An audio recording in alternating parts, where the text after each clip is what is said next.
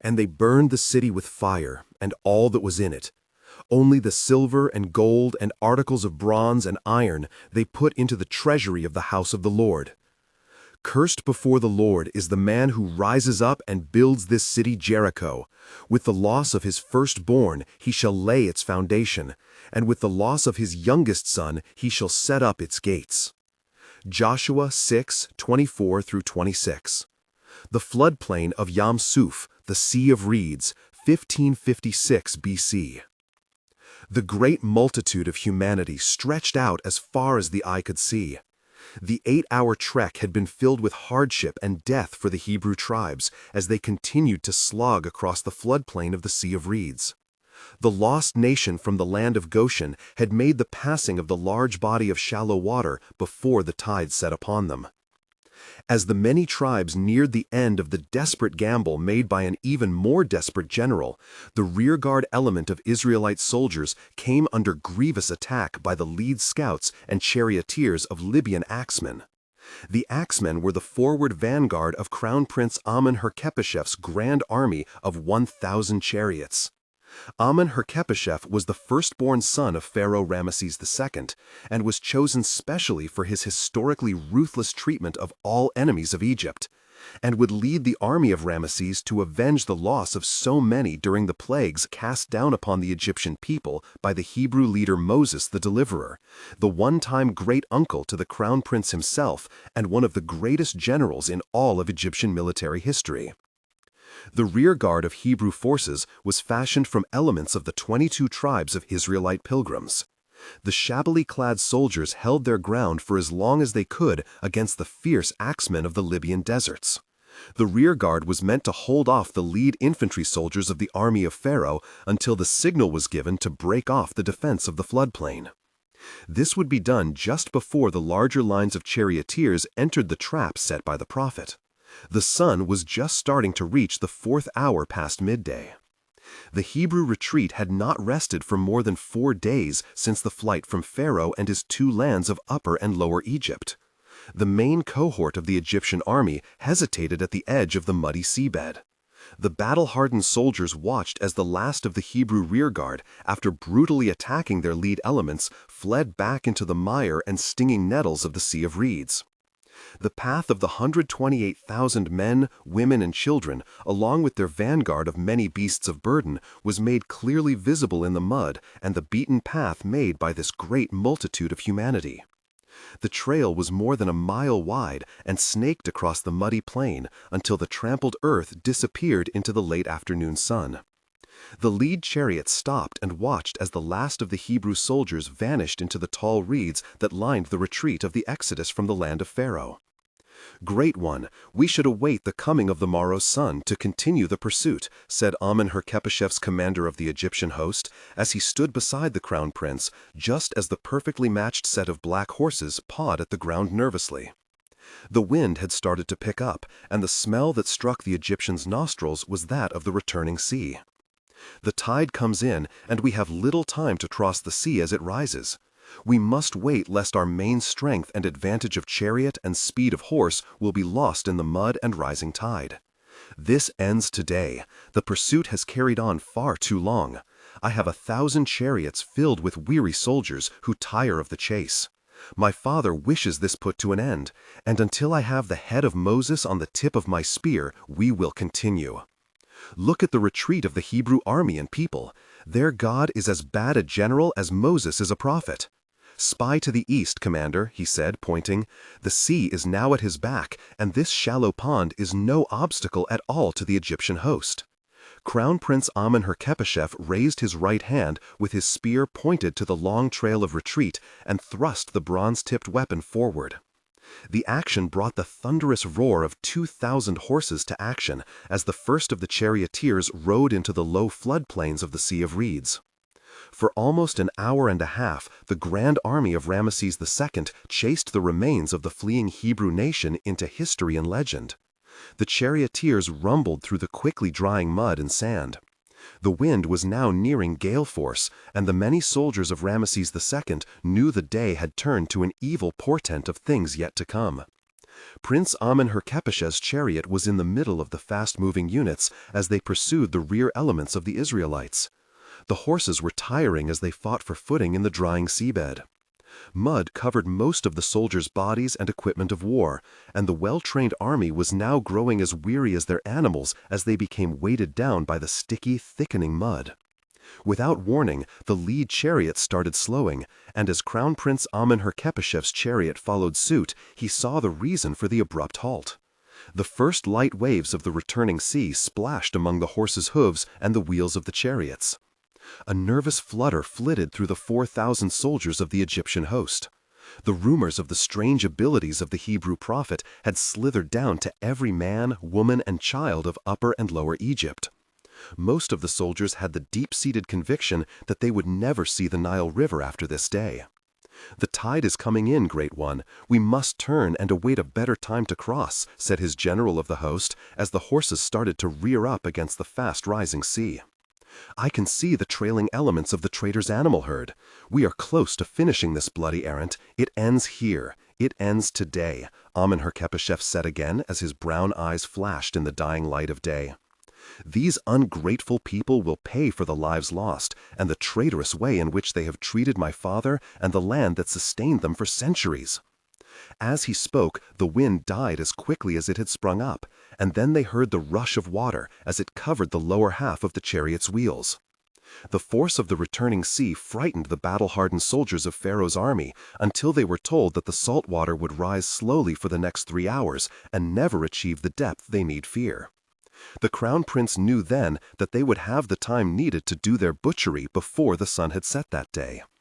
The prince ordered the pursuit to continue as the sun became hidden behind the black and ominously roiling clouds that now covered the sky, from east to west and north to south.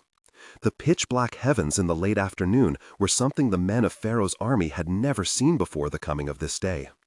The clouds seemed to be spinning in a terrifying rush to close off the heavens from the sight of men. As the prince looked around him, he saw the thousands of horses of the army start to stomp at the water and shy away from the approaching tide of the returning sea. "Great One, there to the east, look," his general called out as he tried to pierce the sudden darkness of the false night as he fought the reins to control the matched black horses. Off to the east on a small rise of land that was an island when the tide was in, stood a figure, flanked by 2 other men. The tallest of the 3 stepped forward, and even though the men were more than half a mile away, the Crown Prince knew exactly whom he was spying. "The great deliverer awaits the host of Pharaoh's army," the Crown Prince said, as he once more raised his spear to the sky. "He is not the weak man I had taken him for." "Spy to the east, Commander," he said, pointing. "The sea is now at his back, and this shallow pond is no obstacle at all to the Egyptian host." Crown Prince Amenhotep raised his right hand with his spear pointed to the long trail of retreat and thrust the bronze-tipped weapon forward. The action brought the thunderous roar of 2,000 horses to action as the first of the charioteers rode into the low floodplains of the Sea of Reeds. For almost an hour and a half, the grand army of Ramesses II chased the remains of the fleeing Hebrew nation into history and legend. The charioteers rumbled through the quickly drying mud and sand. The wind was now nearing gale force, and the many soldiers of Ramesses II knew the day had turned to an evil portent of things yet to come. Prince Amenhotep's chariot was in the middle of the fast-moving units as they pursued the rear elements of the Israelites. The horses were tiring as they fought for footing in the drying seabed. Mud covered most of the soldiers' bodies and equipment of war, and the well-trained army was now growing as weary as their animals as they became weighted down by the sticky, thickening mud. Without warning, the lead chariot started slowing, and as Crown Prince Amenhotep's chariot followed suit, he saw the reason for the abrupt halt. The first light waves of the returning sea splashed among the horses' hooves and the wheels of the chariots. A nervous flutter flitted through the 4,000 soldiers of the Egyptian host. The rumors of the strange abilities of the Hebrew prophet had slithered down to every man, woman, and child of Upper and Lower Egypt. Most of the soldiers had the deep-seated conviction that they would never see the Nile River after this day. "The tide is coming in, Great One. We must turn and await a better time to cross," said his general of the host, as the horses started to rear up against the fast-rising sea. I can see the trailing elements of the traitor's animal herd. We are close to finishing this bloody errand. It ends here. It ends today, Amen-Herkhepeshef said again as his brown eyes flashed in the dying light of day. These ungrateful people will pay for the lives lost and the traitorous way in which they have treated my father and the land that sustained them for centuries. As he spoke, the wind died as quickly as it had sprung up, and then they heard the rush of water as it covered the lower half of the chariot's wheels. The force of the returning sea frightened the battle-hardened soldiers of Pharaoh's army until they were told that the salt water would rise slowly for the next 3 hours and never achieve the depth they need fear. The crown prince knew then that they would have the time needed to do their butchery before the sun had set that day. The prince ordered the pursuit to continue as the sun became hidden behind the black and ominously roiling clouds that now covered the sky from east to west and north to south. The pitch-black heavens in the late afternoon were something the men of Pharaoh— So be it. One time, uncle, today you meet your one true God. Some say he is the greatest general of the 2 kingdoms and is led by a singular God. The general said as he watched the man close to a mile away raise both arms and spread them wide, and then suddenly lower both and tap the ground beneath his feet 3 times with his long, crooked staff. "This is quite enough. Bring me the head of the false Egyptian," the crown prince shouted as he ordered the host forward into the deepening sea of reeds. The 1,000 chariots started forward slowly as their wheels began to get mired in the mud, swirling sand, and rising waters. As they started to get bogged down in their haste to reach the Hebrew army, they saw the man on the slowly shrinking island raise both arms once more to the blackened sky. The attack signal had been given. Before the men of the Egyptian host knew what was happening, they were assaulted from all sides. The black shapes sprang from the water. They struck from behind large stands of reeds and from the mud. The crown prince heard the shouts and the screams of men as they were taken from their chariots by unseen forces that had sprung seemingly from the bowels of the underworld. He watched as a black, mud-covered shape shot up, shedding water, black mud, and seagrass, and took the general that had been standing next to him but a moment before, and all that was left was one of the man's sandals. Screams of men and horses pierced the false night around him. Arrows were loosed in a frenzy to get away from the unknown and deadly attackers. Unaimed arrows flew around the prince like angry hornets as men fought for their lives. More shouts of frightened soldiers sounded when the large black fur-covered animals vanished after mauling a quarter of his chariot force. The Libyan axemen, taking up the middle of the Egyptian formation, had been decimated by the ambush. As soon as the last of the beasts had disappeared back into the mud and water, the archers of the Hebrew forces started loosing arrows by the thousands into the dark sky. Amen-Herkhepeshef took the reins of the shaking and rearing chariot and snapped the leather straps to get his twin black Arabian horses back to the attack. Before the horses could take purchase in the mud and water, something rose from the sea and made the horses rear up to protect themselves. The beast was enormous. It tossed one horse to the side, and that harsh action forced the other large Arabian to follow suit. The momentum of both horses going down twisted the chariot until it became airborne, throwing the crown prince into the rising foulness that was the sea of reeds. Amen-Herkhepeshef came up spitting vile salt water from his mouth and dripping from his nose. Before he could catch his breath amidst the screams of torment of his many thousands of men, he was taken by the throat and lifted from the stinking mire. The long fingers of the animal were something the crown prince could not believe he was seeing. As his eyes widened at the sight of the human-like digits, he tried to move his head to see the beast that was going to kill him. As his eyes rose, they came face to face with an animal he had always heard tales of from his Hebrew servants. They had been mere stories to scare all Egyptian children about a mighty beast that guarded the eastern gates of the empire. The Golia were mythical animals sent by the god of the Egyptian underworld for the defense of the two lands. Now the prince saw that the subject of those tales that had been meant to frighten him as a boy was now staring right at him. The beast's yellow eyes glowed brightly as its huge muzzle opened wide to allow the prince to see the sharp teeth and the saliva dripping from them. The mud covering the animal was crusted and smelled of dead things, and that was when the prince, the firstborn son of Ramesses II, knew these animals had buried themselves in the mud of the plain after the tide had left, and waited until the sea had returned to spring their trap. The one-time children's tale raised its muzzle to the sky, and the howl of triumph filled the blackened sky as the crown prince of Egypt was slowly torn limb from limb. A half a mile away, the old and weary man was assisted down from the island and eased into a small ark. His gray hair and beard were covered by thick robes as he bent his head in utter weariness. "Is it over?" one of the Hebrew soldiers asked, as the two men pushed the small dugout toward the eastern shore of the Sea of Reeds. "This day the Lord has sent us the true deliverers of the people to do battle for us, and after this night you will see the armies of Pharaoh never more." The men saw the old man lower his head and cover his face with the fold of his robe.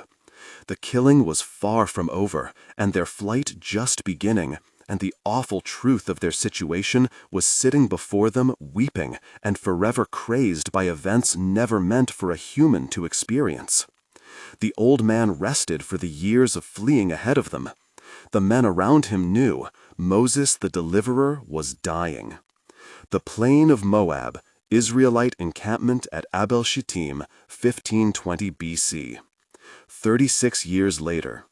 In the fading light of the setting sun, the elder stood upon the rise and looked to the west as a freshening breeze brought the smell of desert water to his nostrils. He slowly reached up and pulled the shroud from his head. The hair was once brown with strength, but now it was colored gray with age, and to the elder that translated to the color of guilt. If the tribal elder strained his aging eyes into the setting sun, he could almost see the shimmer of the River Jordan many miles distant.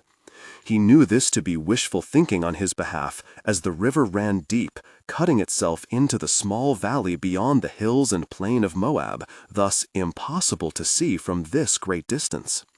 As he watched the sun finally set beyond the great sea to the west, he saw the oil lamps of the city start to illuminate the desert, surrounding the last obstacle standing in the way of a promised homeland for his people. The city seems to come to life after the setting of the sun, but the real truth, be it never sleeps. The city is a live, breathing animal, an animal that stands between your people and their new home. Joshua didn't turn at the sound of the deep voice behind him. Instead, he once more placed the shroud upon his head. "The task before us is great," Joshua said, "even more so than our flight from Pharaoh. The walls of Jericho are too thick, too high, and there are too many Canaanites defending them. I fear they outnumber the forces of our Lord 5-1. There will be no trick of light or mysterious plague that delivers the city of Jericho unto you. The walls must fall, and it will take an effort unlike any that has come before, Joshua, son of Nun. As before, brother, you stand against the impossible." The smaller man finally turned and faced his visitor. The 5-man bodyguard, men who were now Joshua's constant companions, watched the much larger elder of the tribe of Judah.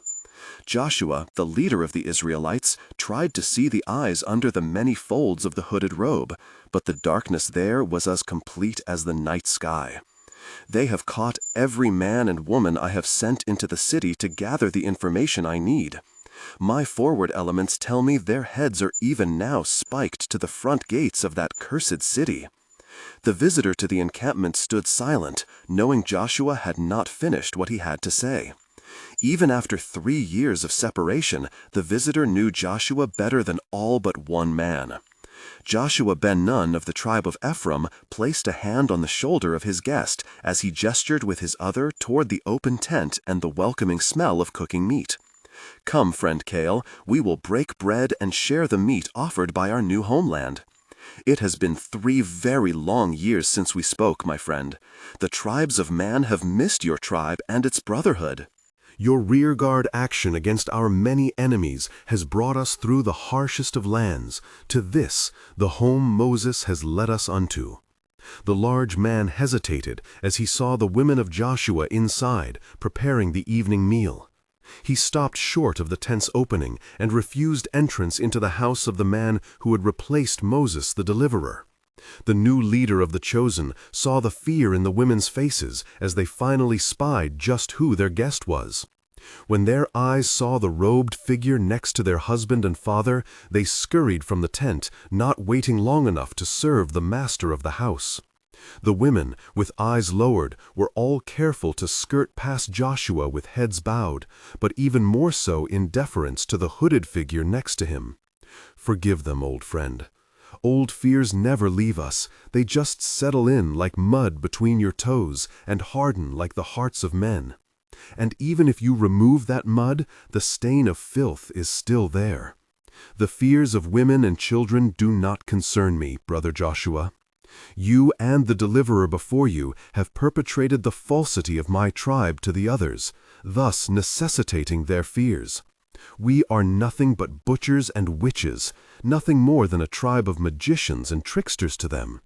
And it has been 3 years, 2 months, and 18 days since the Jeddah have joined with other men of Israel. Joshua gestured for his guest to sit. Cale refused. When offered bread, another refusal. I will break bread with my people tonight, Cale said. The Jeddah have been on the march since the turning of the season. The treasure wagons are still months behind. Joshua finally removed his shroud and then shook his head. I am the most tired man on God's great earth, brother Cale. We heard of your battle against the Canaanite charioteers near the plain of Diab. Joshua noticed the lowered head of his oldest friend and the greatest warrior he had ever seen in action for the Egyptians or against them. Did you lose many warriors of the tribe of Jeddah? All told, since the great Exodus, the Jeddah have been sacrificed to the count of 1,000 soldiers. The tent was silent as Joshua bowed his head in a silent prayer. He slowly raised his face to the highest part of his tent as if he were seeking wisdom from the highest of sources. Joshua took a deep breath. A heavy toll, brother, but a necessary one, I fear, just as the task ahead will also take a heavy toll on the chosen. He hesitated momentarily. And of the Golia. 36 years of wandering, Cale, of never finding the home promised by our Lord. We need your soldiers and your animals this one last time. We have lost all but 12 of the Golia, and there are only 2 females left to continue the breed.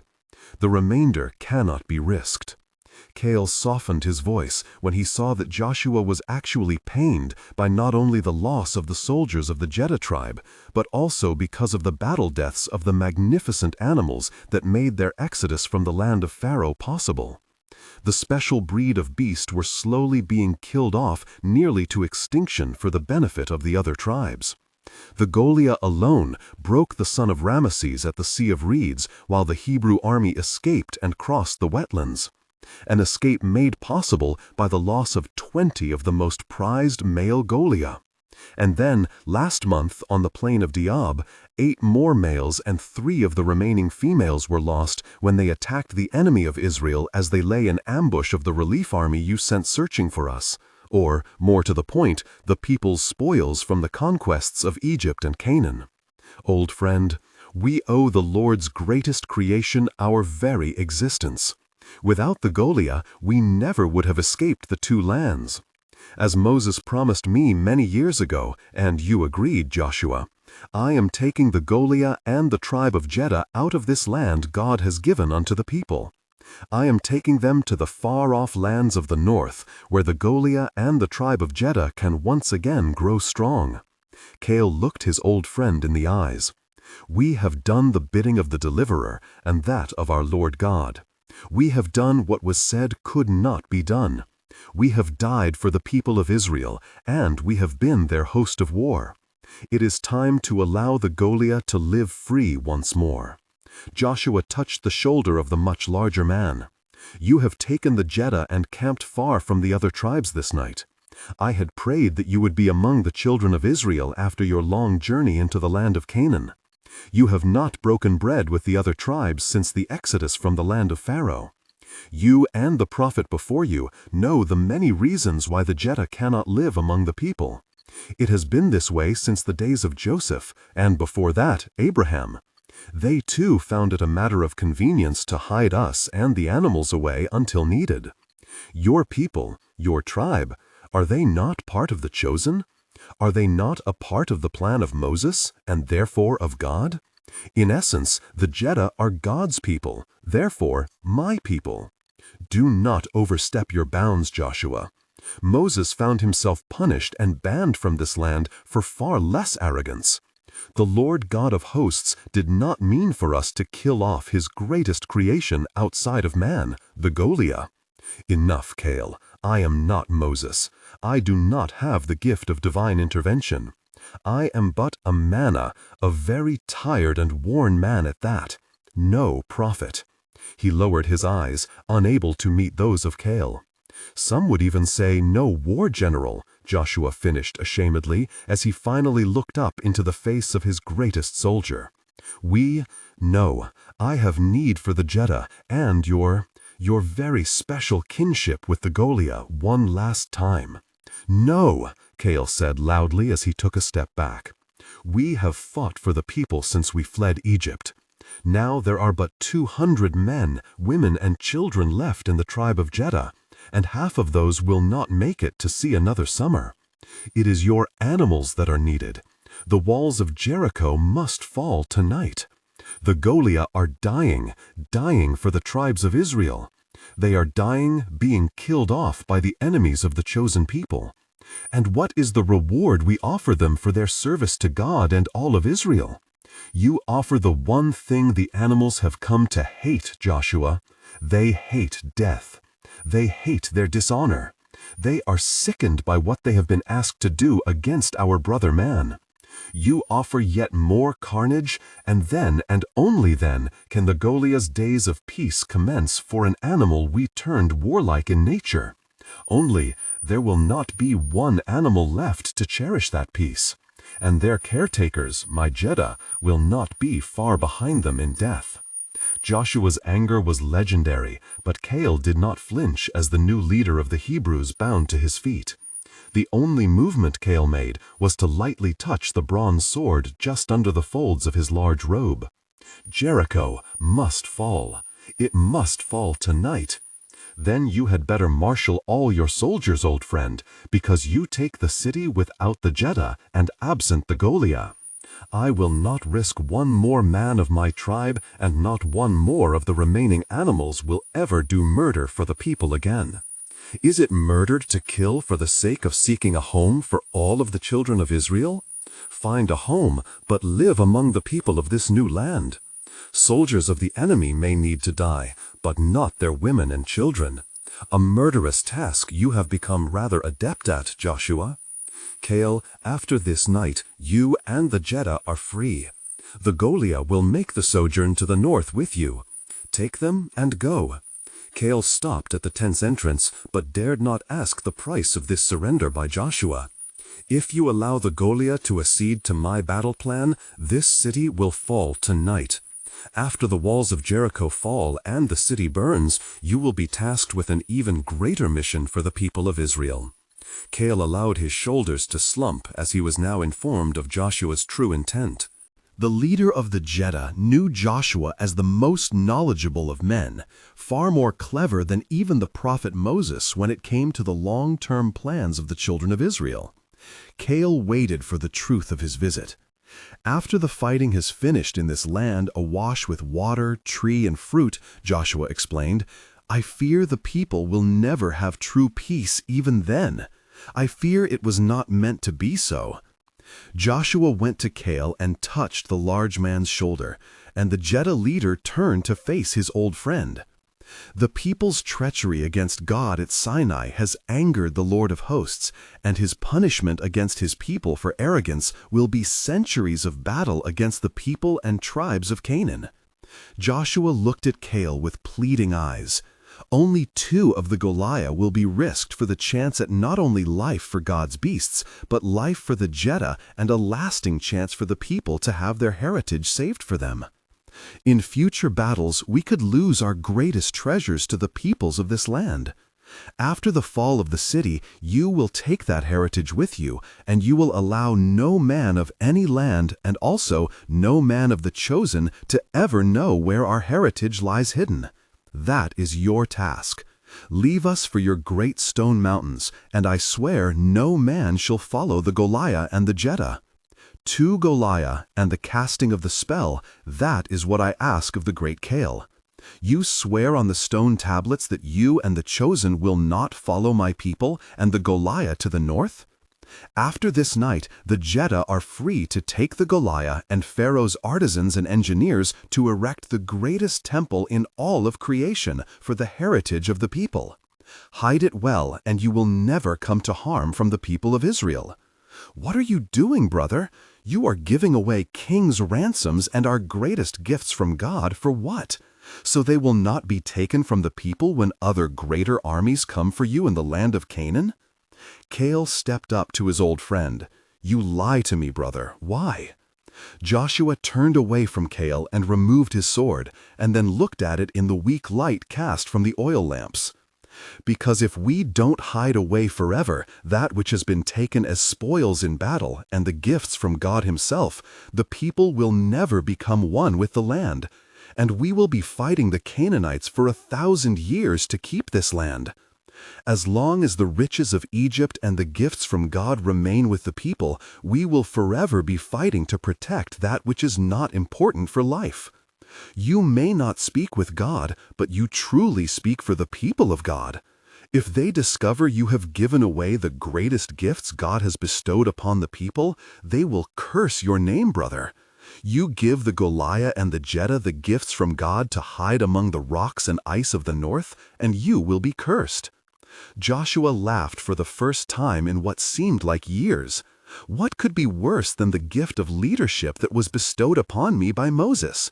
No, my friend, I will not be killing my people off to protect treasure and heritage when it could all just vanish with you and yours into the night. The people fear the Goliath, they will not follow. Build me my temple in the great stone mountains in the land of snow and frost and bury the treasure forever. I will instruct the Goliath, I will inform you of the plan of attack. After this night, Jericho will fall, brother Joshua. Then I will take my people and the Goliath and leave this place of death forever. Joshua nodded. The deal had been struck, and the Jeddah would do God's bidding one last time. He gestured for Caleb to look upon the map of the great city, and he pointed out his plan for the final battle of the Goliath for God's chosen people. In less than an hour, Caleb had summoned his 2 finest warriors for the casting of the spell and the link with the Goliath. The 2 guards in the south tower watched as the Hebrew army marched and demonstrated outside the city walls, their many thousand torches blazing a path of its march around their walls. The trumpets had started at sundown as they had every night since the 4-month siege had started. One guard turned away and lifted a cloth from a bowl. He reached down and took a large chunk of stale bread, tore it in 2, and tossed the smaller half to his companion. Music makes me want food and drink. He shook his head at the moldy bread in his hand. But I guess rock-hard bread will have to do. The second tower guard accepted the bread and then turned to watch the drummers and the trumpeters, followed by 60 spear and shield-wielding Hebrew soldiers continuing their march around the city walls. Those trumpets are maddening. They even invade my sleep. The guard looked at the bread in his hand and then tossed it over the side. They even steal the taste right from your mouth, he said as he watched the bread sail over the edge of the tower and into the darkness below. When will they attack? Chewing the bread with a look of disgust, the first guard paced the few feet to his companion and then tossed his own bread over the wall. They haven't enough soldiers to do anything but lay siege. They will move on when they see that the walls of Jericho cannot be breached. The second chunk of 5-day-old bread hit the rocks at the base of the 6-foot-thick wall and rolled to the base of a small pomegranate tree. It was ignored by the large snout of the beast as its nostrils sought out other smells beyond that of the rotten food. As the bread came to rest only inches from the nose of the beast, the yellow eyes opened wider, and the long muzzle of the wolf rose into the air and sniffed. The male could smell 2 men of Canaan. They were 100 feet above the hidden male as it waited for the trumpets and drums to pass. In the darkness of the night, the male slowly came to all fours directly under the guard tower. It sat and waited, smelled, making sure there were only the 2 men at this post. The beast sniffed the air once more and then turned its massive head to stare out at the small hills surrounding Jericho. At that moment, 2 more of the Goliath males slipped from hiding and with 2 great strides made it to the base of the wall. Cale watched from a hidden location a mile away from the south wall. He saw the first animal as it watched its 2 male companions run past. Then the first beast raised his right paw upward and examined its padded foot. Slowly, methodically, the Goliath saw the clawed appendages coming from the knuckle just above the running pad. Then the long fingers of the beast, which had been curled into a fist when not in use, extended until the long, slim but powerful digits extended. The 8-inch black and purple claws were shining brightly in the moonlight on this, the last night in the history of the city of Jericho. Cale looked back at the small fire and the 2 female attendants who watched over the 2 male warriors of the Jeddah as they sat silently and with eyes closed around the small fire. The women wiped sweat from their brows and dampened their mouths with water-soaked swatches. Both men of the Jeddah lay in a trance delivered from the spell and didn't move except for the rising and falling of their chests as they breathed. The Goliath were in control of the 2 men and would not relinquish that hold until their mission had been completed. Cale concentrated on the 3rd animal at the base of the wall, the alpha male of the pack. The giant beast felt Cale's presence in its large brain. The leader of the tribe of Jeddah was reaching out to it. The beast shook its massive head, slinging the long upright ears to the left and to the right. Saliva flew from its open muzzle as Cale came unbidden to its mind. One of the attending women used a small cloth and dabbed at the spittle that flew from the Jeddah soldier closest to the fire. The beast at the base of the wall stopped and listened, tilting its head first right and then left as Cale's words struck its mind in picture form. The animal used the raised right hand to push itself up higher until it was balanced on its 2 hind legs. Again, the toes of the beast uncurled. It would not need the running pads on its feet for what needed doing this night of nights. The foot looked far more human than it had a moment before. The giant beast tested its footing on the loose shale beneath the wall. The eyes narrowed, and the orders it had been given came clear to its thoughts. The animal, which now stood as tall as 2 men upon one another, raised its long, powerful muzzle to the night sky, and then, just before it shattered the night with the howl it wanted to loose upon the sky, it was bidden to hide once more from the man-thoughts in its mind. There would be no howling, no fight before the walls were taken. Instead, it lowered its head and then fell to all fours once more. The 2 animals to the left and right of the alpha male sat at the base of the wall, and both Goliath knew what had to be done from the link with the 2 soldiers sitting a mile away from the walls of Jericho. The first wolf sank its claws into the clay and stone wall. Then it raised its powerful hand once more and sank the second set of claws deep into the wall. Then it started to climb, quickly followed by the second Goliath. The same was happening on the other darkened walls of Jericho. The black-on-black movement of the beasts was undetectable on the moonless night. Joshua had only requested 2 Goliath for the attack, but Cale had used 5. This would end tonight. The drums and trumpets became even louder as the Goliath struck the guard towers with a fierceness the men of Canaan were not capable of withstanding. The attack on Jericho had started, and now there was no stopping the Goliath from opening the rear gates of the city of Jericho. The magic was happening again, just as it had on 1,000 different nights when the Goliath fought for their brothers. Joshua stood upon the rise 3 miles from the burning city. As the screams and sounds of fighting came to his ears, he collapsed to his knees. The leader of the people pulled the shroud of his robe over his head and prayed forgiveness for the carnage he had set loose in the city of Jericho. The screams of the women and children and the shouts of his own soldiers could clearly be heard across the river Jordan. Lord God, forgive my weak use of your words. The needs of the people have driven my mind to madness. I need guidance. He is not listening to you this night of nights, Joshua. His prayer interrupted. Joshua froze as he recognized the voice. It was Cale. I cannot stop the screaming in my head. The voices of the children of Jericho will forever haunt your mind. That is your price, Joshua, Cale said, and then added, as it is my own. Our losses? Joshua asked as he pulled the shroud from his head. Cale looked up and across the river Jordan. The flames were now 1,000 feet high in the center of the large city. As he watched, a great watchtower along the southern wall collapsed into the streets below, sending a fresh wave of screaming and shouting into the night sky. The tribes have lost no more than 300 in the attack. The Jeddah have lost 8 soldiers, and we have... His voice trailed off to nothing as his eyes saw another section of the great northern wall fall, and even more of the Hebrew army charge over the smoking ruin of rubble. You have lost Goliath? Cale was silent as Joshua rose to his feet. 2 males were near the southern wall when it collapsed.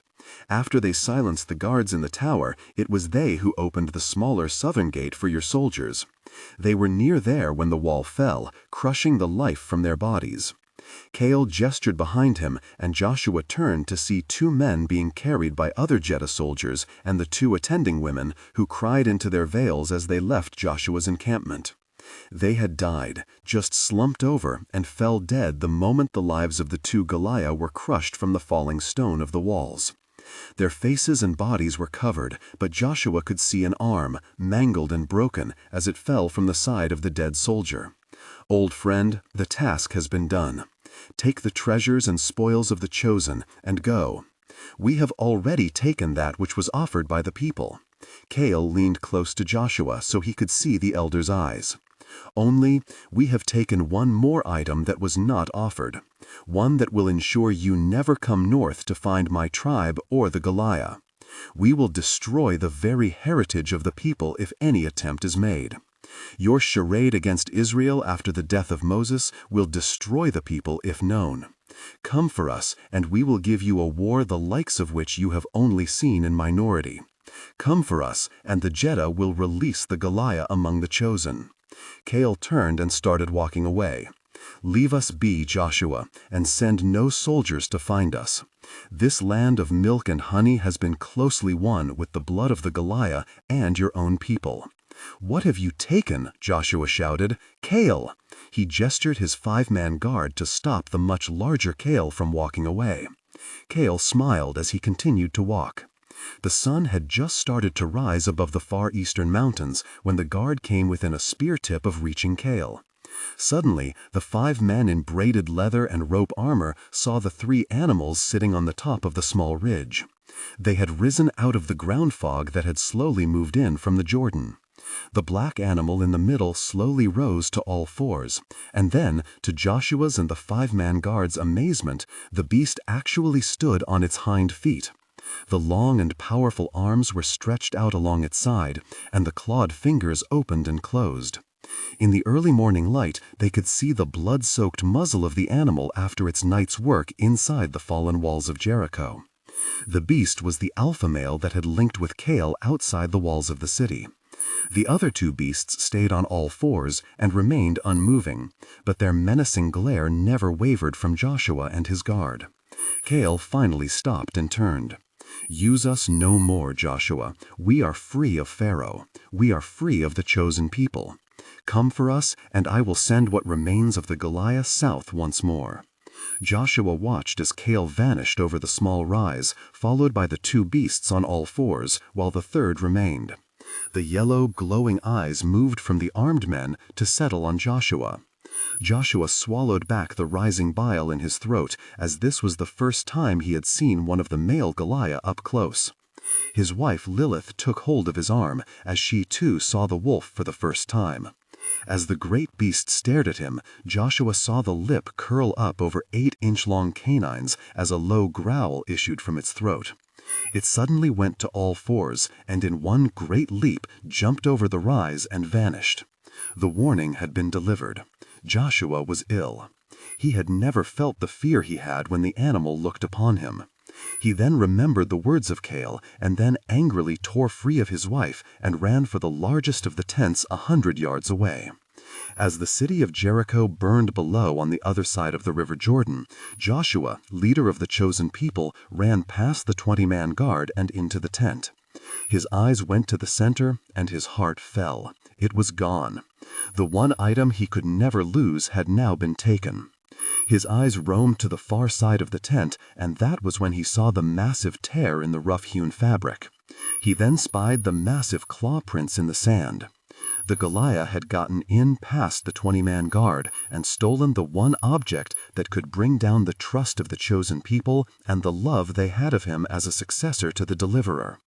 "Joshua, what is it?" Lilith, wife of 52 years, asked as he collapsed to the sand. Then her eyes widened when she realized what was missing from the tent that held the Hebrews' greatest religious objects. "What do we tell the people?" Lilith asked as she turned away from the empty space where the gilded box had lain. "The covenant is still here. Why, my husband, would the Jeddah take not the Ark of the Covenant, but take the people must never know what was taken. Never. What will you do, my husband?" In the distance the sound came. It was loud enough that it filled the early morning sky and even drowned out the sound of butchery across the river in Jericho. The sound echoed off distant hills and was not absorbed by the fog, as sounds often are. The roar of the beast was a challenge to the world. The Goliath were now free, and they would never follow the death words of men again. "I pray that Cale builds my temple and lays to rest for all time the heritage of the people, to be locked away behind stone and earth. If he does this, he will never have fear from me or mine.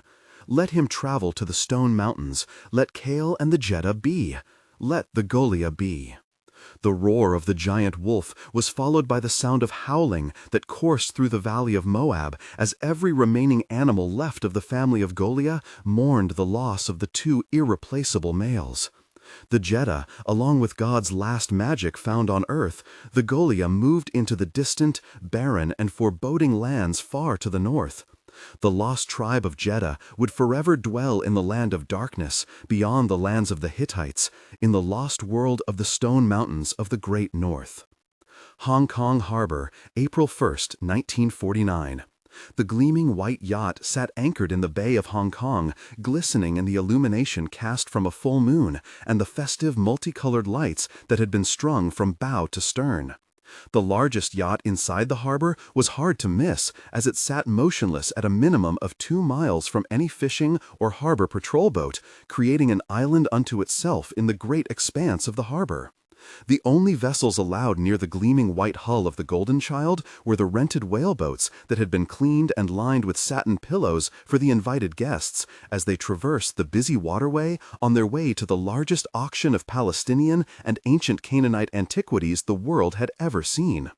Golden Child was owned by a man known as Charles Sentinel, a Canadian commodities broker of some ill repute. It boasted accommodation for 40 overnight guests and had an interior salon that measured 182 feet in length and could handle a party of hundreds. Tonight, however, the salon would only accommodate 30. The remaining space would be taken up by the items everyone on the Golden Child had come to see. The evening belonged to Lord Hertford Harrington, who had agreed to the astronomical lease price for the ship of $2 million for the weekend. There could be no other more secure location for the greatest antiquities sell-off in 100 years. As the third to the last whaleboat wound its way around the tied-up water taxis made famous in Hong Kong, the woman saw the Golden Child in the distance for the first time. As her green eyes roamed over the shape and silhouette of the ship, her mind raced. This was the first time she had assigned herself a field operation, and also the first time she had disobeyed an order from the director. If he knew she was 4,000 miles from home with no field security team in place, she may as well find somewhere to live inside China because she could never go home again. Garrison would kill me, she mumbled to herself as the whaleboat slowly made its way to the large staircase-like gangway that had been set up on the starboard side of the 300-foot-long Golden Child. 21-year-old Alice Hamilton was outfitted in the finest dress her limited bank account could cover. She had to borrow the wide-brimmed white hat that matched the dress. The gown itself was a satin turquoise one-strap item that made her feel a tad uncomfortable. It was almost embarrassing that her field equipment was listed as one party dress and one borrowed hat, while the other field units in her department had to settle for desert camping gear and weapons hidden among their picks and shovels. If she were lucky, Alice thought, she might be able to come up with a fingernail file for protection. She wondered once more for the 100th time if she knew what she was doing. Alice tried to hide the large intake of breath as a line was tossed to one of the deckhands waiting on the bottom platform of the yacht's gangway. Here she was, getting ready to step into the den of some of the most ruthless dealers in ancient art and antiquities ever assembled, and she was going in with possibly a nail file and a knockout dress.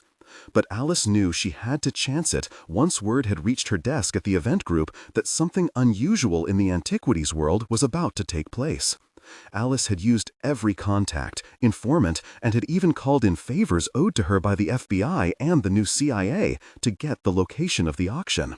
This was her baby, and not even General Garrison Lee could bully her into not taking this chance to stop some of the theft of the ancient world. Alice Hamilton was the widowed wife of one of Garrison Lee's men from his old Office of Strategic Services days during the war. After the surrender of Japan, the young widow had gone to work for the new director of Department 5656 in September of 1946. The man named Garrison Lee was a beast, and by far the hardest man in the world to work for.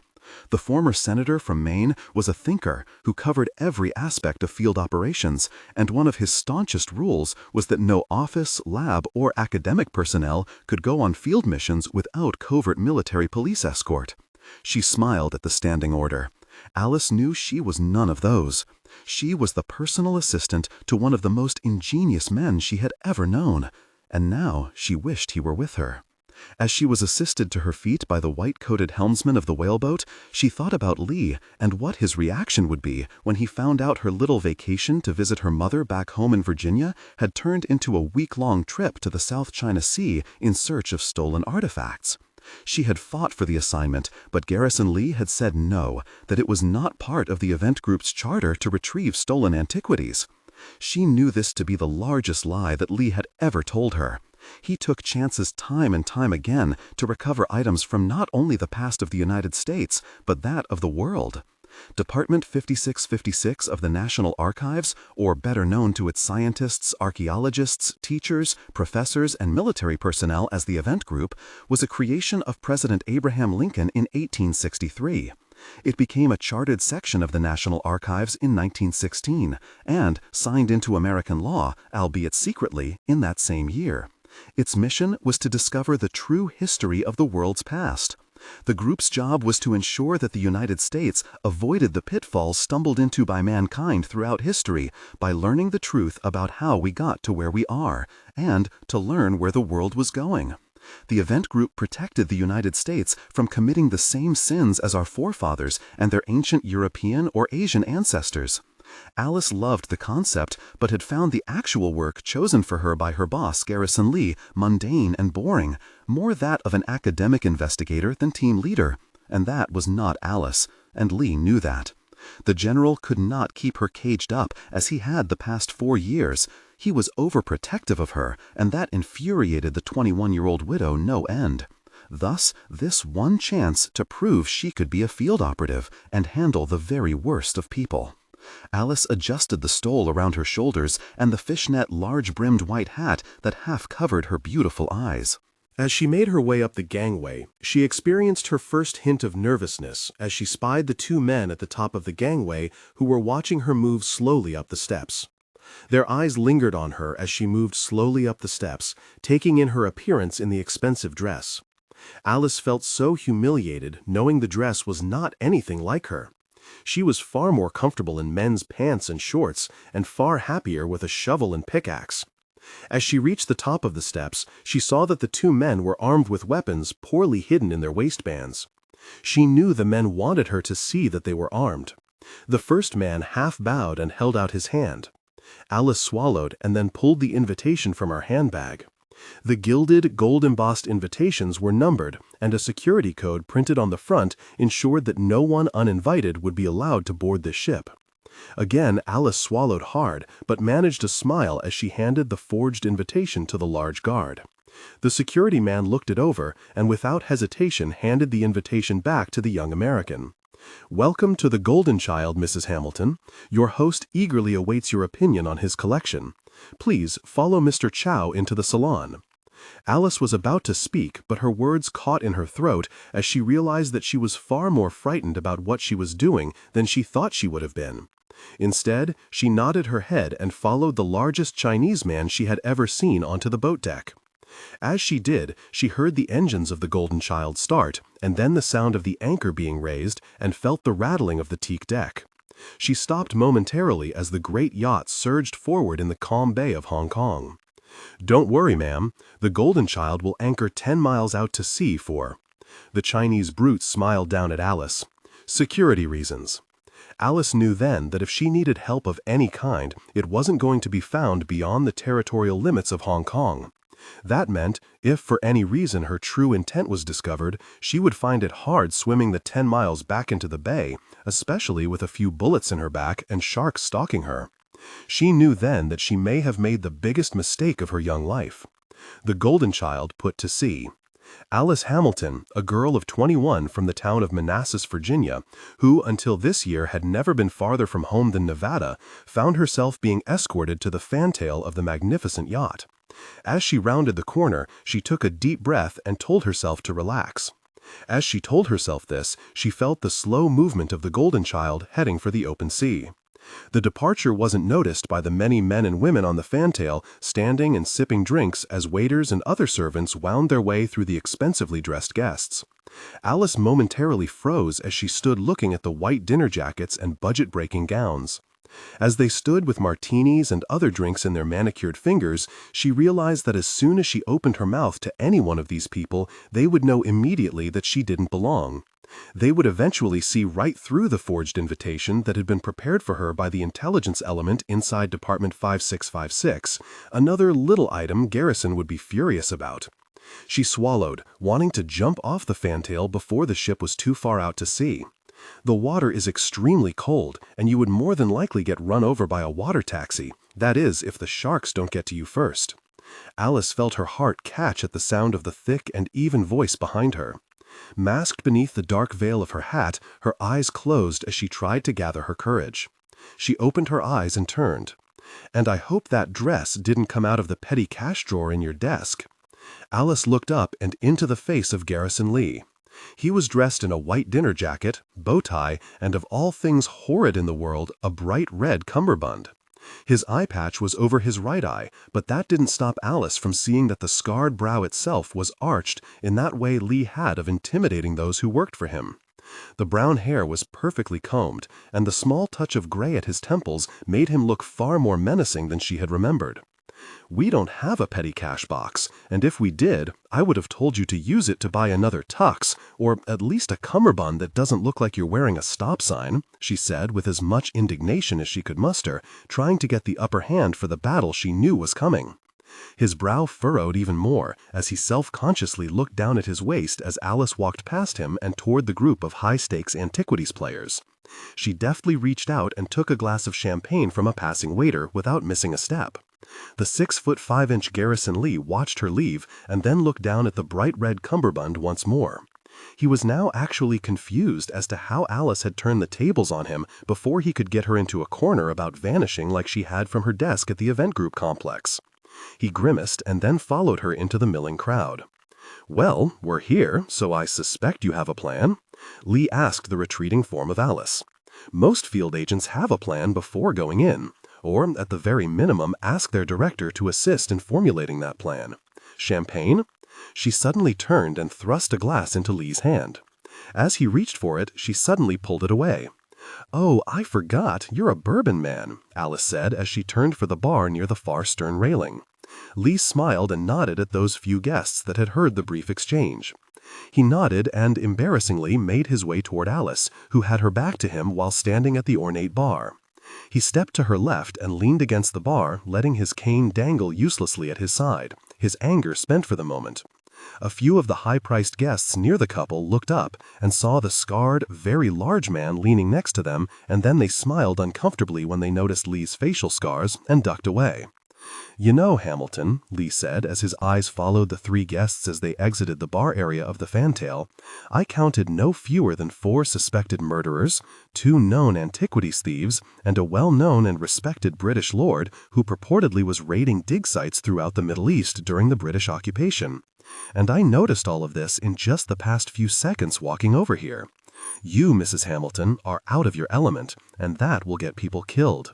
Lee didn't turn to face her. He just reached out and took the proffered drink from the bartender. "How am I supposed to learn anything stuck in that underground hell you call a complex?" she hissed as she smiled at the bartender as he passed her another glass of champagne. "Listen, Ladies and gentlemen, welcome aboard the Golden Child. I believe we have a very special evening in store for your pleasure." Lee and Alice turned at the announcement. The man was impeccably dressed in a white tuxedo with a black cummerbund. "I told you, red cummerbunds are so tacky," Alice said softly through the side of her mouth. "I apologize for not having the same taste as our host, Lord Hertford Benetton Harrington, the 17th Lord of Southington." "Sounds made up," Alice said as she looked the stately host over from head to toe. Lee glanced over quickly as he took in Alice for the first time without his anger blinding his one good eye. He saw her eyes beneath the black veil watching their host make his greeting. The perfect jawline, coupled with her slightly turned-up nose, usually calmed Lee down like no sight in the world, but this night was different. Her looks now had the opposite effect on him as he realized what a dangerous situation the girl had placed herself in. Tonight, you will be witness to one of the truly great collections in the world. We will present to you, ladies and gentlemen, many items of history, and from the dawn of man and his understanding of not just himself, but that of his god or gods. Many of the guests nodded appreciatively. Lee just watched on with distaste. These are not just mere antiquities that will thrill and enthrall you at each viewing, ladies and gentlemen. They will mesmerize you, and, of course, checks will be acceptable. The gathered guests chuckled at the humor displayed by the Englishman, who smiled and nodded at the men and women as they passed him, heading for the salon below decks. The man had the appearance of a smiling shark as his prey swam around him. "Since we're here, do you think you could put my perceived shortcomings on the knowledge of field operations aside long enough to allow us to do our job?" Alice said, as she pulled the stole around her shoulders and made ready to follow the others.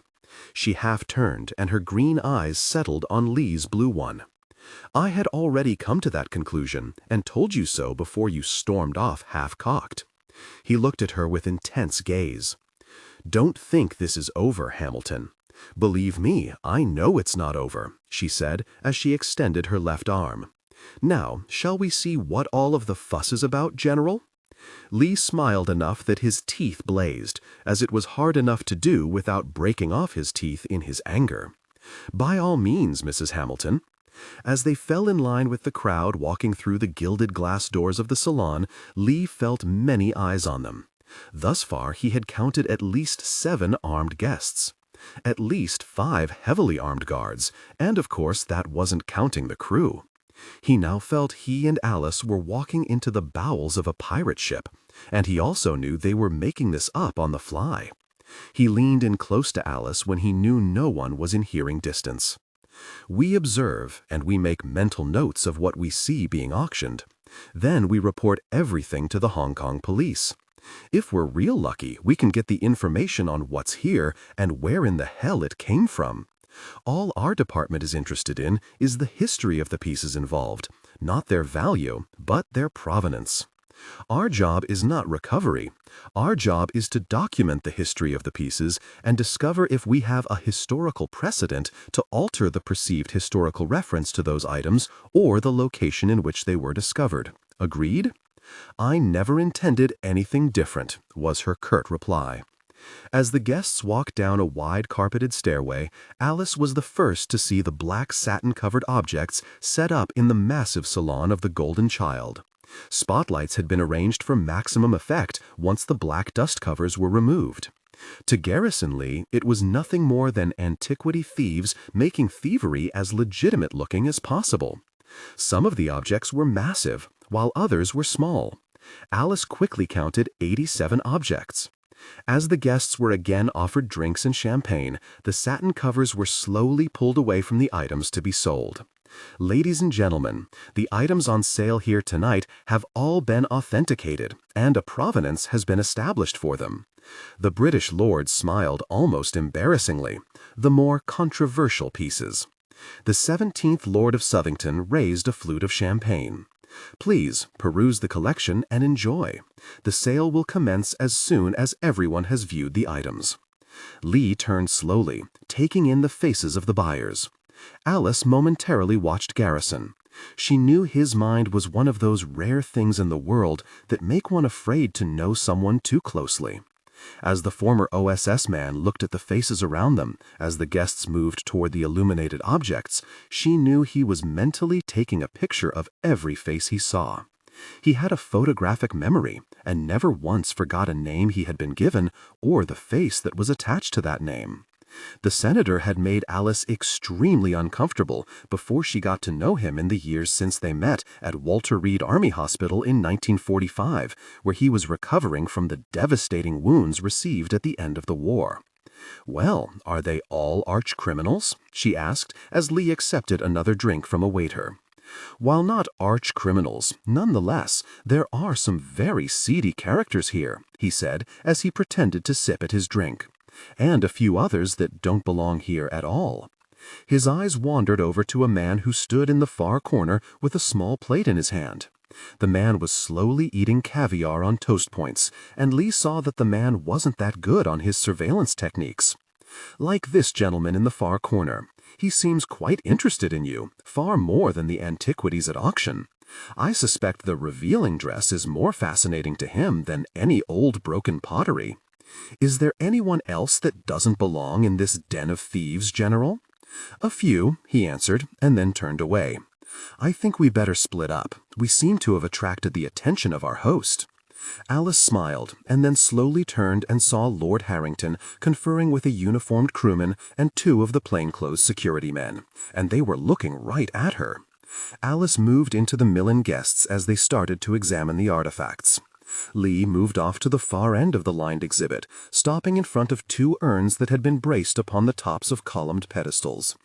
The director of Department 5656 was just starting to look away when he decided that he needed a closer look at the two urns. His interest was piqued. The urns were faded, and both had several large cracks coursing through their surfaces, where the artisans had taken painstaking time in their reconstruction. Lee saw designs and artwork he wasn't familiar with. He could see they were possibly of Canaanite provenance in construct, but the images were unlike any he had ever seen before. The former OSS general leaned closer and read the placard attached to the pedestal. "The brother and sister urns, unearthed at Tel es Sultan, the ancient city of Jericho, 1283. "Son of a difficult person," Lee hissed beneath his breath. The exclamation was loud enough that a Frenchwoman next to Lee gave him a distasteful look and moved away to the next exhibit. "Those were almost my exact words when these two exceptional beauties were unearthed." Lee closed his one good eye, and then gathered himself as he straightened after reading the placard. He smiled and nodded at the smaller man standing next to him. He had a pencil-thin mustache, and his cheeks were reddened to the point Lee suspected the man to be wearing rouge. "You must be Lord Harrington," Garrison asked, placing his hands with his cane behind his back instead of offering his host his hand in greeting. "The very same, Mr. Kilroy, Addison Kilroy," Lee said as he held the man's eyes with his own. Neither man blinked at Lee's use of the infamous cartoon graffito of 1,000,000 American servicemen during World War II. The famous Kilroy was here. Ah, I see. Many apologies, Mr. Kilroy. So many invitations were sent out, I failed to recall sending yours. Lee reached into his dinner jacket and produced the wax-sealed invitation forged by the same agent at the complex that created the fake documents for Alice. Sir, I have no need to see your invitation. I just wanted to greet my guests and offer any explanation of the items that I may. Well, Garrison said, as he replaced the forged invite into his jacket, I must say these are two very important pieces, if they're real, of course. I mean, the ruins at Tel es Sultan are closed to archaeological study, ordered by your government in the 40s, and the no-dig policy has been carried over by the new state of Israel. Lord Harrington smiled and nodded his head. Yes, the ruins at Tel es Sultan have been closed, as you can see, for very good reason. There are some unscrupulous people in the world today that would take advantage of such marvelous finds, Mr. Kilroy. Lee nodded his head and smiled crookedly. There are indeed, sir, very unscrupulous people. I mean, the mystical city of Jericho? A lot of people would call that blasphemous to dig there. Lee leaned in close to Lord Harrington, who stood his ground not too comfortably against the scarred and very much larger Garrison Lee. I mean, the city was supposedly destroyed on the orders of God himself. Frightening stuff, Lee said with his brow arched high above his eye patch, waiting for a reaction from his host. Fairy tales to scare the unenlightened, Mr. Kilroy. Lee smiled broadly this time. I've learned that fairy tales, when ignored as such, tend to be more truthful in the end than first thought, and that they also usually come back and bite you right in your hindquarters when taken too lightly, Lord Harrington. The smile from the American was unsettling to the Englishman, enough so that he half bowed and slowly backed away, nodding toward his security people that this man was to be watched. Lee lost his smile as he turned back to the stolen urns. Alice nervously looked over her shoulder and saw that Lee was holding his own with their host. She closed her eyes and nearly walked into a woman standing in her path. "Oh, excuse me," Alice said as she placed her empty champagne glass on the tray of a passing waiter. Then her eyes locked on the young girl she had nearly collided with. They were approximately the same age. As Alice looked closer at the raven-haired woman, she could see that the dark beauty had one brown eye and one green eye. She was a beautiful girl. Then Alice saw that she was also being examined, or more to the point, she thought, she was being sized up by the girl like she was a possible adversary. "American?" the girl asked as her eyes roamed over the dress Alice was wearing. The strange young woman wore a plain black satin dress that was as gorgeous as Alice's expensive gown. Her equally black and shiny hair was straight and shiny, and she wore large but not ostentatious gold hoop earrings. "Yes, I'm American," Alice answered, as she watched the young girl with the strange European accent and multicolored eyes look over every inch of her. "Yes, I can actually smell the difference," the girl said, as she finally stopped examining Alice and then looked into her eyes under the veil. "Excuse me?" Alice said with that tinge of anger that exposed itself at most times unbidden. Garrison was rubbing off on her to her horror as she felt her defensive hackles rise. "Well-fed Americans smell well-fed," the gorgeous young woman answered as she turned to look at a large stone block. She crossed her arms and looked at the ancient section of wall that once stood at Tel es Sultan, the ruins of the city of Jericho. "Interesting piece, don't you think, miss?" "Hamilton, and it's Mrs.," Alice said, looking from the girl to the giant block that appeared as if it taxed the carpeted salon deck with its massive weight. Suddenly, Alice's eyes widened when she realized what it was she had been directed to look at. She didn't see the girl beside her smile as Alice leaned closer to look at the strange object embedded in the stone. The granite block was 8 feet high and as many feet thick. It had been rough-hewed and quarried thousands of years before. The tool marks were still clearly visible on the block's leading edges, a surefire way of determining the provenance of the piece, as the tools themselves were linked to a specific region of the Middle East. However, it was the relief carving in the dead center of the stone that froze the heart of the American girl from the farmlands of Virginia. The raised outline of the animal was clearly visible. The stone block looked as if the relief was carved around the depiction of something out of a nightmare. The muzzle of the beast could clearly be seen, and even the claws of its hands were in stark contrast to the surrounding stone.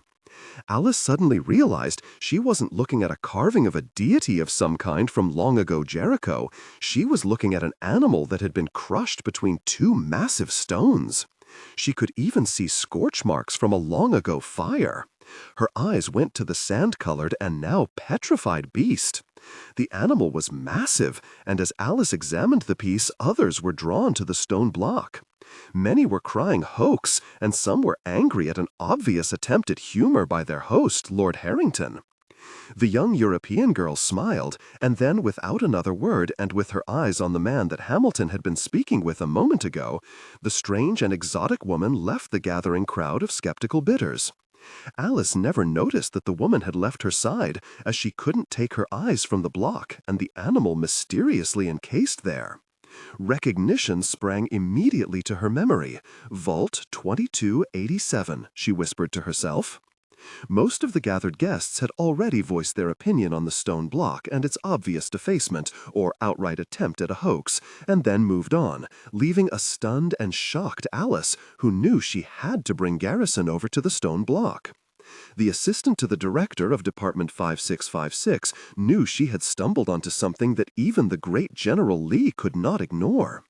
As she turned, Alice came face to face with a small and ancient-looking woman. "You will have to excuse my granddaughter.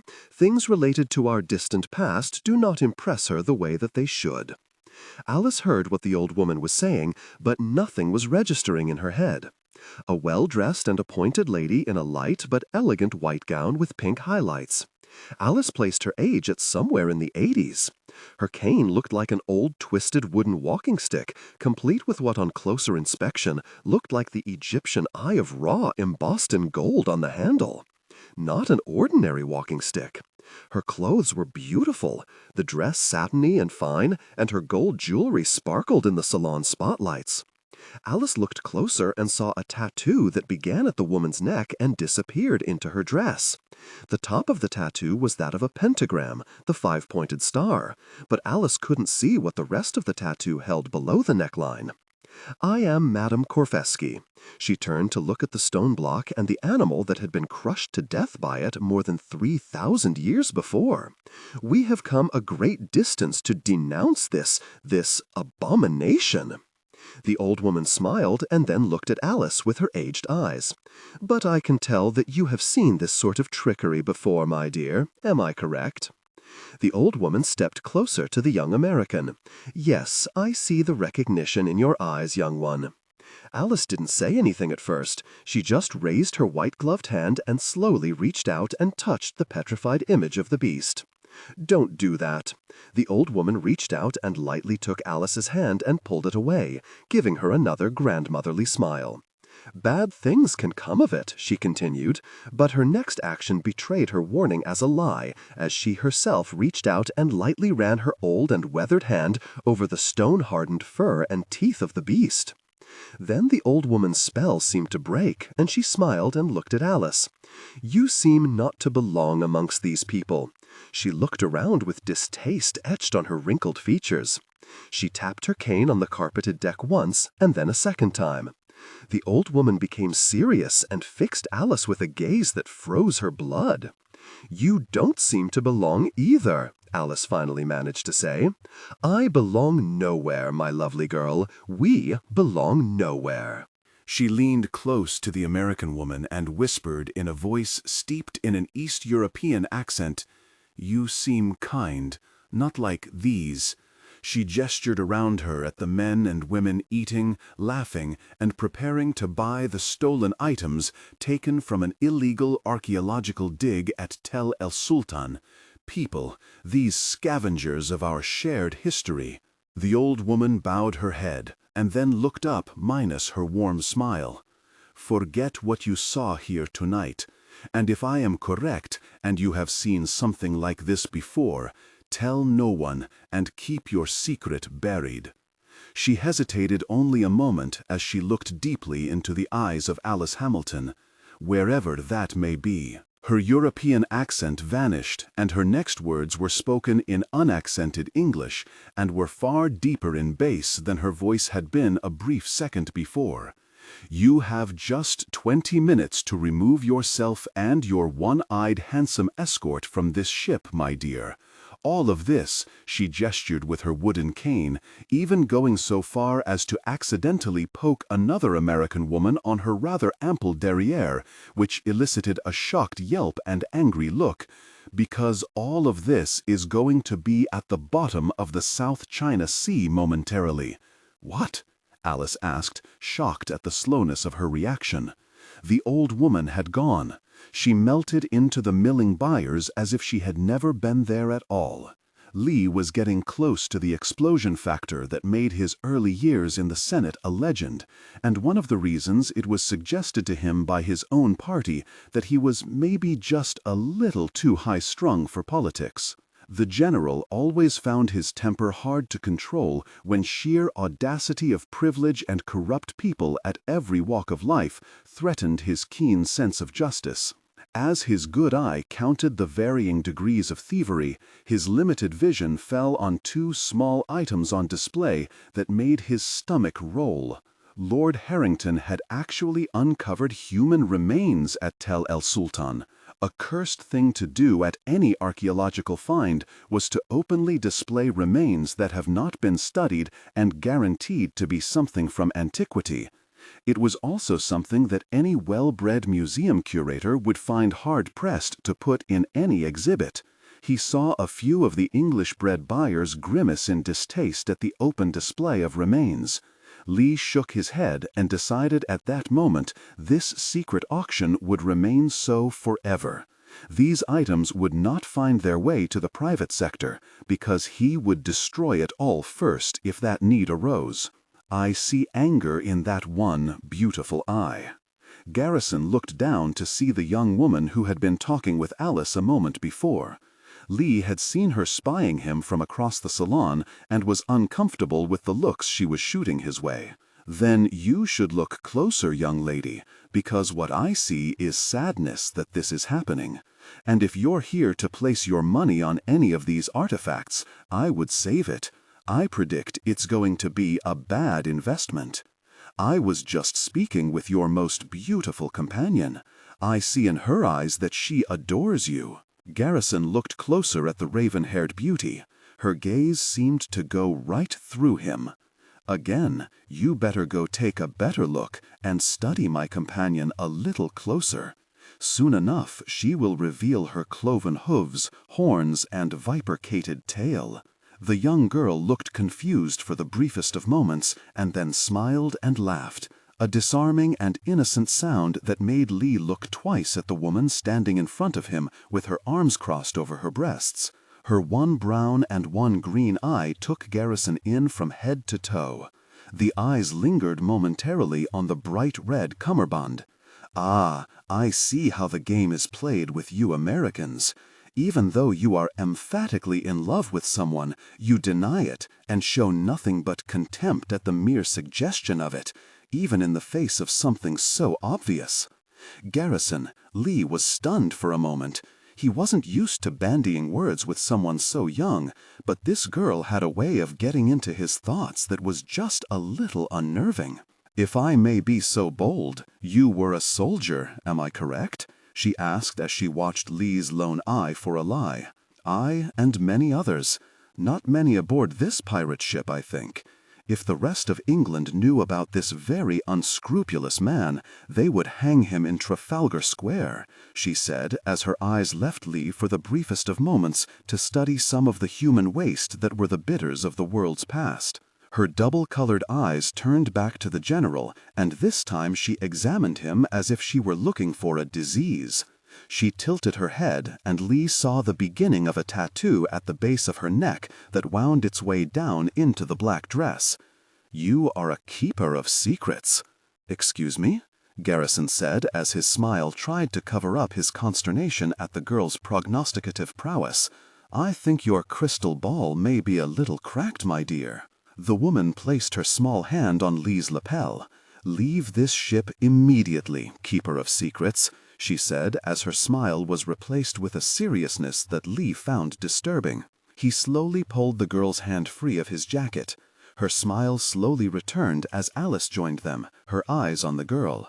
"I see, you espouse cryptic things to complete strangers like me, and then you go off and flirt with a man that is old enough to be your father." Alice looked from the girl and then back to Lee. "Or your grandfather." Lee's brow furrowed once again, only this time without much enthusiasm or threat behind it. The young girl who reminded Lee of the gypsies he met while on assignment during the war smiled even wider as she turned to look directly at him. "My crystal ball isn't as cracked as you would like to believe." She bowed toward Alice and then to Lee. "Mrs. Hamilton, Senator Lee." The young woman turned and left without another glance. Lee and Alice watched the young girl take her grandmother's arm, and with one last smile at the both of them, the two strange guests of Lord Harrington left the salon. "Strange. I don't think I told her you were a former senator," Alice finished for Lee. "And I don't fancy being lectured to by a 20-year-old girl on the politics of world history." Lee looked down at Alice. "Or anything else for that matter." Alice patted Lee's thick arm. "Calm down, or your good eye will pop out of your head." Alice smiled at some guests standing near them when she leaned into Lee. "I got a tip that we should leave this ship post-haste, unless we want to see this boat turn into a submarine." Alice looked right at Lee. "And for some reason, I believe my source. I saw you looking at the block of stone." He turned and faced his assistant. "Get it out of your head. There is no relationship to Vault 2287. He held up his hand, his cane dangling, as he stopped Alice from speaking. "Are you surprised I noticed? Who in the hell could miss that? That block of stone is a hoax, a forgery. I heard some genius in the peanut gallery say it was Anubis, the jackal-headed god that held sway over the dead, until old Anubis was ousted by Osiris, at least according to the Egyptian priests at the time. I don't think the god Anubis got slammed between two rocks during the actual historic siege of Jericho. This petrified monstrosity is as fake as that thing the group has in Vault 2287. That is your opinion. Everyone else thinks the animal remains in 2287 are viable. Our best people say there have been no post-mortem alterations to the bones, the same alterations that would have had to have occurred to this animal right here. The articulated hips can clearly be seen under the petrified fur. The fingers and claws, Garrison? Look at the fingers and claws, for God's sake. They are exactly the same as the remains the U.S. Army recovered in France after World War I. Lee looked around as other guests started to pay them unwanted attention. "Calm yourself, Hamilton. I believe you believe it."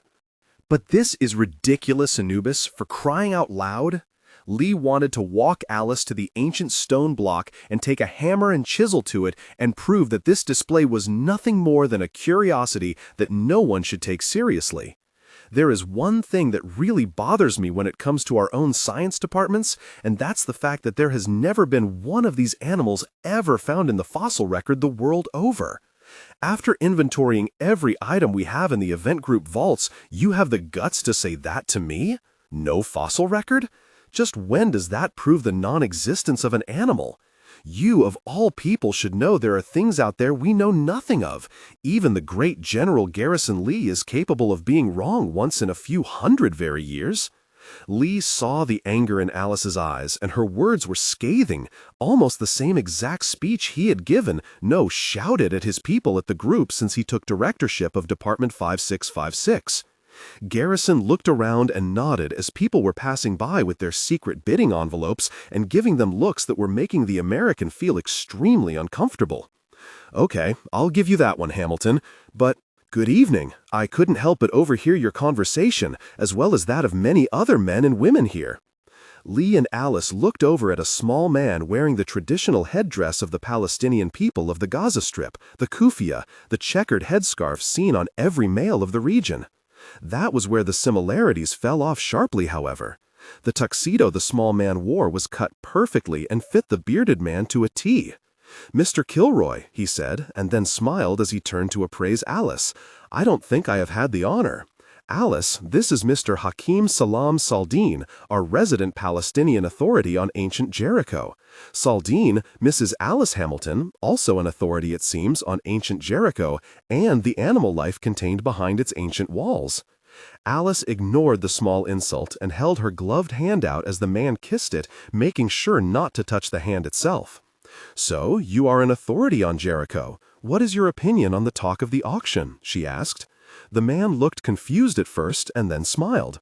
"I do not offer my opinion on things that are irrelevant, and believe me, my young friend, that is the most irrelevant piece I have ever examined. It is a hoax."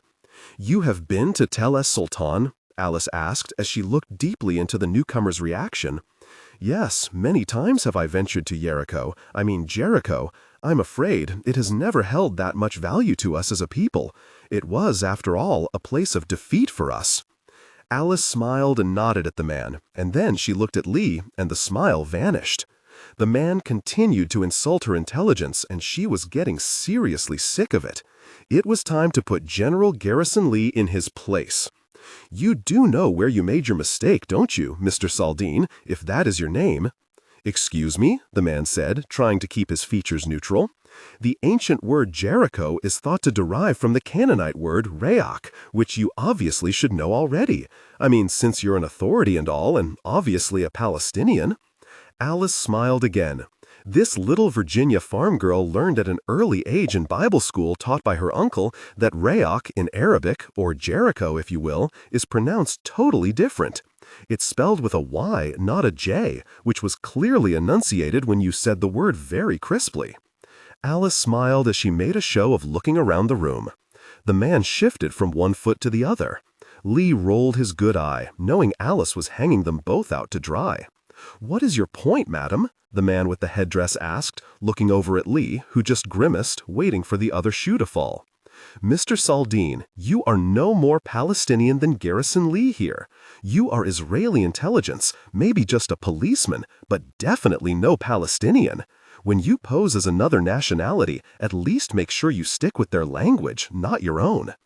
Alice dipped her head and moved away. "Who in the bloody hell is that?" the man caught in the lie asked.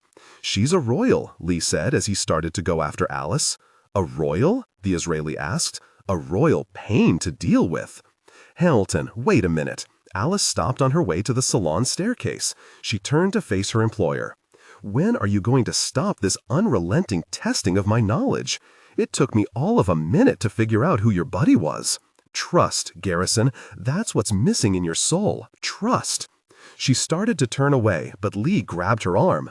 "Look, his name is Ali Ben Nevin. He just took over the Gaza region for state security. He's here to keep the Palestinian people and his own from having their shared history vanish into rich American, European, and Chinese mansions.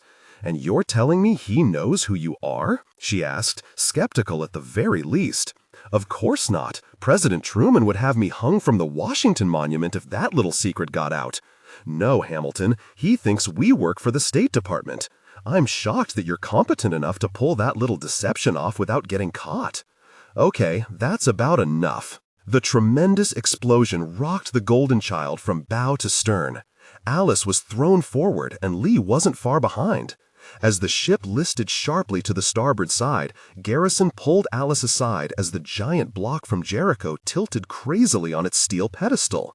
Alice was able to get her legs free at the last second as Garrison pulled on her for all he was worth. The stone block hit the carpeted deck, and then, after a moment's hesitation, the massive weight of the block smashed through the teak wood and then crashed into the bowels of the ship. Lee was stunned as a giant geyser of water shot through the opening and slammed into the ornate chandelier. Water and glass cascaded onto the men and women trying to pick themselves up off the deck. "I believe our host may have angered someone." "I do think this bloody ship is sinking," Ben Nevin said, as he helped both Lee and Alice to their feet.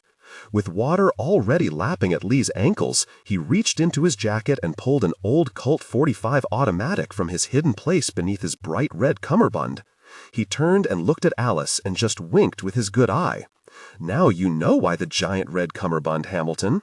Lee nodded his head at Israeli intelligence agent Ben Nevin, and then gestured toward the large staircase where people were making their way out of the salon.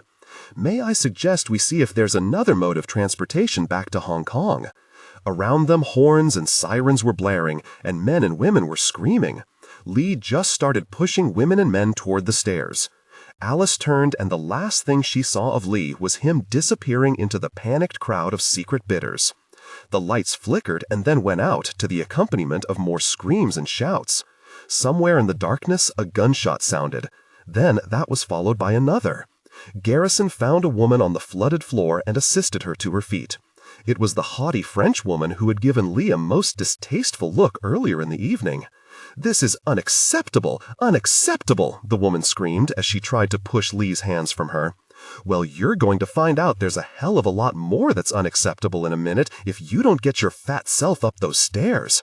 He urged her forward, sending the shocked socialite through the water. As Lee watched her leave, he saw a small black-painted wooden statue float by in the churning water. His eyes widened when he saw the wolf's head and the articulated hands depicted on the carved wood. Lee reached out and grabbed one of the surviving auction pieces and then shoved it into Ben Nevin's jacket pocket. "Get this to your people and tell them they're hemorrhaging antiquities and the bloodsuckers are getting rich." "Now, go!" Lee pushed Ben Nevin away, even as his eyes didn't understand. As the 80-plus guests and crew fought their way through the jumble of broken artifacts and buffet items, Lee saw that the water was rising far faster than the men and women were moving. The ship must have taken a shape charge directly to her waterline, and possibly one to her keel. A very professional job, if he were correct. The last 20 men and women were close to the top of the stairs when something blew. It knocked several people back and over the top of the darkened stairs. Lee saw Agent Ben Nevin hurled into the far wall, where he hit and slid into the water and then slowly regained his feet. Garrison pulled the intelligence agent to his feet and pushed him toward the now bent and burning stairs. The fire was now spreading across the ceiling of the salon. Lee's escape was blocked both at the main salon entrance and the exit leading to the galley. "Oh, this is good," he said, as he shoved the Colt back into his pants and then scanned the interior of the darkened and firelit salon for Alice, but she was nowhere to be seen. For the first time in many years, Garrison Lee was frightened. Frightened that he had lost someone he really cared about. He shook his head as the flames and the water were coming close to meeting in the middle, one from above, the other from below. As he fought his way back into the center of the salon, he knew then that he loved Alice, had from the very first moment he had laid his one good eye upon her in the hospital in Washington, D.C. in 1945, when she had come to inquire about the husband she had lost in South America during the war. Why, he thought, the most beautiful woman in the world would, or even could, love a man as scarred as physically and emotionally as Lee, he could never figure out. But Lee knew he had to try. As flames reached from above and water from below, Garrison Lee made a quick decision and then dove headfirst into the gaping hole where the stone block and its strange animal had vanished when it crashed through the deck to the spaces below. "You!" The shout came from behind Lee just as he surfaced into chaos on the third deck. As he turned, he saw their host, Lord Harrington, standing between two of his guards. They had guns pointed his way. The Englishman was soaked, and his hairpiece looked as if it had hit an iceberg. "I don't know who you are, but you did this." Lee was beginning to wonder if his real identity and intentions had been stenciled on him. First the girl, and now this antiquities thief seemed to be excellent guessers at his true vocation. Garrison felt the weight of the old Colt 45 in his cummerbund, but knew he would never reach it. "Who sent you?" the Englishman shouted as another, even larger geyser of seawater shot through the massive hole in the deck. Garrison saw his opportunity as he was obscured at the last second by the eruption. He pulled the gun, ripping away the hated cummerbund, and dove for the water. Lee surfaced, and with the biggest guess of his life, took a chance and started shooting as soon as he surfaced. The first 2.45 caliber rounds missed. The third struck one of the armed men and sent him backward into the roiling water. The Englishman's eyes widened as Lee took quick aim at the second man and fired. The bullet caught the man dead center of the forehead. He slowly eased himself back down into the water, not feeling anything in his now dead brain. Garrison moved the barrel toward Lord Harrington. "No, no!" he shouted, raising his arms. Normally, Garrison would have had no compunction in shooting the thief, but he also realized that it wasn't his job. He lowered the .45 automatic. The look on Harrington's face was decidedly relieved. That was short-lived, however, when, as Lee looked on in stunned silence, a 3-foot-long aluminum shaft slammed into Harrington. The small spear protruded from his chest as he stared down at the instrument that had killed him. He slowly looked up at Lee, who grimaced as he realized the man had been murdered right in front of him and amid the chaos of the sinking Golden Child. As he watched, Harrington also slid beneath the water. Garrison looked around, aiming the gun in the darkness and the flickering electrical shorts, and saw what he was searching for. The girl smiled, lowered her diving mask, and then tossed the spear gun toward Lee. The young woman with the strange eyes waved at Lee and then vanished into the rolling water. Garrison saw one of her fins swipe at the air as she kicked away beneath the shattered deck. Lee decided that the girl was showing him a way out. He dove after her, praying that Alice had made it to the main deck and over the side. Alice Hamilton watched as the panic-driven guests fought their way to the main deck. She angrily removed the fur stole and her white gloves as she reached down to assist an elderly man to his feet and then unceremoniously push him over the railing of the heavily listing Golden Child. "Variet, Garrison, where in the gosh are you?" she shouted at the many frightened faces jumping over the side of the ship. She kicked off her high heels and furiously started back toward the salon opening. Lee held his breath as he felt the shudder come from beneath the Golden Child. Another scuttling charge went off, sending a pressure wave through his eardrums that came near to stunning him. The blast was obviously meant to send the 6 million yacht to the bottom of the South China Sea. The murder of the antiquities thieves and bidders had been meticulously planned out. The first charge was meant to send the guest scurrying off the ship. The second was meant to break the back of the Golden Child and send her to the bottom. A tactic Lee had used himself on numerous occasions during the war, both in Europe and South America. As he swam through the darkness, a fresh rush of seawater struck him from beneath. The powerful explosion placed along the keel of the ship sent a torrent of heated water upward, where it slammed Lee into the very block Alice had been mesmerized with not 15 minutes earlier, and that now sat at the lowest portion of the decking near the engine spaces. Garrison was starting to lose faith that he had enough air left in his lungs to escape through the bottom of the Golden Child. As his hands fought for purchase against the rush of incoming sea, his fingers tore loose a large section of the stone block from Jericho. He held on to the small piece of stone as his vision started to tunnel and his lungs were close to exploding. He knew he would never see Alice again, and he found that was the only regret he had. Alice. Suddenly, his leg was tugged on, and he felt himself being pulled further down into the water. Whoever had his leg was not too gently pulling him to the bottom of the engine spaces where all gosh was breaking loose. As Garrison fought to keep consciousness, he saw the floating bodies of many of the Golden Child's crewmen. Most were burned, and some had parts of their bodies missing from the two powerful explosions. He was pulled even further along the hull. Then suddenly, Lee and his savior were free of the Golden Child. The water was much cooler as he felt himself rising from the depths. When he broke the surface of the choppy sea, he didn't think he had enough strength to take a deep breath. Then, just before he did, he felt his face being slapped hard. "Don't you know when you abandon ship you head to the deck, not the engine room?" the voice said, as a life preserver was thrust into his hands. Lee tried to catch his breath as he saw who his rescuer had been. The young gypsy girl from the salon. She was treading water not inches from Lee's face. Her smile caught the senator off guard. "Don't think us cruel," she said, as her swim fins kept her easily above the choppy water. "I set the first charge to scare the guests, the second to sink the ship, but I'm afraid it went off too early. I'm really not that good with explosives." "Who are you, and who made you judge, jury, and executioner?" Lee said, spitting salt water from his mouth. "I am no one, Mr. Lee, but the woman who gave the execution order is that pig Harrington's judge, jury, and executioner, and also my queen."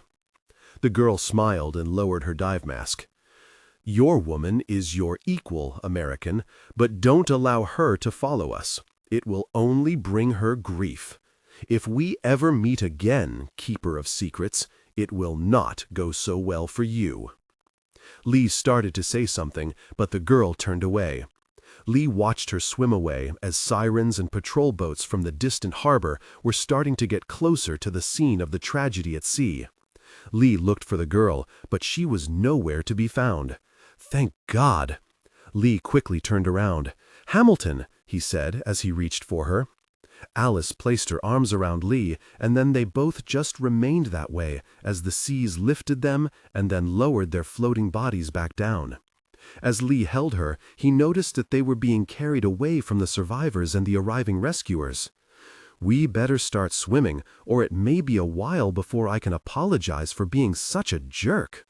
Suddenly, and before Alice could speak, a splash sounded next to them. As Lee looked up, he saw that an inflatable raft had been tossed into the sea. "As I said, my crystal ball may be cracked, but it still shows a pretty clear picture of future events. Mrs. Hamilton, Mr. Lee, good luck, and swim that way." Lee and Alice looked up onto an ancient-looking Chinese junk. Standing at the railing was the young raven-haired girl. She was wrapped in a blanket. Standing next to her and leaning on the old wooden railing, the girl's grandmother stood with her arm through that of the girl for support. The junk was slowly pulling out of the debris field left by the sinking golden child. "Remember, Mrs. Hamilton, what you have seen here tonight cannot be." She slowly waved her small hand, as did her grandmother. "God doesn't have that kind of sense of humor. After all, animals like that cannot, should not exist." "God wouldn't have it," the girl shouted. The junk slowly vanished into a fog bank and was gone. "That has got to be the strangest girl I have ever met." Lee didn't answer Alice. He just yanked the ripcord on the CO2 cylinder and the raft immediately inflated. He pulled himself in, and then Alice after him. As the sirens and the screams slowly started to fade because of distance, Lee looked into the fog after the fleeing, ghostly image of the Chinese junk. "What are you thinking?" Alice asked as she slowly pulled the expensive gown over her head and then tossed it into the boat. Her slip was soaked through, and Lee could see that Alice was in no mood to care about her appearance underneath the thin material, especially for Garrison Lee. As the small boat bobbed in the water and searchlights started to poke through the mist, Lee reached into his jacket pocket and pulled out the piece of stone he had torn from the block after it had fallen through the deck. He looked it over and then pressed the large piece into his palm and closed his fingers around it. "I'm thinking we had better take a closer look at what we have in Vault 22871 when we get back to the complex." Alice tilted her head as she also tossed the wide-brimmed hat into the sea. She shook out her long brunette hair and then caught the item Lee tossed to her. "Because I have never seen anyone go that far to create a hoax." As Alice brought the chunk of block closer to her salt-encrusted vision, her heart froze. "Yes, I think we may have something a little more to investigate at Jericho than just the ancient ruins of the city, because something else was happening a few thousand years ago that isn't recorded in the Bible." As the small piece was rolled in Alice's hand, the bone was clearly seen underneath the petrified fur of that long-dead animal. What antiquities forger would think to do that, place bone under the petrified skin of a hoax? Alice Hamilton and Garrison Lee of the event group had learned that night for the first time that things do go bump in the night, and there is always the beast under the bed and in the closet. So yes, Mrs. Hamilton, Lee thought, there really may be monsters in the world. Old Scores, 2577 Flamingo Boulevard, Las Vegas, Nevada. As she reached for the small piece of broken block, her hand lightly rubbed against the stronger hands of a man she hadn't felt the touch of in nearly a year. All thought of that long-ago Hong Kong night vanished during the daylight hours, only to reappear when sleep claimed the 84-year-old woman. As the small rubber boat bobbed up and down in the cold waters outside Hong Kong harbor, she remembered the feel of the piece of stone block and the touch of Garrison Lee's fingers as the dream continued. In her sleep, the woman wanted to cry out that she didn't want the relic, she wanted him. As always in her dream, all Lee would do is smile and wink, that irritating wink he always did, to make her think everything was all right. She knew it wasn't. This was the same dream Alice had been having for the past 6 days, and it always ended the same way, with the feeling of massive loss and the sharp pain of her heart breaking every time she saw Garrison in the dream. "Hamilton, you're obviously dreaming this for a reason. Now wake up." The voice of a man gone for a full year woke her as she lay at her small desk in her bedroom. She had fallen asleep again at her computer terminal, and as she looked at the screen, she saw the jumbled words in one long and continuous sentence, the result of her head lying on the keyboard. Alice Hamilton reached out and angrily punched at the keyboard and cleared the screen of all the nonsensical words. As she yawned, she looked at the clock on the wall. It was 4:30 in the morning, and for the 5th straight night she had fallen asleep while in the midst of her research, and that in turn brought on the dreams of Garrison Lee and the time they spent together in China in the 40s. Alice straightened in her chair, finally remembering what had prompted this dream in particular. She frantically searched the scattered papers on her usually neat desk. "Where is it? Where is it?" she asked herself, almost fearing the letter itself was part of her sleeping remembrances. "Calm down," came his voice. This was a tool she used many times. Garrison always told her, think and then act. Alice stopped her searching and then squeezed her eyes closed and thought. She opened them suddenly and reached for her robe's front pocket. She took a deep breath as her fingers touched the 2-page letter that had been overnighted from Rome. "Thank you," she said as she pulled the letter from her pocket and opened it, sitting back in her chair as she did. Alice again closed her eyes, realizing that she just thanked a man gone from her for what seemed an eternity. She swallowed and then caught herself and mentally shook the tears from her eyes before they fully developed, and then opened the letter. She read it once more, for the umpteenth time in the 24 hours since receiving it. "Europa, am I still signed in?" she said aloud as she folded the letter, but this time held it tightly in her hand as she forced herself to relax. Alice was finally feeling her age after many years of keeping up with the best of them. "Yes, Mrs. Hamilton, user 0012 is still logged on," came the sexy Marilyn Monroe-voiced Cray supercomputer located at the Secure Center inside the Event Group complex underneath Nellis Air Force Base, 10 miles from her house. "My apologies for being rude and dozing off on you," Alice said as she pulled her robe tighter around her. "Computer center activity is light. Access should be uninterrupted until 0600. "Well, thank you anyway, Europa. Now, can you—" Alice stopped briefly to stifle a yawn, making herself realize she was getting far too old for these all-night research digs. Excuse me? Can you give me the status of Security Element Goliath, please? Security Element Goliath has not reported in as of this time. Europa, I am expecting a package through the complex communication system, and I want that email package to come straight to me, and is not, I repeat, is not to be entered into the incoming communications log. Is that clear? For the first time in many years, Europa didn't answer right away.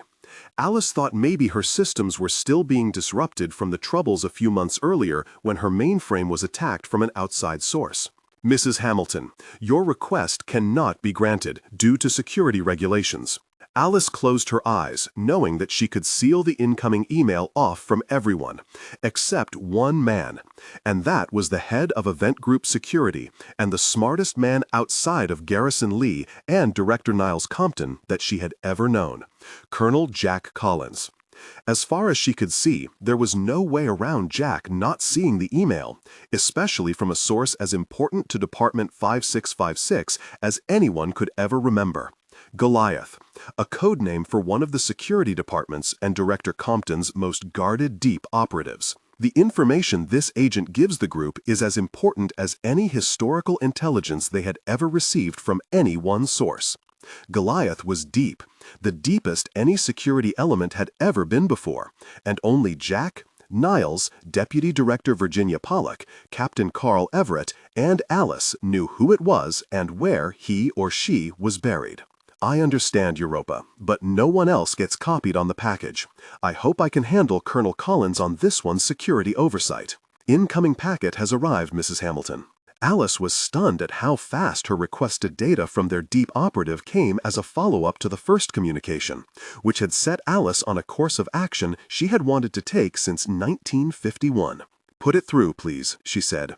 The coded pictures sent by Goliath slowly started coming up on her monitor as fast as Europa could decipher them. As she scanned the screen trying to figure out what the coded pixels were starting to form, her eyes started to widen, and then recognition struck. And with her usual self-control lost for the moment, Alice clapped her hands together and let out a yelp. She stood and hopped once as she picked up a picture of Garrison Lee that sat upon her desk. She kissed it, knowing in real life that gesture would have caused an immediate rebuke if it had not been done in private. She looked at the pictures once more as Europa broke them down into a 4-square shot, and they all clearly showed the items she had for so long searched. "You were right, very. You were right. This would have been something that had to have been covered up. And it was your idea to get someone inside. Oh, not for this, you old goat. But I figured our agent was in place anyway, so why not have him do a little private searching for me?" She kissed the picture again. "Now I've got to kiss Jack and Niles for getting our agent placed." Alice stopped dancing and then looked at the picture of the one-eyed love of her life. "Jack and Niles are going to hang me out to dry for this one," she said sadly. And then she suddenly smiled. "But what the gosh, Europa, I'm fully vested, so they can't take my retirement away."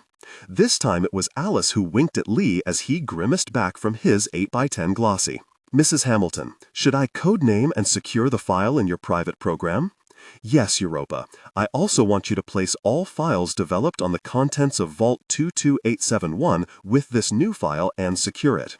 "Yes, Mrs. Hamilton. Do you wish a code name for the new combined file?" Europa asked, in her sexy voice that Alice never quite noticed any longer. "Yes, code it Grim.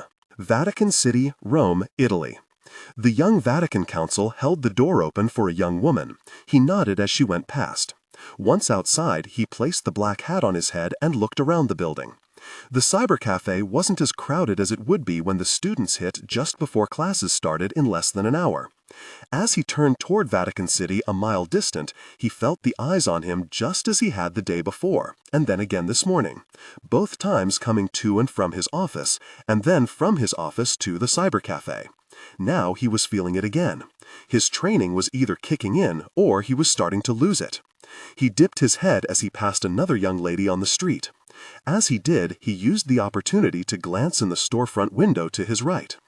Beyond his own reflection of black robe and collar, he saw a lone woman about 50 feet behind him.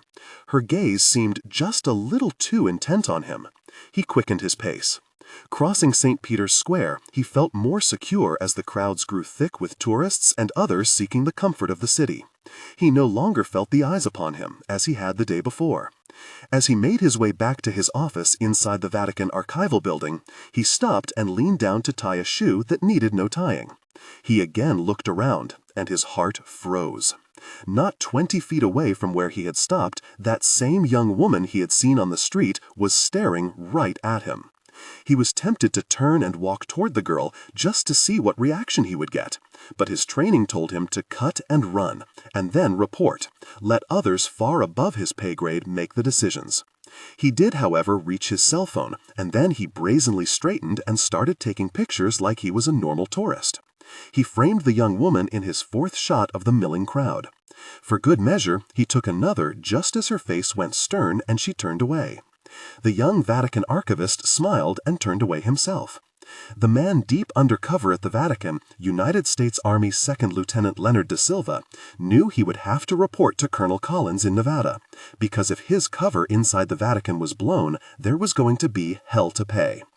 The young priest, who had spent the past year and a half after graduating from Notre Dame fighting for his assignment at the Vatican, knew he would have to call home for instructions, and that entailed a call to Department 5656, the event group.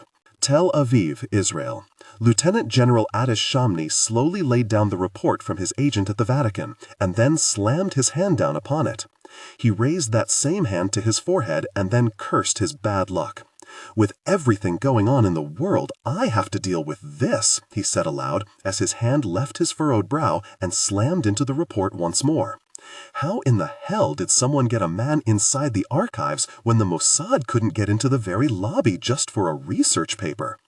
Lieutenant Colonel Avis Ben Nevin sat silently in his chair as he listened to the general angrily curse the file in front of him. The colonel, with his meticulously trimmed pencil-thin mustache, saw the fear in a man's eyes that up until now had never known the feeling. He knew this involved the Vatican, an area the lieutenant colonel had a special and vested interest in. Ben Nevin was known as the religious factor inside the Mossad. Anything and everything that had to do with religion inside the State of Israel, Ben Nevin had a firm grasp of it, and the event happening at this moment in Italy had a firm hold on the colonel's imagination. "Colonel, you may have to get on a plane to Rome and find out exactly what is going on here. I need someone on station that knows just what in the hell they're doing. Young Soretskin is one of the best, but she may be out of her element where Ramesses is concerned.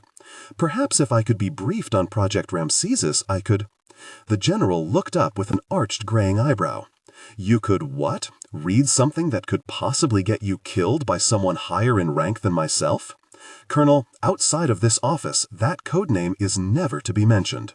Your father knew of it and took it to his grave." The eyes of the general bore into the younger Mossad officer. "You are to evaluate the situation with Major Sorotskin, then report back to me. Nothing is to be done with this American spy. This may be our chance to get into the archives and find out exactly what the Holy Roman Church knows about our history." Ben Nevin knew he was on the trail that his father had discovered 4 decades earlier in Hong Kong, and the trail just got a little warmer. "You are not to bring your normal religious zeal into this mission. Get to Rome, evaluate, and report back. General, I know I am considered the religious laughingstock around here, but anyone who believes that our religion has nothing to do with how we are viewed or even perceived in our world, especially our near world, well, that's a bit naive on your part. Our heritage is what makes us strong, and any evidence of that heritage we can uncover will go a long way to proving we should reign in this part of the world." General Shamni slowly stood and placed his thick arms on his desk, and then leaned forward. "Reign, Colonel Ben Nevin. We are just trying to survive here. If we can be friends with our neighbors through cooperation and mutual respect, then that is our goal. Not to point to them and say, 'See, we were right and you were wrong, and God is on our side.'" This time the general smiled, but the gesture was not meant to be sincere in the least. The general hated Ben Nevin, and the colonel knew it. If there's one thing our young state has learned, Colonel, is the very real fact that God has never been on anyone's side. As a matter of fact, I have come to the conclusion that if he ever was, he's cut the apron strings on us the Americans like to say. We are too far along to be killing people over these ancient tales. This time, Ben Nevin smiled. "This stuff is the manna of our history, proof that we were meant to be here. If Operation Ramesses could prove the world wrong in that regard, why we could—" Enough. This time the hand came down and its impact shook the desk lamp. "Colonel, you have pushed and pushed on this very closed-loop matter far too long. And the funny thing is, I couldn't give you the details of Ramesses even if I knew them.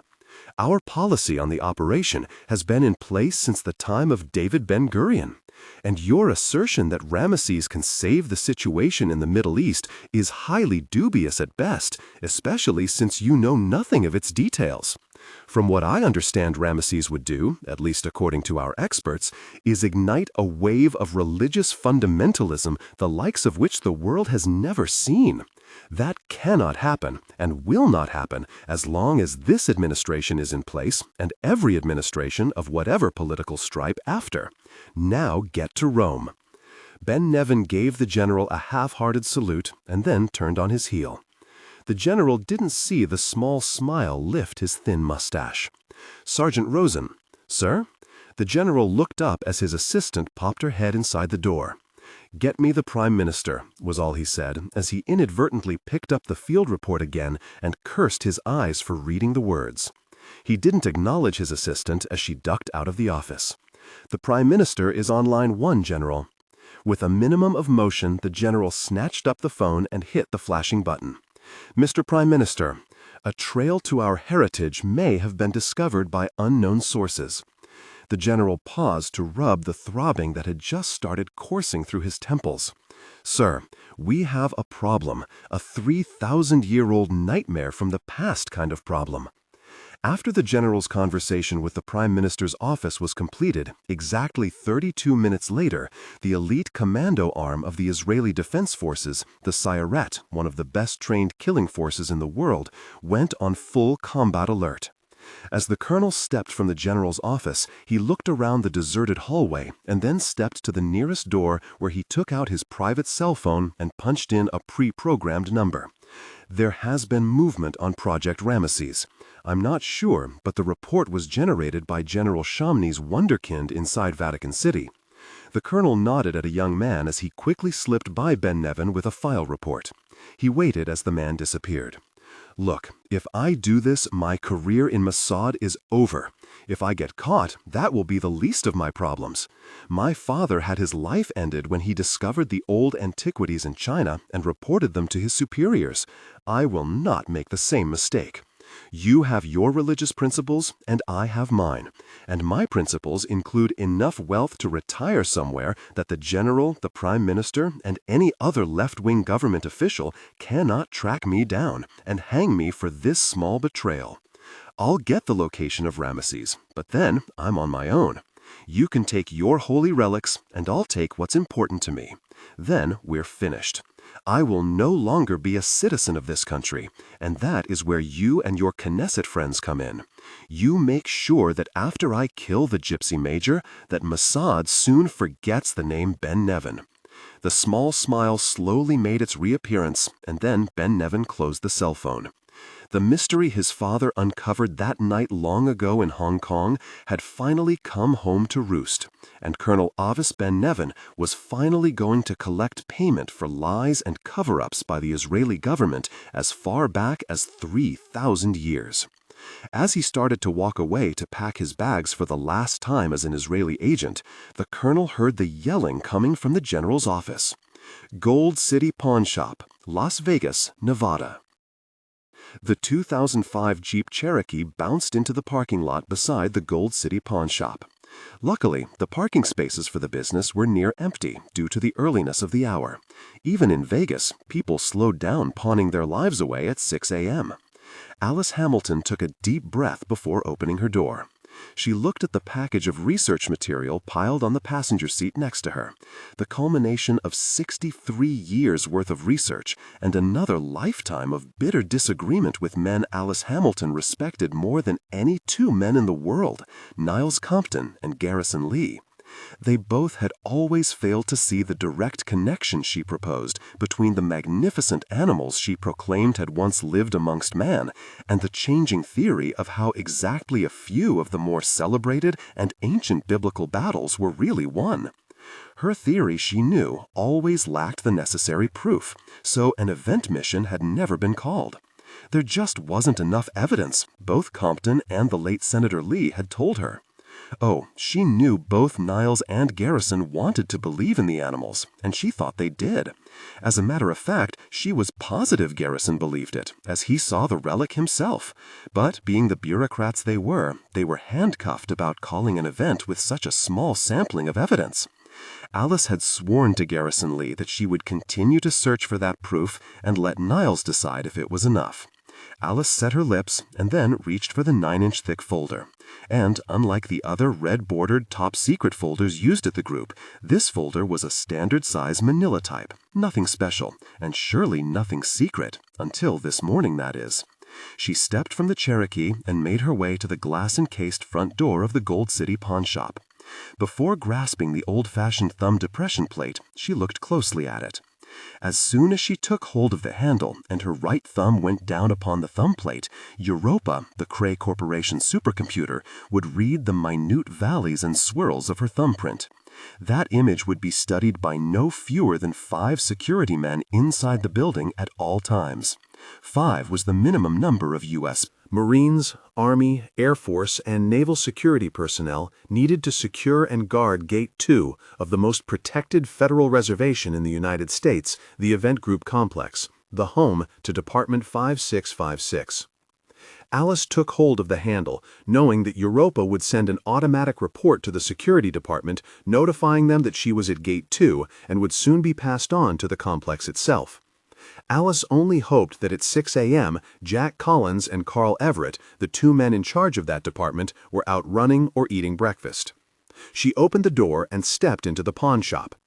Captain Carl Everett had showered, shaved, and dressed after his 4:30 a.m. run around the indoor track facilities on Level 18. On most mornings, the captain was joined by the director of Department 5656 Security, Colonel Jack Collins, but today, as well as for the past several weeks, the colonel had been missing from their morning runs. As a matter of fact, Everett had noticed that Jack Collins was MIA at most anything not directly related to his military duties at the group, and Everett knew the reasons behind it. The captain now stood at the door to the main security office on Level 8. He took a deep breath in anticipation of a conversation that was weeks in coming. He went in. The staff duty officer this morning was Sergeant Gabriel Sanchez, an Air Force enlisted man now in his 2nd year of duty at Group. He looked up from his shift paperwork just as Everett stepped inside the still quiet office. "Tell me he's still in bed and hasn't reported yet," Everett said, as he noticed the closed door to the colonel's office. Sanchez slowly shook his head in the negative. He used his ballpoint pen to point at Jack's door. "Never left. He's been in his office all night, and Europa says he's been logged on his terminal since 2250 hours last night." A grim and determined line formed at Everett's mouth as he moved past the several rows of desks yet to be filled by the day shift of the security department in less than an hour. He figured now would be the best time to confront an old friend about a serious problem, and that problem was Jack Collins himself. "Sergeant, take 10 and get some Joe down in the cafeteria," Everett said as he paused at Jack's closed door. "I don't drink coffee, Captain. The words fell short as the sergeant saw the stern look on the captain's face. "But a donut would be nice," Sanchez finished as he stood and left the office. Everett, without hesitation, knocked twice quickly and then went through the door. "Good morning, Jack. Restful night?" Carl said as he perched himself on the front edge of the colonel's desk. Jack was studying a printout from Europa and still hadn't looked up at the U.S. Navy SEAL and a man that had, over the many years, became the colonel's closest friend. The colonel, without looking up from his printout, replied, "Restful enough, Carl." Collins finally looked up as if he had been waiting for this conversation as much as the captain had. Jack laid a yellow highlighter next to the printout and then waited for Everett's size 13 shoe to fall. "Anything?" Jack held Everett's gaze, his face neutral, and the captain couldn't read what was behind the mask. He was relieved when Collins visibly relaxed. "No." Jack lowered his head and folded the printout and placed it in his desk drawer, and then looked at his watch. "Jack, let me in, will you? You can't do this on your own. The murder of my sister by someone in government service is what I consider a personal matter, Carl. As much as I appreciate the offer, this is something that I have to do on my own. Can you understand that?" Jack's blue eyes bore in on Everett's and didn't waver. "No, Jack, I can't. I can't justify you doing this alone. We all knew and liked Lynn. I think Sarah McIntyre, Will Mendenhall, and Jason Ryan, and even this dumb swabby captain need to be a part of tracking down whoever did this to your sister. It's not just you, Jack." Collins, once more with flair, looked at his watch and then back at Everett. "I appreciate the offer, but no. I have to do this and will not risk one more individual of this organization to track her killer down. Stay out of it." Once more the watch was glanced at. "We have a departmental meeting in an hour. I have work in another department, so I'll need you to cover that staff meeting." Everett watched as Collins stood, placed a hand on Everett's shoulder. "The lives of you, Sarah, Will, or even Ryan will not be put at risk." He looked directly into Carl's eyes. "I appreciate your offer, but this has to be done without you." Everett watched Jack leave the office without another word. As he stood from the top of Jack's desk, he noticed that the colonel hadn't logged off from Europa. With little shame and far less hesitation, Carl leaned over and looked at the computer monitor. As Everett saw the picture on the screen, his heart leapt in his chest. Colonel Henri Farbeau was the face staring back at him. The event group's most feared enemy and the world's greatest antiquities thief had been in custody as early as the month before, right here at the event group facility. Circumstances, however, soon dictated that Farbeau be set free due to personal reasons between Jack and Sarah. The entire incident was kept quiet out of respect for the couple's privacy. He saw the flashing message just under the picture of the arch-criminal. Message received from Avignon, France at 02:35 hours this date. Farbeau, Henri R. Everett reached out and tapped the power button for the computer's monitor, and then slowly stood and rubbed a hand over his chin. To have an open communication with a man the FBI considered the second most dangerous man in the world, and speaking with him was a treasonable offense. Everett knew Farbeau had been blamed for many despicable things in the past, in his work to gather the world's greatest antiquities. But thus far, he and Colonel Collins could come up with no concrete evidence that he had ever done an American citizen harm. He realized that Henri could be, and on occasion was, a cold-blooded killer, but only when the need arose and only if his life depended upon his aggressive actions. For Henri Farbeau, killing was just too expensive a commodity for his line of work. As he turned for the door, Everett became more afraid than ever for Collins. "What are you and old Henri up to, Jack?" Alice stood at the security arch leading to the vaults on level 63. The entire level was dedicated to artifacts that were deemed interesting on an individual basis, but they were also items that held little value to the security of the United States as a whole. This level of vaults was the junk closet of the event group. "Ma'am, are you feeling all right?" asked Marine Lance Corporal Freddie Allen. Alice stood before the security arch, holding the thick file clutched close to her breast as if it were in danger of jumping free. The Lance Corporal looked into the tired face of a woman that held sway over Department 5656 as a living legend, right up there with Lincoln, Wilson, FDR, Ike, and Garrison Lee. Alice didn't answer the security man's question. Instead, she slowly leaned over the duty desk and placed her right hand on a glass pad. The scanner glowed green, flashed red, and then green again. The color remained steady. Finger, palm, and pad print confirmed. "Now, if you'll please step to the security arch and place your left eye to the scanner." Alice did as requested. Suddenly, the archway illuminated with a soft blue light. This indicated the laser and gas security systems had been safed for Alice's entry into the vault level after the device correctly read her scanned and stored retinal data on file with Europa. "Thank you," was all she said to the blue-clad Marine as she moved into the vault level. "You're welcome, ma'am," the corporal said as she disappeared beyond the security arch. With his eyes on the slow-moving figure of Alice, the security man reached for the phone. "Captain, this is Lance Corporal Allen on level 63I. I think you need to come down here. Mrs. Hamilton just checked through security and she looks, well, sir, she looks exhausted."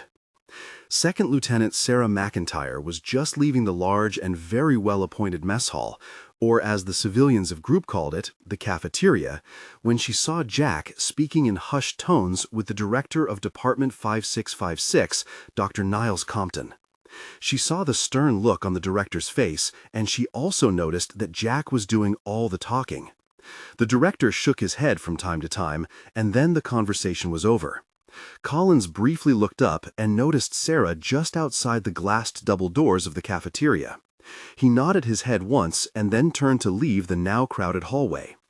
Sarah decided that the silent treatment from the man she loved was getting to be too much for her. With everything that had happened to the group in the past 2 years, she was tired of being the last to know everything, especially from a man who used to be able to tell her anything of a personal nature. "Colonel, do you have a moment?" she asked when she caught him at the elevator tube. "Lieutenant," Jack said without turning to face her. "You didn't come to see me last night at the Ark. You stood me up, Colonel Collins, again." Jack finally turned to face Sarah. He forced a smile and knew it had been a miserable attempt. "Short stuff. I was just swamped last night," he said, the lie easily flowing from his lips, something he had never developed a talent for over the years, even for security-oriented situations, much less those on a more personal level. That's not true, he corrected his lie quickly. Well, talk later, okay? With that, he attempted to smile, and again failed. The elevator hissed to a stop, and the doors opened. Collins stepped back to allow the passengers off, and then quickly stepped in, and then the door closed on Sarah. Sarah McIntyre slowly lowered her head as others in the hallway passed by on their way to breakfast. After a moment, she turned away from the closed doors of the elevator. "McTire!" came the call from down the curving corridor. Sarah turned toward the voice and saw Captain Everett and the deputy director of the event group, Professor Virginia Pollock. The tall but beautiful assistant director looked worried as she and Carl approached. It was strange seeing Virginia out of a lab coat while on duty. "Come with us, Lieutenant." Virginia didn't wait for Sarah as she stepped quickly into the next empty elevator. The trip to the vault area was silent as they rode the air-cushioned elevator to level 63. "We're losing Jack," Sarah said as she leaned her head against the polished aluminum of the elevator doors. "I know," Carl answered as he pulled McTire back from the doors.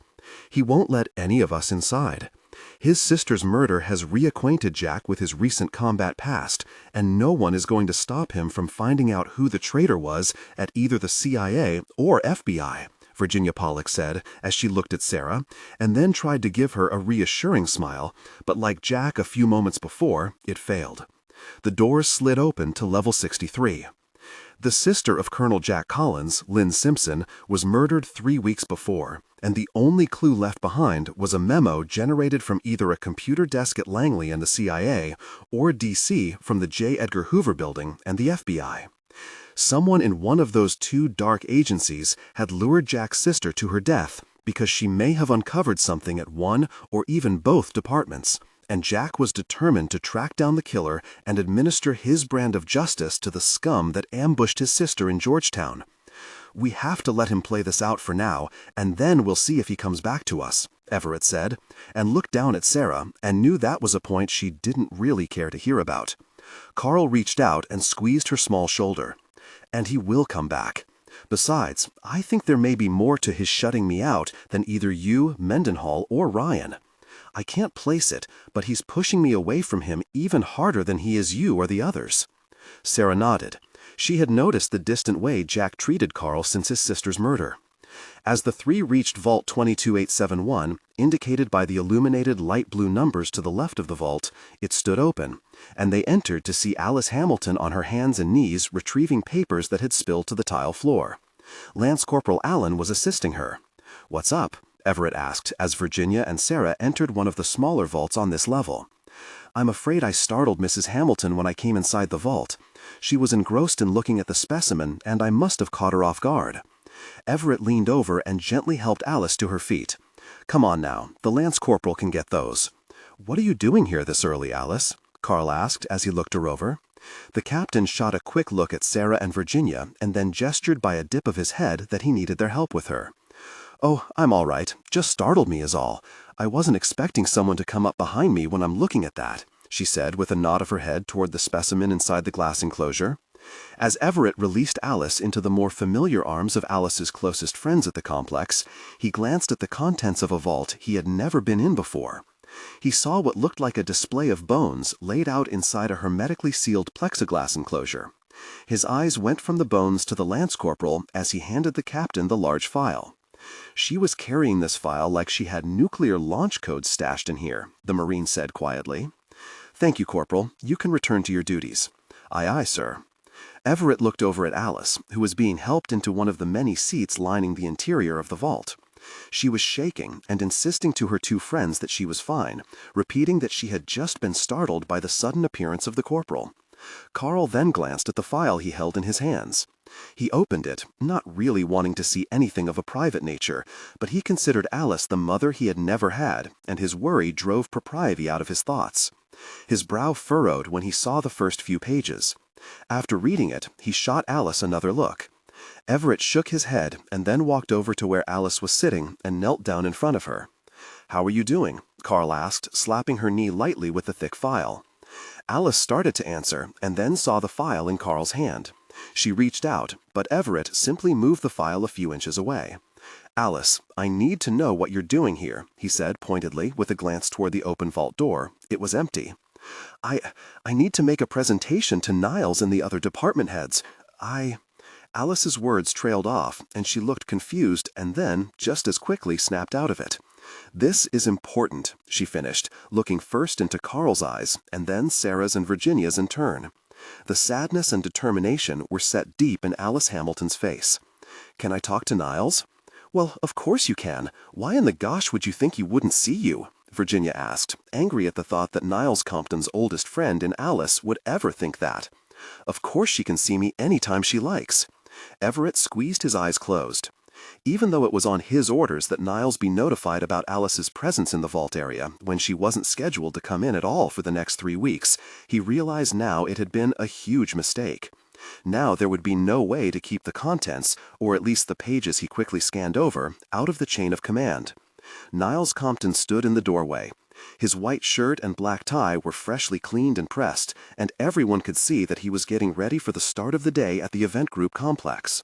Beneath his glasses, all could see that his eyes were focused on Alice. As they looked up, Jack Collins stepped into the vault right behind Niles. He looked at Alice, Carl, Virginia, and then Sarah in that order. She could see his jaw muscles clenching, and she knew something wasn't right. Everett stood and faced Collins. He held up the file, and everyone saw Alice flinch and almost start to reach for it once more. "Colonel, I think you need to see. What's Carl? Well, we'll be placing Alice into protective custody. For the time being, she will be restricted to the complex. Her house will be secured by our personnel." "What?" Everett asked, incredulous at what he had just heard. Carl was so highly trained, it was a shock for everyone watching how fast his reaction to Jack's order was. Never had he questioned a command from Collins in front of anyone. "This is a joke, right?" Sarah asked as she stood to face Jack. "No, Lieutenant, it's no joke. The action is on my orders." Niles Compton walked into the vault, and most noticed him give the specimen enclosure a look. Then his eyes moved quickly away, and he walked over to Alice. He smiled down at one of his closest friends, and the woman who had trained him in the art of running a federal facility unlike any in the world. Niles held out his hand, and Alice nodded, as if in resignation, and then allowed Niles to help her slowly to her feet. He placed an arm around her and turned her away from the other shocked occupants of the small vault. "You're angry, Niles," Alice said. "You and Garrison have that same, 'I'll disarm them with kindness' approach." Niles squeezed her closer to him as they walked to the vault door. "Angry? Not at all. And I know better than anyone here that I would never try to psych you into submission. Gosh, Garrison knew that also." He glanced up at Jack as they slowly walked by him. Collins' look softened, and at the same moment he reached out and also squeezed Alice's shoulder as they passed by. "Jack's pretty hot, too, I can tell," Alice said, as she stepped over the threshold of the vault and into the curving corridor. "Not mad, Alice. He's just concerned with certain activities you've been up to lately." As the soothing voice of Niles Compton slowly faded away in the hallway outside, Collins turned to Everett. "Carl, get that file up to the conference room. Also get 3 security men dispatched to Alice's house. I want her Europa link to the complex severed. Her off-base security clearance is hereby suspended until further notice." "What in the gosh?" Jack held up his hand while not looking at Sarah as he cut her off. "Look, Alice and a few others may have compromised security. They also may have placed an agent in jeopardy. This is just temporary until we find out what she's up to." The look on Sarah's face, and also that of Virginia, made Jack cringe. "Short stuff. She's not under arrest. She's in protective custody." "Yeah, a nice euphemism, Jack. I fail to see the difference." "Very, Lieutenant. Alice just may have compromised the most important deep cover agent the group has ever placed. And to tell you the truth, that operative is in a rather unforgiving place to be caught and accused of being a spy. Jack, it's Alice Hamilton, for crying out loud." Collins lowered his head and didn't wait for Sarah to catch up as he headed for the vault door. Southeast Romania, Dacian Hot Springs Quadrangle. The medieval castle was nearing completion. The magnificent 1/2 scale stone structure was built right into the solid but craggy face of the mountain. The stone had been aged by the artisans at a cement and stone plant in Bucharest, making the facing look as if the ancient defenders of Wallachia would rise to the parapets to do the bidding of their prince Vlad Dracul, or, as he was known to history, the Impaler.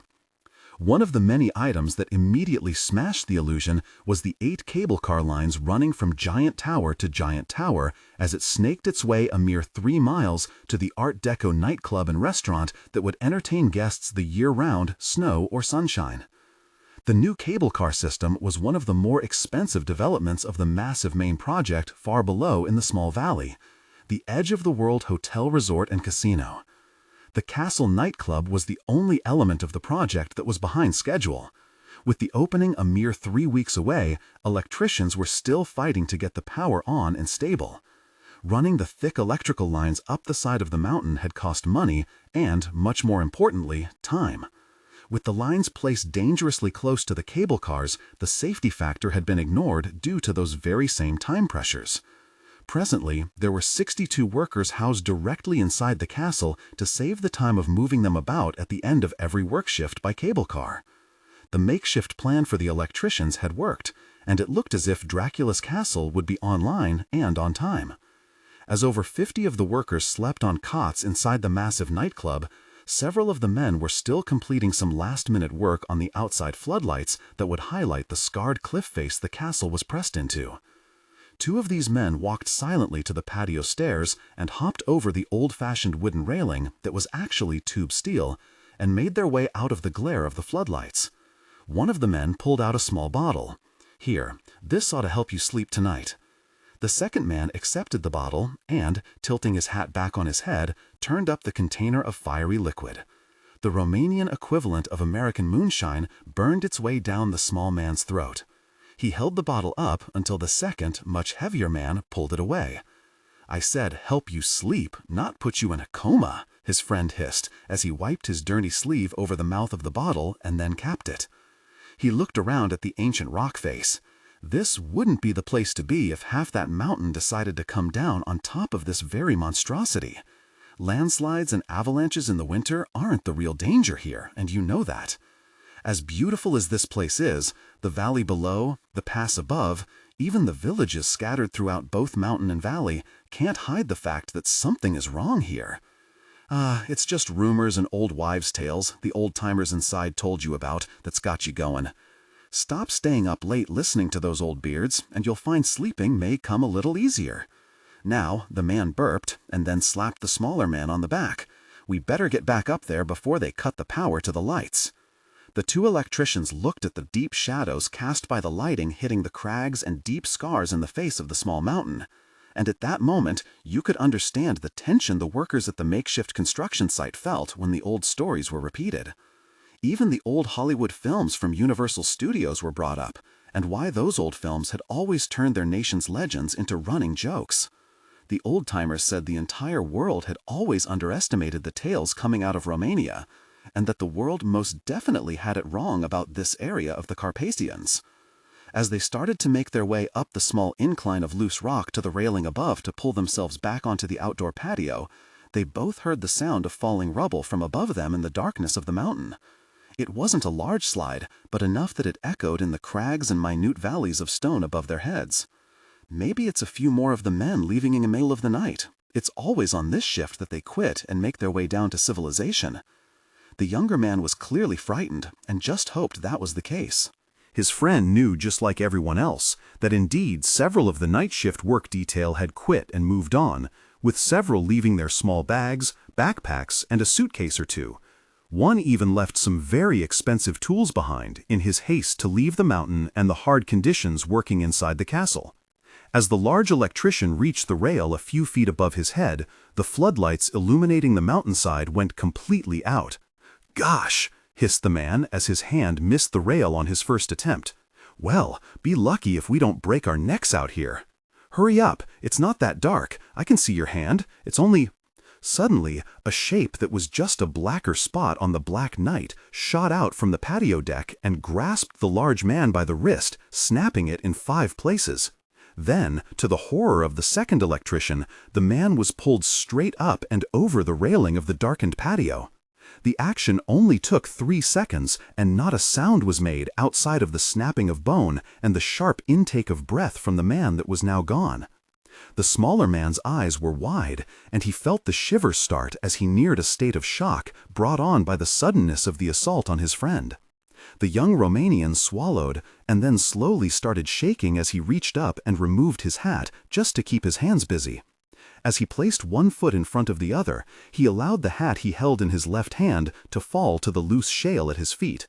He held tightly to the stone facing of the fake blocks making up the castle walls as he slid first one and then the other foot along.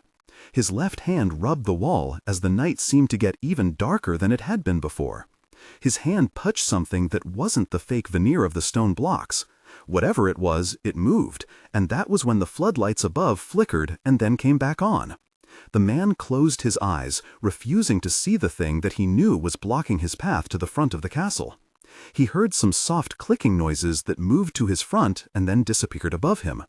The man opened his eyes to nothing ahead of him except for the shadows cast by the bright light from above. "God," the man whispered in his native Romanian. And that was all he could say in his relief at being alone. He turned his head back toward the patio to make sure there was nothing there staring back at him.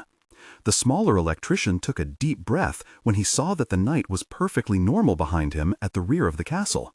As he turned his head to start forward again, he felt the wetness as it struck his hatless head. He reached up and felt his hair and pulled it away. A clear substance was running off his shaking fingers as he looked up to see what exactly had drooled on him. His eyes again widened as he came face to face with his own personal nightmare. The beast was actually hanging upside down, its claws dug so deeply into the stone veneer that it held itself perfectly straight above the frightened man. "Oh," was all that was uttered in shock before the claws and teeth went to work. Another 2 workers were unaccounted for at breakfast the next morning. It was assumed that they had quit after their shift and, like the others, had made their way back down the mountain to save them the embarrassment of admitting that the dark, foreboding countryside frightened them. The newly built nightclub that would service the brighter gem of the project below in the valley had claimed a new chapter in the sordid history of the Carpathians. As in the time of Prince Vlad Tepes, the new castle Dracula had been christened by blood. Janos Vaishnik stood on the blade of a Japanese-made bulldozer and surveyed the hotel, casino, and hot springs garden dome that covered the nearly 40-square-mile resort and was satisfied that the $2.7 billion project was nearing completion and he would be open on time and under the budget forced upon him by his partners. Vaishnik watched on satisfyingly as the last bit of Italian marble was placed around the 72,000-square-foot hot springs bath, gardens, and the magnificent tropical environdome that would bring many thousands of visitors to see the most exclusive plant life in the entire world located in one place. The dome was his personal architectural wonder and actually disguised the control housing for the massive cable car system that ran up the mountainside well enough you couldn't even tell there was a system. Tourists would board the cable car 100 feet in the air at the top of the magnificent glass dome. As he watched the final phase of construction nearing completion, he spied the black Mercedes as it approached along the new highway built by the Romanian government so the public could get to the remote location at the southern tip of the Carpathian mountain range. He shook his head as he deftly jumped from the blade of the bulldozer. He was immediately approached by his assistant, Gina Luvinsky, a Russian-born, Cambridge-educated general manager who spied the cursed vehicle at the same moment as Vaishnik. "Well, this is it," Gina said as she approached her boss and friend with her clipboard held firmly, ready for any and all questions as far as budgetary matters were concerned. "Shall we meet inside the hotel? I'm sure we can find a quiet ballroom somewhere where there aren't 1,000 workers still lingering." "No, the reason this magnificent hotel was built here was because of the beauty of the mountains." "I will let the Carpathians do the intimidating," Janos said as he made sure his coat jacket was buttoned. He looked at the clearing sky, knowing that he would indeed be open before the fine summer weather started in this, the part of Romania that used to be known as Transylvania. The two watched the Mercedes as it approached slowly, obviously so his main investor could see the progress that had been made since his last visit in January. As he watched the progress of the Mercedes, Janos looked over at Gina. She was dressed as a woman, not a woman trying to fight for legitimacy from a male-dominated Eastern society. Her business skirt was just above her knees, and her white blouse was no nonsense. Her gray jacket was devoid of any design, save for the small pendant she wore on her lapel. The pendant was designed after the hotel's main attraction, after the gaming aspect of the property, of course, 3 mountains with the largest in the center lined with small golden flowers. This was the symbol for the multi-billion-dollar hotel and casino project known by the name the Edge of the World Hotel and Resort Casino. The Mercedes pulled to a stop and 2 men stepped from the front seat. One, from the passenger side, placed a hand inside his coat pocket and scanned the area around the car. The large man's eyes settled on Janos and Gina and then moved on. He soon nodded to the second man, who then reached over and opened a rear passenger door of the black luxury car. A medium-sized man with a black-on-gray Armani suit, complete with turtleneck, stepped from the car and smiled widely as he scanned the area. He placed a large pair of expensive sunglasses on and then looked over at Janos and Gina. He raised a hand in greeting and then slowly approached, followed closely by the big man, whose hand was never far from his inside coat pocket. Russian-born Dmitry Zalas was head of the investment group that supplied the funds and the bribes needed to complete the most luxurious hotel and casino this side of Monte Carlo, and one with a much better view. Zalas had come to Romania during the height of the rule of Ceausescu and never left, having stolen his spoils from the enslaved population during the reign of communism. "My brother Janos, I see, we are well on our way," he said while ignoring the extended hand of the 35% owner of the Carpathian resort. Vajik lowered his hand, embarrassed that Gina had witnessed the disrespect the Russian had toward anyone he considered weak, which was everyone who wasn't Russian. "Yes, we will make the grand opening in 3 weeks, on time and on schedule." "Magnificent," Zalas said as he removed his sunglasses. He looked over at his limited partner. "By the way, friend Janos, we will be having a special gala affair the weekend prior. For 3 days we will host the most influential people in all of Europe." "The week prior, we won't be ready," Vajik quickly stated, which elicited a withering glare from Zalos. "Oh, I think you will be. Who are these people and how many are we to accommodate?" "They are very special guests that look forward to a long weekend without worry or interference from the government." Zalos cleared his throat. "Any government." "Russian and Romanian gangsters are what you mean," Gina put in. Zalos shot Gina the same look he had with Janos a second earlier, only this time the look remained. "Miss Levinsky, for a Russian-born patriot, I am surprised you would think that." The smile came on, but the brightness of that gleaming gesture never reached his dark eyes. His teeth were actually showing underneath the well-trimmed beard. "After all, there is no such thing as a Russian mob, and most assuredly not Romanian," he chuckled. "I don't believe they are capable of organizing anything, much less crime. No, Miss Levinsky, they are just tourists looking for a relaxing stay before the official grand opening." "Dmitry," Gina objected, "the cell phone towers will not be up that weekend. The German contractors cannot adjust their schedule. There will be no phones, with the exception of the landline, and you know the phone service inside Romania is spotty at the best of times." "Oh, the guests will be warned to leave their business behind and just enjoy the resort." But the look from Zalas stopped the hotel's general manager cold from persisting with her questions to Zalas and his suspect weekend guests. "There will also be several friends of the Edge of the World Reclamation Consortium from the Interior Ministry of your country. Men that made this land grant possible. Men we have invested inordinate amounts of cash to.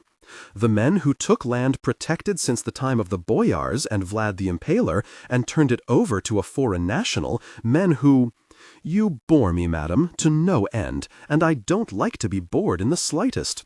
Leave me and my friend to speak in private, please." The please was purely a habit on the part of the most ruthless drug kingpin and organized crime leader in the history of the Russian people. Gina turned on her heels and left the 2 men. All the while, Zalas' bodyguard kept a close eye on her shapely figure.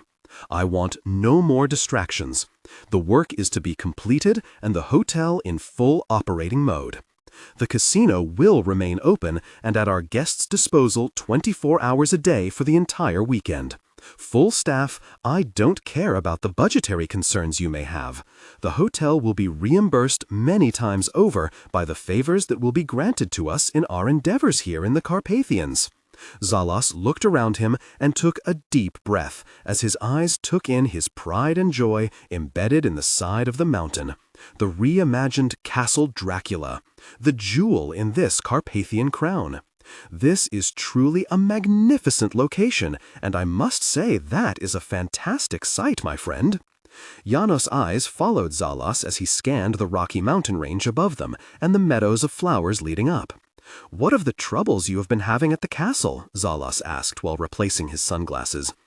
"Every time we send men into the mountains to survey the terrain to ensure there will be no rock slides or avalanches during the snow season, they either come back with tales of terror or of being stalked and watched.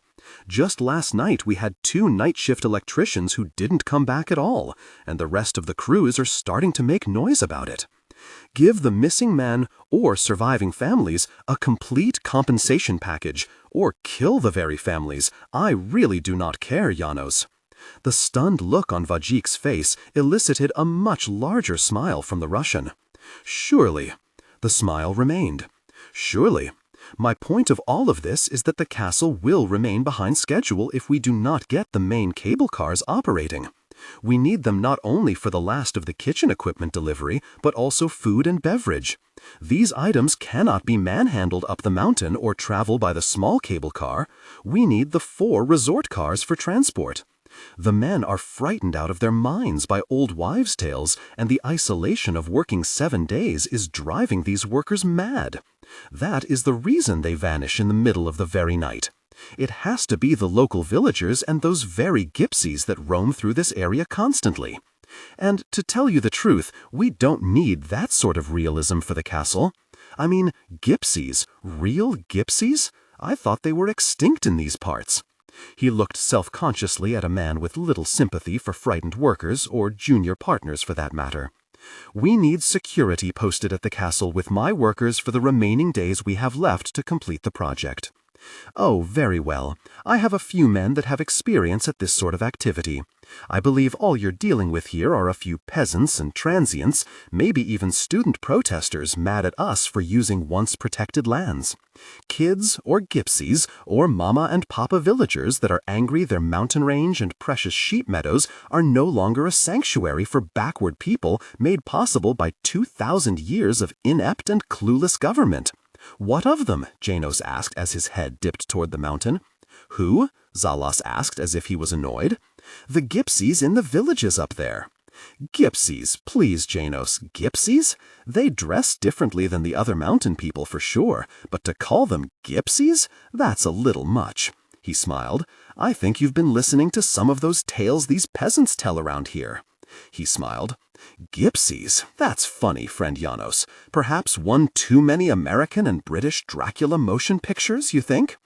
At the insult to his intelligence and his country, Janos closed his eyes momentarily.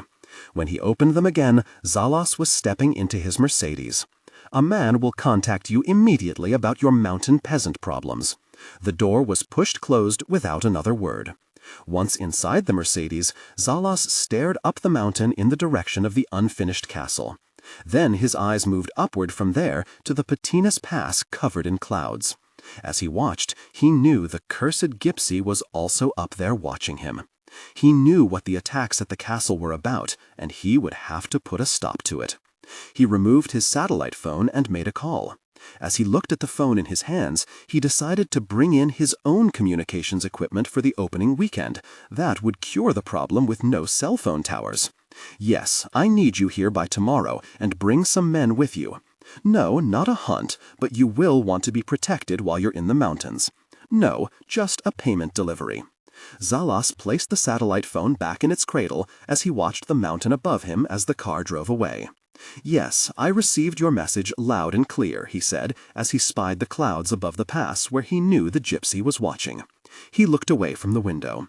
"In a few days, you will receive my message, my backward gypsy inbred."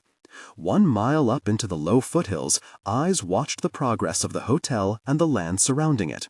Then the bright yellow eyes dimmed as they moved to the castle above. From the shadows of the thin line of trees, a low growl was heard.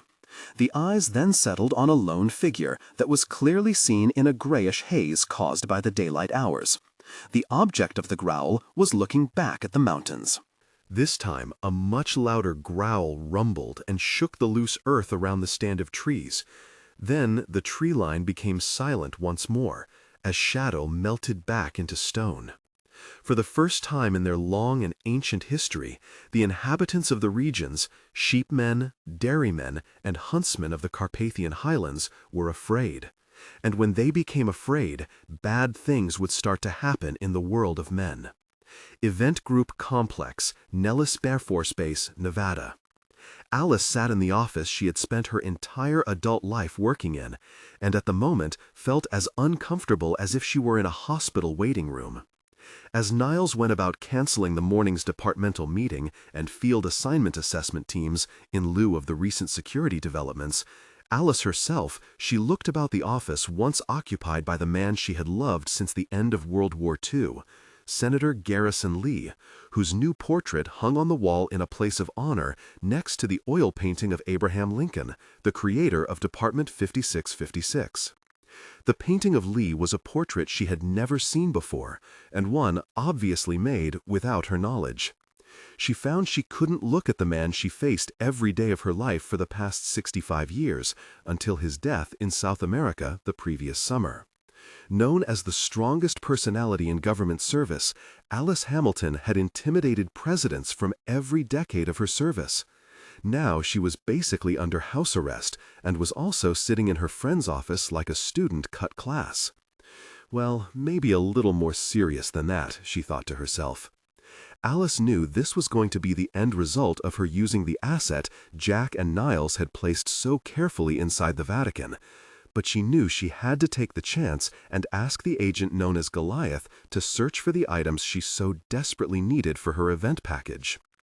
Alice looked up as the double doors opened and Niles Compton, Jack Collins, and then finally Deputy Director of Department 5656, Virginia Pollock, all came in and then sat around the smaller of the two conference tables in the large office of Director Niles Compton.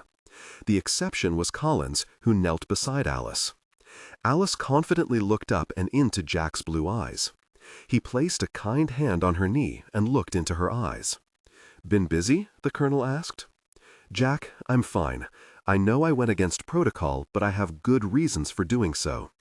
Jack nodded and then straightened. He glanced at Niles, who hit the intercom switch to his outer office. "Please tell the security element of Lieutenant Commander Ryan to go ahead and remove the Europa link from Miss Hamilton's house and then secure the location for hardware removal. Tell Ryan that Pete Golding will be assisting." Niles turned the intercom off and then took a deep breath. Alice would not blink, nor would she shy away from Niles' saddened features. She knew everyone in the room was thinking the same thing, that she had gone over into Alzheimer's land, never to return. In 1947, you and Director Lee forged the rules of secrecy here at Department 5656. In the 95-year history of the event group, there has never been a prosecution for treason or dereliction of duty. Alice hung her head, but when she looked back, the old fire was back in her eyes. Usually, these things are dealt with in-house and never make it to the courts, as you all well know. "This is Alice Hamilton we're talking about," Virginia interrupted. "And in case you hadn't noticed, Niles, she's right here in this room." "If I may finish, Virginia," Niles said as he forced his anger down once again, very mad that no one but he and Jack was seeing that an absolute and serious security breach had occurred. He quickly walked over to his desk and replaced his glasses. "Apologies," Virginia said, and then looked over at Alice, who was taking this thing far better than herself. "Alice, you know as well as anyone in the world what could have happened if the Europa system had been compromised by using her capabilities outside of the complex. I gave permission for your home link to Europa to be made available to you in your retirement, but since you are who you are, a legend here at Group, Dr. Pete Golding didn't place any constraints on your activities at home as far as the use of Europa was concerned. He gave you full access to the Cray system. Dr. Golding and I will discuss this after we are through here. Colonel Collins, your department will prepare an incident report and list Dr. Golding as responsible for the massive security failure. He is hereby suspended from active duty until I figure a way to hang him without actually killing him." Jaws dropped around the table, with again the exception being Jack Collins. "Europa, are you online?" Niles asked, looking at the large 85-inch monitor in the center of the conference room. "Yes, Dr. Compton. List the names of departmental personnel who have signed on to the home terminal of Alice Hamilton, please. Date of user login, 12/30/2013, 1350 hours. Hamilton, Alice, Jean, Executive Director, Department 5656. User login, 12/30/2013, 1415 hours. Ellenshaw, Charles, Hindershot 3rd, Department Head, Cryptozoology. User login, 12/30/2013, 1510 hours. Golding, Peter, Maxwell, Director, Computer Sciences Division, Department 5656. Thank you, Europa. Were there any more names listed as active on the home system of Mrs. Hamilton? No, Dr. Compton. The only other user login was made 6/23/2012. Lee, Garrison, Donner, former Director, Department 5656. With the name mentioned, Alice perked her head up and then looked over at the portrait of Lee, which was staring back at her with that "I told you so" look that always infuriated her. The others felt horrible that the name was mentioned by Europa. They all looked at Alice, who had a change come over her as she straightened in her chair and then actually slid it up and placed her hands on the tabletop and folded them. She looked up at Niles, and the fire in her eyes was palpable. This was the face they all knew from Alice Hamilton. Niles placed his hand on the thick file and then sat down next to Alice. He shook his head and took a deep breath. "Do you see what your persistence in this quest has done? I'm leaving it up to Jack on what to do with Charlie Ellenshaw, but I believe a year's suspension is in order, the same for Pete Golding. Of all the personnel who know the importance of keeping Europa secure, it is Dr. Golding. If the president had a mere suggestion of what happened here, we would all be looking for work, if he lets us off that easy. This is a major crime. You just didn't break a rule. You may have compromised an agent of this department, a man it has taken Jack, Senator Lee, and me 6 years to get into place. I know how long it has taken. It was I who suggested the young man in the first place. Alice, we have a man inside the Vatican archives who may have to cut and run. And that action by a member of the Vatican staff would surely leave the Swiss Guard and even the Italian Carabinieri to conclude that he was an agent. And if they ever found out it was not only an American agent, but a second lieutenant in the United States Army, well, I don't know how the President of the United States could ever explain that one to the Catholic faith. And with the recent religious developments in the world, this country does not need to antagonize another religion. They already think the president is against all religion, which he is most definitely not. This time, Alice did hang her head. The only people who knew about our man in the Vatican archives were Niles, Virginia, me, and you, Jack said. All for a possible event that we have not been able to prove since all of us have been here, Niles said as he opened the folder. The only consensus on that animal in that vault, since the day it was found buried in France in 1918, is that it cannot be real. Our own people believe it was a hoax perpetrated on the people of Bordeaux in 1187. That is the science here, Alice. Even your co-conspirator, Charlie Ellenshaw, doesn't believe an animal like that ever existed. Very it, Niles. Do not dare to sit there and quote me the fossil record data. Was what we found in South America listed in the fossil record? No. Were the animals of the Stikine River in Canada listed in the fossil record? No. And were the symbionts life forms we found deep in the Marianas Trench and the Gulf of Mexico in any fossil record? No.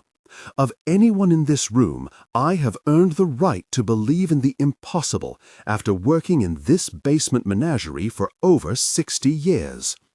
The room became silent as the tension hung in the air between Alice and Niles Compton. It seemed that Alice, who suddenly had come to life and back to the strong woman who used to run the event group like she was Genghis Khan, had been reborn in just the few seconds it took to get riled up after her project was basically called a fairy tale. "I think we need to know what Alice here is subscribing to, Dr. Compton," Jack said, as his curiosity came to full boil when he saw how adamant Alice was. For the first time in many weeks, he was not thinking about the murder of his sister. The Colonel was now fearful that he was losing a great friend, and he wanted to give Alice every break possible and allow her to explain why she would risk so much. Alice, in her compromising of our man at the Vatican, thought she hit the jackpot with what our agent found buried in the archives. Niles chose a picture out of the file and then slid it toward Collins, who picked it up and looked it over. "A dog's skull?" he asked. Alice reached out and removed the photo from Jack's fingers. "No, not a dog, but an exact duplicate of the specimen we have preserved in Vault 22871. Niles, I had convinced both you and Garrison, and now I have the proof. And what's more, I think we may have a real problem with ancient artifacts that have been showing up on the black market." Alice looked at one of her oldest friends. "Niles, you believed in this once also." "Believing is one thing, Alice, but you know we move and act on proof." "Alice, I do believe you. I know the things we've seen here defy description, but I cannot justify an event call based on an animal carcass. I need proof. For right now, the issue is closed. There is not going to be an event declaration on this." Niles saw Alice set her mouth in that straight line that always announced she was about to dig in her heels and not budge while he was pushing. Niles closed the file and then slid the folder down toward where Jack was sitting. "But I will have Jack take a look at your new evidence." Niles nodded toward the Colonel. "He's unbiased and will give you a fair shake." "I have to step back from this call. I do apologize for jeopardizing our agent. But when you see all that has changed in the past few days, you will know why this has to be evaluated immediately." Niles nodded and then smiled. "Your apology still won't save your partners in crime. Niles, leave Pete and Charlie alone. You know how scared they get when someone threatens them, and I did mention a little something about killing them if they didn't help me." Most in the room smiled as Alice finally lightened a little. Even Niles smiled and then nodded. "I'll leave that up to the Colonel also. But I think a little more fright need be placed on those two. Don't you think, Colonel?" Jack raised his brow. "You bet." Alice silently nodded, and then, with a last look at the file in Jack's hands, left the conference room. "So you have believed Alice and her tale of strange animals all along?" Virginia asked Niles. Compton laughed. "After Alice reminded us of what we have run across on our missions, yes, I have always believed. When someone like Alice Hamilton says something is out there, you very well better believe there is something out there." Niles looked at Jack and then smiled wider. "Besides, she needs to sweat a little for placing our Vatican man in danger." "And that's not why we are angry, Virginia," Jack said as he hefted the thick file and stood. "It's that she didn't come to us and tell us she was doing it. Our man is buried at the Vatican archives for a reason, and Alice using him is what we have him there for. She just has to inform us so our young lieutenant can take the appropriate precautions." Both men could see that Virginia, after shaking her head at the two men, was also embarrassed as she left the conference room. As the doors closed behind the nuclear sciences director, Niles looked at Jack with a far more serious face. "Colonel, I'm afraid I have to ask you to postpone your trip to Washington to meet with your contact there about your sister. This," he pointed at the thick folder, "has to take priority. Because if Alice thinks it's important enough to break security protocol over, then we better check it out. And frankly, Jack, I need you here." Niles stood and reached out and hit the intercom. "The pictures that our man at the Vatican took of his tale in Rome, well, Europa got a hit on her identity, and our problem, Colonel, just went into the red. Europa, place the information you received via secure link from Goliath, please." Jack knew his agent at the Vatican, Lieutenant De Silva, was codenamed Goliath. On the large monitor, a picture of a young girl came up. She was beautiful, more of a student look about her than anything. "Europa, have you identified the subject centered on the screen?" Niles asked. "Affirmative, Dr. Compton. She has been identified through facial analysis derived from photos and cross-referenced with the CIA Ice Blue program at Langley. The subject's name is Micah Soretskin, a Russian-born female of Jewish heritage now living in Israel. Employment verification through the offices of the National Security Agency listed as intelligence gathering, Mossad." "Well, that just about does that," Collins said as he realized they had just lost their cover inside the Vatican archives. Mossad. Jack knew the Israeli intelligence arm was one of the best in the world. How in the world did they tag him? "We need to get Everett to Rome and prepare to bring our operative out of the Vatican." While Carl is in Italy, Niles tapped the file folder with Alice's evidence. "I need you to look through this with a fine-tooth comb and see if there's anything else that has been compromised over this. And also check Alice's evidence and see if there's anything there we can move on." Jack knew the request by Niles placed his personal investigation into the murder of his sister on hold. He looked at the file in his hands. Why is she so obsessed with that very vault? If Sarah hadn't told me about the thing inside it, I would never have known it was even there. Jack, she didn't believe it either for the first few years she worked here. But she slowly became obsessed with the cryptozoology issues as far as animals walking upright were concerned. Walking upright? Jack pulled the picture of the skull received from the Vatican archives and looked it over. She believes this thing walked upright? That's not only her belief, but, gosh, Niles started but looked embarrassed. I believe it too.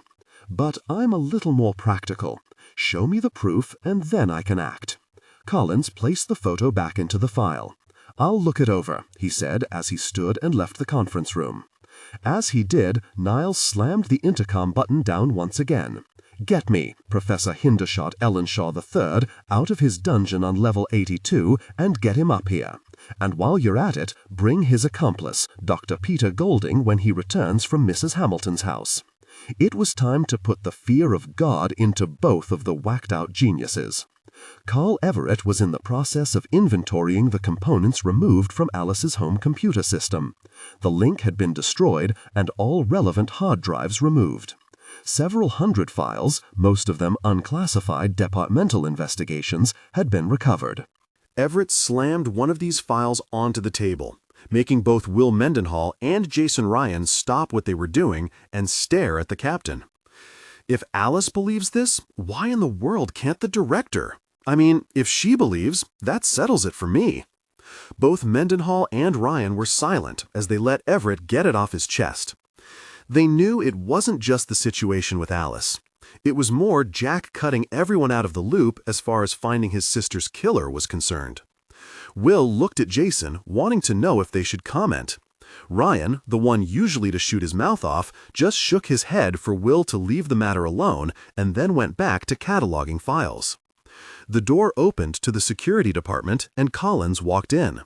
He looked at the mess on the large table as everything event group related had been removed from the house on Flamingo Road. Jack reached out and slowly picked up an 8x10 photo of Garrison Lee and Alice at a small birthday party. Alice had her arm around Garrison and was kissing his cheek. The eye patch was askew and his face held a picture of pure annoyance as he was smooched by his longtime love. Collins swallowed and then placed the picture and frame back down. He tucked the thick file folder that once belonged to Alice Hamilton under his arm as he faced Everett. "Mr. Everett, get to your quarters and pack. Europa will have State Department identification waiting for you. Get to Nellis. Ryan, you will fly the captain to Rome." Everett looked at Jack and knew what was wrong. "So, the rumor is true. Goliath has been compromised. It's a fact?" Carl asked. "Get there and get him out. No computer communication or cell phone. Make contact and get him to the plane. Access the situation, but more than likely you'll have to pull him out." Jason looked at Everett first and then nodded his head.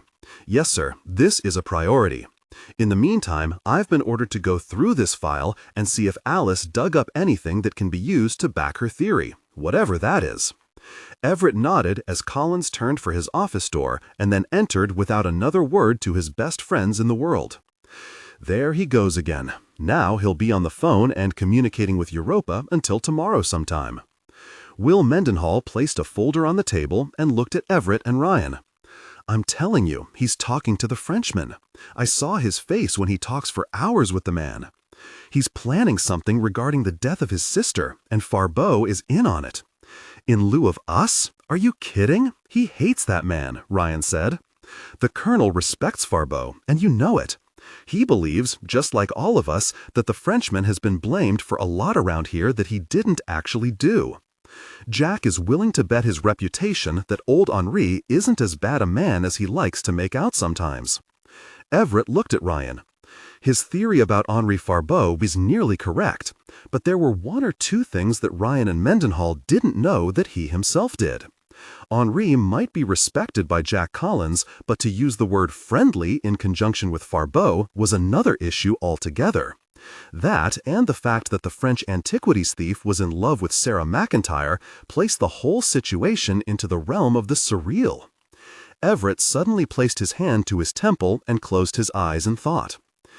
Mr. Ryan, I see a Learjet 6022 executive heir in your near future. Ryan nodded and smiled at the way Carl had closed the conversation about Jack. Shall we go to Rome, Captain, and leave this peasant Mendenhall to cover us while we vacation? Everett smiled for the first time in hours. Yes, let's do. Leave the army peasant to do the easy work while we toil away in Rome. You guys can kiss my... At ease, Lieutenant, and get to counting, Ryan joked as he cut off Mendenhall's curse. Both he and Everett left the security office as Mendenhall tossed a pencil at Ryan. Rome, Italy. Mossad Major Micah Soritskin had retraced the American priest's steps back to the cyber cafe he had used on no fewer than 3 different occasions. She had first used one, and then 2, and then finally the 3rd computer she had noted the young priest had used during his visits.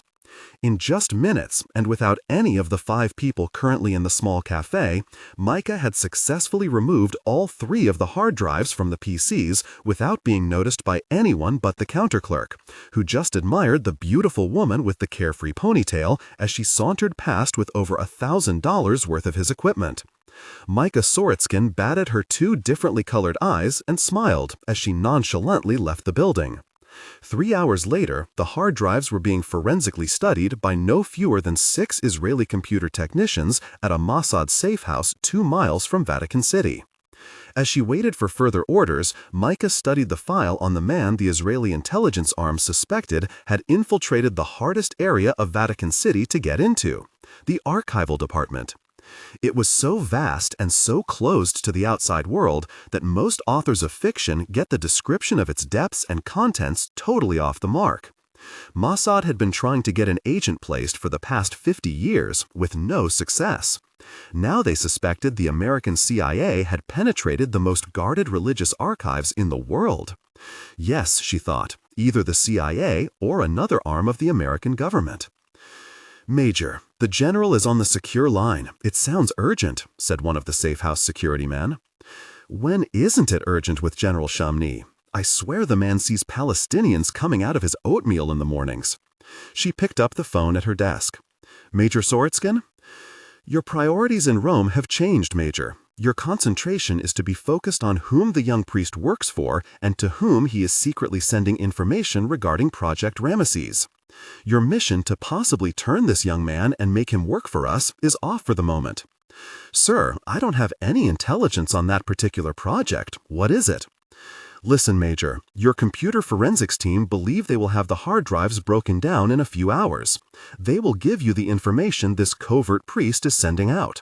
We want that information, and if it leads to certain sensitive projects, we will have to act and act strongly in defense of Israel. Is that clear? No, General, not at all. Major Soritskin, I am ordering you to pack your bags. You are hereby on alert for assignment change if and when we find out if Project Ramesses is compromised. I am sending Lieutenant Colonel Ali Ben Neven to debrief you and to evaluate the importance of this young American. He will take command of the station when he arrives. General, that religious zealot can only mess this up. I want him. Micah leaned forward with a slap onto the file compiled on her American priest. General, I have been working this man for the past year, and I'll be very... The silence on the other end of the phone told the Mossad intelligence major she was talking to no one. The general had given his orders and had nothing else to say or hear. It was just that simple. Micah hung up the phone as gently as she could to control her need to throw the instrument through the window. Gosh, she said with her one green and one brown eye, and then, not being able to contain her anger at the obvious misstep by her superiors any longer, the major slapped the desk and then angrily slid the file she had put together piece by painstaking piece on the actions of the archival priest off her desk and onto the floor. "Are you all right, Major Soretskin?" one of the technicians asked, looking around nervously at the scattered file. "I hate this very job sometimes." Dacian Hot Springs, Romania, edge of the World Hotel and Resort Casino. Yana Zvayek and Gina Luvinsky sat at one of the 2,000 tables inside the massive restaurant named Vlad's. It was a name that Vayek absolutely hated but had no choice in using. He didn't consider it very good advertising for one on the world's foremost kitchens to be named after Vlad the Impaler. They were going over the recent wine, liquor, and food delivery. The food and beverage manager had just taken away a large folder of added expenses for the long weekend planned before the private grand opening. "Mr. Vajik, you have a visitor here to see you, sir."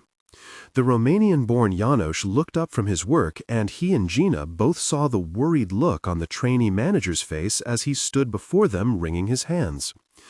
"Well, bring them in," Vajik said in annoyance. The man looked back through the large plate glass window that separated the giant restaurant from the large bar.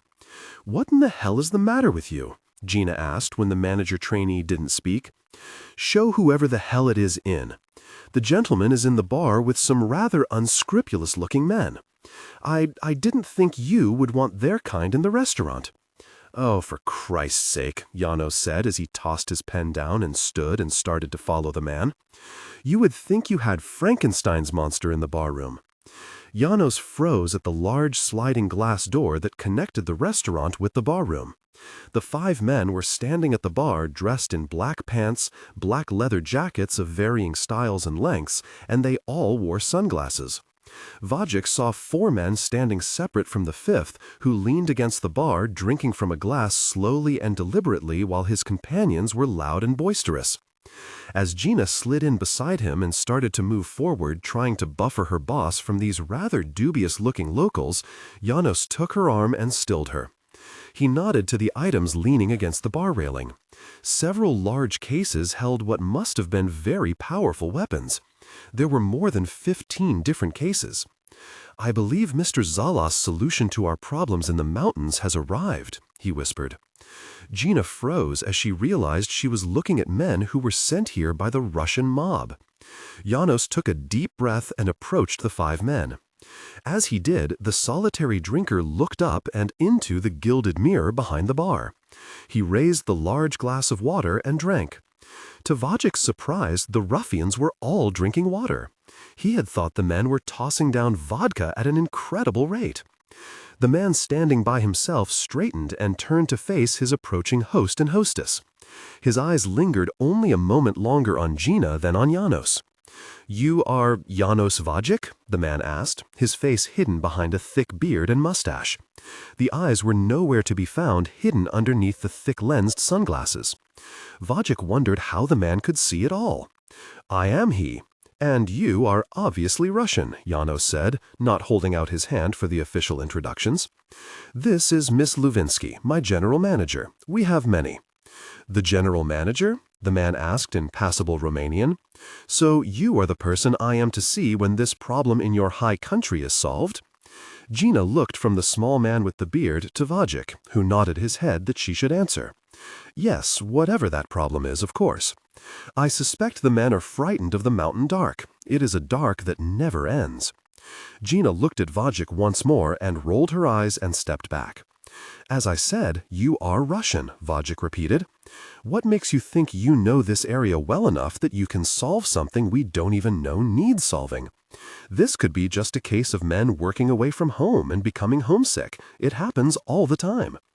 The man reached over and retrieved his black fur hat and then placed it on his head. As you said, I am indeed Russian, but my companions here are not. They are Romanian, like yourself and Miss Levinsky here. They are all former Departamental Secretariatii Statatii, the now defunct Department of State Security. All of these men used to work directly for President Nicolae Ceausescu. I admit that they failed to protect him in the end, but then again, it wasn't really their job. What they do is special. These men, like me, hunt for a living. I admit that we usually hunt men, here the small brute smiled for the first time, but we can be persuaded to hunt myths and legends, or just see if every Romanian worker is scared of the darkness. I take it you will start your search in the high country above Dracula's castle? The men all smirked at the name of the project they were sent here to protect. That is our concern, not yours, the large Russian said, as he reached over and gathered 4 of the gun cases and slung them over his shoulder. Well then, I guess we'll leave it to you to do whatever it is you do, Janos said as he half-turned and then stopped. By the way, my friend, I wouldn't advertise the fact that these idiots used to work for one of the largest mass murderers in Romanian history if I were you. Or there may be 5 more men missing in the high country. Nicolae Ceausescu wasn't too popular, even in an inaccessible place like this. A lot of people are still angry at the deaths he caused just to remain in power, like another country I could mention. Janos Vodzik couldn't help it. Romanian citizens just weren't that fond of their former partners in communism, and he had to get in a dig at the small man for his country's transgressions against his nation. The man just smiled and then moved toward the door. The main cable cars are now functional and moving up the mountain, so that will save you time in your climb to the castle. At first, both Janos and Gina thought the man was going to leave without comment. To Gina's information, then the man stopped amid his companions and they all looked back at Janos and Gina. No cable cars and no hot meals at the castle. We will walk, study, and learn more in our travel up the mountain than you have ever known about this region in your years of building here. No, we walk.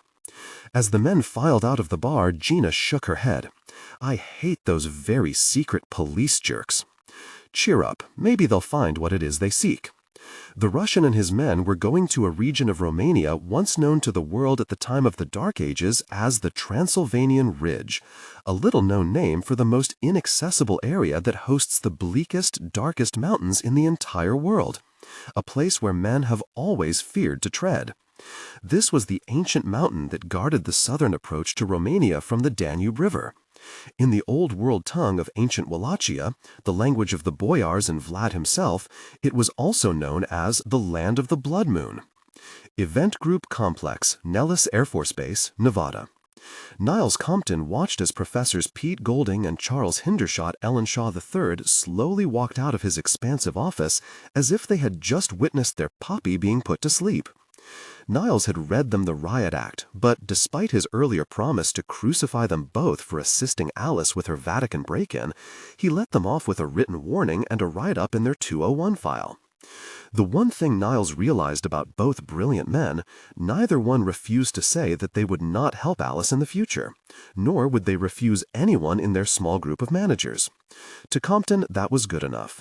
He allowed them to leave with the warning to stay clear of Colonel Collins for a while, and it was that alone that hurt their feelings more than anything. After his punishment had been meted out, Niles turned and went back to his desk. He looked down at the forms on his otherwise clean desk, and then he threw off his glasses once more and placed his hands so they covered his face as he realized how badly he had hurt Alice by his refusal to move on her event. He just hoped Collins could find something in her files to help him help her. Niles needed Jack Collins to help him find the provenance to move on this possible event. If not, he would seriously have to consider retiring Alice Hamilton. And that would eventually lead to Niles Compton resigning from the group. Jack Collins looked up from his chair at a small table inside the group's single place to relax and have a drink after their working hours. The Ark, named after Department 5656's most prized and the very first artifact ever collected by the event group in 1864. Jack reached for the cup of coffee he had allowed to go cold in front of him. He closed his eyes and then pushed the cold coffee away. He reached out and opened the thick folder, and what Alice thought was evidence of either a lost or extinct animal or proof of a massive hoax perpetrated by a long-ago prankster. The first picture he saw was the photo that had been forwarded through their man, Second Lieutenant da Silva, inside the Vatican archives. He examined the skull and read the exhibit note under the skull. Specimen, excavated in 1567 near Venice, Italy. Skull recovered from ruins of estate owned by Roman senator Marcus Palaternus Tapio. Collins then picked up Alice's notes on the Italian find. He noted that the report had been written in 1966. After exhaustive on-site research and unauthorized archaeological digging, it is concluded at this time that Roman senator Marcus Palaternus Tapio was indeed a Roman senator from year AD 19 to 27. Further research has shown that Senator Tapio was also a military leader who achieved the rank of centurion before family wealth pushed him into the Senate and the life of politics. Further notes, as more information becomes available as to Marcus Palaternus Tapio's military campaign assignments, it must be noted that the animal skull, which I believe to be a species of large timber wolf, may have been a gift to Tapio when he was a senator. However, it is my theory that Centurion Tapio, not Senator Tapio, recovered the skull on one of his many military excursions for Emperor Augustus Caesar. Collins shook his head after reading Alice's beautiful handwriting. He once more looked at the picture of the wolf skull that for some reason the Vatican archives, or maybe even the Pope himself, had sealed away and buried among whatever else they had hidden from the rest of the world. Jack was ready to close the folder and head for the Europa clean room to better understand what it was he was supposed to be reading, when a small padded plastic box fell out of the thick file. Collins picked it up and examined it. The case contained a small chunk of stone. It was only 7 inches square and looked as if it were a carving of some kind. Jack read the words on the tag that had been attached to the plastic box since 1949. Recovered by Senator Garrison Lee the night of April 1, 1949, aboard the vessel Golden Child inside Hong Kong Harbor. Special note to self: the bone inside the relief has been proven to contain residue of bone marrow. Must have further analysis done to determine gene structure when and if possible. Jack examined the piece of stone. He turned it over in his hand and then once more. The piece looked as if it had been broken from something far larger, and what was the most amazing thing about this small stone was the fact that where the break in the stone had been severed from its parent stone, to his astonishment, there looked to be a bone underneath the broken area of petrified skin and hair. What in the world? "Can I join you?" Collins had been so intent on studying the small piece of stone that he failed to see Sarah McIntyre walk up to his table. He smiled at her and then self-consciously slid the small stone back into the file folder. He looked Sarah over. She was wearing her blue military jumpsuit. Jack held Sarah's eyes for the longest time. He knew the confrontation was upon him over the non-use of event group personnel in the search for his sister Lynn's murderer. The real conversation with Sarah would not be just the exclusion of his friends in his personal search for killers. With Sarah, it was her relationship with one Henri Pharaoh. The man had been a pain in the side of every event group security director since 1992. Garrison Lee announced before his death that the Frenchman was a direct threat to the security of the United States due to his proclivity of stealing the world's heritage. The problem with Sarah was that she had become attached to Pharaoh in a special way. Without moving, Jack lightly kicked out the chair opposite him with his shoe. The invitation to sit was offered. Sarah kept her eyes on the man she had fallen in love with the first time she had seen his gruff exterior. The small scars etched on Jack's face like a road map declared to anyone who met him that yes, indeed, Colonel Jack Collins had done his thing for king and country. She slowly slid into the chair. Jack watched Sarah as he moved Alice's thick file aside. "I thought you were teaching a class at 5 this afternoon," Collins asked. "I had my assistant take it for me. We need to talk about Henri." "I don't think I want to discuss the Frenchman at the moment, short stuff. Whatever the reasons you may have for wanting to help him is your discussion. Because the man went to Mexico and saved my life, and I ask you for a favor that shouldn't have been asked, and you allowed Henri to escape? For me, I appreciated it, but all you had to say was no. And now—" She stopped and rubbed a small hand over her face, and then slowly looked into Jack's blue eyes. "You didn't even do it for me. You did it because you need him. You didn't let him go because he saved my life, Jack. You let him go because you need him more than you need us to find Lynn's killer. How's that for a forensic analysis?" Collins didn't respond. He reached out and took the thick file folder from the tabletop while pushing his chair back. "We just want to help, and I deserve to be let in. I think we need to be somewhere we can discuss this in private." With that, Jack took Sarah by the arm, and instead of going out the front door, Collins escaped with his charge through the back. 7 hours later, Jack awoke. Sarah was lying next to him, and he couldn't help staring at her sleeping form. Collins had just broken a cardinal rule of the group, and especially the military. No private liaisons will be tolerated at the complex, and surely not with a junior officer, as Sarah was. As he looked at Sarah, he knew there were no rules when it came to the small geologist. He knew he had been far too hard on her, and he also knew there was no way around it. He loved the woman sleeping in his bed more than anything in the world, and he didn't know how to handle it. He studied her breathing and smiled when she snored a second, rubbed her nose, and drifted back off. Jack had relented as far as Sarah was concerned, but he wouldn't give an inch as to allowing the men and women of this group to become entangled with what he knew he had to do in regard to his sister's mysterious killing. He wouldn't involve them in murder, and that's what Collins knew it would come down to. People who murdered CIA personnel rarely, if ever, made it to trial. This was Jack's plan, and the reason he was using the talents of Henri Pharaoh to gain access to the seedy world of double agents. If anyone knew how to catch a rat in the cupboard, it was another rat who wanted the cupboard all to himself, and that was the Frenchman, Colonel Henri Pharaoh. Collins leaned over and kissed Sarah on the forehead.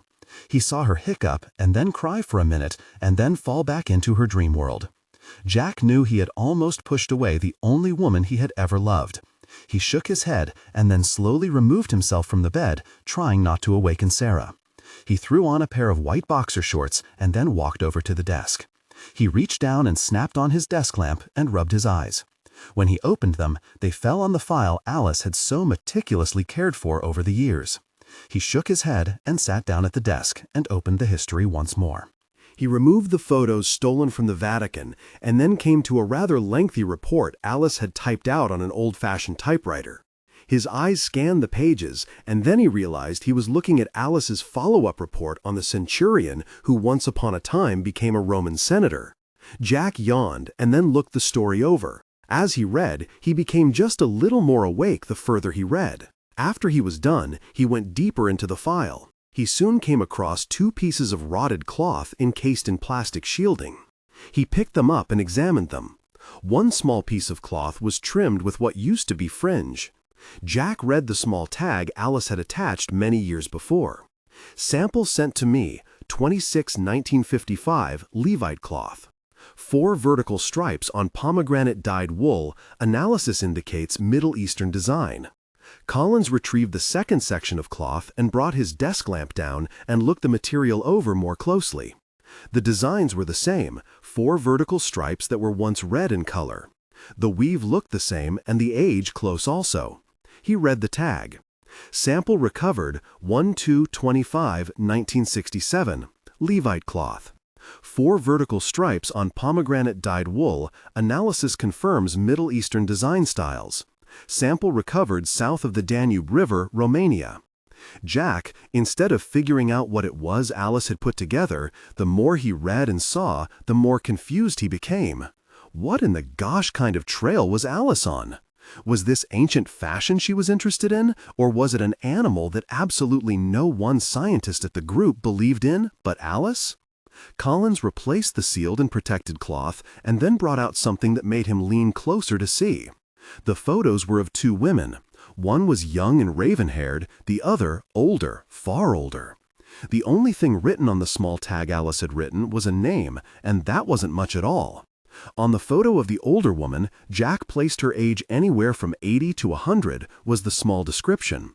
Madame Ludvina Korveski, Gypsy Queen, approx age 110 years old. Granddaughter is Leah Korveski, heir to the Eastern European gypsy hierarchy. What in the gosh is this? Jack mumbled to himself. Gypsy queen? What are you getting at, Alice? Jack placed the photos back in the file and then picked up the next typewritten notes.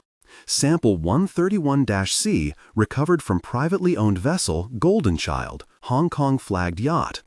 Item recovered from vessel after said vessel was destroyed by sabotage the night of April 1, 1949 by Garrison Lee, General United States Army, retired.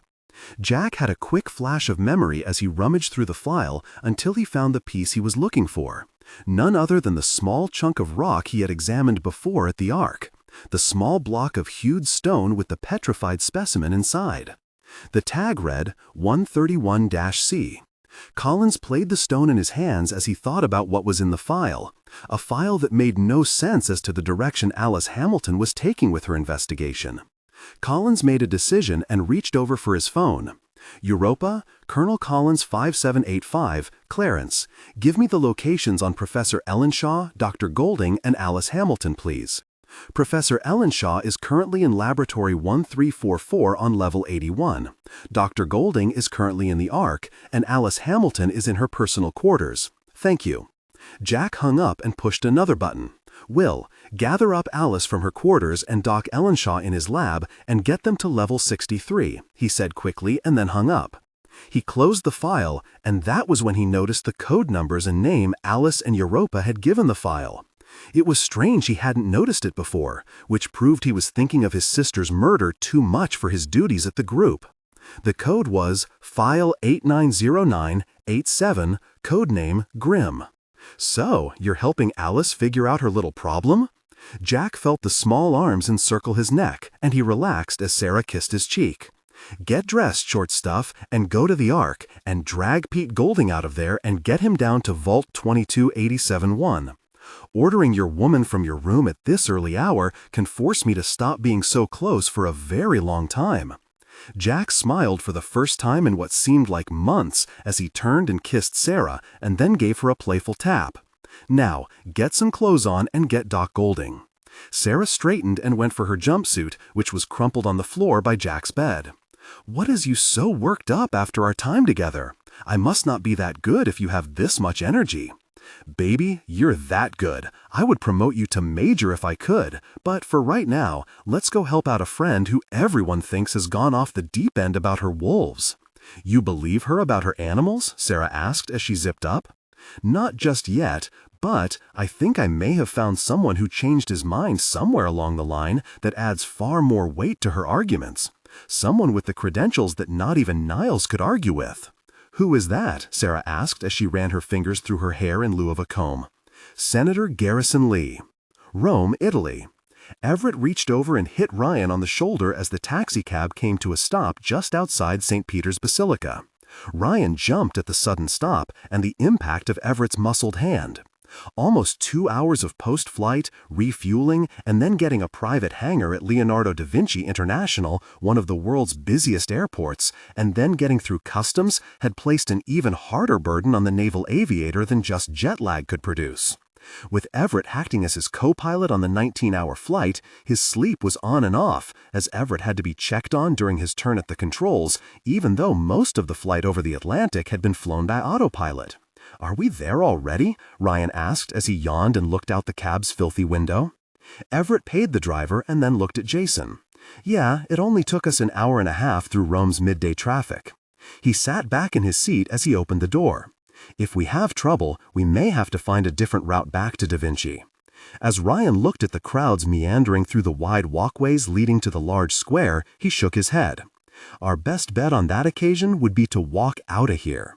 Everett nodded that he thought Jason was right. Well, maybe we're just being paranoid about life in general lately. Let's go get our boy. The 2 U.S. Navy men stepped into the thickening mass of humanity on their way to find their Goliath. Micah Sorotskin watched as the young American priest sat on the steps in front of the basilica. His long black robe was easily played out at his sides as he opened his brown paper lunch sack.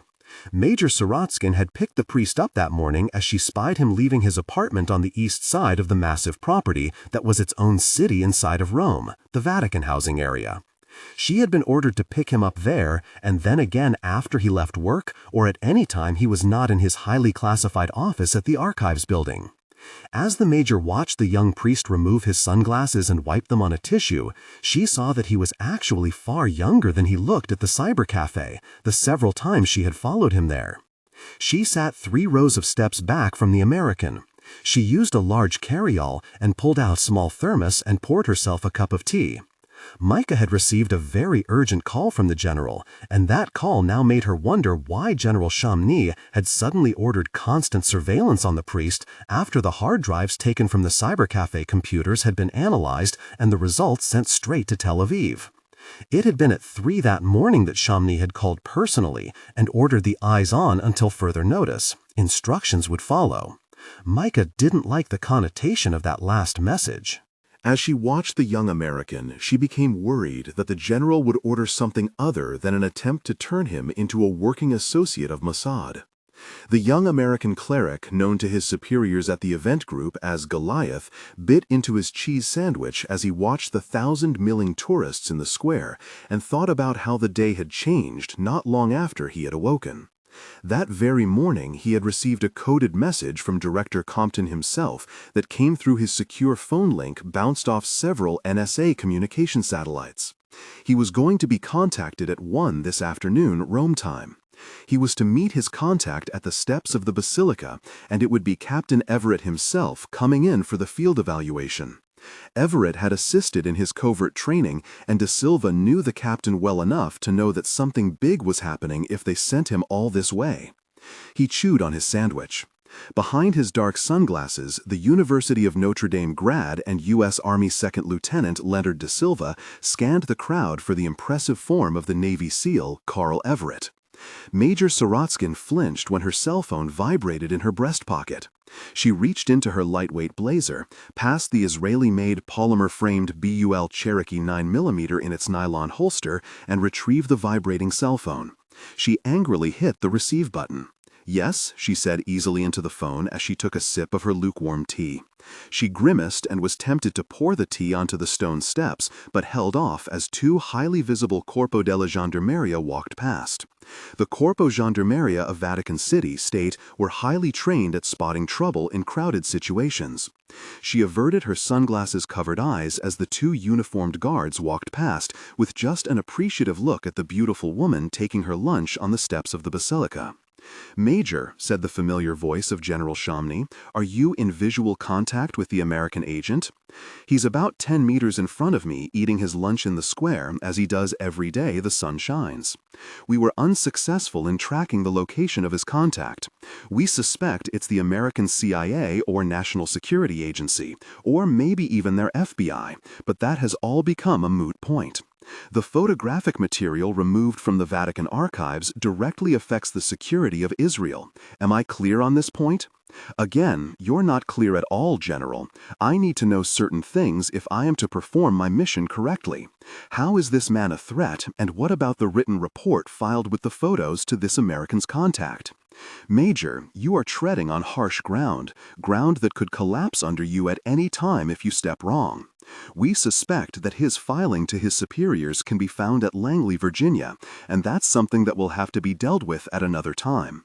For now, the American priest is to be brought into the Rome safe house as soon you can safely commit to the act, and once there, you and the American can be debriefed by Colonel Ben Nevin. He will burn all evidence of this priest's activities, and that report filed with the photographs is to be burned. Are you the only person at the safe house to have read that particular report? How can a report filed by a Roman officer be of any consequence to our security?" Micah knew the answer involved Operation Ramesses, and she also suspected that the general knew she knew. Ben Nevin will burn the documents and close the safe house down, and then your mission in Rome will be complete. If need be, the American will be brought in for more detailed questioning. Sorotskin could not believe what she had just heard. Brought in, she asked on the secure cell link through an Israeli satellite. I have a chance to turn this man. That's what I do. Counterintelligence, not snatching an unofficial Allied agent off the street inside a friendly nation. Major, that harsh ground I mentioned to you earlier is starting to cave in as you speak. The American has learned of a key piece of Project Rameses and cannot be allowed to connect that piece with any other that may have surfaced. And we must know what else he has uncovered. And don't even ask about the project. It's 1,000 miles above your and also my pay grade. Clear? Silence from Major Sorotskin's end. Colonel Ben Nevin has been on site for an hour, and our American spy is being tracked as we speak. You will call from the safe house and let me know when Ben Nevin starts his debrief of the American. Nothing is to happen to this boy. Right now he is valuable for what he may know. And more to the point, Sorotskin, there may be elements inside our own government, far more hardline elements, I may add, that want what the Rameses project represents brought home. Get him to the safe house and the Prime Minister has guaranteed his safety. General, I have your word no harm will come to this American operative. Major, the naivete of that question is why I think your future is destined to be outside Mossad. Maybe I was wrong for handpicking you, and that a transfer back to Army intelligence would be best for your career. They are a little more suited in playing fair with the other kids on the block. We are not. But we do not kill Americans when it is avoidable, and this is one circumstance where it is still avoidable with your cooperation. The phone went dead. Sorotskin looked at her cell and then angrily closed it as she glanced up and saw the priest placing the remains of his lunch into his brown bag. Her differently colored eyes quickly scanned the area closest to the American, but could see no familiar faces, and the pinched face of Ben Nevin was easily seen and remembered. Micah, like most field agents, absolutely hated men like the colonel, due to the fact that they are blinded by the religion they profess to believe in. Men like him have slowly been weeded out of Mossad, and mostly from political office, thanks to the young people's trend toward voting for national security over religious heritage. The black-robed archivist got to his feet and fastidiously brushed at the dust on his behind. Micah saw the two men too late. One bent to a knee and tied a shoe that needed no tying, and as she watched, a second, smaller, dark-haired man in a polo shirt held up a map and asked the priest a question. Sorotskin saw the American point to the streets to the south, and then the man with the map pointed in the same direction.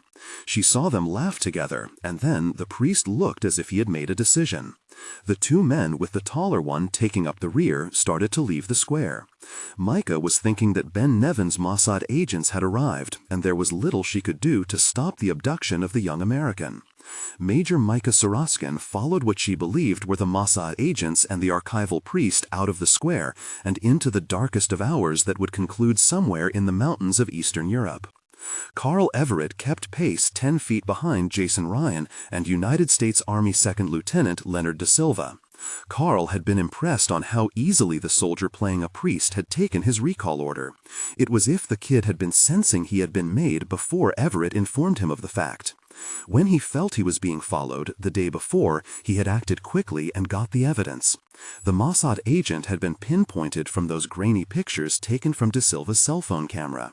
Underneath the desert sands of Nellis Air Force Base, it had taken Europa all of 10 minutes to nail her real identity as an agent for the State of Israel. As the three wound their way through the midday crowds around St. Peter's, it was Everett who was the first to feel the prickling at the back of his neck. As he scanned the area through dark sunglasses, he saw first Ryan and then Da Silva become aware of the same feeling.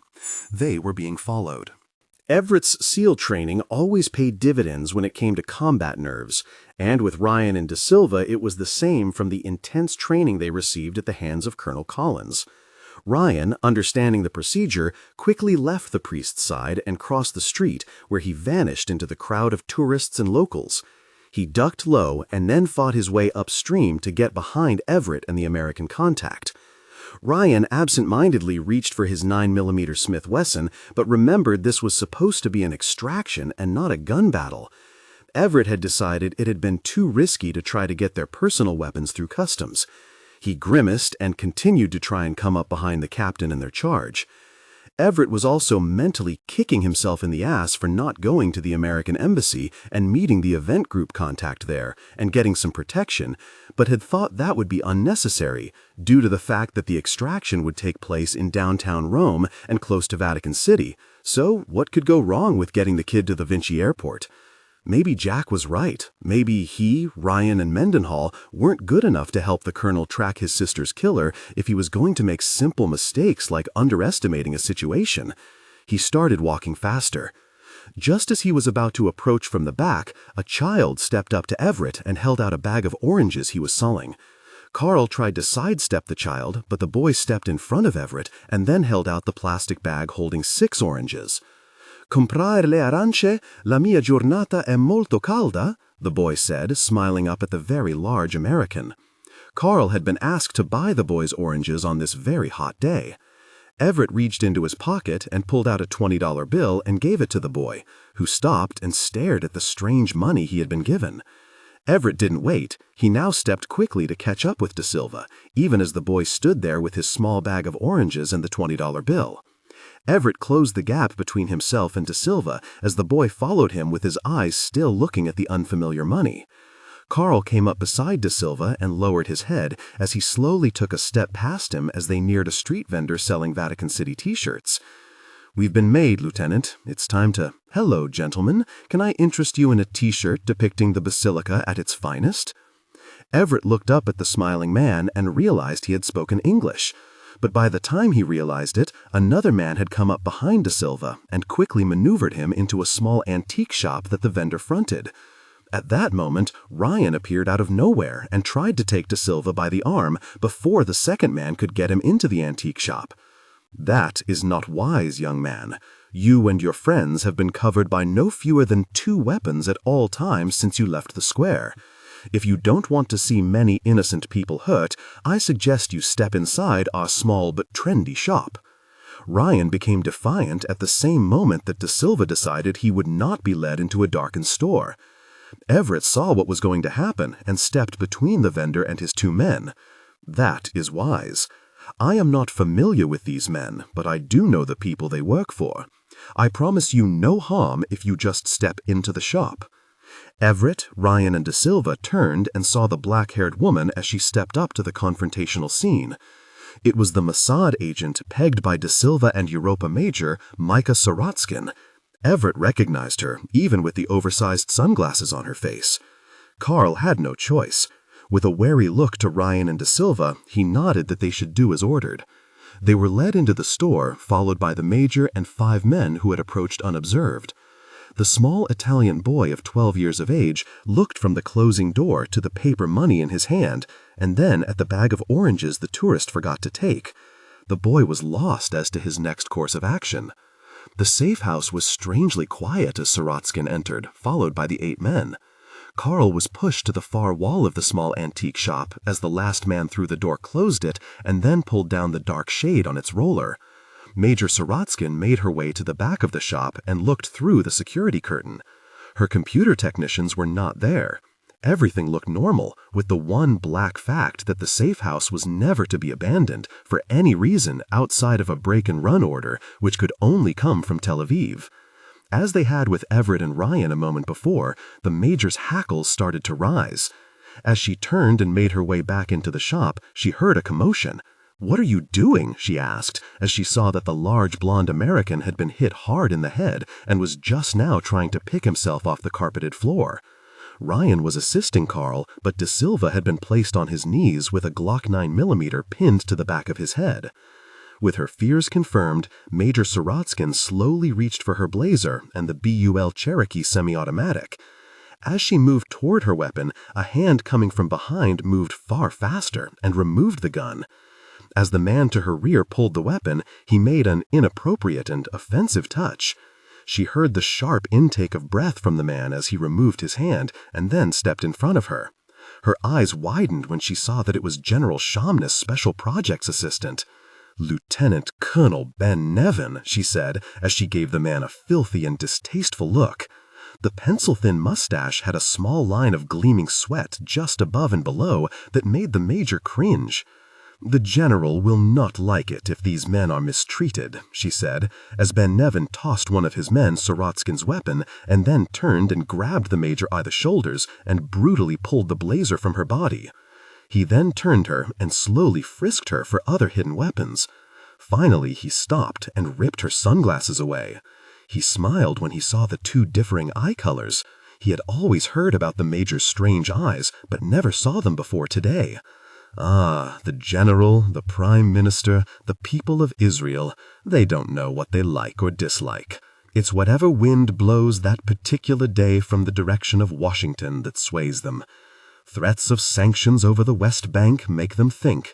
The prospect of defense cuts from America gets them thinking even more. But saving the heritage of the people? Nah, can't be bothered with that. No, no, no. He said as his hands made their way to the front of her pants, making the major jump and scowl at his treatment of an agent from his office. She realized something was very wrong at the safe house. The colonel conducted a highly inappropriate and invasive search, and when he was satisfied that she carried no throwaway weapon, he smiled, continuing his offensive conduct. Everett watched as he was helped to his feet. The blood that coursed down the left side of his head slowly made its way to his jawline. He shrugged off Ryan's helping hands as he watched the strange confrontation in front of him, a conversation that wasn't going this raven-haired woman's way at all. "Where is my safe house team?" she asked, as she squeezed her eyes shut as the colonel completed his frisking of her. He removed his hand and then winked at the major. "I'm afraid they have retired while still on active duty, along with the agents that General Champney had sent in to debrief this American spy."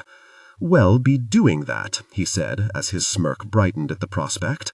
"My specially chosen men are good at recovering data from the human element." "This is treason, Colonel. General Champney will come after you like no agent in Mossad history. I had 5 brilliant technicians here.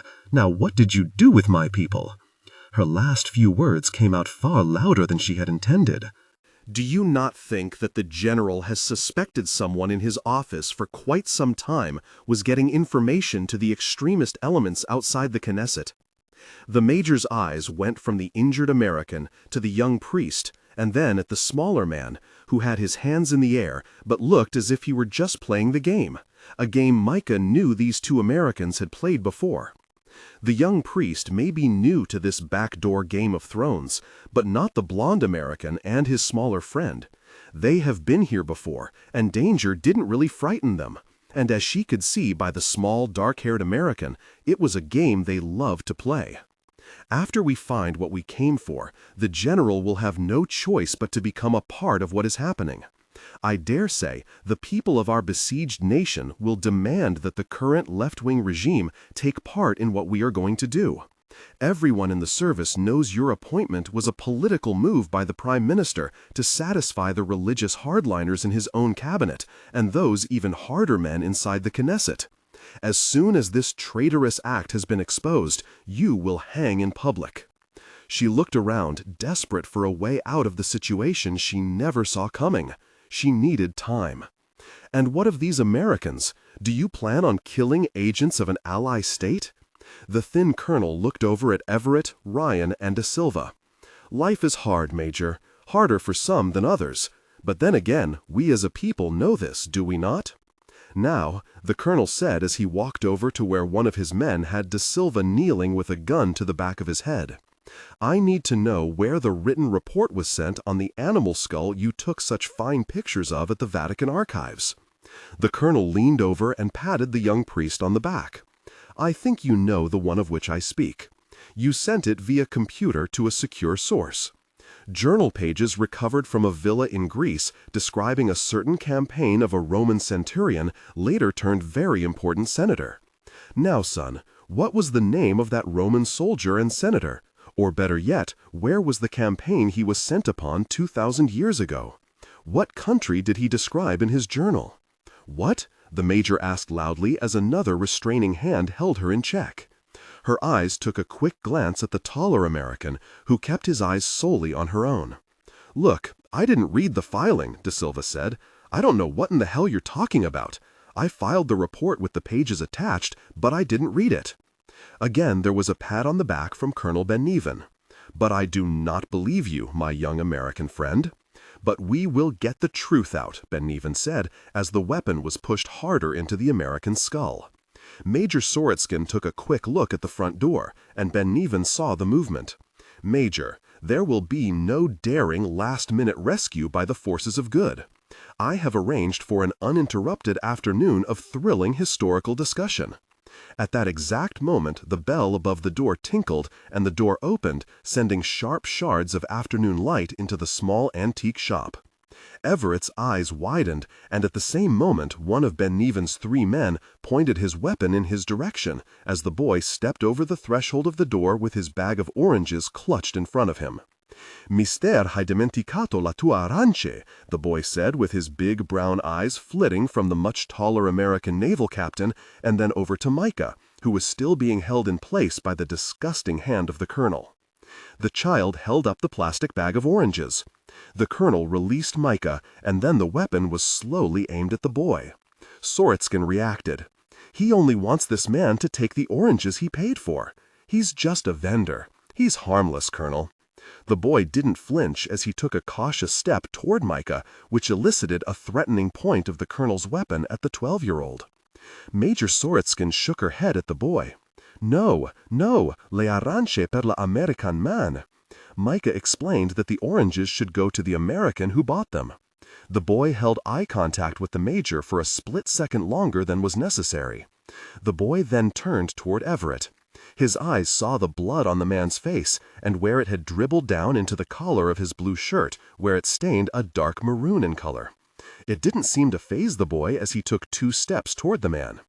Everett felt the gun leave his back and knew his guard was going to shoot the boy.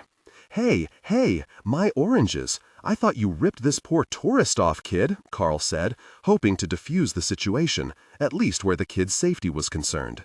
He felt the gun lower somewhat as Everett reached for the small bag of oranges. As he reached, he saw the sparkle in the 12-year-old's eyes and then the small smile that only the captain saw.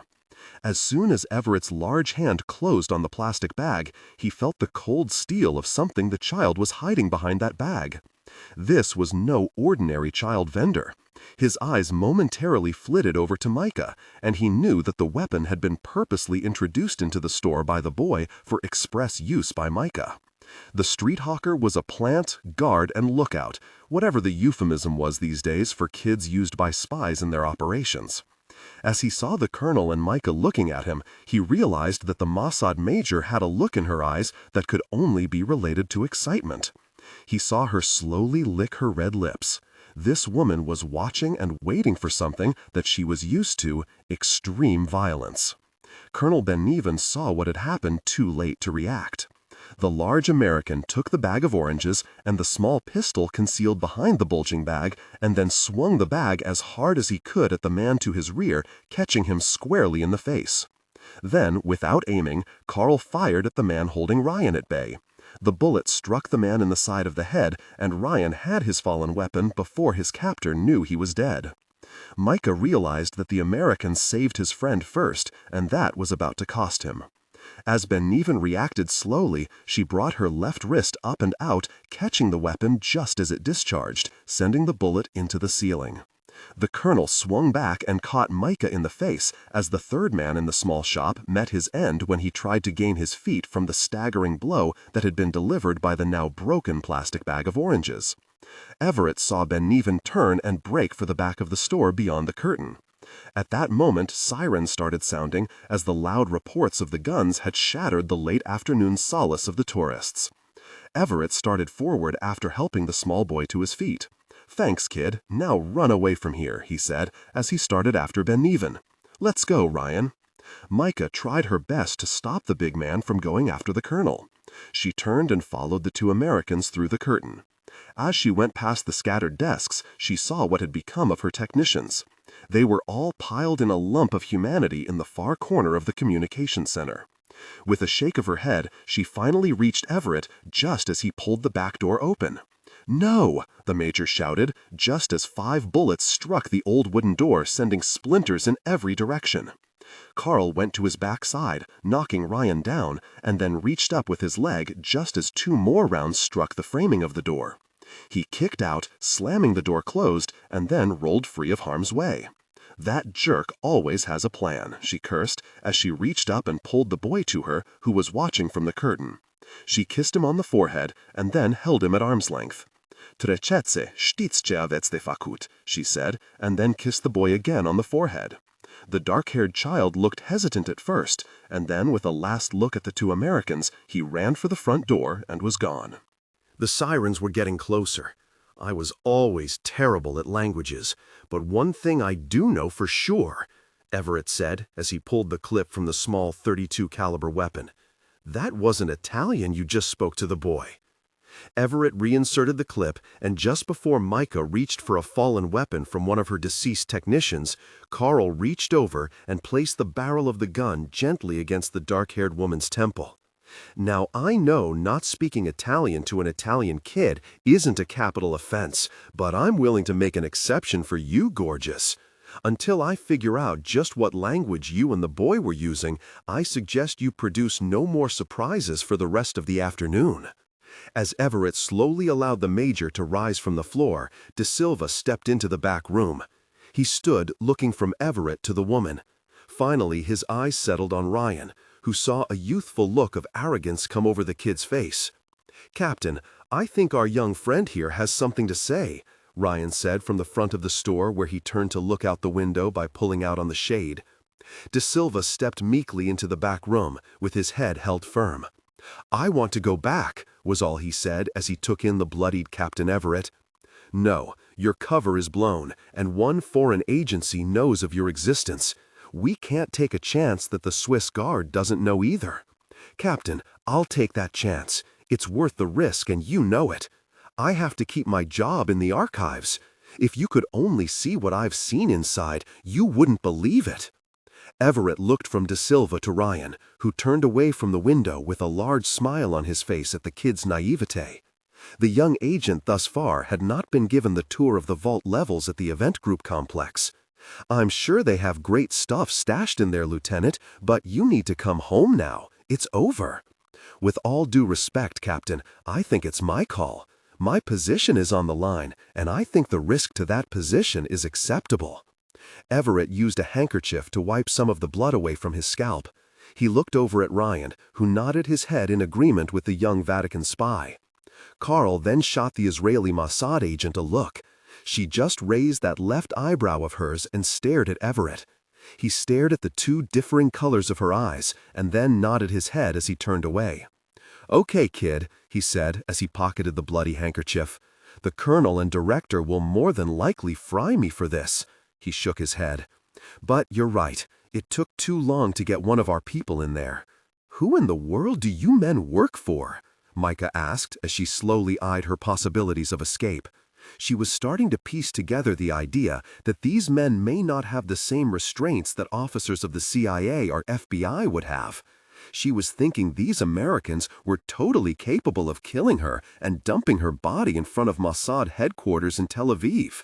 Yes, she thought, these men worked for someone other than an intelligence agency. "We happen to work for people that don't like ambushes, Miss Sorotskin," Everett said as he reached out and removed the Glock 9mm that De Silva was holding. "And how do you know my name? My own people don't know me for the most part.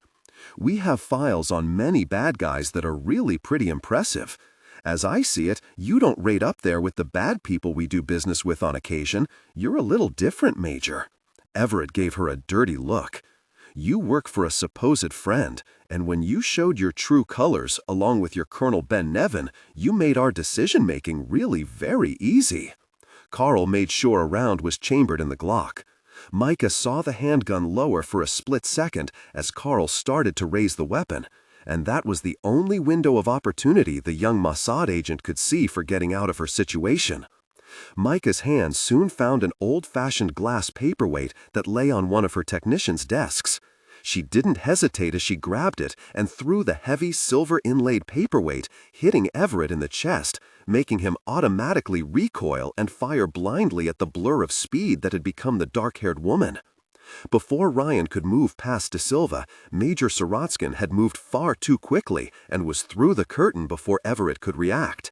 He intentionally shot wide of his mark, as he never wanted to kill the young woman. The round went through the flapping material of the curtain. The three men all heard the bell above the door jingle, and then there was silence. The sirens drew closer to the small antique store. "Gosh, I lost 2 hostile agents in one day, and now can't prove anything," Everett said as he looked over at De Silva. "And now I'm going against orders and sending a kid back to face one of the harshest security teams in the world at the Vatican." Carl slammed the slide home on the reloaded Glock. "Yeah, this is a red banner day for the Navy, Mr. Ryan. I'm beginning to think Jack's been right all along," he said as he pushed De Silva toward the back door. "About what?" Ryan asked as he placed his head out the door and looked to make sure the crazy Mossad colonel wasn't lying in wait for the 3 men. "That he would be better off hunting his sister's killer without us being in his way." "Nonsense. He needs us," Ryan said, looking back momentarily to make sure the captain heard what he had to say. "Now, I suggest we get this young man back to school at the archives, and we get out of here to try and explain how an ally state tried to kill us all." Everett nodded his head and then thrust his right hand out for De Silva. "Lieutenant, it will be noted for the record you refused to leave the post you were assigned." "Thank you, Captain." "Good luck, Lieutenant," Everett said as he released his hand. Then he watched Ryan do the same. "Good luck, Army," the naval aviator said, shaking De Silva's hand. "Thank you, sir." Both Jason and Carl watched the boy leave through the back door after checking right and then left, and then one last look back at his 2 superior officers with a smile. "The colonel does know how to recruit, doesn't he?" Everett ignored the statement, not wanting to admit that Collins could do anything right, at least for the moment. "Let's get the hell out of here." Carl looked through the curtain toward the front door. He saw the milling crowd gathering outside. "What are we going to do about the woman and that crazier-than-a-gosh-house rat Mossad colonel?" Ryan asked as he held the back door open for Everett. Carl stopped in the doorway, looking straight ahead. The Navy SEAL captain moved his head ever so slightly toward the interior of the safe house. "That colonel needs a little bit of killing done to certain areas of his body, but the girl? I don't know. There's something not right there." Ryan saw Carl smirk for the briefest of moments, as if he knew an inside joke he didn't. He heard Everett's explanation as he started to run slowly down the alley. "Her, I just want to talk to." Southeast Romania, Dacian Hot Springs Quadrangle. The British-made Land Rover moved slowly up the winding road that twisted in and out of sunshine to darkness 2 miles above the newly built attraction below, Dracula's Castle. The 2 teams of armed men wound their way through the second small village, and the lead vehicle pulled to a stop. The leader of the motley group of huntsmen stepped from the vehicles and stretched as he took in the craggy rocks that lined the drive for the next mile up the side of the mountain to a spot that was rumored to be home to one of the hardiest groups of shepherds in all Romania. The Patinas Pass was a rugged but beautiful area that is usually not traveled by anyone outside of the tight-knit peoples of the high country. The tales of the Carpathian Mountains always fall far short in the description of the area. The young agent thus far had not been given the tour of the vault levels at the event group complex. "I'm sure they have great stuff stashed in there, Lieutenant, but you need to come home now. It's over." "With all due respect, Captain, I think it's my call. My position is on the line, and I think the risk to that position is acceptable." Everett used a handkerchief to wipe some of the blood away from his scalp. He looked over at Ryan, who nodded his head in agreement with the young Vatican spy. Carl then shot the Israeli Mossad agent a look. She just raised that left eyebrow of hers and stared at Everett. He stared at the 2 differing colors of her eyes, and then nodded his head as he turned away. "Okay, kid," he said as he pocketed the bloody handkerchief. "The colonel and director will more than likely fry me for this." He shook his head. "But you're right. It took too long to get one of our people in there." "Who in the world do you men work for?" Micah asked as she slowly eyed her possibilities of escape. She was starting to piece together the idea that these men may not have the same restraints that officers of the CIA or FBI would have. She was thinking these Americans were totally capable of killing her and dumping her body in front of Mossad headquarters in Tel Aviv. Yes, she thought, these men worked for someone other than an intelligence agency. We happen to work for people that don't like ambushes, Miss Sorotskin, Everett said as he reached out and removed the Glock 9mm that De Silva was holding. And how do you know my name?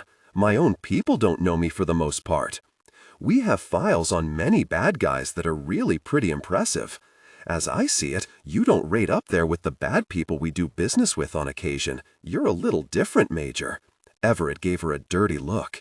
You work for a supposed friend, and when you showed your true colors, along with your Colonel Ben Nevin, you made our decision-making really very easy.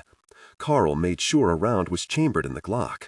Micah saw the handgun lower for a split second as Carl started to raise the weapon, and that was the only window of opportunity the young Mossad agent could see for getting out of her situation. Micah's hand soon found an old-fashioned glass paperweight that lay on one of her technicians' desks. She didn't hesitate as she grabbed it and threw the heavy silver-inlaid paperweight, hitting Everett in the chest, making him automatically recoil and fire blindly at the blur of speed that had become the dark-haired woman. Before Ryan could move past De Silva, Major Sorotskin had moved far too quickly and was through the curtain before Everett could react. He intentionally shot wide of his mark, as he never wanted to kill the young woman. The round went through the flapping material of the curtain.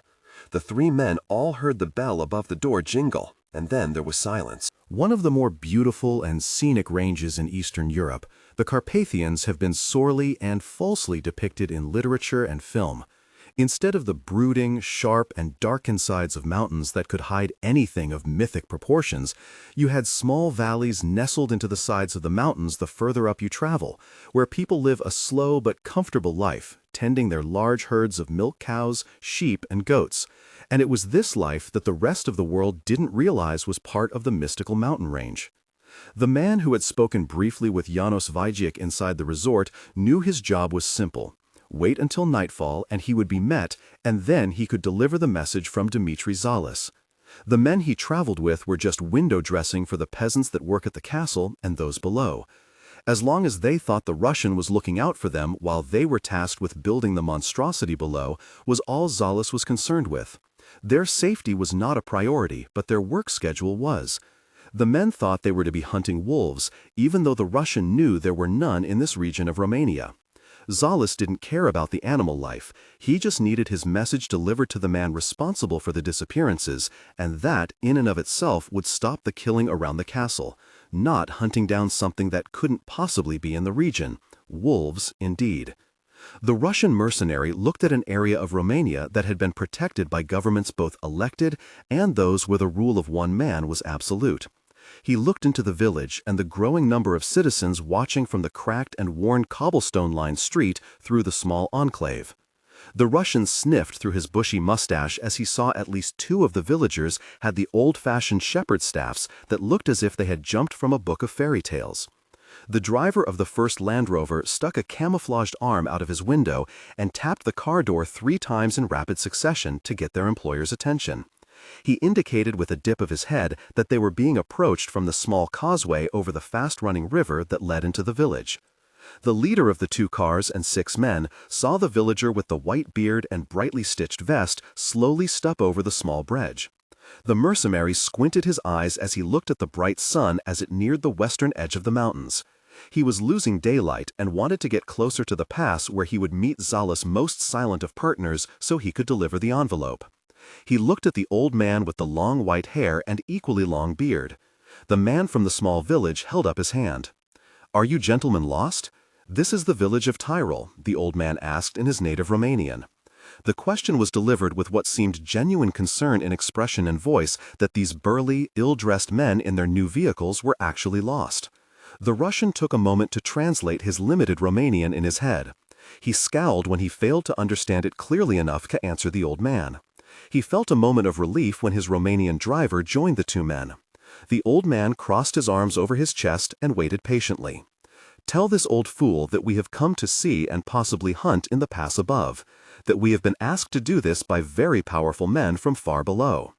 At first, the Romanian hunter looked uncomfortable as he thought about how to tell the old man what was said and not insult him with the old fool part. He said the words in Romanian slowly to the village elder. The interpreter saw the large cross around the man's neck. The wind blew his white hair as he came to a rigid stance, lowering his arms to his side, as the statement, once translated, made the small valley suddenly grow cold as a cloud passed over the setting sun. The interpreter looked uncomfortable, as he didn't particularly care for the timing of the wind and temperature change. You cannot hunt the pass. Patinus Pass is not a place for that kind of foolishness. The only animals you will find there are sheep and goats and maybe some milk cows. The old man looked from the two men in front of him to the two Land Rovers. Nothing more threatening for men such as yourselves. Wolves, old man, wolves. The villager needed no interpretation of the word wolf. He laughed and, as he did, turned and looked back over the small causeway at the men and women gathered in their small square, watching the exchange. The old man shouted, "Loop," as loud as he could, enough to make the Romanian hunter jump. The villagers, about 25 in all, started laughing. Some of the women raised their aprons and waved them, as if the statement about hunting wolves was the funniest thing they had ever heard. The Russian never wavered as he watched the demonstration by the men and women of the high country. He just turned his head and looked toward the pass, only another mile and a half up into the clouds. There are no wolves in the high passes. They have been gone for 100 years. They were hunted by our ancestors to protect what little we have here. We have always been left alone, and they— the old man nodded toward the high mountain and the Patinus Pass that looked down upon them— have always been left alone by us. Tell the old man that we have no intention of speaking to more Romanian in the pass. We have come for the loop, the wolf of the high country.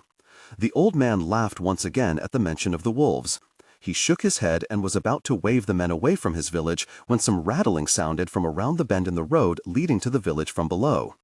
As they watched, 5 vehicles of several different makes and models slowly wound their way up the mountain.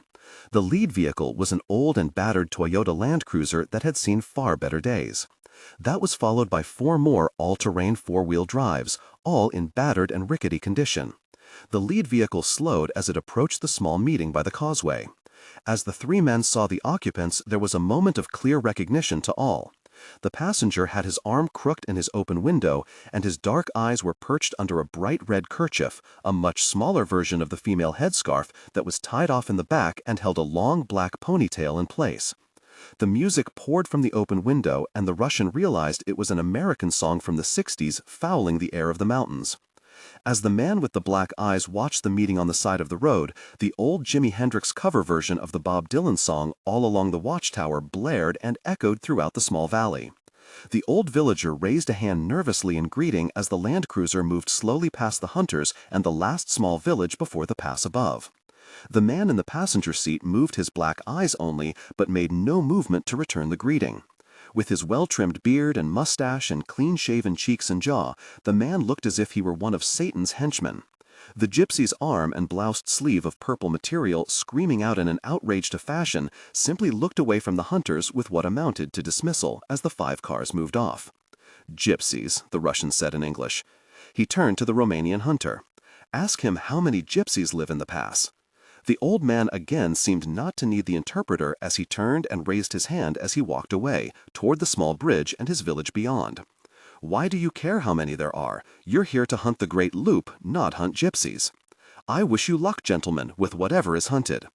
The interpreter said the exact words of the old man to his Russian boss, and then lowered his head.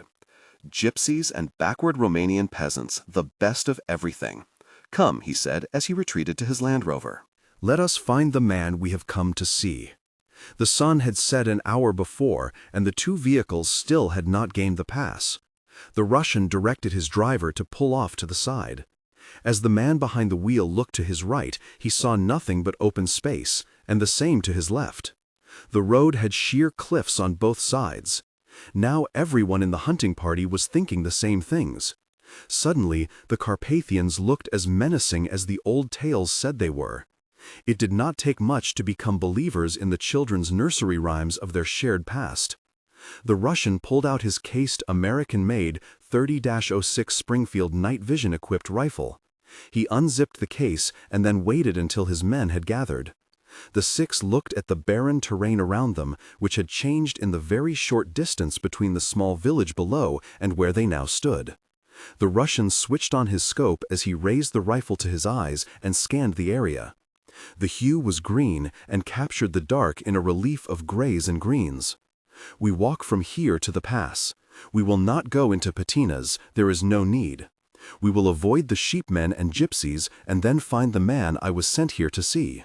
We are here to hunt, are we not? Asked one of the more experienced Romanian hunter-trackers.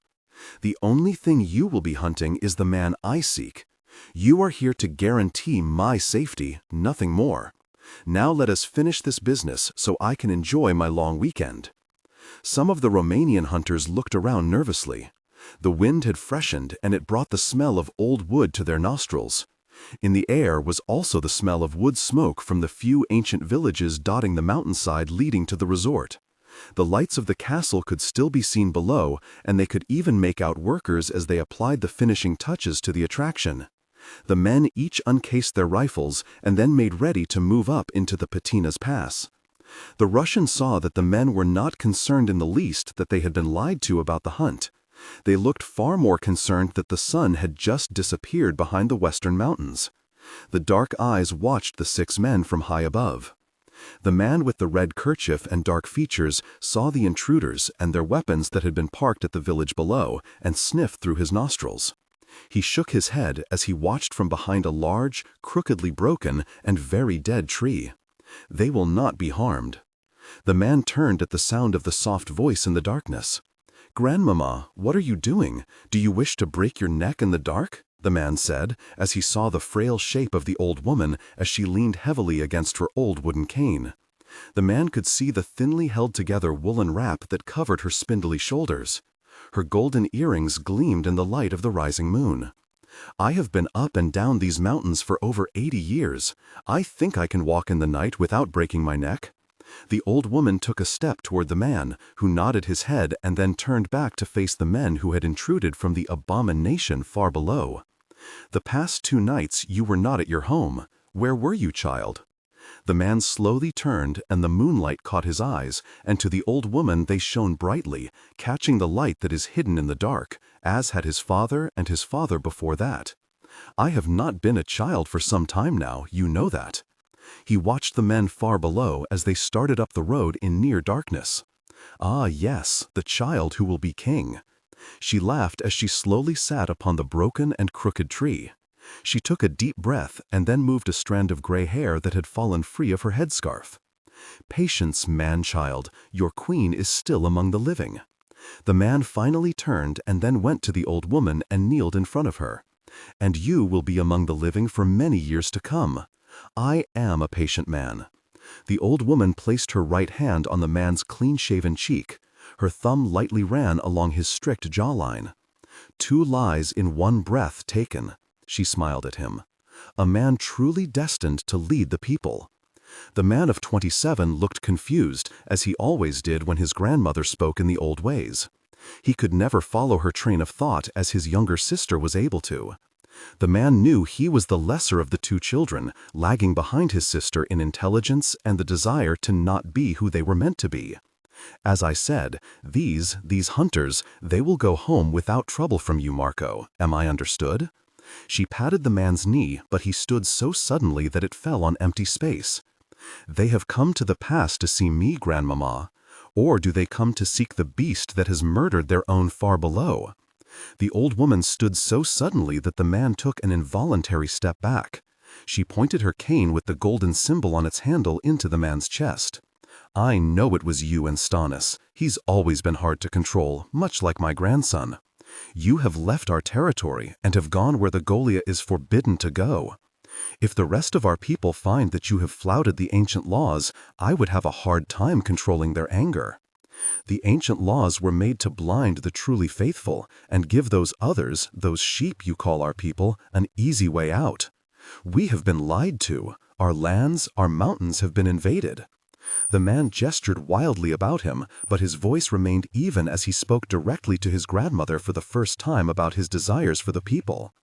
"I have taken an opportunity to secure our future, to make sure our lands stay ours. We need no flatlanders to give us what has been ours. You need not make deals while I am still your queen." She reached out after cutting off his words and gently laid a hand on his arm. Child, we have but to await the return of sister. Then we will start changing the old ways to new ones. The man continued as if the old queen had never spoken.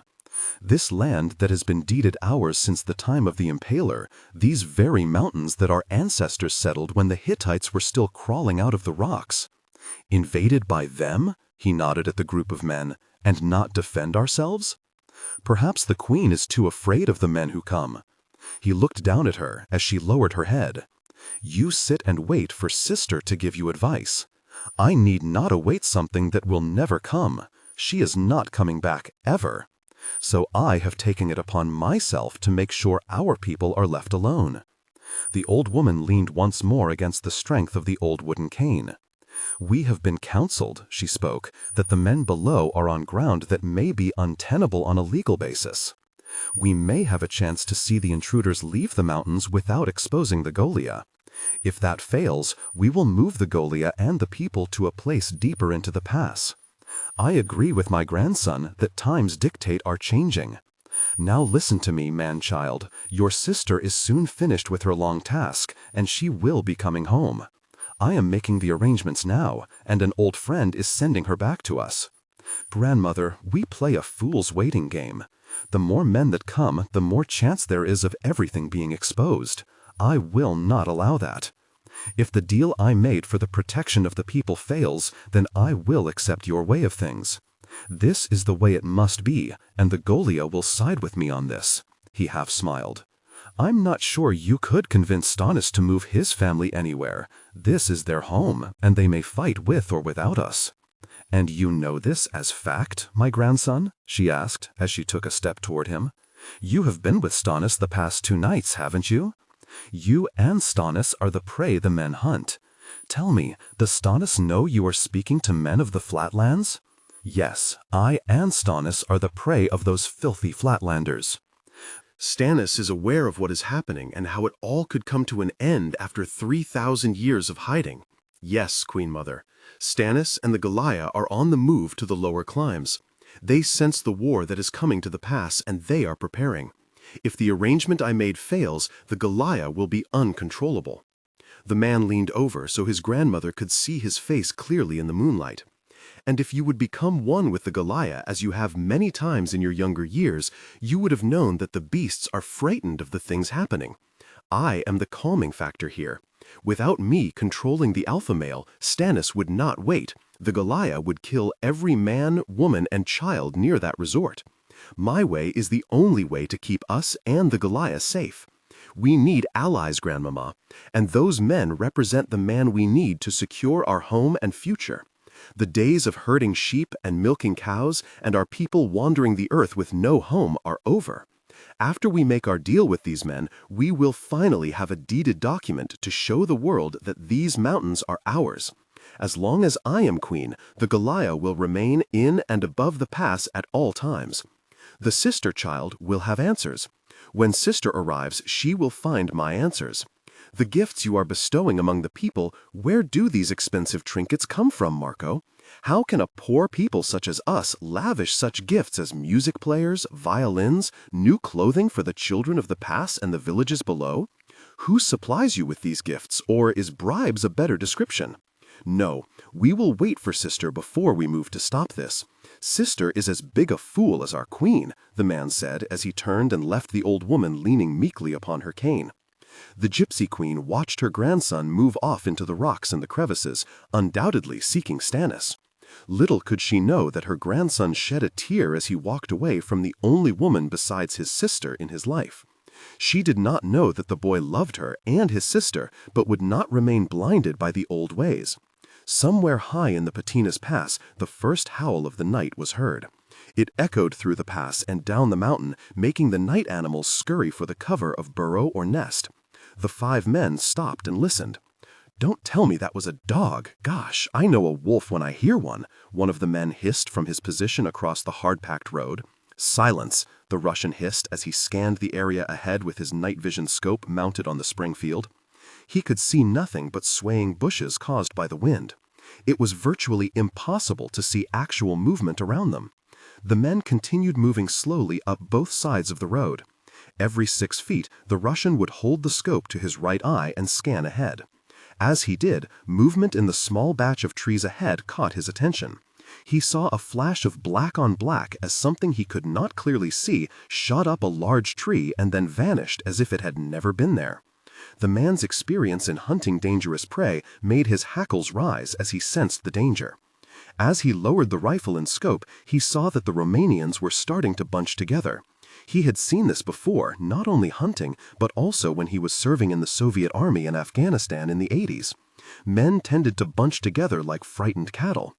2 of you into the woods on your side. Go on, get over there. And you take this side, and you and I will take the middle of the road and cover both sides with the scope. The man who had been doing the interpreting nodded his head, as he was relieved to be near the man with the night vision capability. The men stood their ground only for a moment, and then decided it was probably safer to face a maddened sheepdog than the Russian.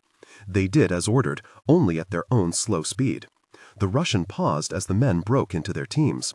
Finally, he raised the rifle and scope to cover the sheer walls of rock rising on both sides of the road. The man he was supposed to meet should have been here. His instructions had been clear: stop and wait before he arrived too close to the highest point, the pass itself. Zalis had warned him that if he went further, it was on his own head. "What is that?" the Romanian asked in a hushed tone. "Music. Yes, it must be music from above us in the pass. Listen, I even hear a violin, bells, no, a tambourine, guitars, and now it's gone.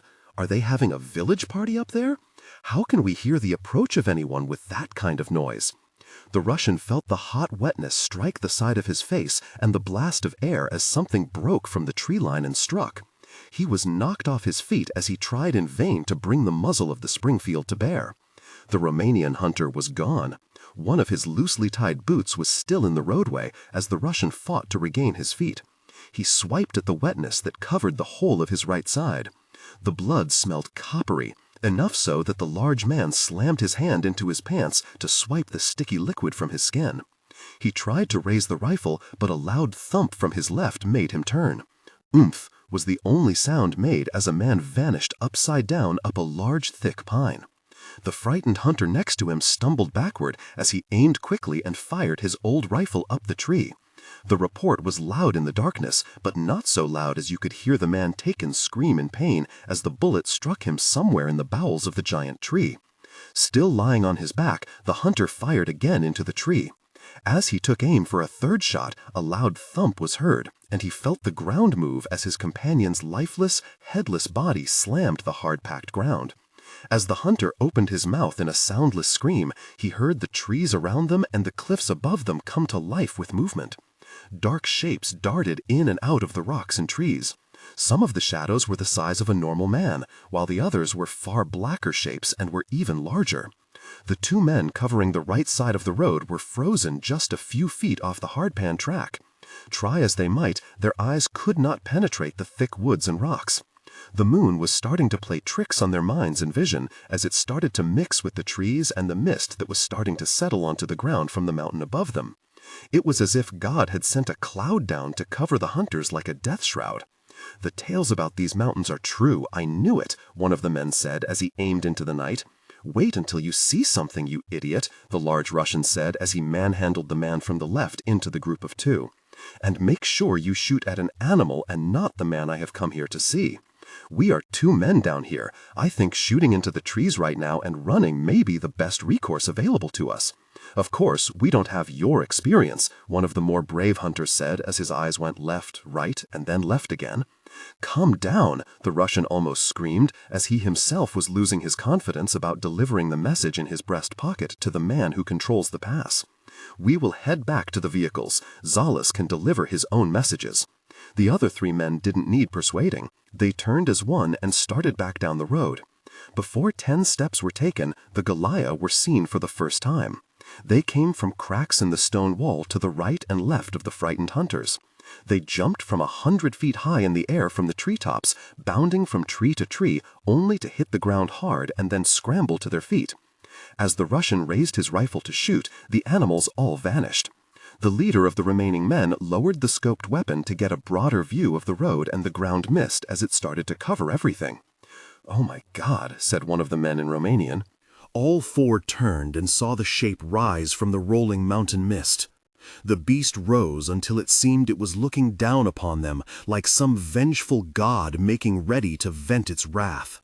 The darkened shape was completely upright, and its arms were held at its massively muscled sides. The animal breathed in and out deeply, creating a hollow, boiler sound that made the men's hearts freeze. Its yellow, inner-glowing eyes found each man in turn. As the muzzle opened and its teeth were bared, the men could see steam roll from the open orifice. The beast laid its long ears back, and the black shape dipped its knees, and then let loose a howl that shook the earth and awakened men 5 miles away who were asleep soundly in beds. As the men closed their eyes against the onslaught of noise, it ceased as quickly as it had started. The men looked around and saw that the giant of an animal was gone, just as if it had never been there. The night around them had become as quiet as any of the men had ever experienced. The Russian swallowed and then looked down at his American-made rifle and decided that he wasn't armed very well for this sort of action. As he lowered the powerful weapon, he heard the deep voice from the woods and the rocks, and it froze his blood. The Romanians heard their language being spoken, and the Russian his native tongue. If any of them had figured out that they were each hearing differing languages, they would never have stopped believing in the magic that was the Carpathians. The Russian hastily reached into his fur coat and brought out the item he was given by Zalus. He held it in the air and then tossed it into the middle of the hardpan road. "I have brought what you requested. It is signed by Mr. Zalus himself. You made your point, and he now wants these attacks to stop. The papers for the ownership of these mountains will arrive in the next 2 days from the capital. Tell the Russian he has been warned one last time. The transaction has to be complete before certain of my family members arrive back into the pass. If not, our deal is off, and we will retake what has been given to us by God. Do you understand my words, Slav?" "Yes, yes, we will give him your message." "Not we, Slav. The Wallachians will remain here with me. They have crossed into territory forbidden to them, and they will not live to tell the tale. Now leave, Slav. Deliver unto Pharaoh that warning." Without hesitation, and very confused over the reference to ancient Egypt, the Russian turned and started running blindly down the mountain. The Romanians saw this and froze as the night around them became a liquid sea of black shapes as they made their way down the craggy sides of the mountain. The hunters turned and started running after their employer. The night once more turned silent, and far off in the distance, traveling the length of the mountain and filtering through the trees from the Patinas Pass high above, they all heard the sound of violins, tambourines, and guitars. Lost in the mix of sounds old, new, and very ancient, the men that had accompanied the message to the pass began to scream. The Golia did what they have always done, secure the safety of the people and themselves. The Carpathian Mountains had truly awakened for the first time since ancient Rome ruled the known world. Miles down the mountain, past the workers installing the last of the supplies for the new Dracula's castle, and even further down the mountainside to the resort, the edge of the world, men and women turned to each other, and for no other reason than an ingrained memory caught and expanded in their brains, they knew that something was out in the woods and mountains. Things that men were not meant to see, and the ancient memory of a time when man was not atop the food chain. Things that once ruled the mountains were now loosed upon them once again. Dmitri Zalus was being shown the interior of the casino and the plush accommodations of the hotel above. All the masonry was done in Gothic-style, prefabricated stone-building materials that made the entire facility look as if it could have stepped from a novel of the Dark Ages. As Zalus was led on the tour by his junior partner Janos Vajcik and his operations manager Gina Luvinsky, he was pleased with the staff training classes that were currently underway in the 4-star restaurant and inside the casino. The entire hotel staff was being flown in from Prague, where Janos Vajcik owned another property. Needless to say, staffing a private party for 2,200 guests was costing the partnership close to $18 million just for staff, food, and beverage, and that's not counting the money the resort would lose in room revenue. As the trio stopped just short of the waterfall that led into the giant dome and the world's most expensive garden atrium, Zollis looked around at the private army of botanists and gardeners as they were also into their final preparations for the party 2 days hence. Now, how are we progressing on my pride and joy? Zollis held up his hand when Vajik started to speak. The short version, please, my friend. The castle is complete. The food and beverage department delivered the last of their supplies this morning by cable car, whose operation made the final push to completion possible. We were wearing resort vehicles out running up and down that mountain.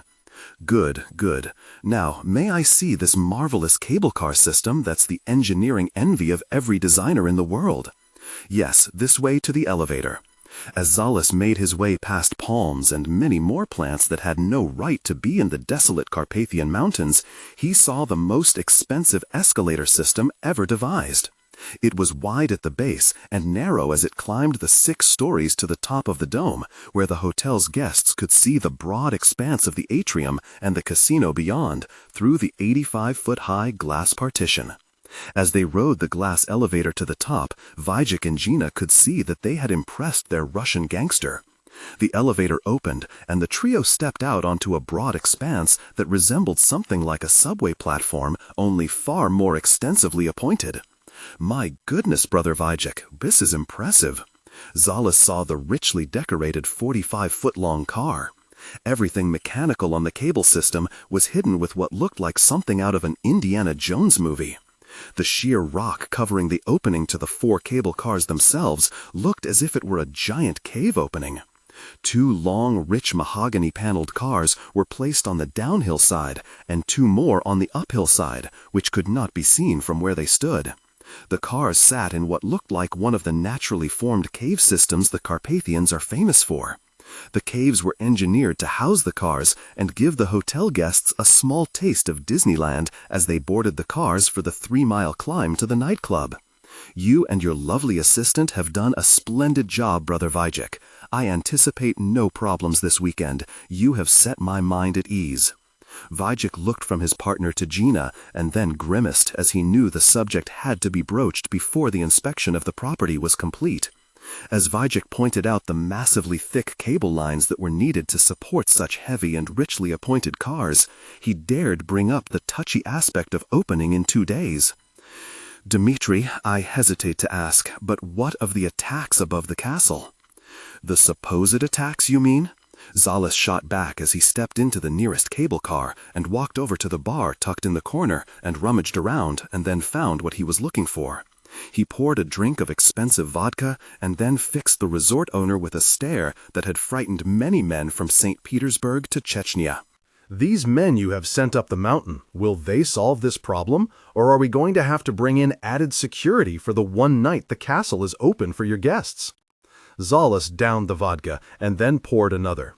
He stepped from behind the bar and paced to one of the large windows at the end of the car. He slid the window open and took in a deep breath of the air that filtered in from the outside. If he leaned over just enough, he could see through the rear of the cave's opening and barely see Castle Dracula sitting 3 miles up the mountain. The lights were blazing and the night was still. I will have all of the extra security you will need. My guests, Zollis hesitated and then smiled before downing his second large vodka. My guests are the type of gentlemen, he bowed toward Gina, and ladies that feel more comfortable away from authority but well protected in their pursuit of enjoyment. They will have their own security, but we will be covering their security with our security. The attacks? Vajik persisted, not showing how the information that every man and woman would be armed to the teeth inside his hotel scared him more than any children's stories. Stop worrying about fairy tales, Vajik. I have made several inquiries, even before I sent the hunters up the mountain. There have not been any wolf sightings in these mountains for 200 years. It seems the locals wiped them out because they favor sheep over monsters. Then why did you send the hunters up there to hunt animals that don't live in the mountains any longer? Zollis turned from the open window and took in both his partner and the general manager. The Russian gangster waved a hand in front of his face as if he were a magician. Ooh, the true mastery is one of illusion, my brother. Make people believe they are safe, and it usually turns out they are. Give them confidence that they will be taken care of. They don't intend to hunt? Vajik asked, looking from the ruffian Russian to Gina, who couldn't believe what she was hearing. Hunt what, Janos? A sheepdog that's mad at the world? A maniac that's been driven mad by tending sheep for 50 years that lives in one of those remote villages up there? No, my man will deliver what was needed to another mere man up in the pass, and there you have it. Problem solved. Dmitri, what we have here is a real problem with the staff. They hear the rumors, and the people in this area tend to believe the old tales of the southern Carpathians. Enough, Zalis said as he tossed Gina his empty glass. There is nothing mysterious up in those mountains. All you have is the superstition of a backward people that never knew the last century just ended. Vajik, there is nothing up there but men and women with the same weaknesses as everyone else in the world. As they stood by the open window of the cable car, they all heard it. Vajik looked out the window, but the view from the small opening was limited. He could see the base of the castle, but that was all. The tremendous howl of an animal that no longer existed in the deep mountains seemed to come further up, closer to the Patina's Pass. Vajik straightened and then looked at his partner. That thing that can't possibly exist just answered the question for us. Can you feel it? Gina asked as she stepped toward the open window. Feel what? Zalis asked. Something has changed here. It's like the mountains have come alive after many years of hibernation. Oh, for the love of Stalin, am I going to have to get replacements up here for everyone who believes this nonsense? An angry Zalis said as he turned and stormed out of the cable car. That left Vajik looking at Gina, and they both knew that this was going to be a very stress-filled weekend ahead of them. The two followed the Russian. Listen, the people we purchased these agreements from live up there. I am the only man here to handle them. I need certain information against these people, and then we can move to secure the rest of the land. The rest of the land? Vajik asked as he tried to keep up with Zalis. Do you think we stop at the castle, my friend? No, no. I have visions of an all-encompassing resort with the finest ski runs in all of Europe. The Patina's Pass? Gina asked as she lowered her ever-present clipboard. It is my understanding that those villagers up there have no intention of selling or granting access to that area. That is my worry, not yours. After this weekend, I suspect that many attitudes in and out of the mountains will be changing for the better. Gina looked at Vajik, and they both now realized that Zalis had plans they had never been aware of. To expand the resort into the pass not only would cause trouble with the locals, but also the government. Dmitri, the Romanian government has just signed the North Atlantic Treaty Organization Charter.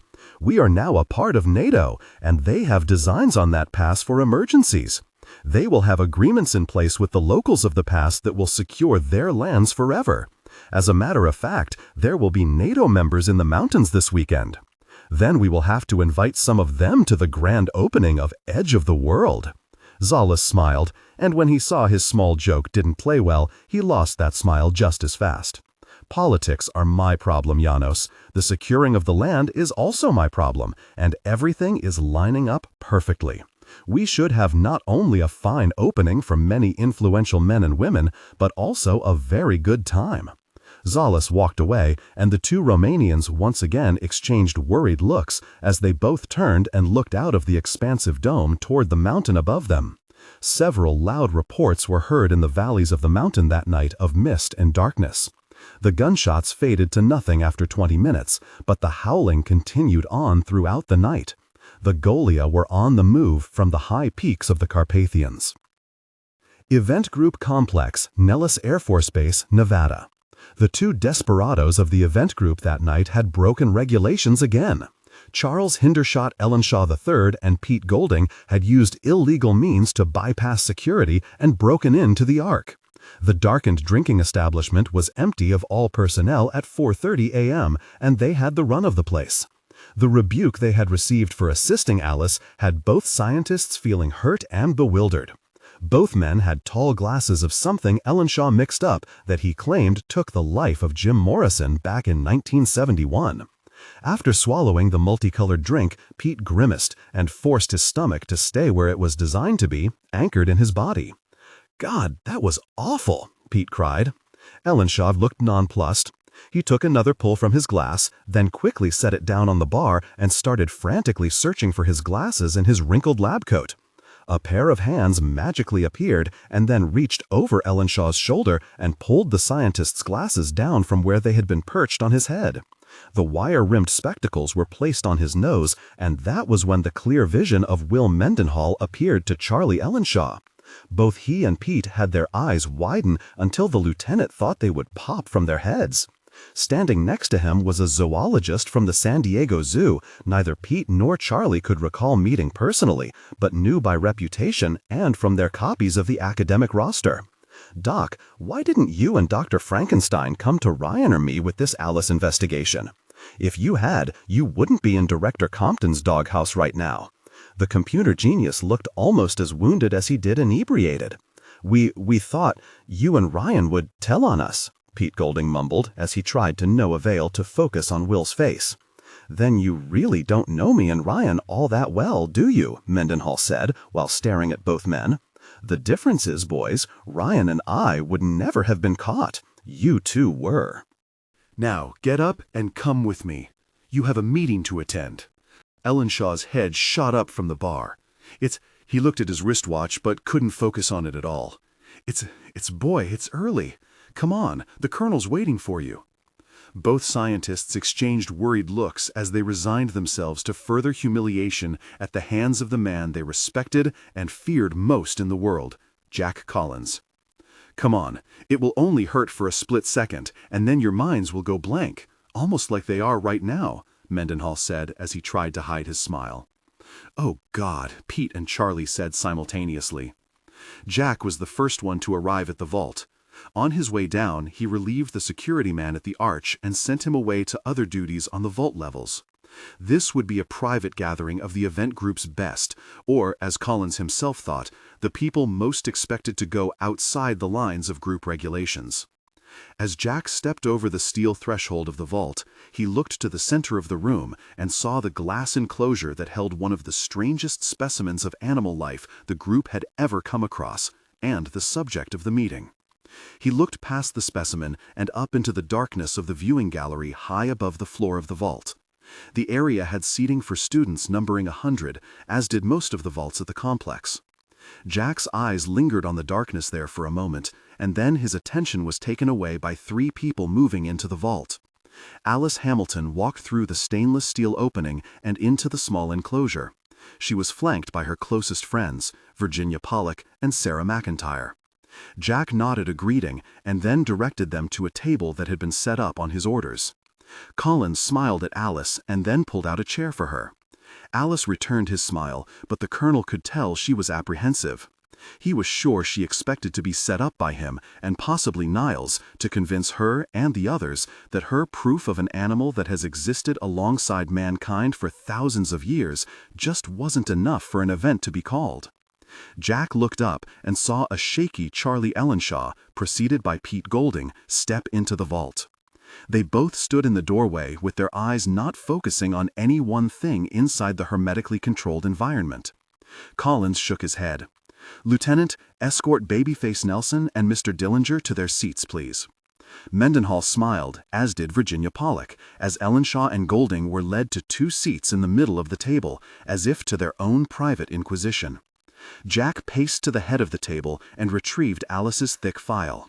He walked to the enclosure that held the specimen recovered from Bordeaux, France, just after World War I. He opened the folder, took a deep breath, and then looked up at Alice, who held Jack's gaze without shame and without flinching. "Europa, Vault 22871, describe the history of its contents, please." Specimen stored inside Vault 22871 was discovered in Bordeaux, France on December 11, 1918 by American Expeditionary Forces after the close of World War I. Specimen is believed to be part wolf, but verification has not been confirmed by Department 565 staff. The object was recovered during excavations by American forces and returned to the United States for analysis. The specimen has been declared a hoax perpetrated on the villagers of that region 300 years before. Said specimen is scheduled for decommission and storage at the Virginia Depository for Department 565. Professor Ellenshaw, Jack said in a voice somewhat louder than normal, startling Charlie until everyone present thought he had a stroke. Please step up to the enclosure and describe what you know about the subject matter inside. Charlie had seen this vault and examined the wolf no fewer than 50 times. The object always held a special place in the hearts of anyone who examined it. He also knew that the specimen had been ridiculed by every lettered academic in the group, and even some out of it, to the point that he always voiced no opinion on it until Alice came to him and asked for his help. He himself was always afraid of even more ridicule toward his rather unorthodox department of cryptozoology. The remains of the animal were deposited on a white satin cloth inside the glass chamber. The beast was curled in a fetal position. There was very little of the deep black fur that once covered the animal. The skull, with the animal's nose tucked under the front paws, made the skeletal remains look as if it had just curled up and died. What was amazing about the exhibit was that the wolf had to have been 800 pounds when alive. Although shrunken with age and diminished by decomposition, the animal would have clearly stood well over 6.5 feet long, or, as in this case, almost 7 feet in height. What we have inside the specimen case is what is typically known as Canis lupus, a relative of the jackal, coyote, and even the domesticated dog. This particular specimen has been tested out no fewer than 500 times and has been tagged with and most closely resembles the North American timber wolf. However, fossil analysis cannot pinpoint the exact species of wolf. Charlie tried but could not stop the series of hiccups that erupted unbidden to his description. "Europa, slide 787909, please," Jack said as he shot a quick glance into the students' seating above them in the darkened gallery and then looked away. "Yes, Colonel Collins." Before Jack could thank Europa, the entire wall illuminated with slides of X-rays and CAT scans that had been done on the animal for the past 100 years. The slides were placed on a continuous circle of high-definition monitors.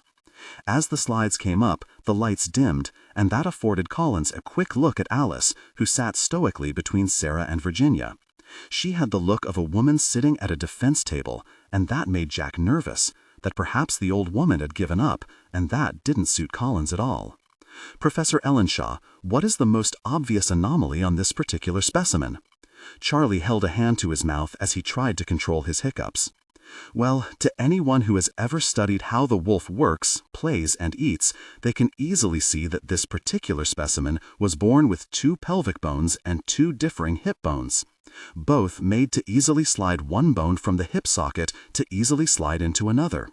In other words, we have 2 very distinct hip and pelvic bones. These bones are supposed to act like a snake's jaw, unhinging itself so it can consume prey larger than its mouth. Well, these particular hip and pelvic bones act in the same way. You see the socket that is empty on this X-ray, just forward of the rear socket. Well, this leg bone is supposed to remain intact at all times because the wolf is a quadruped. It is designed to run on all 4s. Now this animal, he switched positions and pointed to a clear X-ray of the beast, if we are to believe what we see, has the capability to dislocate its upper thigh bone from its socket and then slide that thigh bone into the secondary socket forward of the original.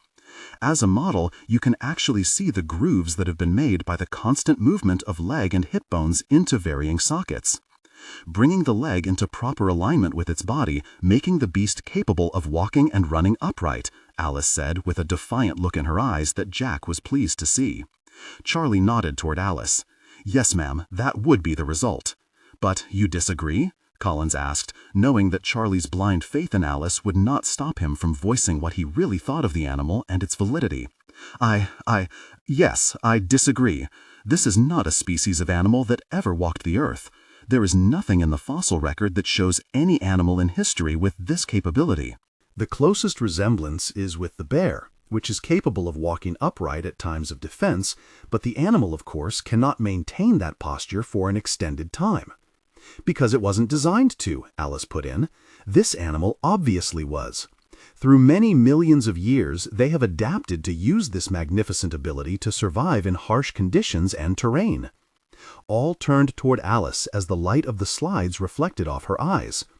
"I am quoting your own notes, Alice, and you have listed a professor of zoology from the University of Toronto. No animal was ever designed to do what this beast would have been capable of doing.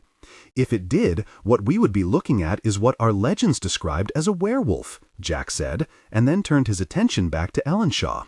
"What other anomaly stands out to you, Professor?" "Well, this particular scan of the animal's paws, or in this case, camouflaged paws. As you see, this is also a very big impossibility, as there has never been any animal outside of science fiction that has an articulated digit system. The very same system we humans and primates have. Only this is perfect. You see in this X-ray how the bones curl inward until it forms a paw shape. On the outside of the fingers, when they are curled in for running, we assume anyway, are what we describe as pads, just like the toes of your dog. Thick pads for protection against the rough terrain in which an animal like this would run. When the wolf would supposedly walk upright, these particular paw pads are not needed, so the beast had the capability of extending actual and very articulated fingers." Collins stopped in front of Alice and then nodded his head. "Okay, Alice, this is your chance. Convince me." Charlie and Pete exchanged glances, but Alice looked at Jack with defiance in her eyes, and then she smiled her old smile. It was like she was going into teaching mode, a job she handled often in her years at the group. She stood and relieved Jack of her file. She opened it and then placed it on the glass top of the enclosure. "I never thought about this vault twice, even when I first saw it in 1946. It didn't hold any interest for me. Then everything changed one night in Hong Kong. Garrison and I were..."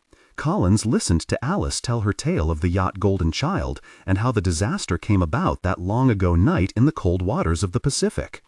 She ended her talk by showing around the small chip of block with the animal bone inside, the petrified specimen. "And it was that night which sparked your interest in this supposed hoax?" Collins asked. "Yes. Doctors Ellenshaw and Golding, as men of science, I know you both are not believers in this animal. But I see doubt in your reactions. Why?" Pete and Charlie exchanged a look, and then Pete turned. "Because Alice believes it." He looked at her again and nodded. "And because I believe she is the most intelligent woman I have ever met. That's why we are now doubting the fossil record. We may not fully believe in the animal, but we do this lady." Jack turned to Ellenshaw again. "Professor, you believe in some wild things. You have even gone as far as proving the existence of some of these animals we discovered on varying missions around the world. Charlie, I will ask you point blank if you believe in werewolves." The question took everyone in the vault off guard. Sarah, for her part, looked furious that Jack could be so cavalier about the subject, that he had turned this into a joke just to show how foolish Alice has been. Virginia Pollock went so far as to stand up in protest, but Alice laughed and then waved Virginia back into her seat.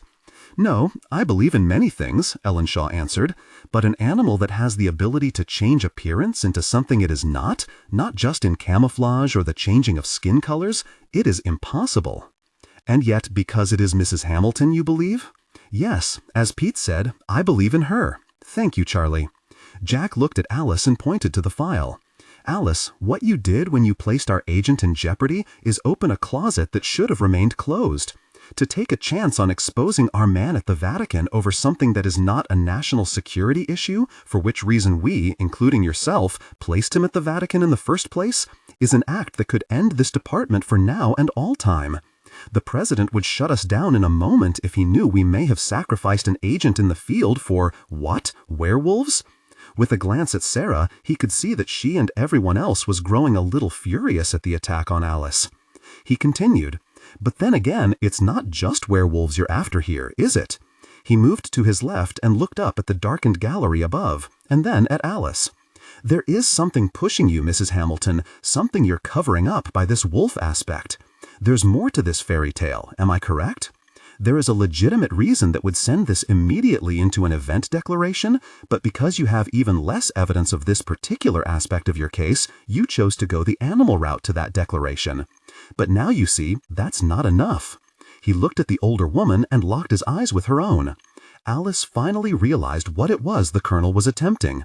She smiled so only Jack could see, and he returned the gesture with a wink.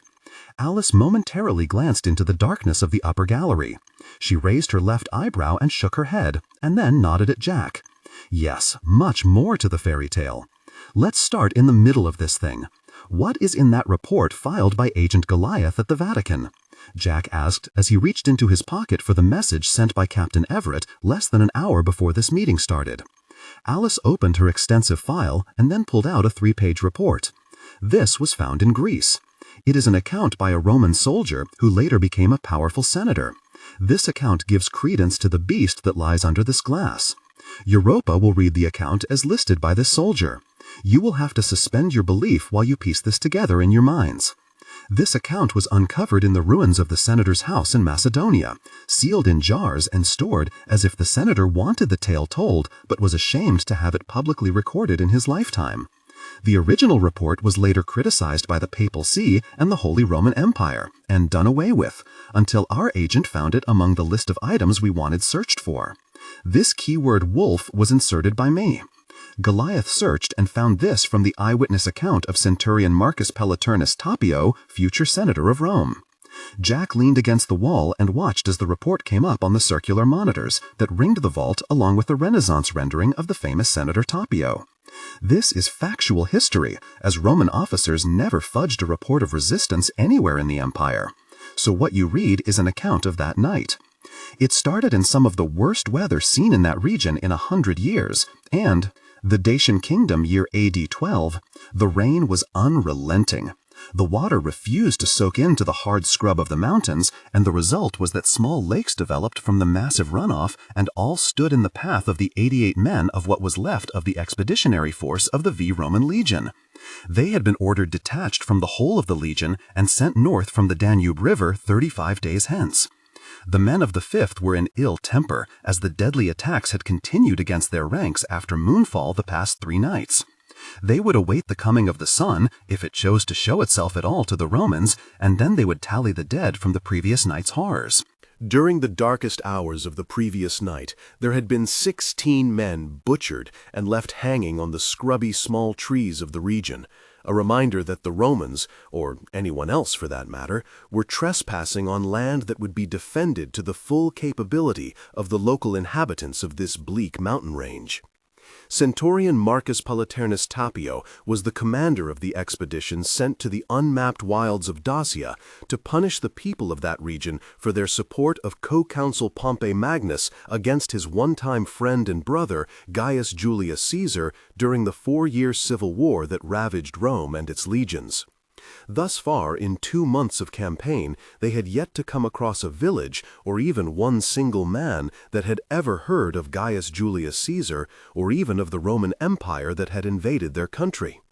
The centurion's conclusion was that the people of the Carpathian region had not been involved in their homeland's ill-advised alliance with Pompey Magnus.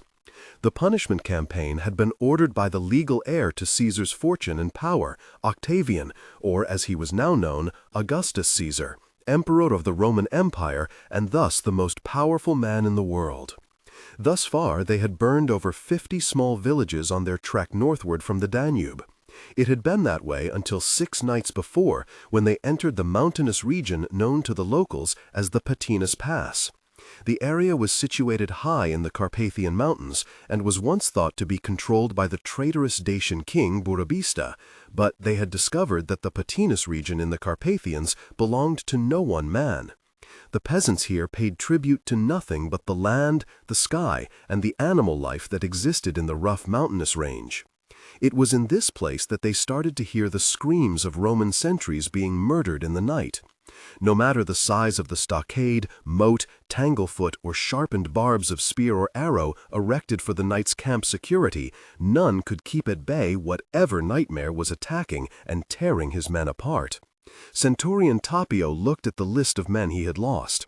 The expedition was now down from 88 to 49 men of the 5th. The experienced Roman commander knew when it was time to cut and run from the region. The centurion looked up at first spear of the cohort and his second-in-command, Julius Antipus Cresio. The man was well scarred from his many campaigns in support of first Julius Caesar, and now he murdered in the name of Augustus. The large soldier stood at attention, barely Bible in the shadow-inducing tallow-fueled lamp as it spit out its weak light. This campaign ends tomorrow. We burn the stockade at dawn. I want the fires hot enough that every man, woman, and child in the region knows that we are leaving this place of evil. They can have it and take it to hell with them. The first spear centurion looked at his commander. Instead of sending for at least another cohort of legionaries or cavalry detachment, this element of the 5th would tuck its tail between its legs and run back to the south, defeated, embarrassed, and disgraced among their peers of the 5th Legion. There are but 3 or 4 men in the attacking party. If we are patient, we can ambush them as they come in for their nightly attacks. We need not retreat in the face of this thing. We dishonor the eagle standard of the 5th Legion, Crisio countered, hoping the thought of the golden eagle's shame would change his commander's mind.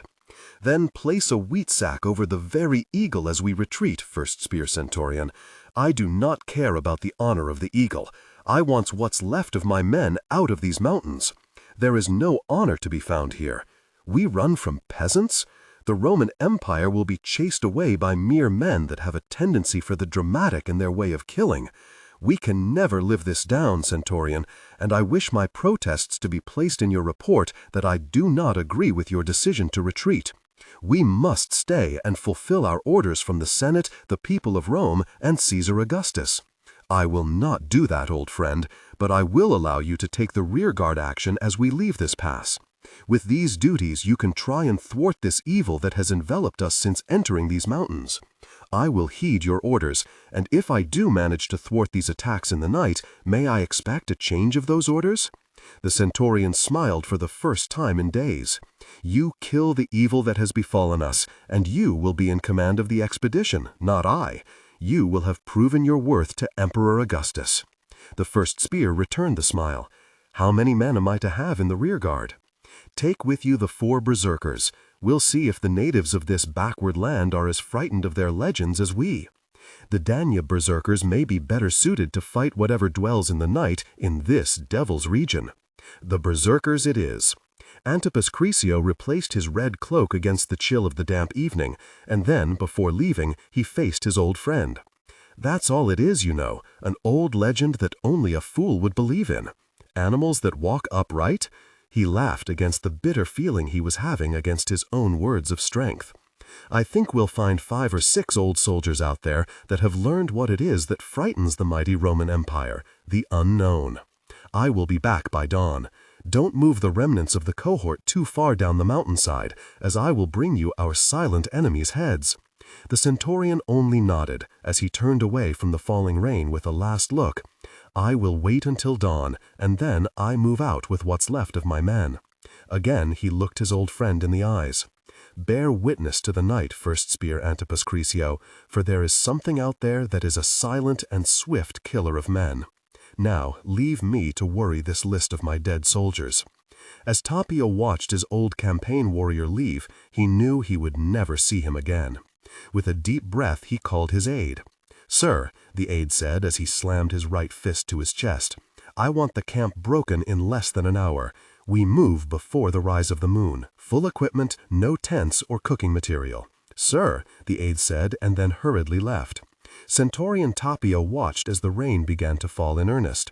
Just as he reached for the tent's flap, he heard one of the many wolves that roamed the region loose a howl that sent chills into Tapio's fragile system. Beware the beast in the night, and be afraid, for he knows what frightens you. Tapio shook his head in memory of a local saying that had been passed on to him before he was sent north from the Danube, as he pulled the tent flap firmly closed against the chill of the evening. As he thought about the saying, another deep-throated howl rent the night sky. This time the cacophony was coming from the mountain high above them. The darkest of nights grew closer to the Romans. The horns and drums had started an hour after he and the 4 berserkers had taken up their ambush points. Crisio tried to peer into the blackness of the night to spy the locations of the men from the Danube River region of Dacia. They were known for their fierce bearing and unforgiving way of battle. One man would stake himself in front of an enemy and just wait for them to attack. While that was happening, the other 3 berserkers would strike from their concealed locations. As he watched, he could discern no movement. As he looked on, he saw that the rain was finally relinquishing its hold on the southern region. The horns were blasting the night air somewhere miles up the winding pass of the mountains. As the first spear listened, he was reminded of the battle horns used in Syria and Thrace. They were meant to frighten and confuse an enemy, and that meant, at least to his military thinking, that this was not some supernatural or magical event taking place against their men. The horns and drums. It was nothing more than an experienced commander that knew how to fight a guerrilla war. He smiled at the thought. If they knew how to fight in that manner, they were mere men, and not the devils every legionary had nightmares about. In the end, Chrysio knew they could be killed. Suddenly the rain had ceased, and to Chrysio's consternation, the moon broke free of the black clouds swirling around the mountains. He had just lost 50% of the advantage he had just a moment before. The horns suddenly stopped after a final flurry of drums and cymbals. The night became still. Chrysio slowly withdrew the gladius at his side. The coldness of the leather-covered hilt felt good in his hand. As the first glint of moonbeam caught the sharpened edge of the sword, Chrysio heard sounds that were not natural to the forest. A low growl that seemed to weave its way in and out of the thick woods around them. Suddenly, he saw a flash of movement in that same moonlight. One of the berserkers charged from his hiding place with battle-axe high, breaking the point of being what he was, a berserker who would wait until the exposed man was engaged. Evidently, Chrysio thought the berserker must have seen a clear advantage in his attacking posture. The berserker's sudden move was swift and silent. There was no scream from the small bundle of muscle and sinew. Chrysio heard the loud grunt as the man from the Danube struck out at something Chrysio himself could not see in the darkness. There was an animalistic scream, and then he heard the man yell something in his native language he didn't understand. As he started to move forward, Chrysio saw another of the berserkers charge through the growing ground fog to strike at the same target. The 4 Dacian berserkers were not following their own rules of attack. They were not allowing the ambush to unfold. They were striking fast and hard. Even as these thoughts struck, a 3rd berserker joined the fray. Chrysio charged forward at the sound of heavy battle. First spear, Chrysio held up by the trunk of a thick tree and listened to the night. The 3 berserkers were battling something in the dark that spit and snarled, yelped and growled. Then a sound came that froze his blood. A howl rent the night sky and reverberated through the pass until it dwindled away high in the craggy peaks above them. Then the howl was repeated at least 30 more times in 30 different directions. Chrysio lowered his sword as the howls faded into the night. As he entered a small clearing that had been soaked through with the relentless rain, Chrysio saw the 3 berserkers. One was lying on his back. The other 2 basically ignored their comrade and were knelt by a dark form. As Chrysio approached, he saw the injured berserker as he held his insides in place with both his hands. Blood and gore oozed out with every beat of the crazy man's heartbeat.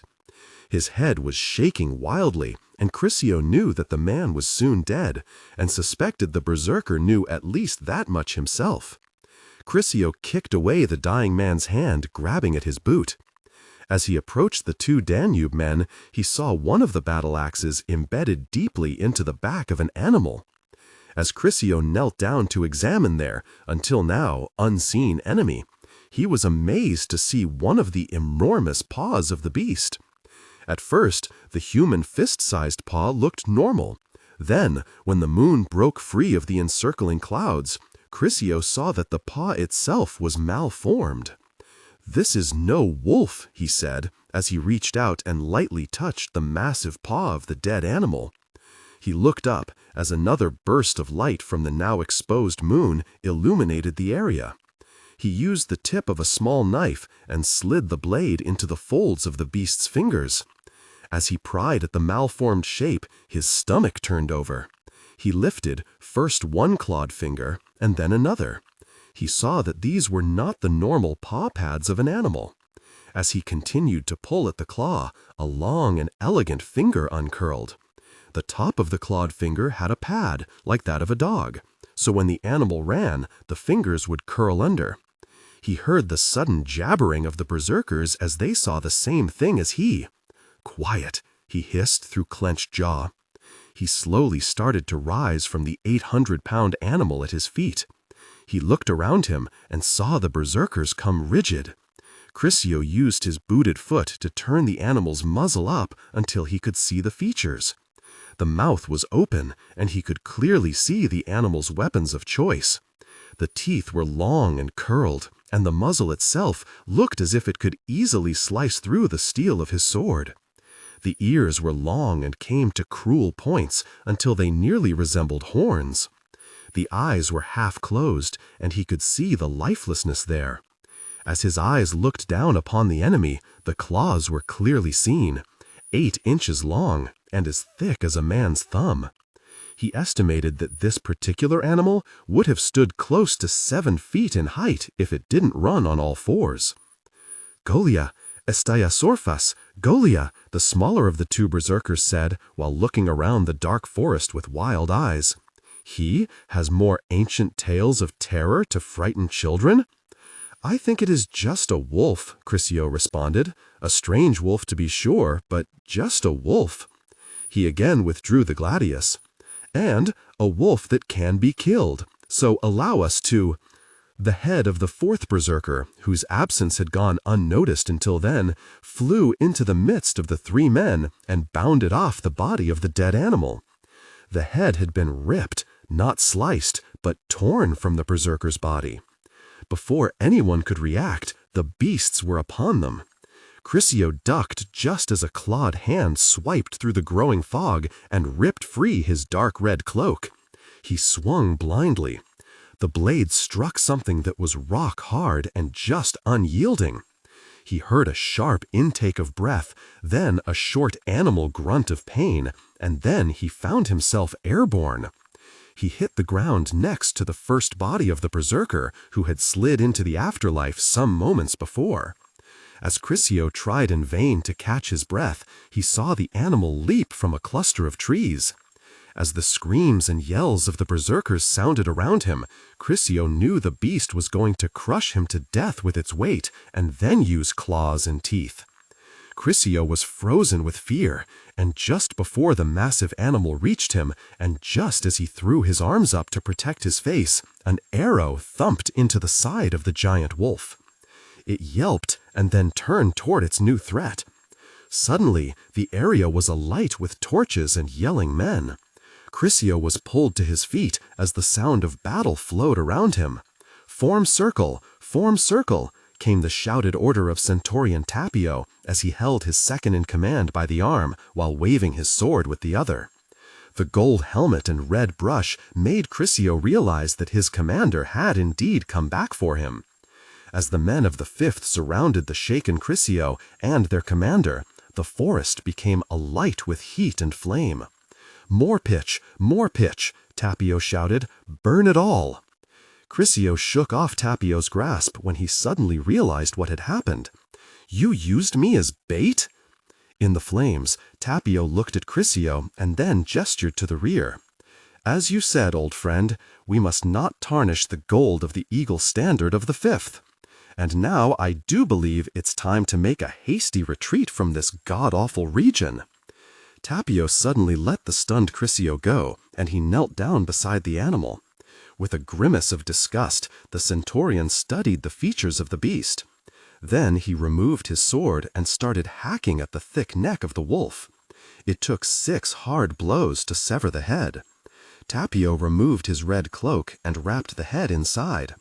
No one can fault this cohort of the 5th for cowardice in the face of this. He held the dripping cloak up for his men to see. The 48 men of the 5th Legion cheered and then went quickly back to work as even more howls started filtering down from the mountains. "Well, need a lot more than just fire to escape this evil place," Chrysio said, still angered at being used as bait by his old general.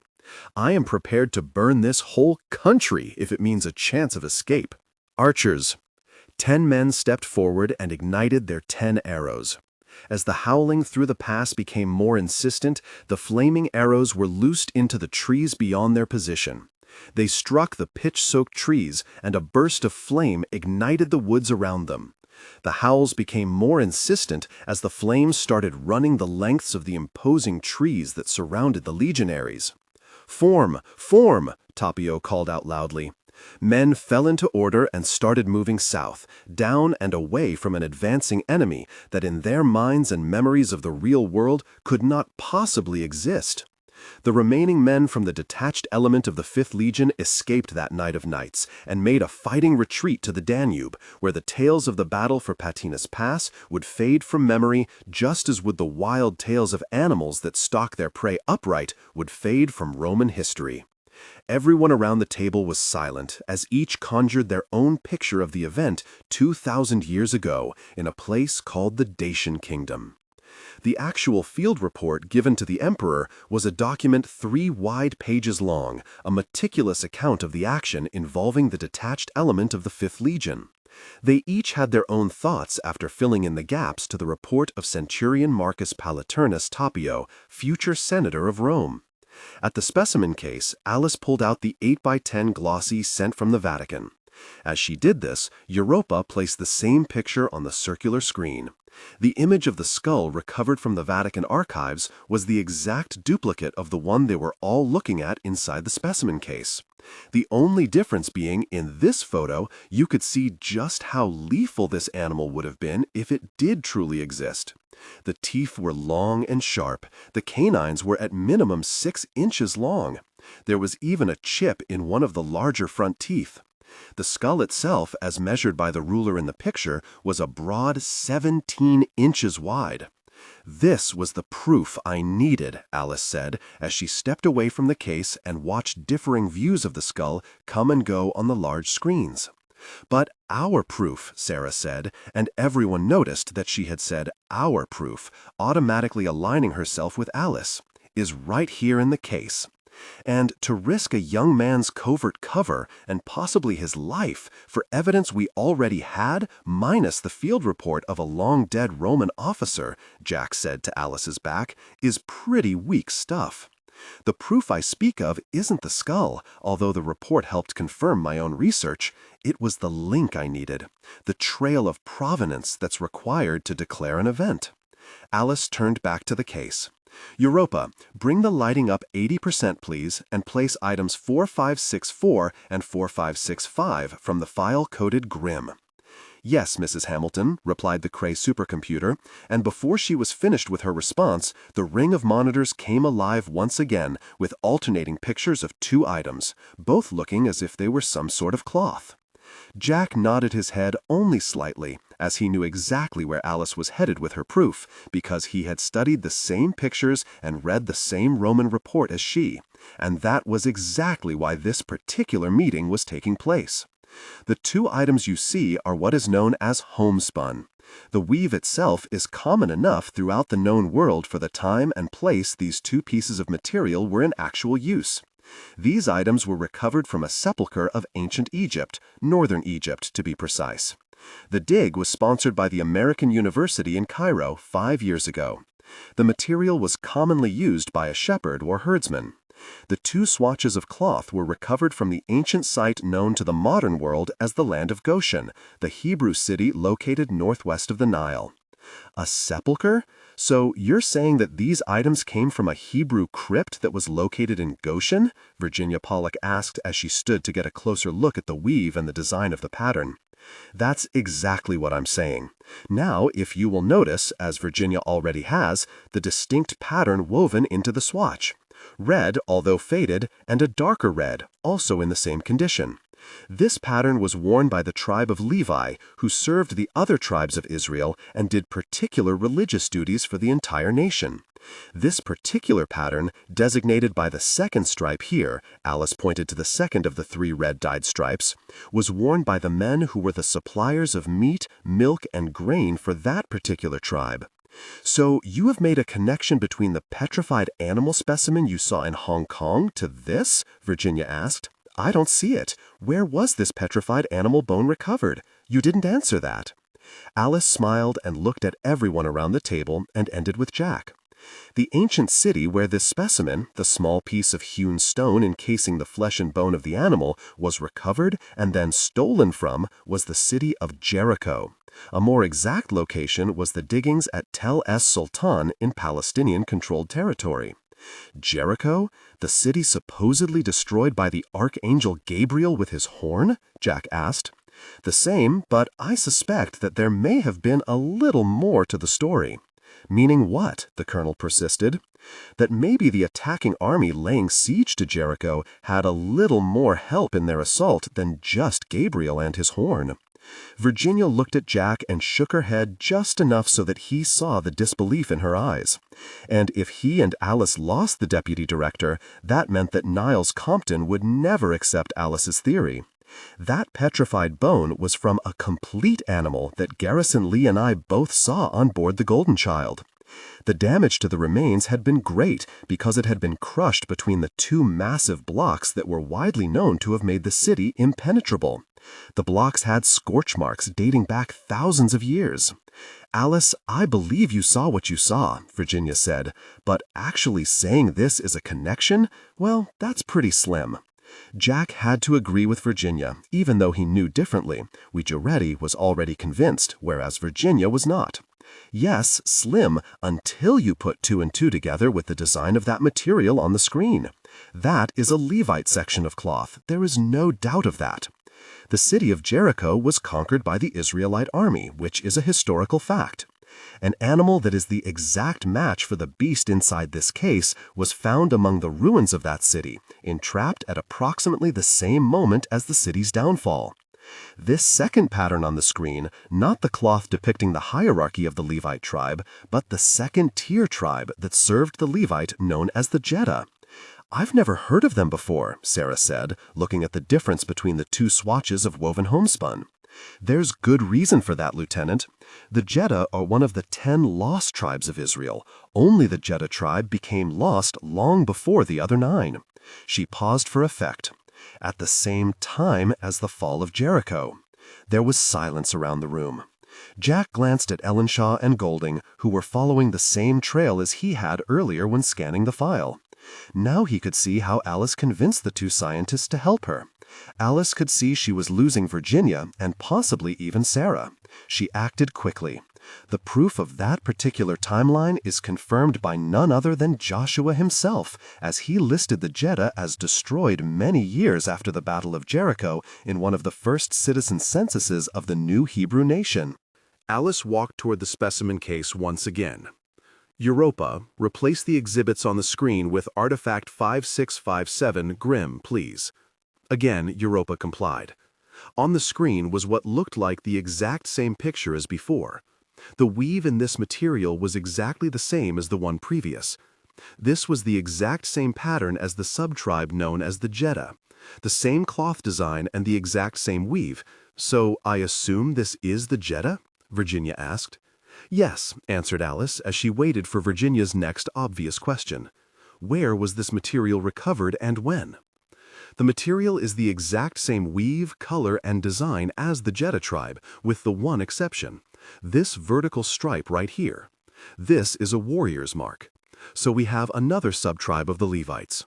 Still Jeddah, but this tribe was known as warriors that once guarded the northern gates of the lower kingdom of Egypt. They battled Libyans on a constant basis and are well documented through Egyptian accounts. This symbol and this design disappeared over 3,000 years ago. This material in this photograph was recovered 3 weeks ago through a close contact Senator Lee and I have in Eastern Europe. Everyone inside the vault, including Jack, heard Alice use Senator Lee's name in the present tense. This material is only 1 year old and is still in use in the high Carpathian Mountains of Romania by villagers in the remote mountain passes of that country. And it is connected by, Jack prompted. By this, Alice said, holding up a facsimile of the Roman action report filed by Centurion Marcus Politernus Tapio. It says the battle took place in a pass known then as Lup Pass, or in English, Wolf Pass, today known by the name Patinus. It was once protected land handed down since the time of Vlad Tepes, or, as many of you know him, the Impaler, who sanctioned the area and kept hands off by every ruler on down the line as a reward by Vlad for aid rendered by that region's inhabitants during the invasion of the Ottoman Empire in 1456 through 1462. What that aid was to Prince Vlad is unknown, but well documented by none other than the Holy Roman Church. Another small connection, or coincidence. The Patinas Pass is in, Virginia started to ask, the Carpathian Mountains, located in a region once known as ancient Wallachia, or otherwise known as Vlad Tepes Dracula's Transylvania, the land of vampires and werewolves, Alice said in a mysteriously mocking tone, as she glanced at Charles Heindershot Emmenshaw III, who nodded his head in appreciation of her inflection. Perhaps you can explain why you think this region is noteworthy for the existence of your wolves, Jack urged, as he looked closely at the cloth depicted on the many screens inside the vault. Because of this, Alice smiled at Jack, silently thanking him because now she realized what his game was. Europa, display Exhibit 6758, Grim, on the screen, please. On the monitors around the vault appeared 100 pictures of an old woman. They were differing views in a number of locations. She looks like an old-time gypsy in some of the pictures, and in others she looks quite regal, not gypsy-like at all. Alice smiled at Virginia, who never missed anything. Correct, she is a gypsy, and she is regal indeed. Her name is, or was, Madame Ladvina Korveski. In 1946, she was known as the Queen of Gypsies. She was hunted by soldiers of Germany during the war and protected by soldiers of communist puppet Ceausescu during the Cold War. She is an enigma. She had strange enemies and even stranger allies. What have you learned of her? Virginia asked. What I've learned is what prompted me to involve our friends here, Professor Ellenshaw and Dr. Golding. We managed to track her movements by Europa's prowess at breaking and entering into other systems. Pete Golding beamed but stopped when he saw the scowl on the colonel's face. He just looked down after that. The census for the last communist count inside Romania listed her in the region known as the Patinas Pass. Coincidence? The assistant director asked. Not hardly. This woman here is the key. We know absolutely nothing about gypsies, unlike what we do of the other peoples of Europe and America, but we do know this woman is respected by every band of gypsies around the world. The reason for this is unknown. Also, because gypsies have been long rumored to be one of the lost tribes of Israel, Charlie Ellenshaw interjected. Yes, along with the American Indian, and also the Ethiopians, all ridiculous hypotheses, Virginia countered. Yes, on the surface, but couple everything with the fact that this woman and her granddaughter went on board the Golden Child for the specific reason of destroying that stone block with the remains inside of it, and to me, there's too much coincidence here. And this is the granddaughter? Virginia asked as she looked closely at the dark-haired woman. Yes, she actually admitted to the sabotage of the Golden Child as she mocked us afterward. Jack looked closely at the picture of the young granddaughter that Alice had uncovered in her research. That was the face that had awakened him in his quarters after he saw those same facial features in another photo he had been sent. He listened as Alice continued. Look, the evidence is here. There are no coincidences. There are two mysteries here on why I believe an event designation should be declared. Declared because I think history is changing right before our eyes. The answer to the riddle of the animals is tied to their role in helping and then hiding something that has been an actual legend for 3,000 years, the location and circumstance of one of the lost tribes of Israel. And that, ladies and gentlemen, is why a history-altering event needs to be declared. This time, the room fell silent. Even Charlie Ellenshaw and Pete Golding looked up with pounding headaches and saw that Alice had actually requested an event. All eyes went to Jack, who stood looking at Alice. "And what do you propose, Mrs. Hamilton?" he asked. Alice looked from face to face and then glanced into the darkness of the viewing gallery above. She smiled and looked at Collins. "This old lady thinks we should get to the Carpathians and see what sort of animal and gypsy-style life may be hiding up there." She kept her smile in place as she looked again to the darkened gallery above them. "And maybe discover one of the hiding places of a tribe of Israelites that supposedly vanished sometime after Moses led his nation out of Egypt. That's all." The stunned silence overwhelmed the small vault. No one could really talk, as proof as thin as this had never been accepted for an event. Charlie was the first to lower his head. Jack met the eyes of Sarah and slowly shook his head. "Europa, monitors off, please." The dim lighting held the vault in shadows as the monitors with the pictures of the two gypsies from Alice's tale vanished. The room was silent as Collins looked at Alice and then turned toward the darkness of the student seating gallery. "What do you think, Mr. Director? Does Mrs. Hamilton have enough proof to call an event?" "No, Mrs. Hamilton does not." All eyes turned and looked up. "Europa, lighting up 100%, please." As the gallery lights came on to full power, everyone in the vault saw Director Niles Compton as he sat stoically with one leg crossed over the other and his fingers steepled under his chin. Niles slowly stood from his seat and walked to the railing and looked down into the vault.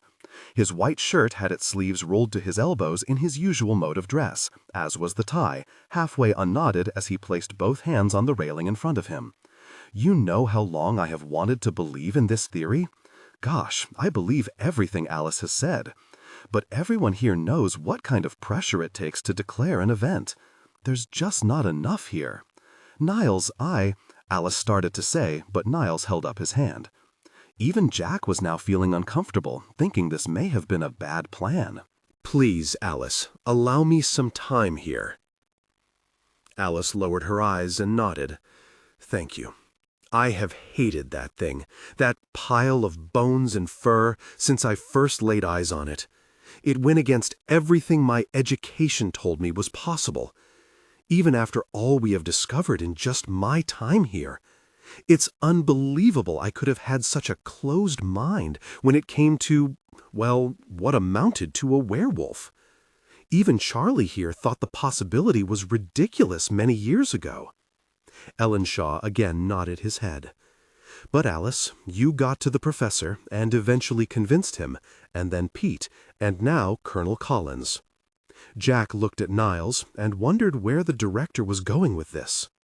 Compton removed his hands from the rail and put them in his pants pockets and started pacing along the railing over their heads. "I can't fight everyone. It's an intriguing story, I will grant you that. I am also impressed with your research, Alice, but why should that surprise me? But until I get something that ties all of this together, other than a few pieces of old cloth and a rock that has a petrified bone in it, and a story about how a bunch of gypsies have a connection to an ancient tribe of Israel, I have to say no. This is not an event, and thus far there is no indication that history took a turn at that point. Sorry, just not at this time." The vault fell silent on the last word on Alice's event. "Colonel," the director said, "this situation may change if we come across more on this Mossad quest to find out information on Alice's wolves. I would like to present one more piece of evidence, if I could, that is related to that very subject," Alice interjected. Niles pursed his lips and then nodded his head. "Europa, bring up secure file 22167 Goliath, please." On the screen, the picture of the exact same young woman came up, only this one was in color and looked far newer. Alice turned to Jack, and her face was a mask etched with questions. "This can't be. How old is this picture?" Alice finally asked. "It's the same girl from The Golden Child, the granddaughter." "Well, if you're correct, Alice, the young woman you're looking at in this picture, the same woman you met in 1949 and caught in a picture that was taken just yesterday afternoon, is quite spunky for her age. How old is she, Colonel?" Sarah asked. "The young lady would have to be well over 87 years old." Beit Agion, Jerusalem, official residence of Israeli Prime Minister. Mossad Lieutenant General Adis Shamni sat patiently in an overstuffed chair outside the Prime Minister's study.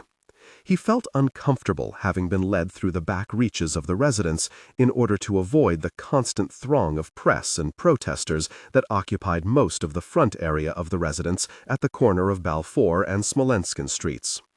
Shamni adjusted his uncomfortable behind in a chair that seemed to swallow him whole. "General, the Prime Minister will see you now," the stern-looking assistant said as she stepped from the study and held the sliding doors open for the general. Shamni adjusted the civilian sport coat and plain blue shirt he wore in place of his usual army uniform and stepped through the threshold and into the chamber of the most powerful man in the Middle East. The general saw the Prime Minister as he sat at his desk with his head down and was writing furiously, with his nose only inches from the paper. Shamni stood at attention through force of habit. "Relax, General. I know how you hate being drawn out of your lair in Tel Aviv, but no one's going to shoot you here for not acting like a soldier," the bespectacled Einan of 68 said, and finally stopped writing long enough to look at a man he had known for over 30 years. They had served in the same company during the War of 73 and had remained close ever since. Besides, being a soldier here doesn't matter much, because any infiltrator to the residence would go after me first, and that would give you time to get out. The general finally saw the smile he had known since the 70s, and he did relax. "So, our problems in Rome seem to have gotten away from us, yes?" the Prime Minister asked as he returned to his writing after asking the direct question. "I have to say I never expected that old lady to get one over on us like that." "Not on us, General," the Prime Minister said as he looked up. He wasn't smiling this time. "But the Mossad, your Mossad, the agency I placed into your most capable hands just for situations such as this. We were handed this gauche plate bequeathed to us generation after generation, and it has fallen on us to keep the lid on this thing." He tossed the pen he had been using onto the blotter of his desk. "How were they able to infiltrate the Mossad, Addie?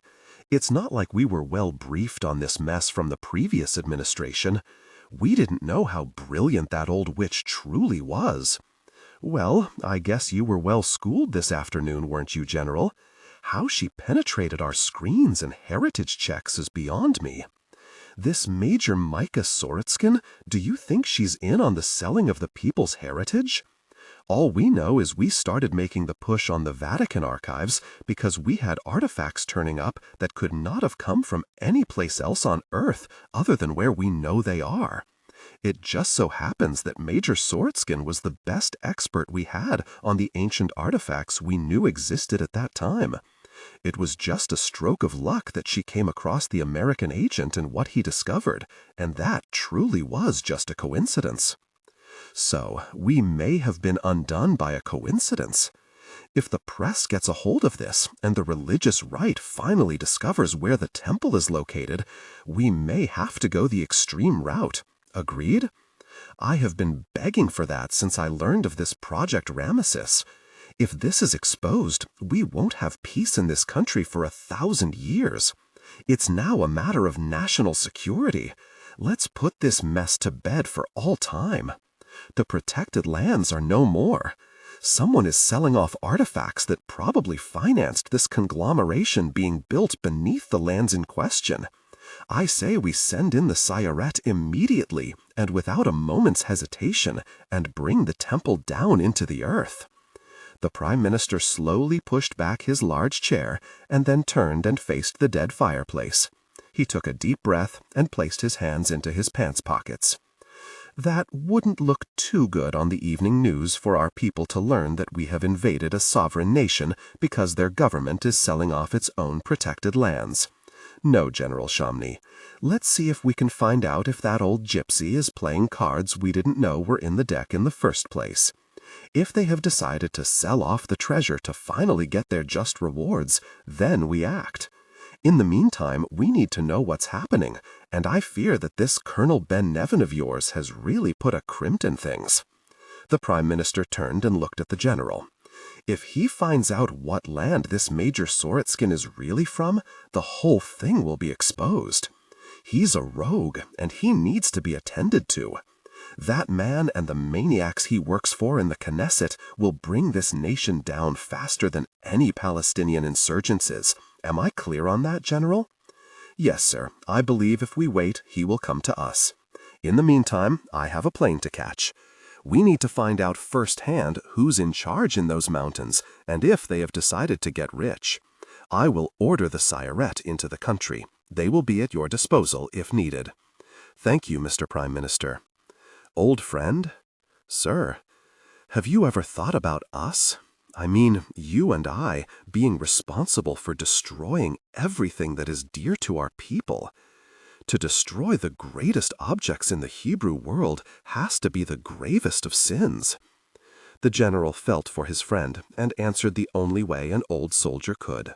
If it means saving thousands of lives from a fundamentalist push from our own people, I say bring the entire Carpathian mountain range down around their ears. I love my people and my country, and will not see the progress we've made these past few years undone by ancient history that will never have a bearing on our position in the world. Then see to it, old friend. Find out if the old gypsy has turned on the people. If she has, destroy everything. The Prime Minister held his gaze on the general. Everything, General. And if resistance is met from the Jeddah, don't say it, Moshe. Don't ever say it aloud. I know what I will have to do. Event Group Complex, Nellis Air Force Base, Nevada. The vault was silent as all eyes were still intently looking at the woman Jack claimed would have to be well over 80, since it was obviously the same woman Alice had met in 1946 in Hong Kong. If that's the same woman, I'm firing my Avon representative, Alice said as she slowly took a seat and Sarah placed a hand on hers and smiled. Well, the problem as I see it, Colonel, is that you can't prove it, and the President will say this is too flimsy, Niles said as he looked at the dejected form of Alice in her chair. So that's where you come in, Pete. I want you and Charlie to do some work, and I need it done now. Niles looked Alice's way once more. We need it done now, he corrected himself, and he saw that his words helped as Alice slowly nodded her head. Both Ellenshaw and Golding looked up with renewed enthusiasm. It seemed they may not be in the basement of that doghouse they now found themselves in. I need every single scrap of information you can dig up on that entire region. Myths, legends, fact, rumor. I want to know about the people of the Patinas Pass. Charlie, you take the zoology aspect of the research. I want to know if there is any way this animal could exist and why in the freaking world it is so equipped through evolutionary means to be the way it is. If this beast evolved like that, I want the reasons why. Pete, the land, the history, who owns it? Both men nodded as they took their notes. Niles looked down at Collins, and they had a moment between them that said enough was enough. Niles wanted to help, but he needed their help in order for him to meet them halfway. Colonel, get a team together and get me everything you can on why the very Mossad is so interested in the activities of our agent, and why in the freaking world they would attempt to kill him over that information. Is it the animals, the region? Is it anything that Alice is connected to? I also want this Lieutenant Colonel Ben Nevin tracked down and handed off to the FBI and Interpol. We don't need this traitorous jerk anywhere near where we may have to go. Everyone in the vault took a sigh of relief when they heard the words, "We may have to go." Okay, Mrs. Hamilton, you have your wish. This is your call, and for right now, we are a go. That means you're... Alice started as she stood from her chair while looking up at the director. An event, you have met the minimum criteria in my opinion, and I will get the president to see it our way. It shouldn't be too hard when I inform him about the Israeli government's interest in Romania and what lives there. Okay, we move as soon as Charlie and Pete come up with the information we need. Now, get to it. Virginia, Colonel Collins, and Alice, please meet me in my office. We have been handed something that may be a connection here. Jack, Virginia Pollock, and Alice Hamilton were sitting in 3 chairs facing the director. Niles looked at each in turn and shook his head. I was just handed this report 5 minutes before the colonel called me to the vault level. Niles handed the paper to Jack from across his desk. This may be one of the reasons everyone is so concerned about Mossad agents and their defectors and moles. What is it? Jack asked as he handed the picture to Alice, whose eyes took in the object in the photograph. This is Midianite pottery, Alice said, and not just shards, but the whole vessel. Never has a complete relic been found intact. What is a Midianite? Virginia asked. Alice? Niles asked, wanting her to quickly explain why this was so significant. Alice smiled at the color photo of the pottery and its straight-laced striped design. Biblical scholars believe Midian was located on the Arabian Peninsula, or possibly modern-day Sudan. Midian was where Moses spent the 40 years in voluntary exile after murdering the Egyptian. He married the daughter of a local tribal elder, then he supposedly returned to Egypt, and you know the rest of the story. "And this is significant?" Virginia asked, her scientific mind never relaxing when there were questions to be answered. "Because of these," Niles said, as he slid photos of more pottery and small golden objects of Egyptian design. Golden scarabs, small idols of gods, and even several Bronze Age weapons glimmered under a photographer's light. "Where does all of these come from?" Alice asked. "There have never been items like this unearthed and in such pristine condition. These have to be copies. They were sold at auction 5 years ago. There are many more items that were contracted for the bidding process through a company called Perry Dieterman and Associates Limited out of Cologne, Germany. Thus far, close to 200 pounds of gold and artifacts like these have been selling quite nicely to the seamier side of Eastern Europe. These 6 items alone brought in close to 78 million. The office went silent. That is why I accepted Jack's offer to join you in the vault. The border patrol in the Czech Republic recovered these from a Russian national. They even found a bill of sale when they found these items hidden in the trunk of a car. The rather seedy character was questioned, and it was discovered that he was the highest bidder on a prayer tablet, one that was carbon dated to 1557 BCE.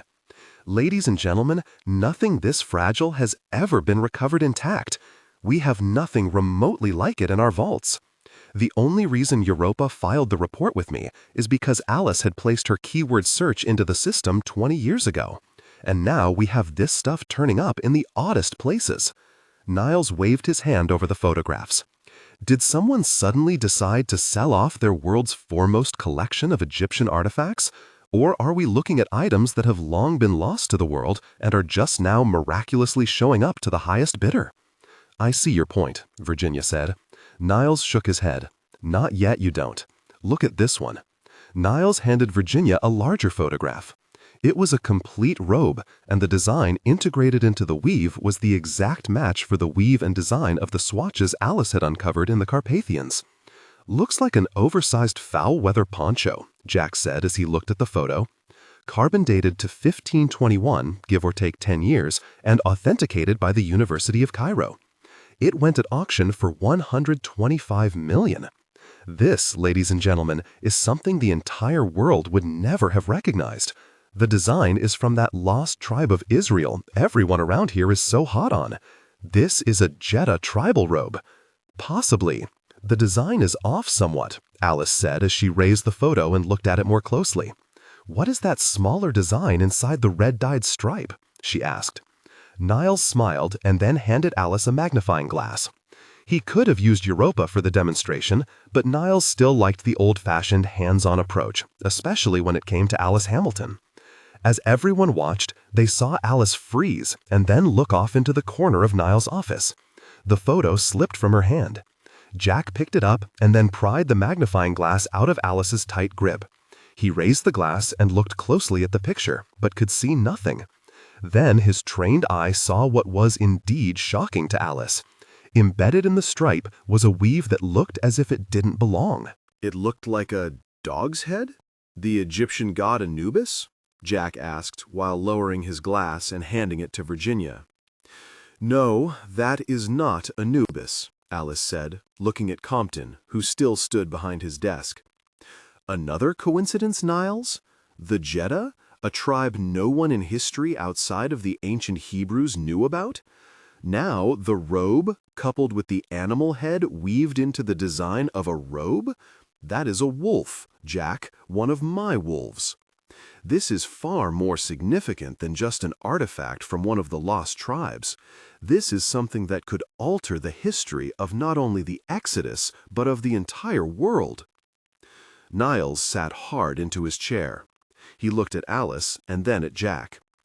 "As a close advisor to the president, I am allowed access to the National Security Council and the minutes of their meetings with the president. I found this by accident. It seems we have had a small movement of troops from the Middle East heading north. Specialized commandos you may know something about, Colonel. It seems Tel Aviv is a little concerned about something in the region, and the NSA picked up an alert and movement order. Recognize that unit, Jack? Niles asked. The Sayeret, Collins said, and took a deep breath. If these fellas are on the move somewhere, whoever is at that somewhere is in for a world of hurt. These men are killers. That's what they do. Can you explain, Jack? Alice asked. No. Our intelligence on the Sayeret is highly classified. They are the Israeli army's best, I mean the very best of their crop of young men. They go, do, and kill whoever is placed in front of them. If they're moving, there's a reason for it. Well, the president has been brought up to speed on Alice's hunch.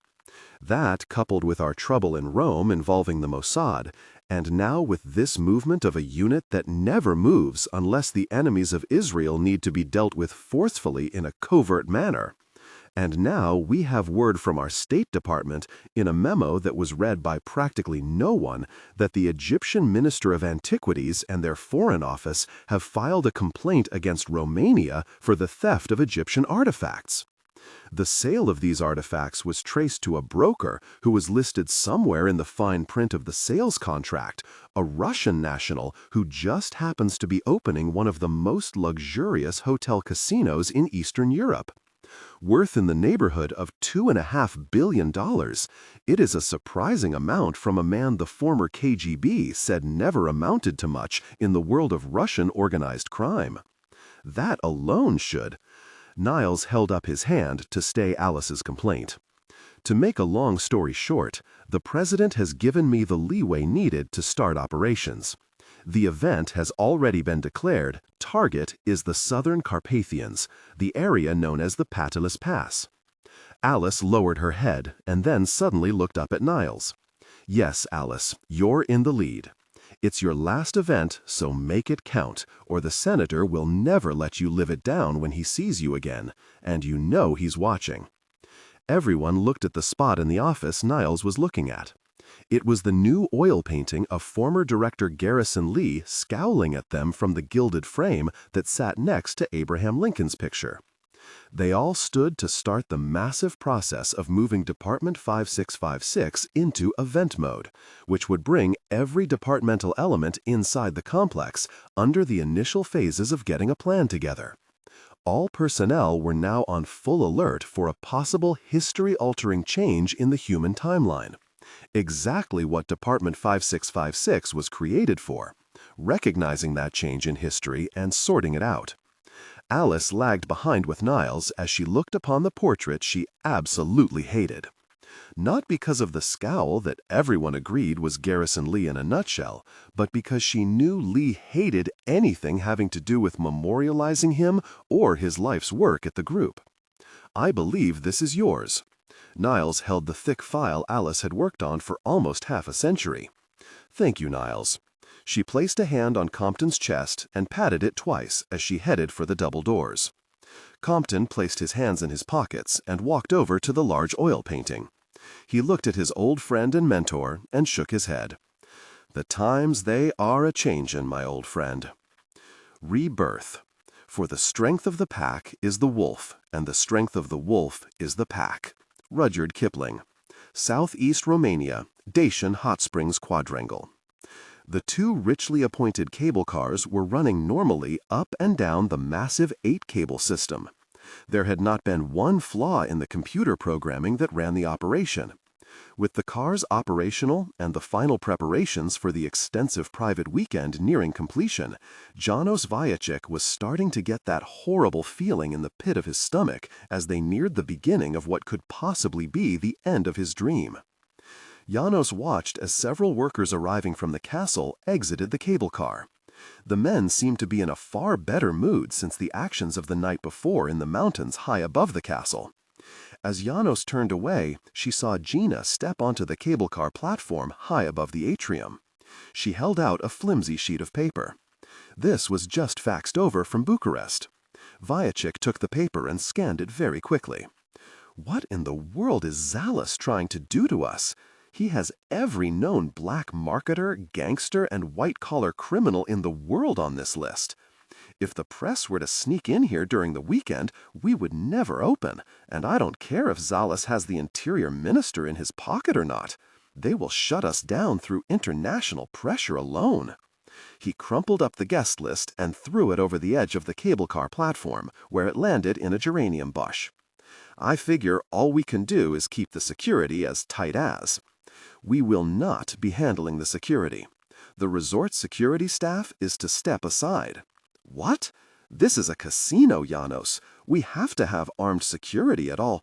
"Zales is handling the security for this weekend. His own people will be here, and he says it's double our normal staff. He said the press will not get to within 100 miles of Edge of the World." Janos could see his general manager deflate. He put an arm around her. "I have regretted my decision on partnering with this man from the first day. It's like he never had money before, and now he's crazed about how to spend it. It's like the trouble with the villagers up in the pass.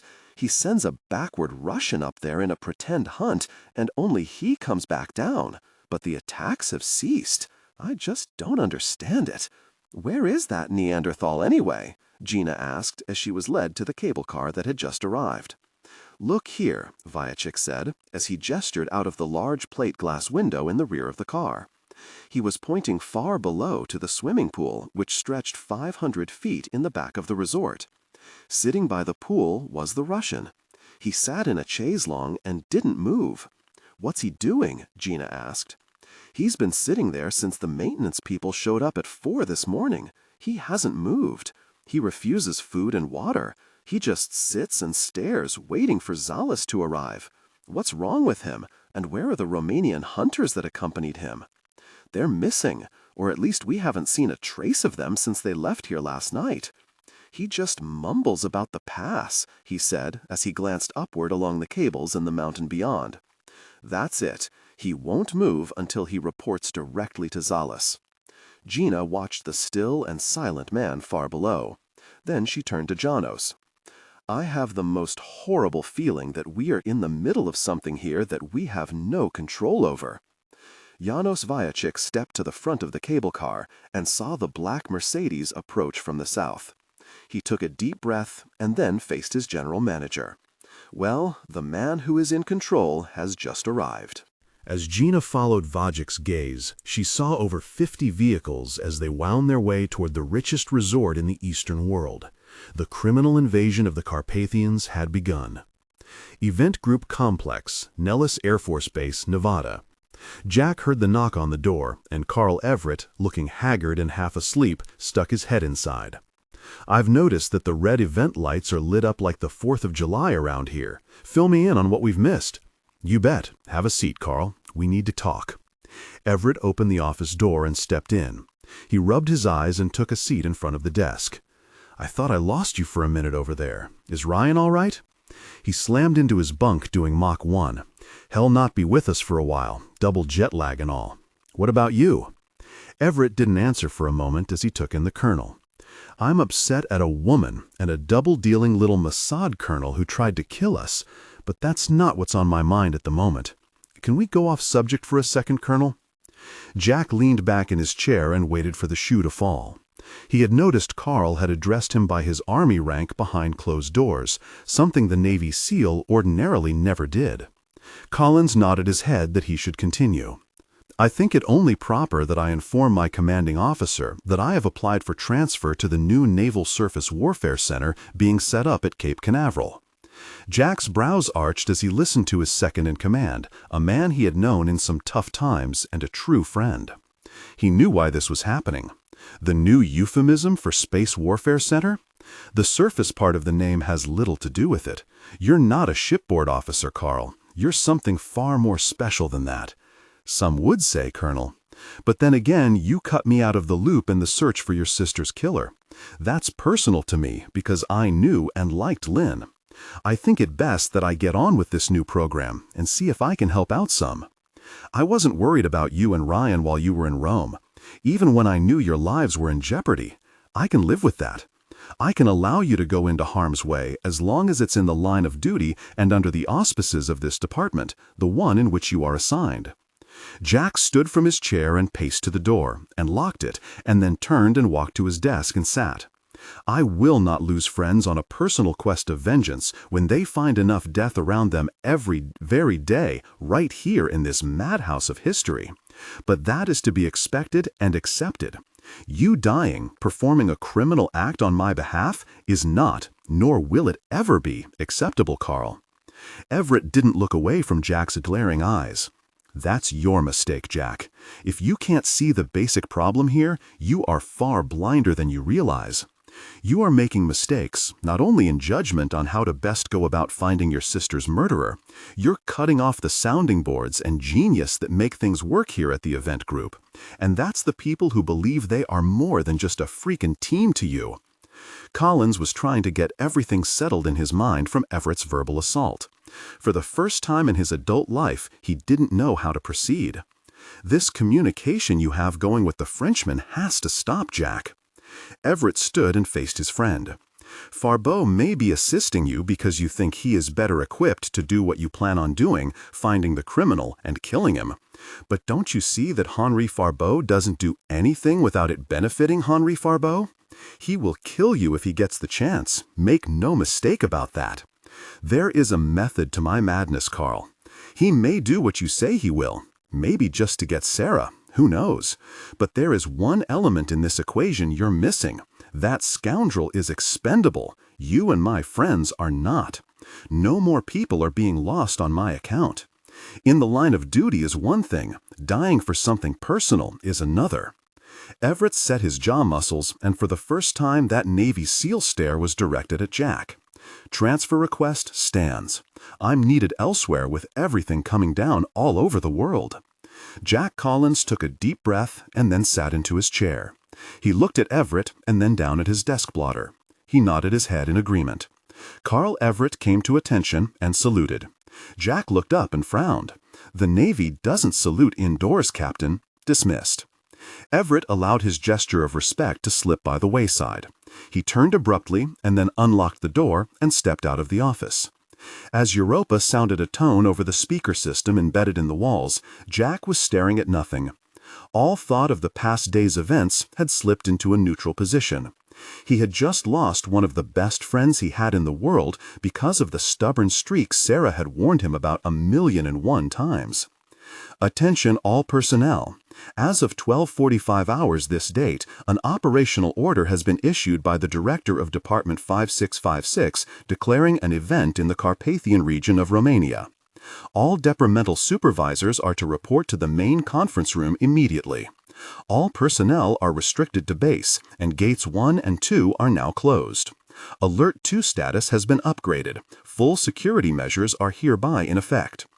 Jack didn't hear a word of the supercomputer as she gave the event alert. His mind was on his friends, the ones he was losing because of his fears and the fear of others above him in rank. Outside the office, the event teams were forming. The assault on the Carpathians was now an official case file. The event group was now in its element. Patinas Pass, Carpathian Mountains, Romania. The moon was bright, and the villagers of Patinas were out in the cool of the evening. The village itself would be considered large for most in the region. The census taken in 1980 by the former communist government listed the occupants of that particular protected area as 752. The center square of the village of stone and wood houses was alight with the fire that was built every evening for the families of man to congregate and share stories on the events of their day. It had been a tradition for over 2,000 years. The families gathered and laughed and sang and played their string instruments to the delight of the children. Most of the musical instruments were new and shiny, and the electric lighting now coursing through the small village even newer than the instruments that began showing up the past 2 years as gifts from the man who would soon be their king. As the Romanian Catholic church bell rang just once, announcing the hour of 9, all those around the fire and sitting on the grass, listening to the music, started to say their good nights and goodbyes to family and friends. As they all laughed their way to their houses, or out of town for their farms and flocks, there was only one who remained behind. The old woman sat in her customary chair after waving off several of her nephews and nieces as they tried to persuade her not to sit out in the damp night. When the villagers had all left, the old gypsy looked around her at what they had built over the years. She slowly stood and leaned on the wooden cane, with the eye of Ra inlaid in the handle. She slowly turned and looked at the mountain behind her that encircled the beautiful but small valley and pass that was Patinas. Her two different colored eyes fell upon the temple that only she could see. She shook her head. The steam escaping from several open vents along the mountain road leading to the pass high above was a constant reminder that somewhere far beneath the surface of the earth, Mother Nature was cooking up quite a cauldron of fury that someday would be released into the valleys far below, a wrath of prehistoric power that could eventually level the 250-million-year-old mountain range. The hot water vapor from the hot springs that coursed through this particular mountain actually produced enough heat to change the weather conditions during the winter months, as the vapors brought a false warmth to the village and the pass above them. We should have brought the entire mountain down upon you before it was ever completed. She jabbed her cane at the darkness above and the mountain it hid in the night. You are a curse that we should never have dared to lay claim to. Suddenly her strength was gone, and she turned and sat back into her chair. It would take more than that rickety old cane to bring down the temple, Grandmama. The old woman closed her eyes and placed her forehead on the cane. There was death last night on the road to the pass. You disobeyed me, man-child. No, one still lives. The message I wanted to deliver was delivered, and the men that were with the filthy Slav paid the postage on that message. There will be no man allowed above that ridiculous castle. Never again will men come this way without invitation. The old gypsy raised the cane an inch off the ground and then brought it down again as she turned to look at her grandson. The man was dressed in a bright red shirt with his ever-present headscarf, this one royal blue in color. His black beard and leather pants gleamed in the light of the rising moon. As he watched, the old woman forcibly calmed herself. "You have been missed at the fire lately. You seem unaware that your family misses you. And for one who has delivered such magnificent gifts to the people, it would seem you would be more interested in the activities here than down there," she said as she jabbed her cane down the mountainside. The young man snorted and then shook his head. To sit around and sing old gypsy songs that are just as much a lie as the ones we tell of the ancient times? No, I have no more interest in lies. It's far past the time to be mere caretakers to riches and the knowledge of the old ones. It's time we take what we have earned. And giving out a few small gifts, as you call them, is what a future king of the gypsies does for his people. The old woman couldn't argue the point. "How many of our young men have you taken from the villages below?" she asked, fearing the answer. "Enough to protect what is ours." "You have been in the temple recently." The man laughed.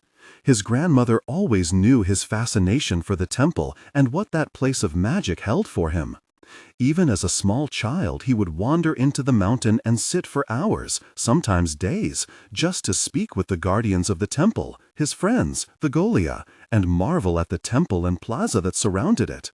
She knew his love of the massive building blocks the ancient artisans built for a people that would never see it.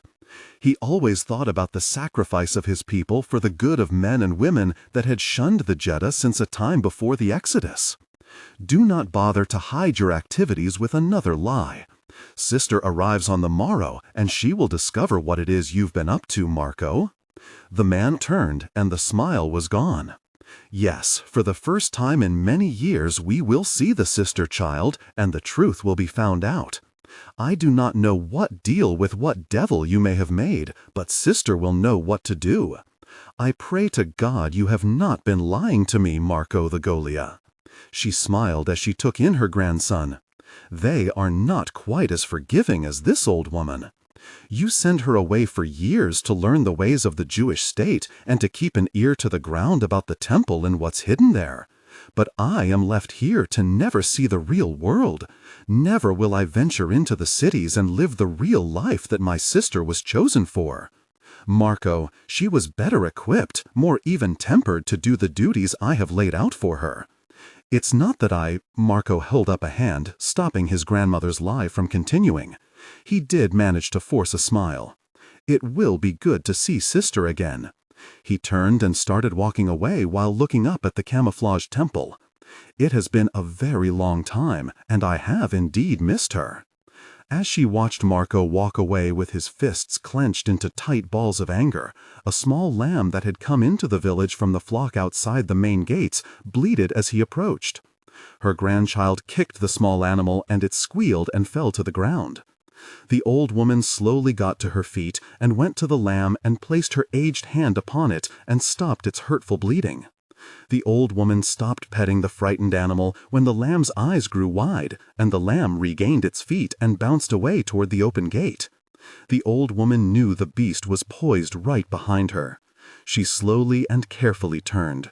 The black-furred Golia was sitting on its hind haunches and was looking straight at her with its long ears up in a non-aggressive stance. As she examined the giant wolf, she saw the yellow eyes take her in also, with just as much curiosity. "You have grown so, Stannis." She slowly took a step forward and raised her hand to the animal's jawline and used her short, broken fingernails to scratch the new leader of the Golia. Stannis tilted its huge head to the left as the old woman scratched lightly. The eyes never left her age-lined face. As she scratched the alpha male as she had done on a million other occasions, her hand slowly started to rise toward the left side of the animal's face, just below the ear. Stannis saw the movement and lightly growled, and then raised its right paw to its face. She watched as the fingers slowly curled open and extended outward, and was so large that the slim fingers and razor-sharp claws wrapped completely around her small wrist and hand. As the beast lowered the offending hand from its muzzle, it came up on all fours and backed away a step and then sat once more on its haunches. The yellow, intense eyes never left the old woman's face. "Your trust is as empty as your den in the pass. Do you even know what Marco is up to, or are you just going along because you finally get to vent that stored rage you have deep inside, not unlike my grandson?" The wolf tilted its large head to the right this time as it listened to the woman speak. She could see that the respect the animal had toward her was still present. She suspected that Stannis was conflicted. She was even receiving small bursts of knowledge streaming from the new leader of the Golia, but she couldn't understand the animal's consternation. She smiled at Stannis as she looked up into those yellow eyes that stood a whole head higher than her entire height. "How are the babies?" The wolf whined deep in its chest. "You haven't been to the pass, have you?" The low growl sounded once more. "Whatever he is doing is against the will of his queen, and also against the family of Golia. I need you, Stannis, in the days ahead. We have to." The Golia suddenly jumped from its place. The giant leapt over the old woman, and then jumped again and cleared the stone wall that lined the small village and vanished silently into the night. The gypsy queen turned and listened as the mountain came alive with the sound of many Golia who were not inside their dens or in the temple. There were more and more howls coming from the dark in recent months as more and more Golia defected to Stannis and Marco. It was not the fact that Marco wanted better for his people, as she was responsible for her grandson's rebelliousness, because truth be told, she herself had been fighting with tradition and ancient superstition for most of her years to allow the people to be free of the curse placed upon them 3,500 years before.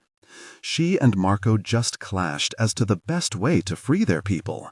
The ground shook, and the night became a silent and bleak artwork of desolate landscape that screamed against the sign of the times.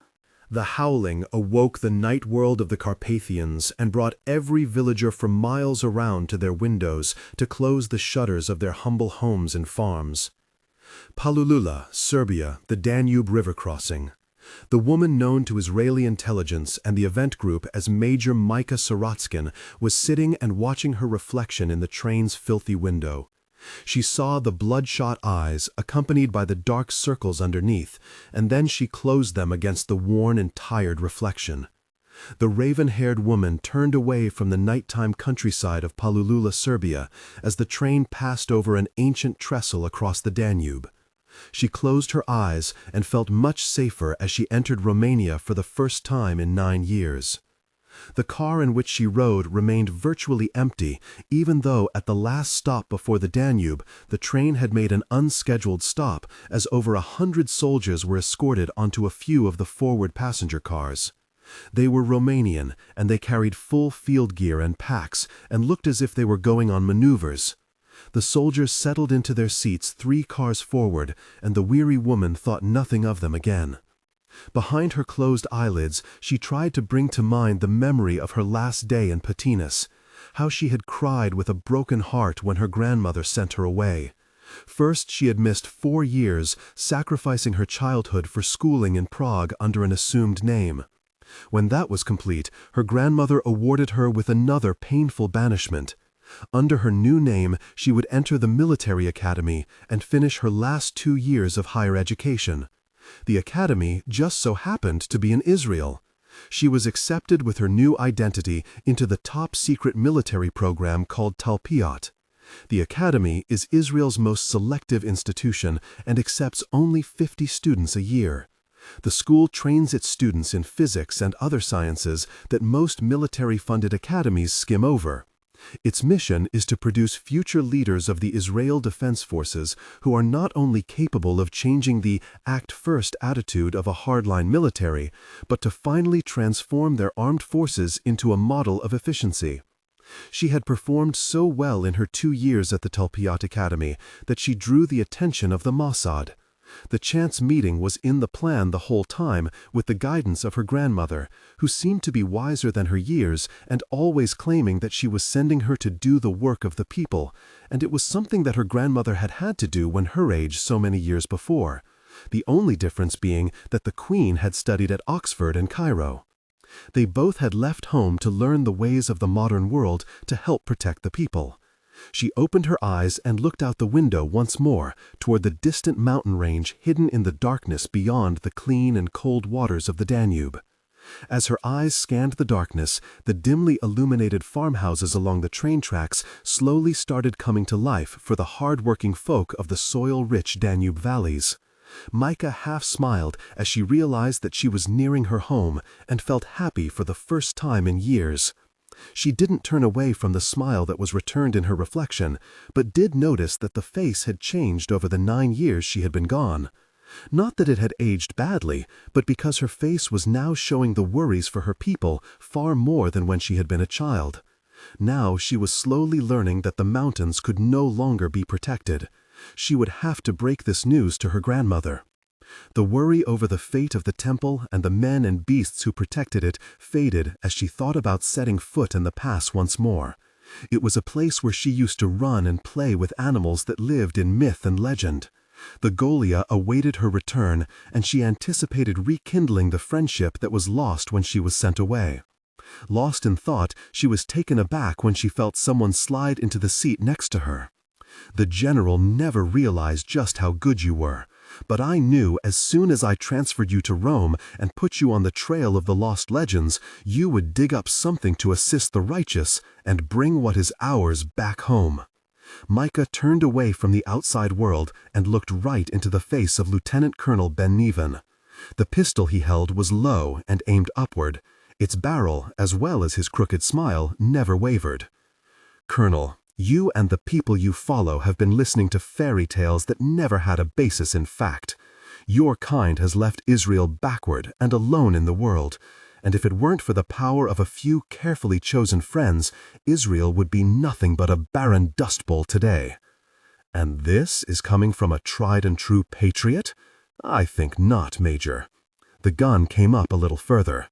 The woman slowly moved her eyes to better assess her situation, which was not a good one. The train's car was nearly empty, with the exception of a young boy, and of all things, he was accompanied by a goat. "Welcome home, Anya," she thought to herself, as she looked at the small boy at the front of the car, and immediately regretted leaving her small cousin back in Rome, but she had thought it safer for the seller of oranges to stay safe for the time being. The colonel watched her as she studied her situation, and he smiled wider than before. "Do not attempt it. I have over 50 men awaiting our arrival. You will lead us to the treasures of the Exodus so the true patriots of Israel can take back the people's heritage." Anya Krivesky didn't bother to look at the weapon because she knew how ruthlessly men of the colonel's religious bent acted toward women. They were backward and only thought about their precious religious tilt. Most Israelites were now content to live in harmony with those around them, but others were far more resistant to making peace with people who didn't care for the heavy-handedness of Jewish rule in the occupied territories. The colonel was part of an organization called Masada's Patriots, named after the small mountain once laid siege to by the Roman army to settle a small revolt 2,000 years before. She wondered if the colonel realized that every one of those long-ago patriots had committed suicide to escape Roman justice. Perhaps it was time to refresh Ben Nevin's memory on that point. "You know there is no place you can ever run to and hide. General Shamni will burn any asset, kill any informer. He will take your group hostage in order to track you down. And the law be very? And you, a favorite of his? Your betrayal will not sit well with the general, just as mine will not. I'm afraid we are both in the same boat." The look on his face was that of a cat staring at a caged canary. "Only I have many friends and very powerful allies." Anya chanced to look around, but still the only occupant of the car was the little boy and his goat far to the front. At 4:30 in the morning, there just wasn't any help to be had. This can all be so easy. We would be hailed as the man and woman who recovered the history and treasure of the chosen people, to prove to the world that yes, God was once on our side, and here is the proof, Ben Nevin said, as his eyes widened and his breathing got heavier. "It's nothing but old wives' tales to keep the people believing in their past when we should be looking toward the future. There is no gold and other treasure. There are no artifacts to prove God was once in our corner. There may be those who have scratched the truth, but it will do them no good." She looked the colonel straight in his eyes and didn't flinch when he raised the pistol a little higher. "The Ark of the Covenant has been lost since the dawning of the Hebrew homeland. Gone, Colonel. The treasure of the Exodus never existed. You have placed a warrant on you and your followers' heads, and every Israeli asset the world over will be out to track you down and kill you."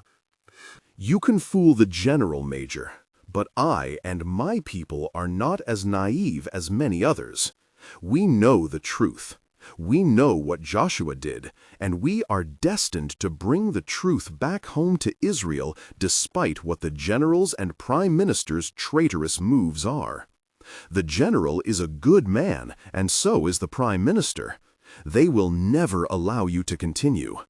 Good men always get bad people killed. He and his kind will do anything to stop us from gaining the right to live and expand the borders of Israel. And you think the recovery of some trinkets will allow the Jewish people to rise up and take control of everything? The people are not what you think they are, Colonel. They have evolved from the days where a few fundamentalists can whip them into patriotic frenzy. That policy had its place and its time. Everyone pulled together. And now you wish to take them apart? Split the nation? Anya leaned in toward Ben Nevin, actually stunning him enough that he raised the gun fully into her face. "I'll tell you, Colonel, since I have been with the Israeli people, I have learned one inescapable fact. They like living. They also like to see their sons and daughters come home without having a bomb go off on their bus. Mothers, fathers, and grandparents like peace and are willing to break with tradition to have it. They actually like living, stupid bastards.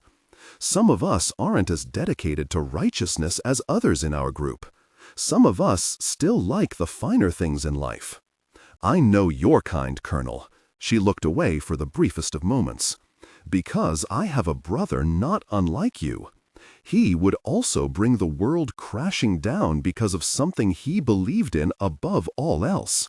But even I don't believe he would be capable of selling out his own people as you are doing. I don't seek the treasure, he lied with an expert's persuasiveness, and Anya saw it in his eyes.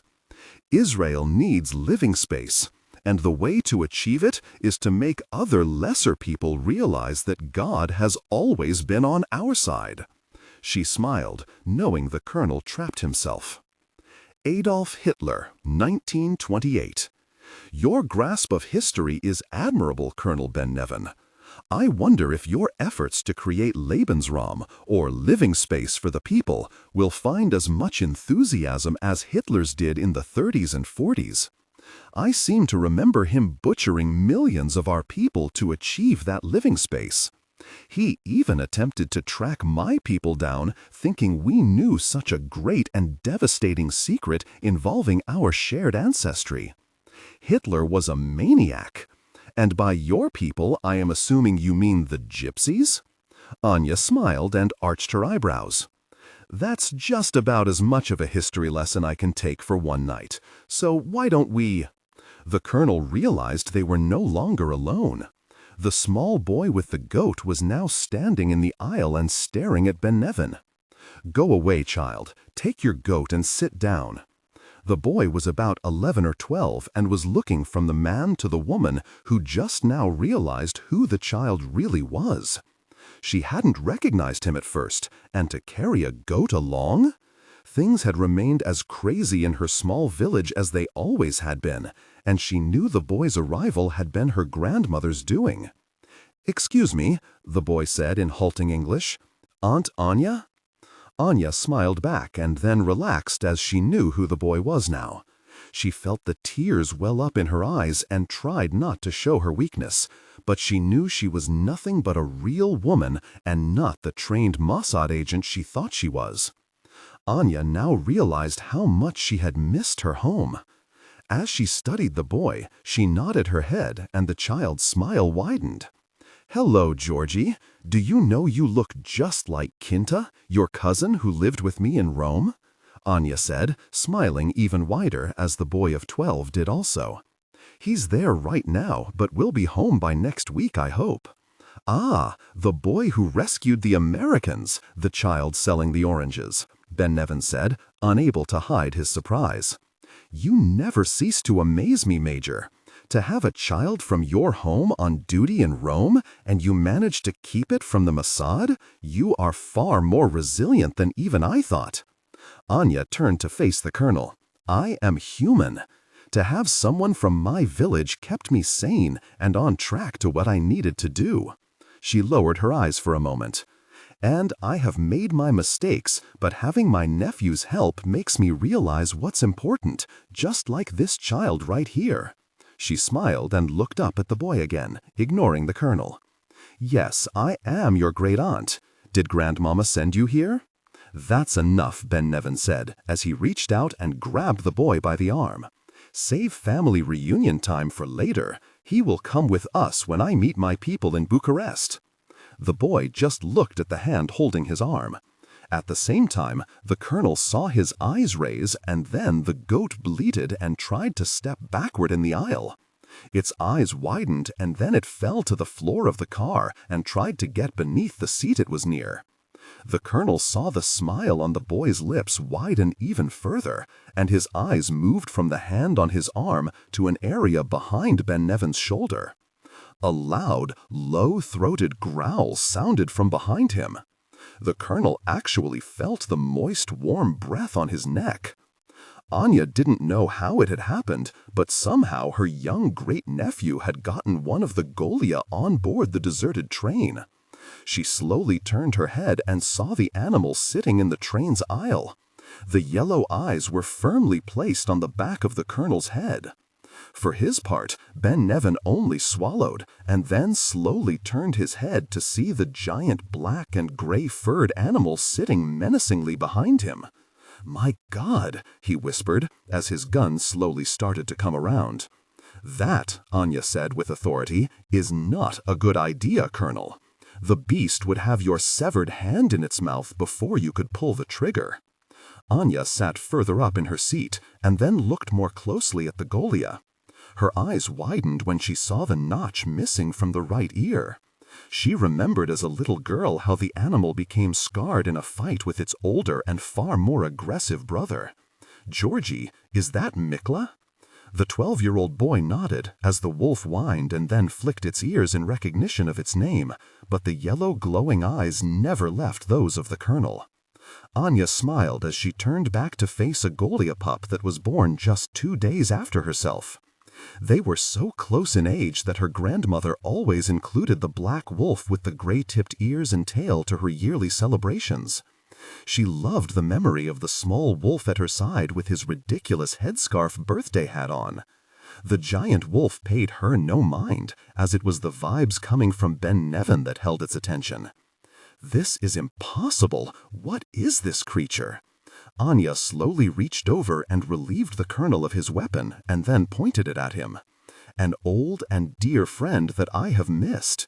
She smiled, and then saw that Mikla had turned his head and was now watching something far beyond her nephew's head and shoulders. He heard the low growl start deep within Mikla's throat. His ears slowly lay down, and Anya knew that someone was coming, and the giant Golia sensed it. Anya chanced a quick look up, and her heart froze. "It seems we are about to have company, Major, whatever your real name is," Ben Nevin said, as he also looked up and saw the soldiers coming down the aisle of the car in front of them. They were laughing and joking, and one of the Romanian troopers had a large bottle of vodka, and the 3 soldiers kept looking behind them as if they were sneaking away for a nice nip of the strong alcohol. This time there was no mistaking the menace in Mikla's growl. The colonel cringed as he sensed the wolf change positions behind him. He closed his eyes as the growl became far deeper and far more menacing than moments before. The soldiers had reached the door of the car and were about to enter the connection to their own. Mikla took one leap and was in the center of the aisle 10 feet in front of Anya and the boy as she kept the colonel covered with the gun. "No, Mikla!" Anya shouted as the soldiers opened the door to their own car just as the giant beast took 4 more large strides toward the connecting door. Anya saw that the Golia was not going to obey. He sensed danger from the soldiers and was ready to defend her and the boy, and there was nothing she could do or say that would dissuade the massive beast. Anya stood from her seat. "No, Mikla, no harm!" she shouted in the silent car.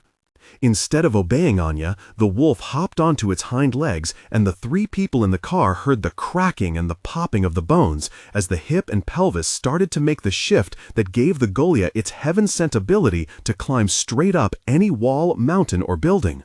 First, one hip popped and shifted, sending the beast to the right as its articulated fingers took hold of the 2 seats closest to the aisle. It used the seat backs as a stabilizing factor as the thigh bones fell into place in the secondary socket.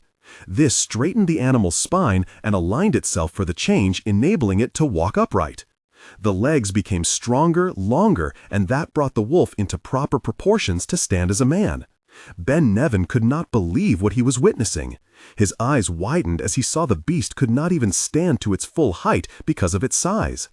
The ears were laid back against the wood paneling of the car's ceiling, and the growling intensified to the point that the Golia vibrated the windows around them.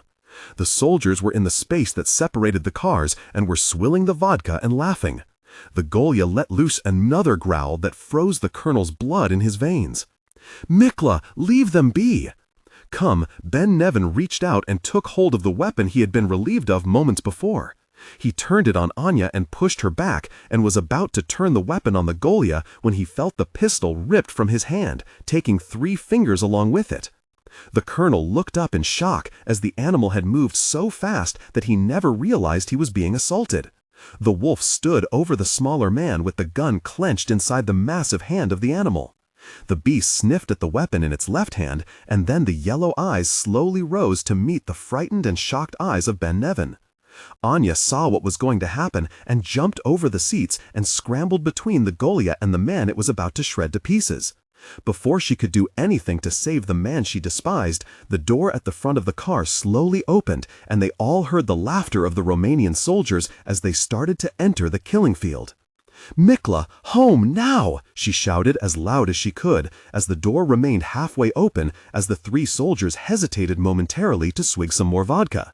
The beast turned its large head to the right and saw the soldiers. Anya could tell the Golia was confused as to which threat to take first. The massive head swung back to the Israeli Mossad colonel, who fell to the floor of the car and threw his arm up over his face, splattering his suit with blood from his damaged hand. The animal raised the pistol it held by the barrel and closed its hand around it and then threw it to the back of the train car. Mikla leaned in close to Ben Nevin and began opening its jaws wide. The teeth were straight and clean, and they were the largest the colonel had ever seen. Then, as suddenly as the action had started, it stopped, as the beast straightened and turned and looked at the soldiers as they finished their drink.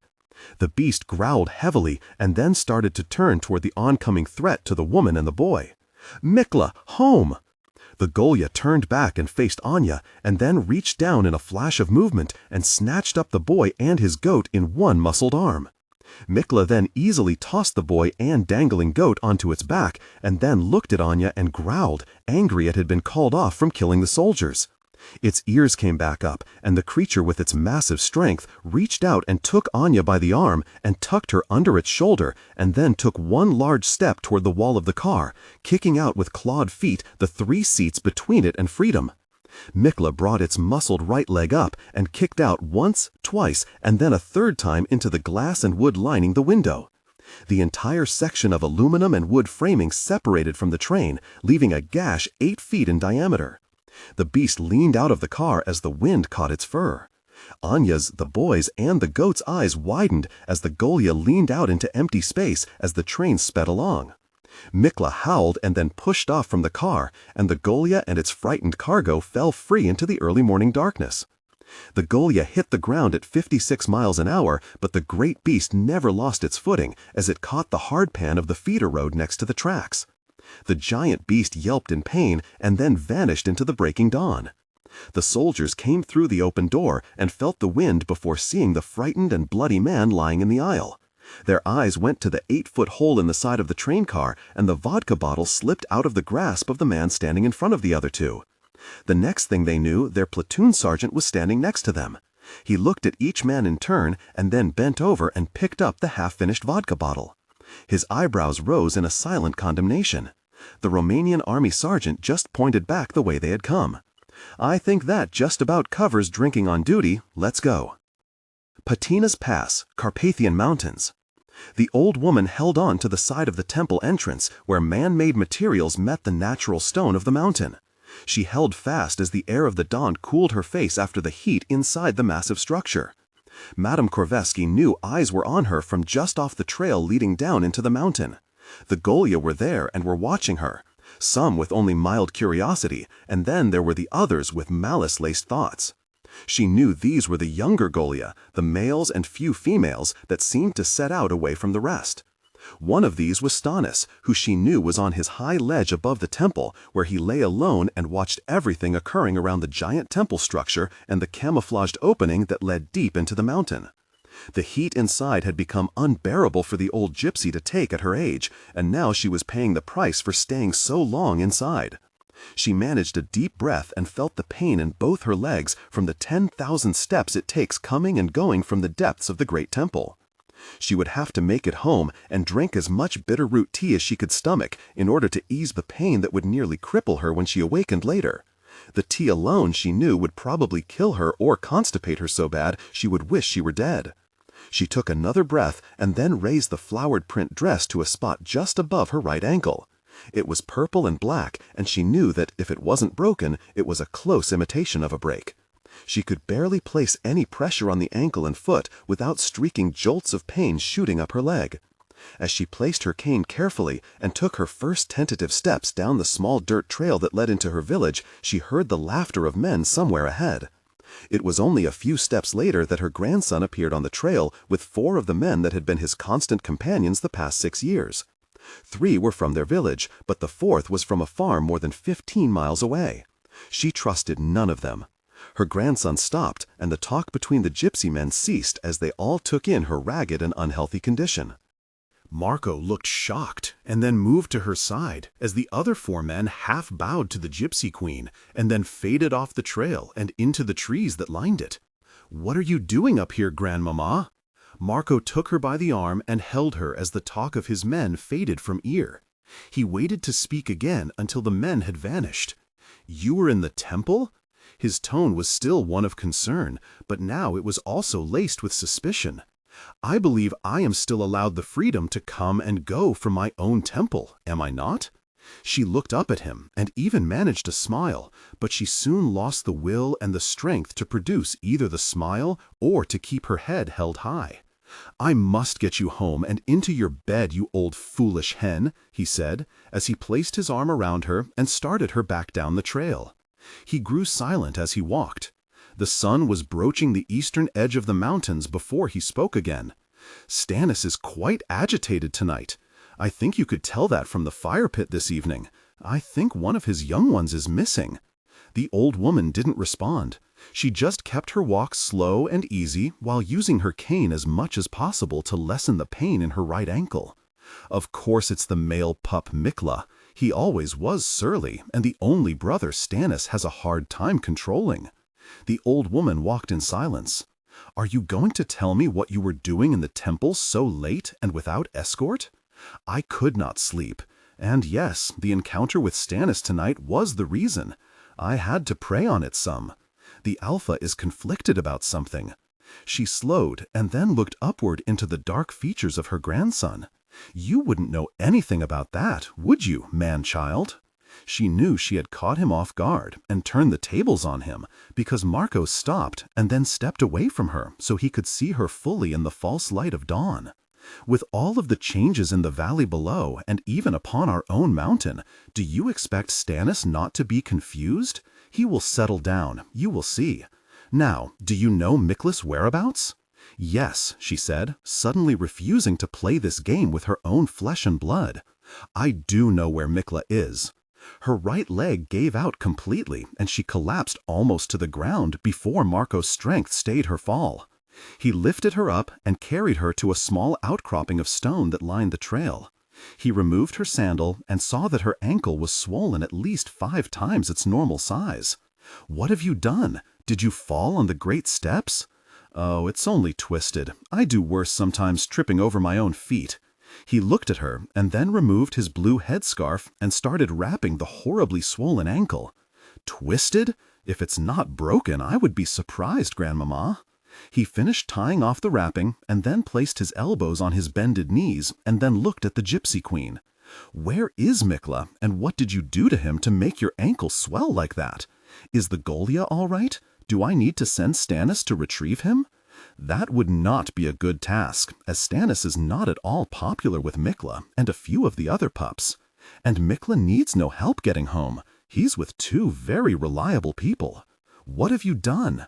"Protected the future of our people the best way I knew how. Now help me get home so you can make me some bitterroot tea because I just cannot stomach the smell," she said, as she used his strong shoulder to pull herself off the rock. Marco said nothing in response. He knew it wouldn't do any good, as the old woman had the longest stubborn streak in her since Moses himself. He took a deep breath and knew he had to slow down her suspicions until he was ready for what needed to be done. He remained silent all the way home. 180 miles to the west, 3 forms lay in a drainage ditch beside a deserted feeder road. The boy was sleeping soundly after their crazed exit from the train, and Anya hoped he wasn't in some form of mild shock. Her 2 young nephews, thanks to her grandmother, had saved her life twice in the past 24 hours. It was Mikla she was most worried about. The Golia lay on its side and was licking the right rear paw and ankle. The beast had landed awkwardly when he jumped from the side of the car. The speed of the train was something the Golia was not familiar with, and it had caught the great animal by surprise when they had landed hard. Mikla barely managed to keep his footing, but soon had to stop to go on all 4s until he had to rest his leg. "Poor Mikla, it's my fault for making you run when all you wanted was to hold your ground and protect us." She reached out and ran her hand along his side. The giant wolf looked up and then whined and licked her hand. The young Golia held Anya's eyes for the longest time, and then with the articulated fingers of its right hand extended and the claws gleaming in the sunshine, Mikla reached up and took Anya's hand and held it tight. The prehistoric wolf suddenly winced and closed its softly glowing yellow eyes and released Anya's hand as it lay its head down into the grass. "Well, rest the best we can today and start out again tonight after it gets dark." She rubbed his thick fur once again. "Maybe we can get you another train ride. Maybe on top this time, huh?" she said with a smile and a hard rub of the black wolf's fur. The ears popped up with their gray tips, and she knew the thought of riding on a train, while his first trip didn't end that well, still excited Mikla enough that he wanted to do it again. She knew his thoughts at extreme moments like this, and his being excited and happy was easy to pick upon. But she wasn't sure if Mikla was excited about the train, or more to the point that he was nearing home. The giant Golia laid its head against Anya and was content to close its glowing yellow eyes that were now fading to green as the sun started to rise higher. Mikla had done the task he was sent out to accomplish, and for the day at least, the beast was content as he lay with those he was sent to protect. Dacian Hot Springs, Carpathian Mountains, Romania. Dmitri Zalis was most impressed as he toured the Roman mud baths and hot mineral springs adjacent to the Envirodome. Accommodations for 1,000 or more guests, who would undoubtedly enjoy the spa when it was fully operational, were now finished. The steam from the natural hot springs and the mud that boiled through to the surface after being cooked for 1,000,000 years far beneath the Carpathians made the gardens as lush as any tropical rainforest.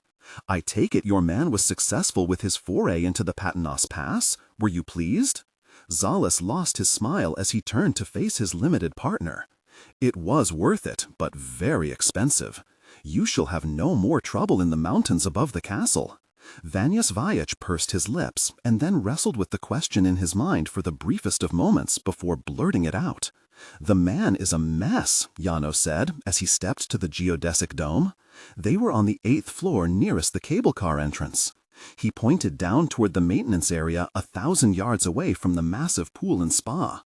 The man was sitting on the ground with his fur coat still on in the heat of the day, with his knees pulled up to his chest, as workers and maintenance personnel were forced to walk around him. He pointed his man out to Zalis, whose eyes narrowed to slits when he saw the hunter. "He's been like that ever since he returned without his hunting companions, who are still among the missing, by the way." "They are not missing, Janos. They just went home after failing this man. He did what I paid him to do." He turned and looked at Vayach. "I will have him removed. May I broach another subject with you?" "Does it have anything to do with my guest list?" Zalis asked as he turned away and started for the escalator to head down to the casino. "Well, although I have major concerns about several of the more colorful names on that list, there is but one that makes me nervous.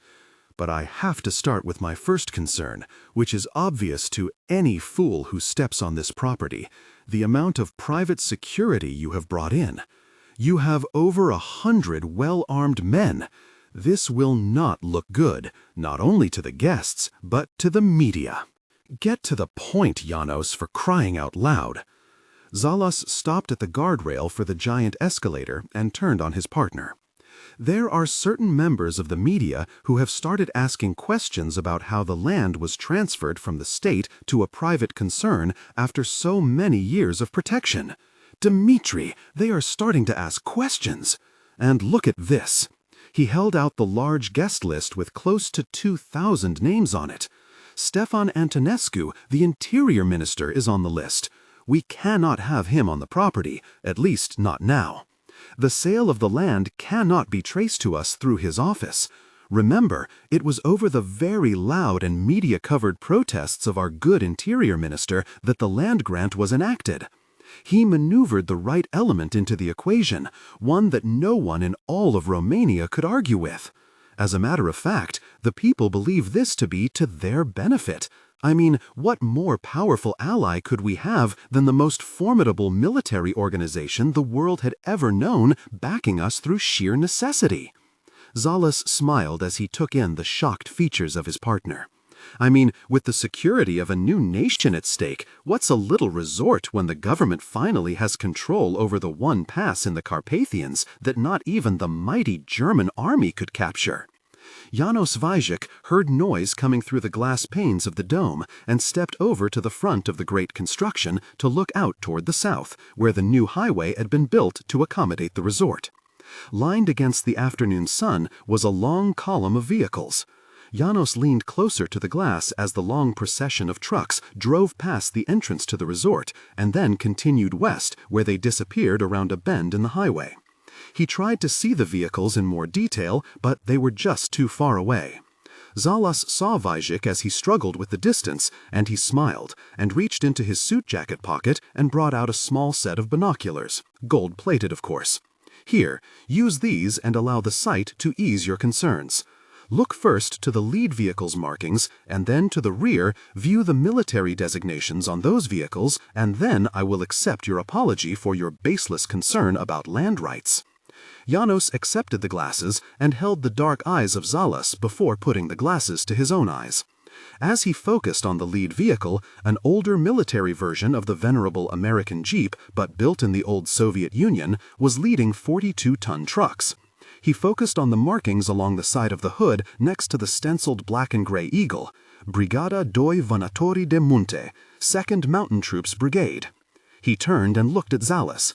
The new Romanian Mountain Division? Yes. Now, look who's bringing up the rear, Janos. Why, it's our saviors, he said with a smile, and the people ultimately responsible, although they didn't know it at the time, for getting our land grant for us, and almost forcing the new Romanian government to open up land that has not seen the outside world for nearly 3,000 years. The smile made Vajek far more nervous than the anger Zalas did show from time to time. He turned the small gold-inlaid binoculars toward the end of the long column and placed the glasses on the strange-looking vehicles bringing up the rear of the military column. "Oh my God," he said, as the lettering on the front of the vehicle's bumper became legible. 223 SFOD 82nd USA. If you are having trouble with understanding what you are seeing, I am not surprised. After all, you're Romanian, so there is no reason you should. I received the information last week about our guests down there. They are the 223rd Special Forces Operational Detachment Delta Company, the famous All-American Division. Those are American airborne troops down there, Janos, and what we are looking at is the one factor that gave us all of this, he said as he gestured around the giant glass dome. I give you NATO, the North Atlantic Treaty Organization, the most powerful military force the world had ever seen. What are they doing here? Vajek asked as he lowered the glasses. The reason this area is so important to them is the fact that the Patinas Pass is a vital passage leading to the north of the nation. It is what's known in military parlance as a choke point, one that was pointed out to our friends at the Ministry of Defense. Thus, our new NATO partnership has paid the full dividend. The pass is about to become militarized, and the Americans are here to show them how to defend it against invasion from the south. He smiled as he slapped Vajek on the back. They will stay in the lowlands today and tonight, and then head to the pass tomorrow to evaluate the defensive planning for an invasion that will never come. He laughed. It is so very easy to frighten a people that have lived under the yoke of totalitarianism for so long that they never recognize the real threat. Dmitry Zalas may have been comfortable, but Vajek wondered what other deals were made that wouldn't be so beneficial to their resort. After the pass has been mapped and war plans made, the entire area will be up for leasing and improvement. That is my plan. The whole of the mountain will soon be ours, and we will expand the property to the pass itself. As Janos allowed the plan of Zalas to set in, a loud whining rumble came to their ears. Shockingly to everyone at the resort, 3 American-made Black Hawk helicopters swooped low over the resort and then banked hard right to follow the disappearing trail of NATO vehicles. You see, Janos, who needs friends when you have the biggest bully on the block leading the way for you? I have another issue, Dmitry. We have a hard weather front coming up from the Danube. This could play havoc with the opening night of the castle. A storm? Zalas asked with more enthusiasm than could ever have been warranted with such bad news for his opening night of Dracula's castle. Excellent! What better ambiance than to have a storm that night of nights? He slapped Janos on the back. Vyjek watched Zalas turn on his heel and leave, and he realized for the first time how deeply insane the Russian gangster really was. He wadded up the note and tossed it in a trash receptacle. Will this nightmare ever end?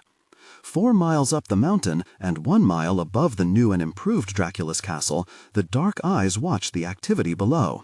The eyes turned angry as the helicopters arrived and started making sweeps around the resort and the foothills to his mountain.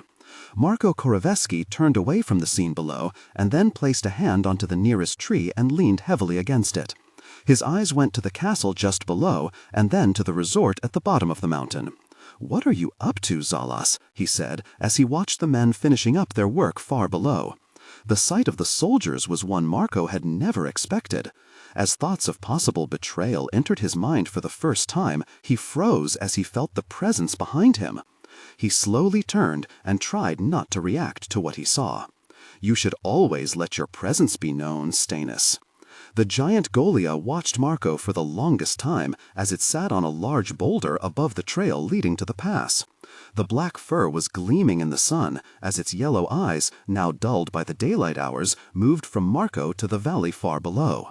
The man was getting mixed vibrations from the Golia as it sat silently and watched.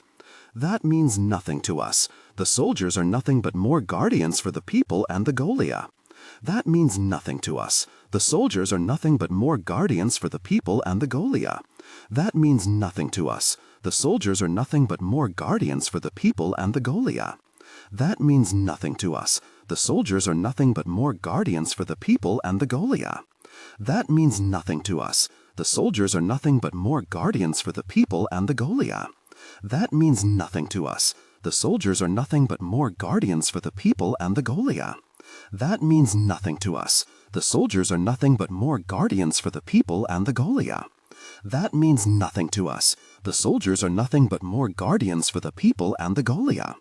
That means nothing to us. The soldiers are nothing but more guardians for the people and the Golia."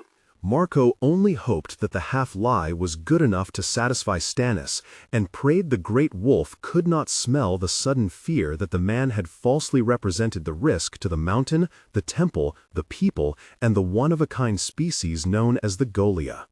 When Marko turned around, Stannis was gone. Event Group Complex, Nellis Air Force Base, Nevada. The proverbial last piece of the puzzle fell into place for the event group early that morning thanks to Pete Golding, who, after being read the riot act by Niles earlier, had gone straight to work with Europa, and the Cray system came through as always. She had successfully broken into the man Alice pegged as the leading authority on not only the ancient Jeddah, but also the wolves that accompany the legend. Pete had the floor inside the main conference room, and he was out to impress. The circular monitors came alive with a picture of a bearded man with thick horn-rimmed glasses. "Ladies and gentlemen, this is Professor Avi Firestein, former chair of medieval studies at UCLA." All eyes studied the grumbly-looking man in the tweed jacket. The good professor here produced a series of papers and letters saying that the settlement of the Hebrew homeland in Canaan was not God-inspired, but one of a pure military nature against the citizens of the region right around the time of the Exodus.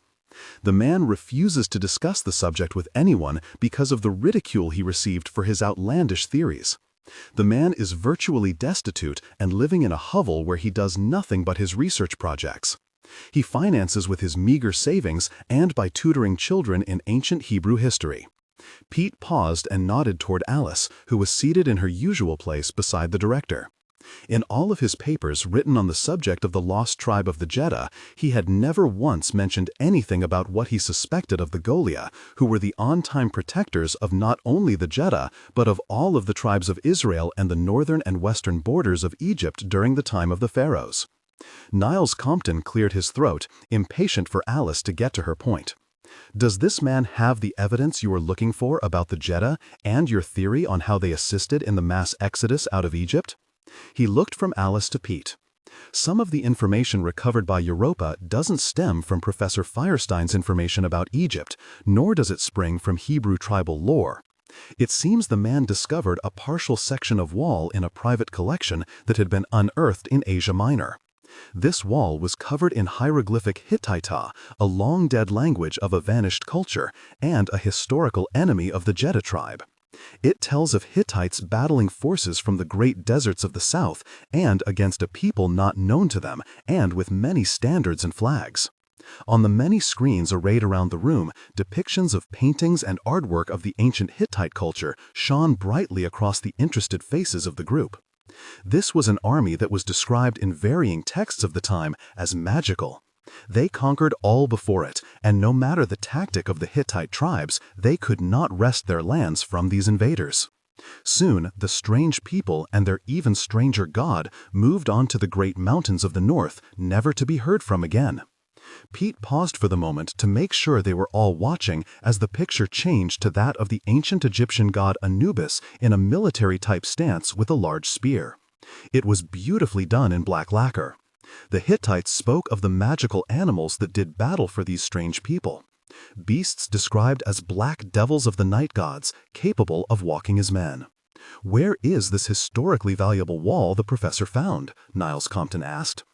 The section of wall was destroyed in a museum fire while in storage in Prague in 1974, according to Firestein's notes. The fire was investigated and arson was proven. "Pete, I have about 20 million in support equipment and fuel waiting up at Nellis, and they are awaiting our group. Can you get to the point?" Niles said. "Right, sorry. Europa ran into a firewall where the professor had his proof hidden. The lights changed as the pictures on the screen did. Item number 1, Pete said, as a freestanding statuette was shown on a soft bed of red satin. The way the piece was displayed reminded Alice Hamilton of the way the artifacts on the Golden Child those many years ago had been set up inside their displays. "Ramesses II, am I correct?" asked Charlie Ellenshaw. "Correct. This item was recovered while at auction in Paris in 1999, according to his notebook. But not before the unseen bidder placed a 500 million placement on the 7-inch statue. It's the pristine condition of the artifact," Alice said as she studied the statue. "Not one item from that dynasty has ever turned up looking as if it had been carved and painted the day before.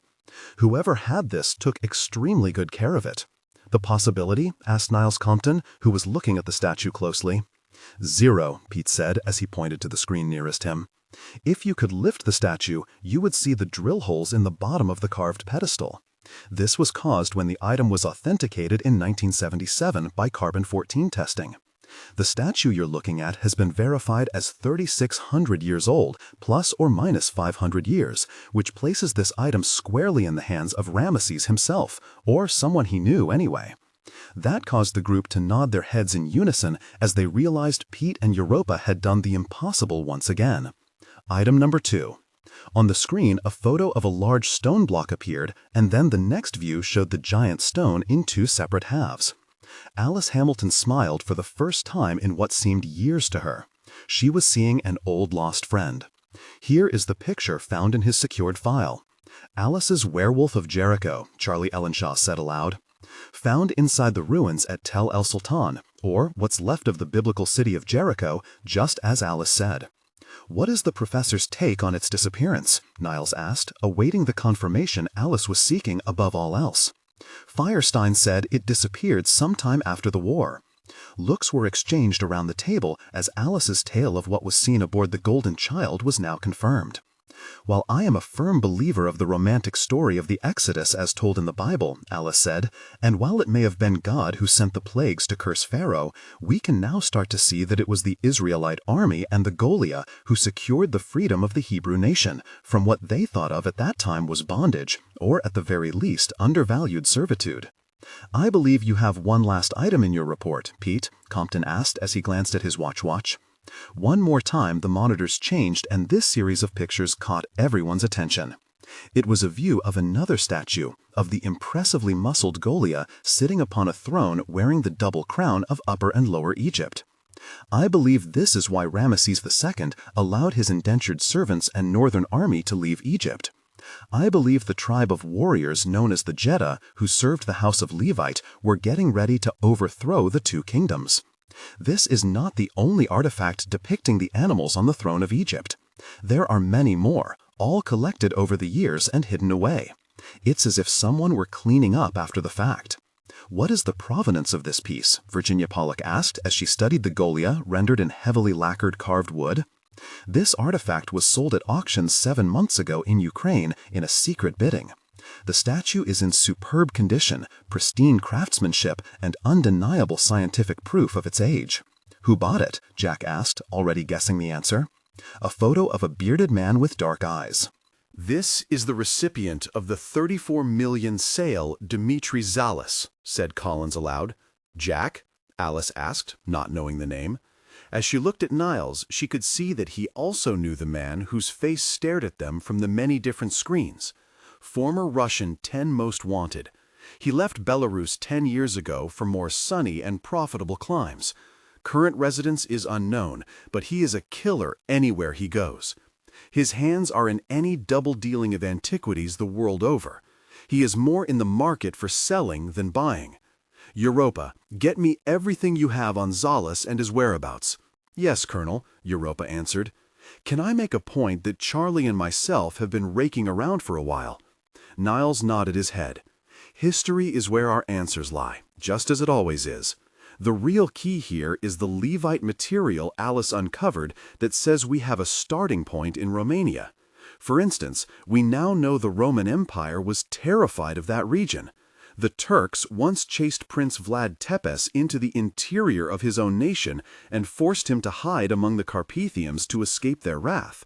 Then suddenly, and for no apparent reason, the Turks began losing every battle against Vlad the Impaler, now documented to have happened.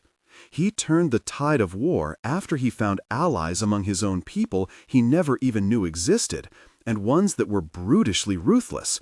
Thus the horrific tales and vampiric nature of Vlad Dracula's reputation. A reputation, I might add, that may have been earned and based solely on the teeth, claws, and weaponry of not only the Golia, but one of the lost tribes of Israel, the Jeddah. Niles nodded that he agreed with Pete's conclusions, much to Jack's and Alice's relief. "Lieutenant McTire, have you filed your geological report with Alice's team on the makeup of the Patinas Pass Range in Romania? The outstanding feature is the thermal makeup of the pass. The plates under the Carpathians are quite active in European terms as far as tectonic activity is concerned. The waters are boiled many miles below the mountain range and breach the surface in several areas, creating natural hot springs in several small valleys below the mountain. The hot springs are actual weather variants that can change the temperature and makeup of their winters, the only section of the Carpathians that can lay that claim." She smiled.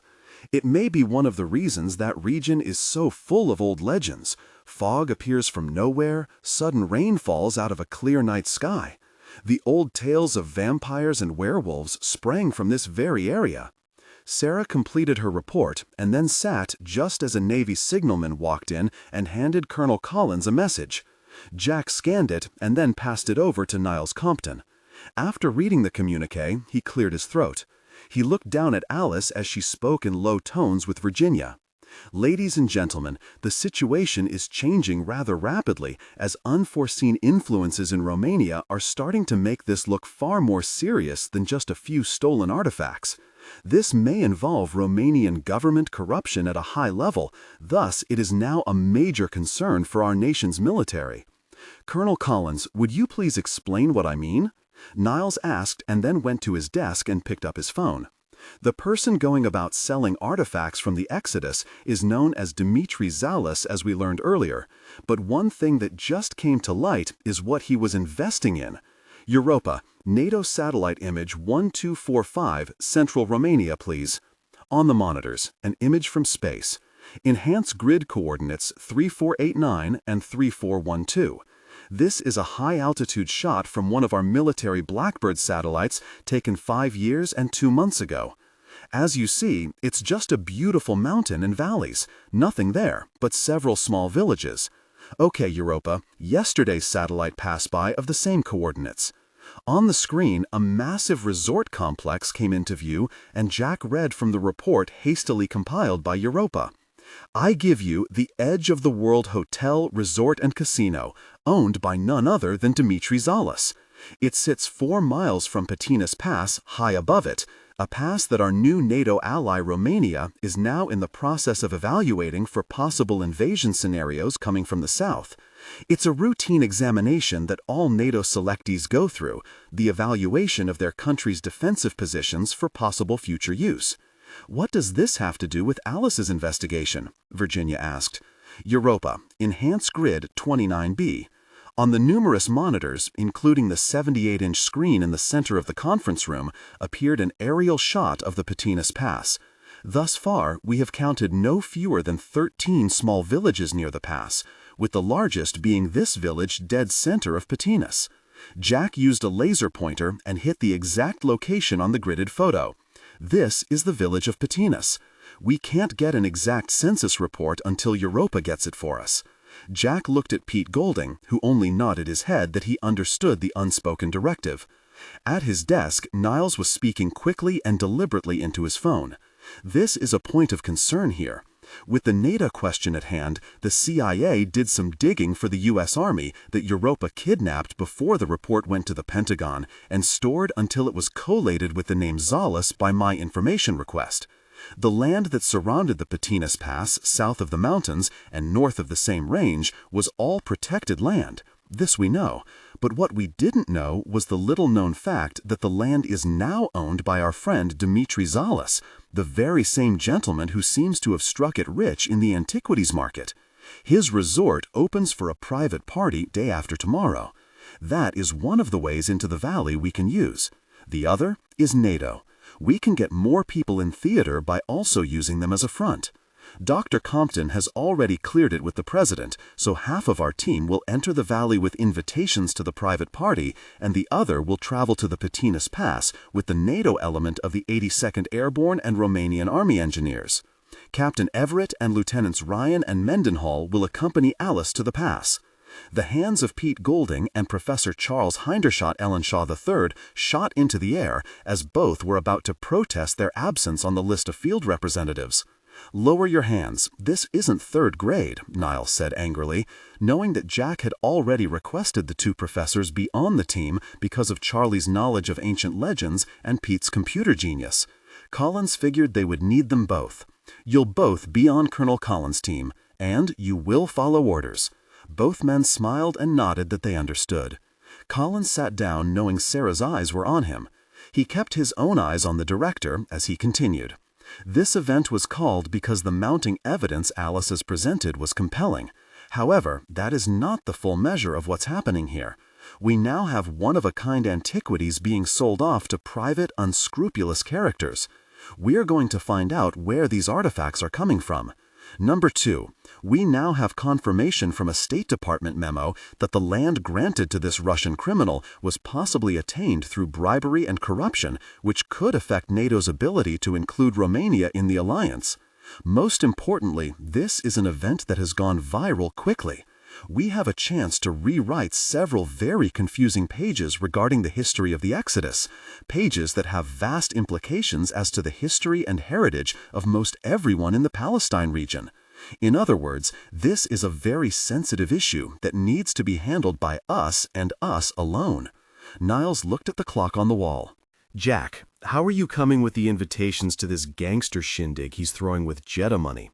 I have a fax coming through in a few minutes that will enable Europa to make exact copies of the invitation and to give her the opportunity to backdoor the computer system of the resort management company to enter the names we choose as invitees." With permission, Carl Everett spoke up for the first time during the meeting. "May I inquire as to the source of this invitation that is being provided to you?" "The source is secure at this time." Carl looked away and over at Sarah McIntyre, who knew exactly what it was Carl was thinking. There was only one man dark enough to have received a legitimate invitation from a man of such dubious distinction as Zalis and his international antiquities ring, Colonel Henry Farbeau. Both Everett and McIntyre knew this for a fact as soon as Jack couldn't meet their eyes that his miscreant contact was indeed the Frenchman. The equipment to be used has already been loaded onto our 747C at Nellis. From there, we will fly to Bucharest. Once we land, we will break into the first group consisting of our discovery team. They will penetrate the social function to ascertain the connection that exists between the resort ownership and the artifacts that have magically appeared over the last 8 years. Lieutenant McIntyre, Lieutenant Commander Ryan, and you, Pete, will accompany Colonel Collins and his team to the resort. Pete, you will need a secure cell link with Europa, as you may need her if something turns up.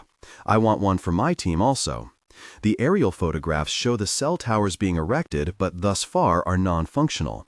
We may have communication problems with the outside world, so see what can be done. My duties? Sarah inquired.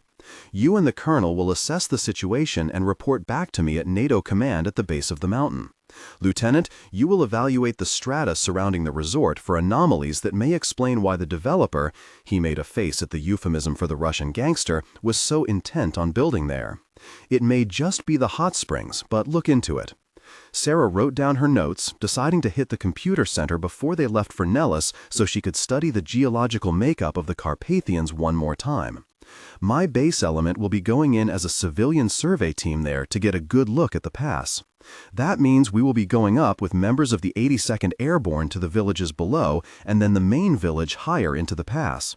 This small village of Patinas seems to be the hub of all social activity in the area. Why is that, Niles? Asked Pete Golding.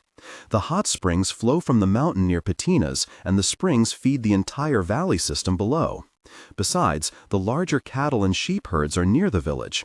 What personnel will be making up your team? Asked Alice as she slowly looked up from her notes and fixed Compton with her determined eyes. My team will be consisting of Captain Everett, Lieutenant Mendenhall, and Professor Ellenshaw, who will be using the link with Europa in the field if we can get communications up and running. So get with Pete on its operation, Charlie, in case we can figure out the comm problems. Also, Dr. Gilliam will act as both teams' only physician. You will notice I am cutting the security element and the support teams from the list. The rest of the departments will stand down. This man may be far too dangerous to have a large event team in the field, since we may have to get the gosh out of there in a hurry. Virginia, you will see to it that all departments stick to their class schedules and their historical research. Niles waited for Virginia to let it soak in that she wasn't going into the field. She accepted the decision and then nodded her head. Alice waited in silence and then looked up at Niles. Alice, you will accompany my team to the Patinas Pass. She breathed a sigh of relief at her being added to the event. She thanked Niles with a slight nod of her head. Charlie Ellenshaw got up from the table with a curious look on his face. He walked up to the monitor, which still held the aerial view of Patinas Pass. He looked hard into the image and then turned to face Niles. Niles, do you have any information on what this out-of-place structure is? He said, tapping the big screen monitor. Compton picked up the report Europa received after backdooring the real estate managing firm operating the resort. Niles read the name and smiled. Well, since we're going to the country whose name used to be Transylvania, I think it apropos that we also visit the nightclub known as Dracula's Castle. Ellenshaw looked up and over at the others while muttering to himself. Oh, this is getting better and better. Dracula's Castle, Patinas Pass, Romania.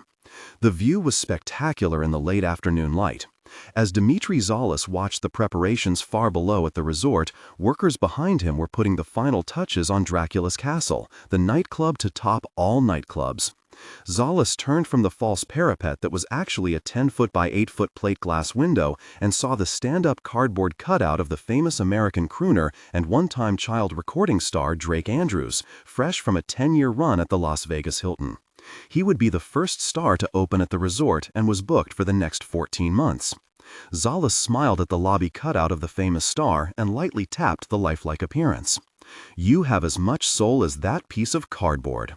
The Russian looked up and his smile vanished as if it had never been there. He released his hold on the smiling Drake Andrews and looked around quickly to make sure his bodyguards were paying attention. They were. There were 4 large men in black jackets that stood at various locations throughout the interior of the falsified medieval castle. He also had over 100 workers blowing fake cobwebs and setting up the last of the mood lighting that would illuminate the outside of the castle. The crazy gypsy wouldn't dare start trouble here. Marco Korveski stood defiant in the middle of the dance floor, forcing the workers to walk around him. The headscarf he wore was satin black and matched the all-black leather clothes he wore with the exception of the bright purple shirt under his vest. "You should not be here," Zalis said as he stepped up to the edge of the dance floor, waiting for the gypsy to come to him. He didn't. "This mockery of our heritage should not be here, Slav."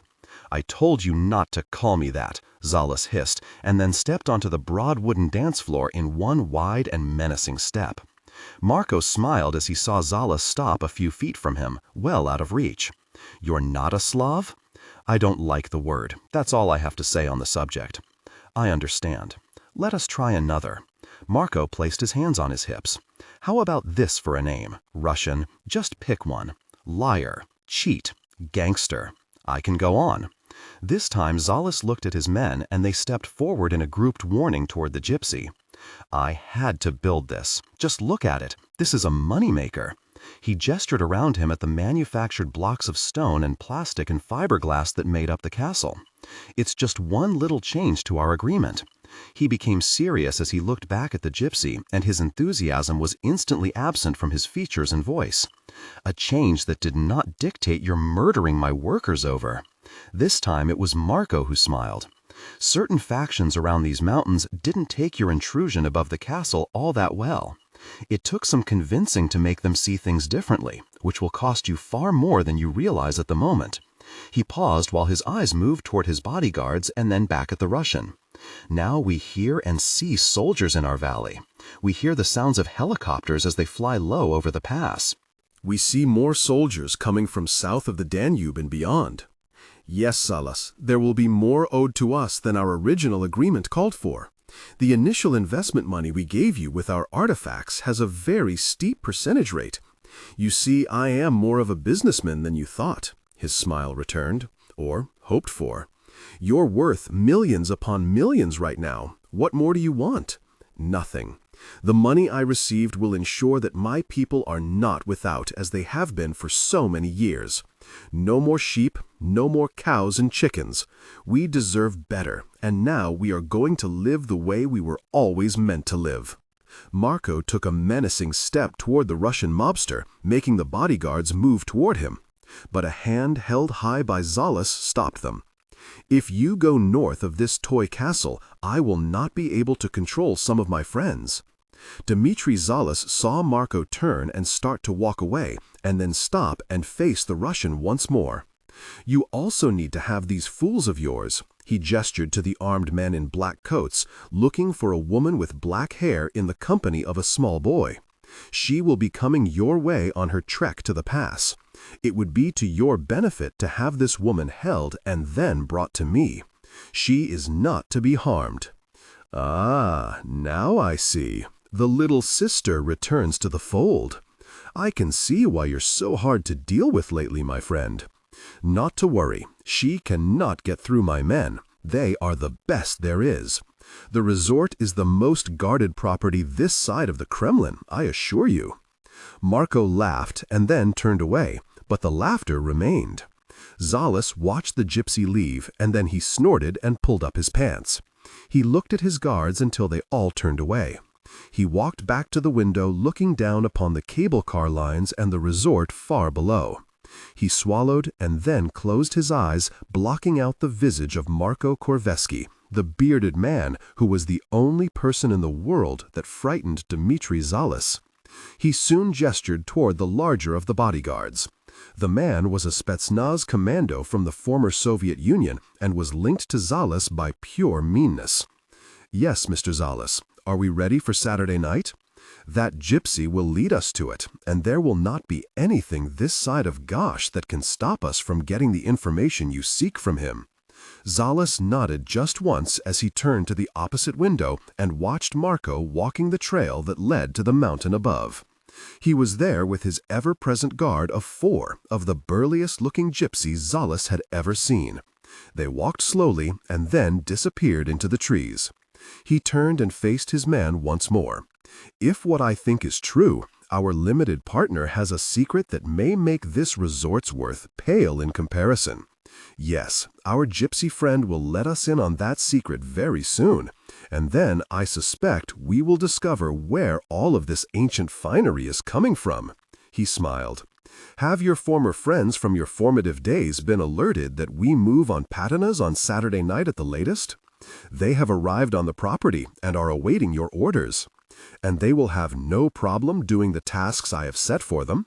They will wipe out every man, woman, and child in that village if the need arises." Zalus turned away and watched the spot where the gypsy had vanished into the tree line.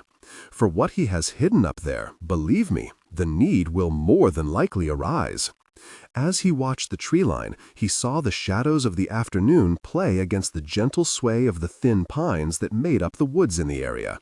He could swear the shadows shifted shape against the force of the wind. He shook his head and sent the thought of things that go bump in the night out of his head. As Zalus turned away from the window, he failed to see the giant wolf as it slowly slid onto the crag on the side of the mountain beside the castle, only 10 feet away from the window where he had just been standing. It was 3 hours later that Marco saw Stannis sitting beneath his grandmother's window. The beast did not see the man's approach, which was strange, as nothing escaped the notice of the Alpha. Marco stopped 20 feet from the small cottage and the spot where the giant Goliath lay on its stomach, with its muzzle pointing up near the open window of his grandmother's bedroom. He looked around and saw that most of the men of the village had not yet returned from the high pastures of the pass, and the womenfolk were busy with chores and preparations for the evening meal. Marco watched Stannis as the muzzle lifted once more, and the Goliath sniffed the air. Then the head of the Alpha turned to the human. Stannis stood up so fast that Marco flinched, which was never a good idea when startling a Goliath. The beast growled. It was not loud and not even menacing. It was the Alpha letting Marco be aware of the power that stood not 20 feet from him. "Is Mikla home?" Marco asked. The dimmed yellow eyes took in Marco, and that, in and of itself, was unsettling. "Stannis, is Mikla back home at the temple?" The Goliath stared at Marco, and then its ears lay back, and the giant beast yawned. Stannis shook its head as if it was just waking up from a long sleep, and then without another gesture of any kind, the Goliath stood on its hind legs. Marco heard the distinctive resetting of the hip and pelvic bones as they slid into their secondary sockets and joints. Marco was like anyone who ever witnessed the change. He never ceased to wonder over the Goliath's ability to physically alter its shape. He watched in amazement as the right paw lifted and the fingers came free of the folded fist-like appendage. The clawed digits and thumb grasped the windsill of his grandmother's room, and then, using the sill as leverage, pushed itself up and over the back wall and then disappeared into the rocks lining the village. Marco was confused as to the way Stannis was acting ever since Mikla vanished. Then Stannis went out of control with the workers at the castle and killed 3 of them because of what the Goliath perceived as an invasion of their land. It had taken Marco over 15 hours of hard mental contact to get the great wolf to understand that the change was necessary, and that killing these men could only bring more men to the pass. Marco walked to the front of the small cottage and then stopped at the wooden front door. He reached out after taking a deep breath and lifted the iron latch and stepped into a darkened house. "Grandmama," he called out as he looked at the cold stove. Not even her ever-present teapot was warm. He quickly went to the only other room in the cottage, her bedroom. He saw her lying on her small bed. She was holding the blankets up close to her chin, and she was shaking. "Grandmama, what have you done now?" he asked as he rushed to her side. He saw her ankle placed on the bed outside the blanket. His eyes widened when he saw the purple and black swelling. The ankle was cocked off to one side, and she moaned with pain in her sleep. Marco shook his head. He knew she had somehow broken the ankle, and now she might get gangrene from the injury, if not set by one of the women in the village very soon.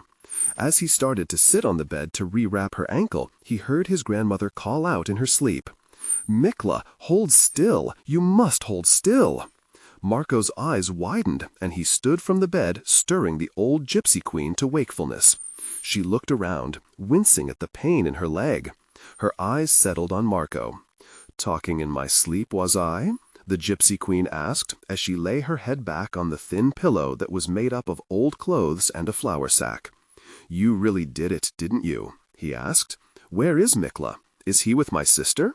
You leave them be, Marco. You cannot do this. You are too old to be making the spell. Look at what it has cost you, old woman.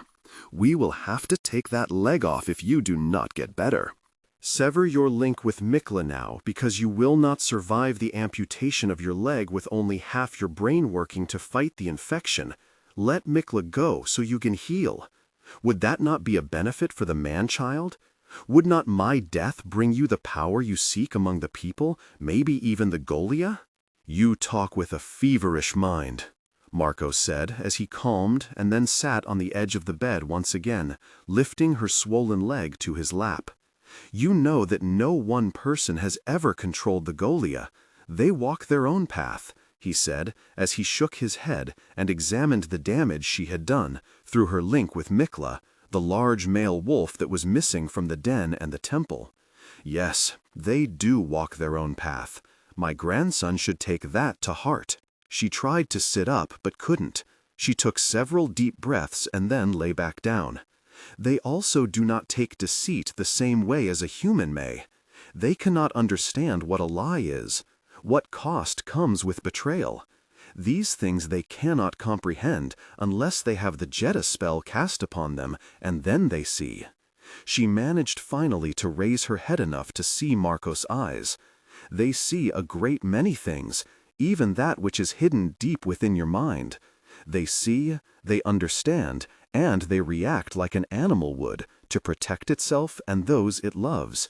Not that much different from ourselves, wouldn't you say, grandson? So you are helping sister find her way back home? He said as he started wrapping the ankle. She will be here, the old woman said as she finally lay back down and closed her eyes. There are a great many tasks for her to do. Marco's eyes grew dark as he finished off the wrapping. He gently lay down his grandmother's ankle and then covered her with the blanket. He leaned over and kissed her forehead and then turned for the kitchen. I'll make you some bitter root tea, and then we shall await sister's arrival.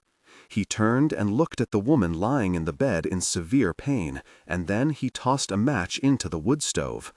I even think Stannis and a few of the other Golia will be interested as well. And why is that, man-child? She said as she started to drift off. Because Stannis just discovered you are responsible for Mikla being gone, and possibly even dead. You know Stannis may not like Mikla, but the animal is one of his Golia, and he takes their loss very personally. As Marco delivered the threat, or warning, he turned to fill the teapot with water from the pump when he thought he heard his grandmother say one last thing. Then he shook his head, knowing he must have heard wrong. He gave the handle a few angry pumps and then stopped and looked back into the bedroom. He tried to think of what she had just said, but knew he didn't hear it right. None of this will matter in 2 days, he said to himself when he realized what the old woman had said in her sleep. He turned back to the pump and filled the teapot with cold well water. What won't matter in 2 days? Danube River Delta, 100 miles south of Patinas Pass, Romania. The dark-haired woman lay with her head on Mikla's heaving chest. She heard the whining coming from deep inside the Goliath's chest.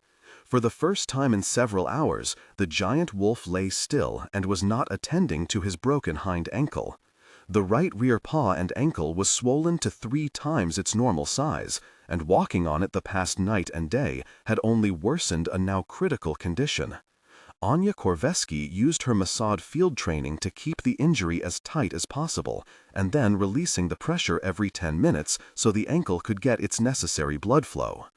As it stood, she was thinking that Mikla, a Golia she had known all her life, was critically injured, and it was only the animal's raw strength that kept it going. If a Golia lost the use of one of its limbs, it became a danger to all of its kind. For a Golia that couldn't climb the steep rocks of the Carpathian Mountains, a broken ankle was like a blind man in a gun battle. All of the power was taken from it. The Golia had survived by not allowing humans to see it in its natural element. Discovery would be the death knell of a race of beings that had been living next to civilization since the small mammals known as men crawled from the rocks somewhere in Africa. Anya eased the boy's head from her lap where he lay sleeping. They had traveled all night and were now just 60 miles from home. During the daylight hours, Anya was picking up vibes from Mikla. Random thoughts of the animal invaded her mind with a clouded picture of what was happening at Patina's Pass. She knew the animals were at once becoming divided, and then again together in a common goal, and Anya could not figure out the confusing picture she was getting. But the one thought she picked up from Mikla was the fact that Stannis, a beast Anya herself had never been close to, was the center of the troubles at home. Her brother, Marco, came and went in these thoughts, but she couldn't tell what his role was.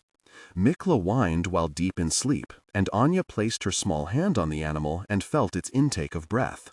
She was tempted to slide her hand up and make the spell connection that came so easily to her kind.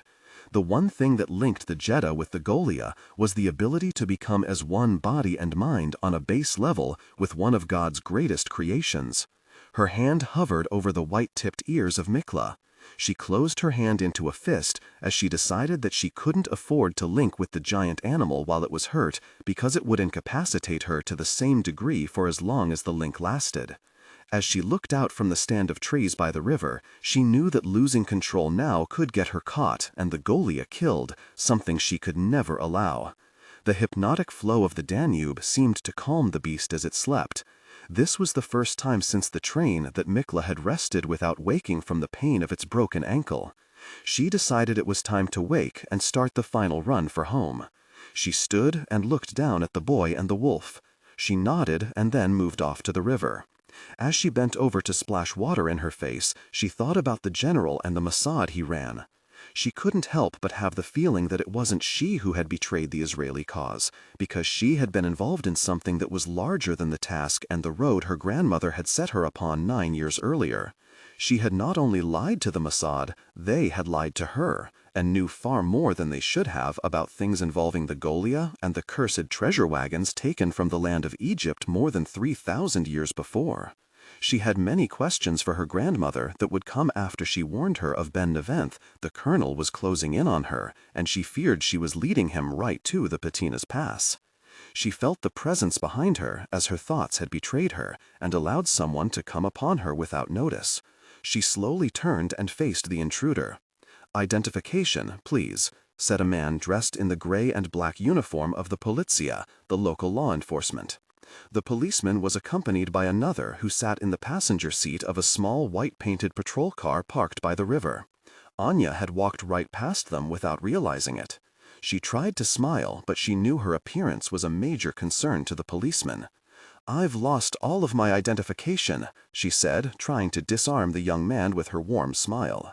"Lost, huh?" The officer pulled out his notebook and rummaged through the pages as he searched for something. He stopped and read what it was he had written, and then looked at the woman. He looked back to his notepad, and then closed the book and fixed Anya with a stern look as his partner joined them at the river's edge. The sun slowly went below the horizon to the west. "You fit the description of a woman who caused several thousand lays in damage to a train car." Anya wanted to curse her luck. It happened on the Sarajevo Limited from Bosnia. "Have you recently been to Bosnia-Herzegovina, young lady?" "No, I travel north. My home is there," she said, hoping that their conversation didn't awaken Mikla and her nephew. "And where is that?" The policeman continued the questioning as his partner moved to the side and then slowly started to get behind Anya. She knew she was between the proverbial rock and hard place, and also knew it would be far better, at least for these two innocent policemen, for her to be taken into custody. The alternative for the two law enforcement officials was not to be contemplated.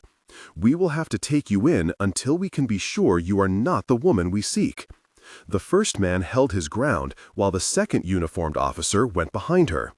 Anya was going to allow them to cuff her and take her in because she was out to save the lives of these two innocents who didn't deserve to die for doing their jobs. She swallowed and waited. Suddenly and without warning, Mikla was there. The beast had jumped clear of the stand of trees they were hiding in and landed between Anya and the man in front of her. The action had been so fast and so unexpected that the second officer fell backward toward the flowing Danube.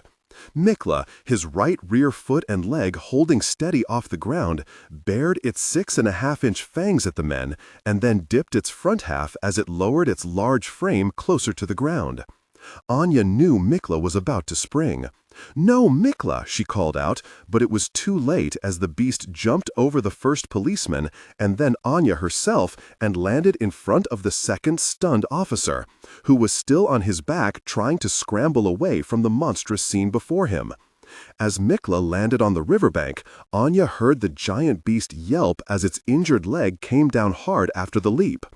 As she watched, Mikla quickly recovered and started limping toward the frightened man. The young policeman tried desperately, as did the first, to reach his holstered sidearm. Anya could only deal with one man at a time.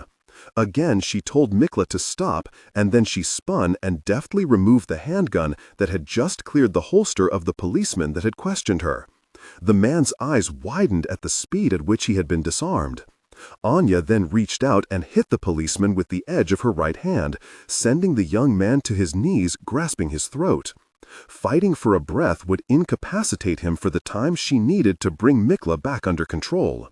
She moved quickly as the great Golia forgot all about its own injury and started to slowly walk toward the man on his back.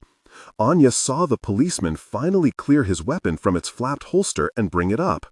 "No!" she shouted, and was raising the pistol before she realized she had been about to shoot an innocent over her stupidity at getting caught before she reached home.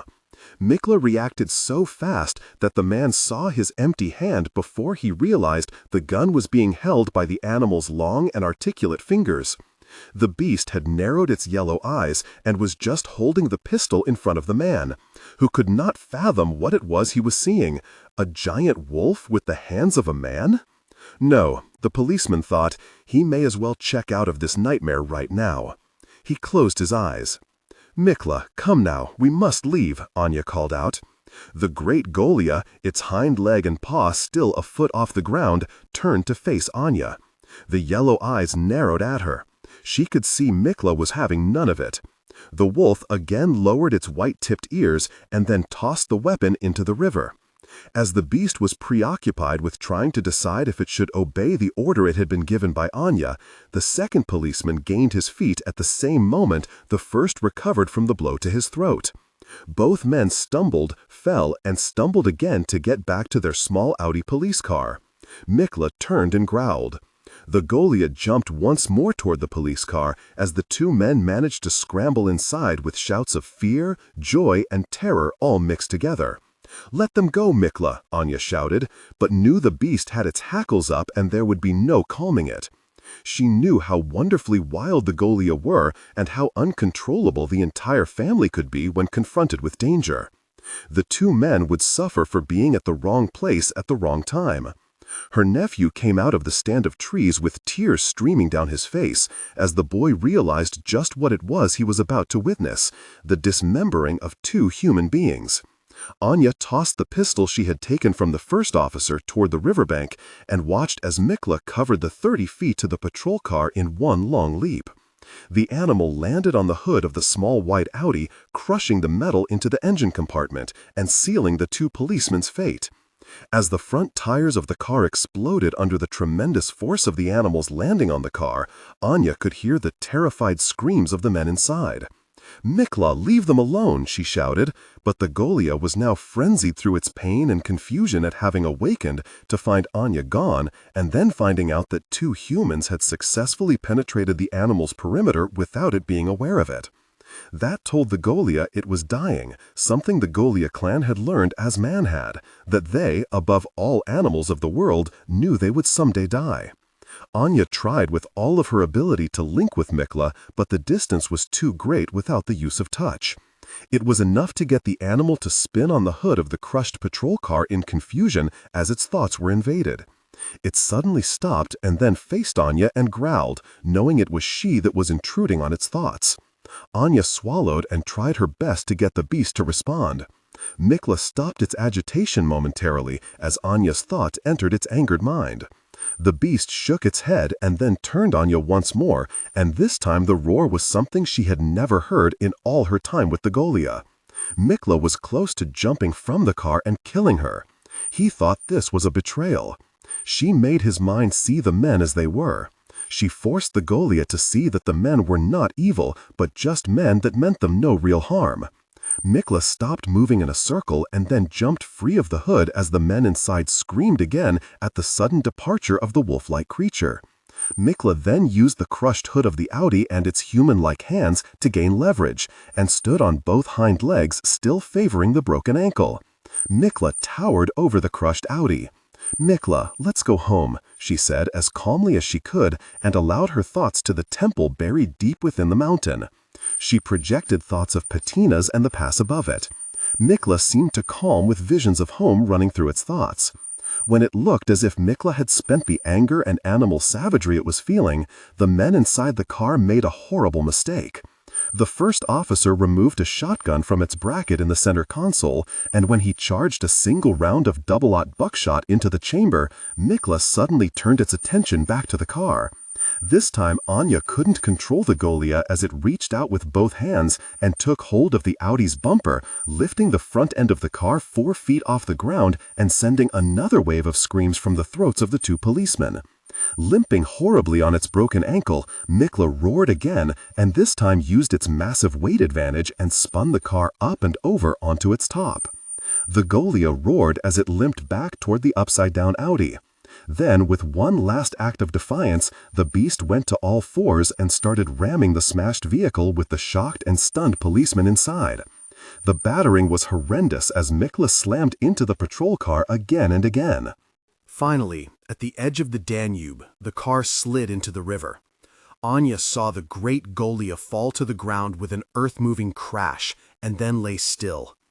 Its energy was spent, and it was in a total state of exhaustion.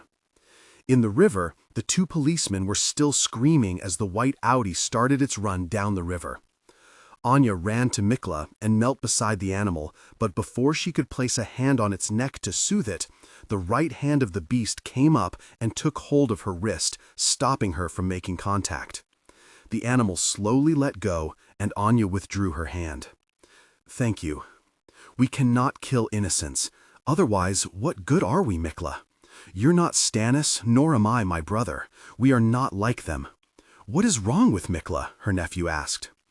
Anya stood up and watched as the sun vanished behind the mountains of Sarajevo to the west. She reached out and took her nephew and brought him to her and hugged the boy as she watched Mikla. Then she looked up and watched the police car vanish around the bend in the Danube with the shocked men still inside. "He wants to go home," she said, hugging the boy closer. "He just wants to go home and not die out here in the flatlands." Mikla raised his head as Anya's thoughts struck its mind. It whimpered and then lay still for a moment, and then, just as suddenly, it stood, still favoring its leg, which had swollen 2 times larger than it had been before the confrontation. The beast looked toward the distant mountains and then shook its massive head as it tried to clear it of the residue of thought emanating from Anya. The Goliath eased into the Danube and started swimming across. Anya and Mikla were only 12 hours away from seeing a home she had not laid eyes on in 9 years. Event Group 747-C, 200, 650 miles over the Atlantic Ocean. The 747-C conversion was broken into 4 distinct parts. The forward section housed communications, meeting rooms, and a research area. The center section was more of the same, with small, well-equipped laboratories, complete with the latest carbon dating equipment delivered special to the group from the Sperry Rand Corporation, and also a complete world library and hostile computer penetration expert thanks to the presence of Europa in the computer center at the top of the spiral staircase. The third area was for dining and the kitchen module. Complete showers and restrooms were next, followed by the sleeping area that could accommodate well over 100 people in stacked and curtained private bunks. The bottom cargo area held everything from weapons hidden in the main and stern bulkheads, and a complete document forgery section also run by the criminal mastermind Europa. The soothing drone of the 4 General Electric engines had hypnotized most of the teams, and they slept soundly in their bunks.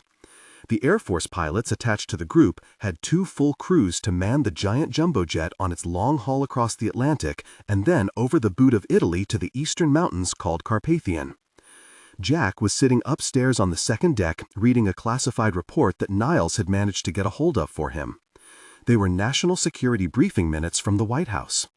Collins sat and wondered as he read the report if the minutes to the national security meetings about the inclusion of Romania into NATO were offered voluntarily by the president, or were they absconded by Niles, Pete, and Ma Barker Europa. Jack was beginning to think the supercomputer was starting to like the criminal life. She was that good at it. Jack heard someone coming up the spiral staircase to the second deck, and he looked up from the small table that lined the communications center. It was Jack's watch in operations, and he thought everyone, with the exception of the Air Force flight crew, was asleep. He lowered the report on the NATO concerns about the inclusion of Romania when he saw it was Alice slowly making her way to him. "Well, company at last," Jack said, as he tossed the highly classified report on the small desk in front of him. "Can't sleep?" Alice looked around and decided to sit at the computer station. She turned the chair and then smiled at Jack. She said nothing as she studied him. "You remind me so much of that old jerk, Garrison," she finally said as she looked away for the briefest of moments and then back at Collins. "You have the very same traits."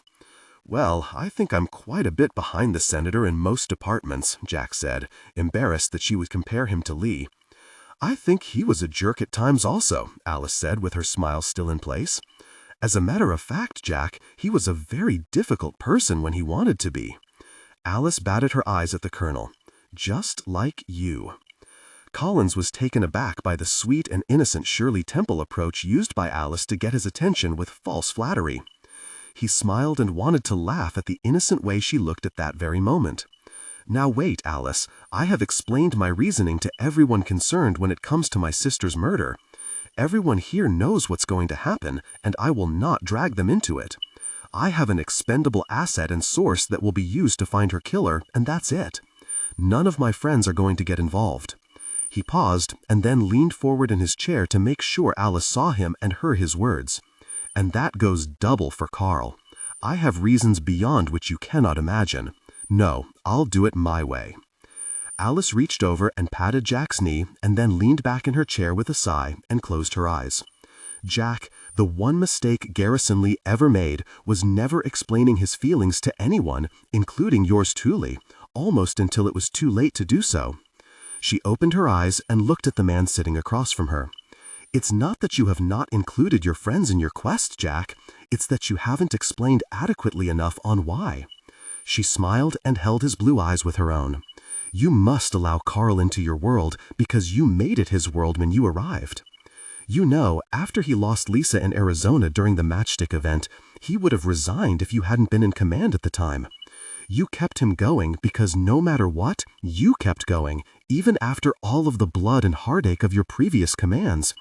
The example was set, and now you refuse to include the man who most admires you. That means that Lynn was his sister as much as yours. He admires you and looks to you as a big brother, and that, Jack, is all that man has." Alice had hit him with her revelations about Carl, and the blow landed somewhat below the belt. Jack never realized how badly hurt Everett had been at the loss of his fiancée, because even the stoic Jack Collins was engrossed in his sorrowful feelings for himself for being shunned by the army after Afghanistan. Jack looked at Alice and then leaned over and kissed her on the forehead. "How in the really did the senator put up with you all those years?" he asked as he stayed close to her. "Because he was always afraid I would murder him in his sleep." She batted her eyes once more and then stood up and patted Jack on the shoulder and turned to leave with a yawn. "And don't forget about Sarah. Quit being an idiot about that very Frenchman." She turned and faced Jack just before she arrived at the spiral staircase. "She could never feel the same about any man as she does you. Even if you do what you have to do, she deserves every minute you've got left." She turned away and started down the steps. "Or I just may have to give Lieutenant McIntyre ideas about murdering some dumb jerk in his sleep. I mean, it worked for me." Collins watched Alice start slowly back down the staircase to her bunk. Jack smiled at the wit of the woman and how she could weave logic into any scenario. Jack's thoughts turned inward as he examined the shaky-looking weather report coming from the Adriatic. It seemed the Carpathian region could be in for some serious rainfall. As he examined the swirl of black clouds closing on the resort and its mysterious inhabitants of patinas, the 747 made a slow turn to the east as it started its run toward the Adriatic Sea and the night-shrouded mountains of Romania to the east. Palmachim Air Force Base, Tel Aviv, Israel.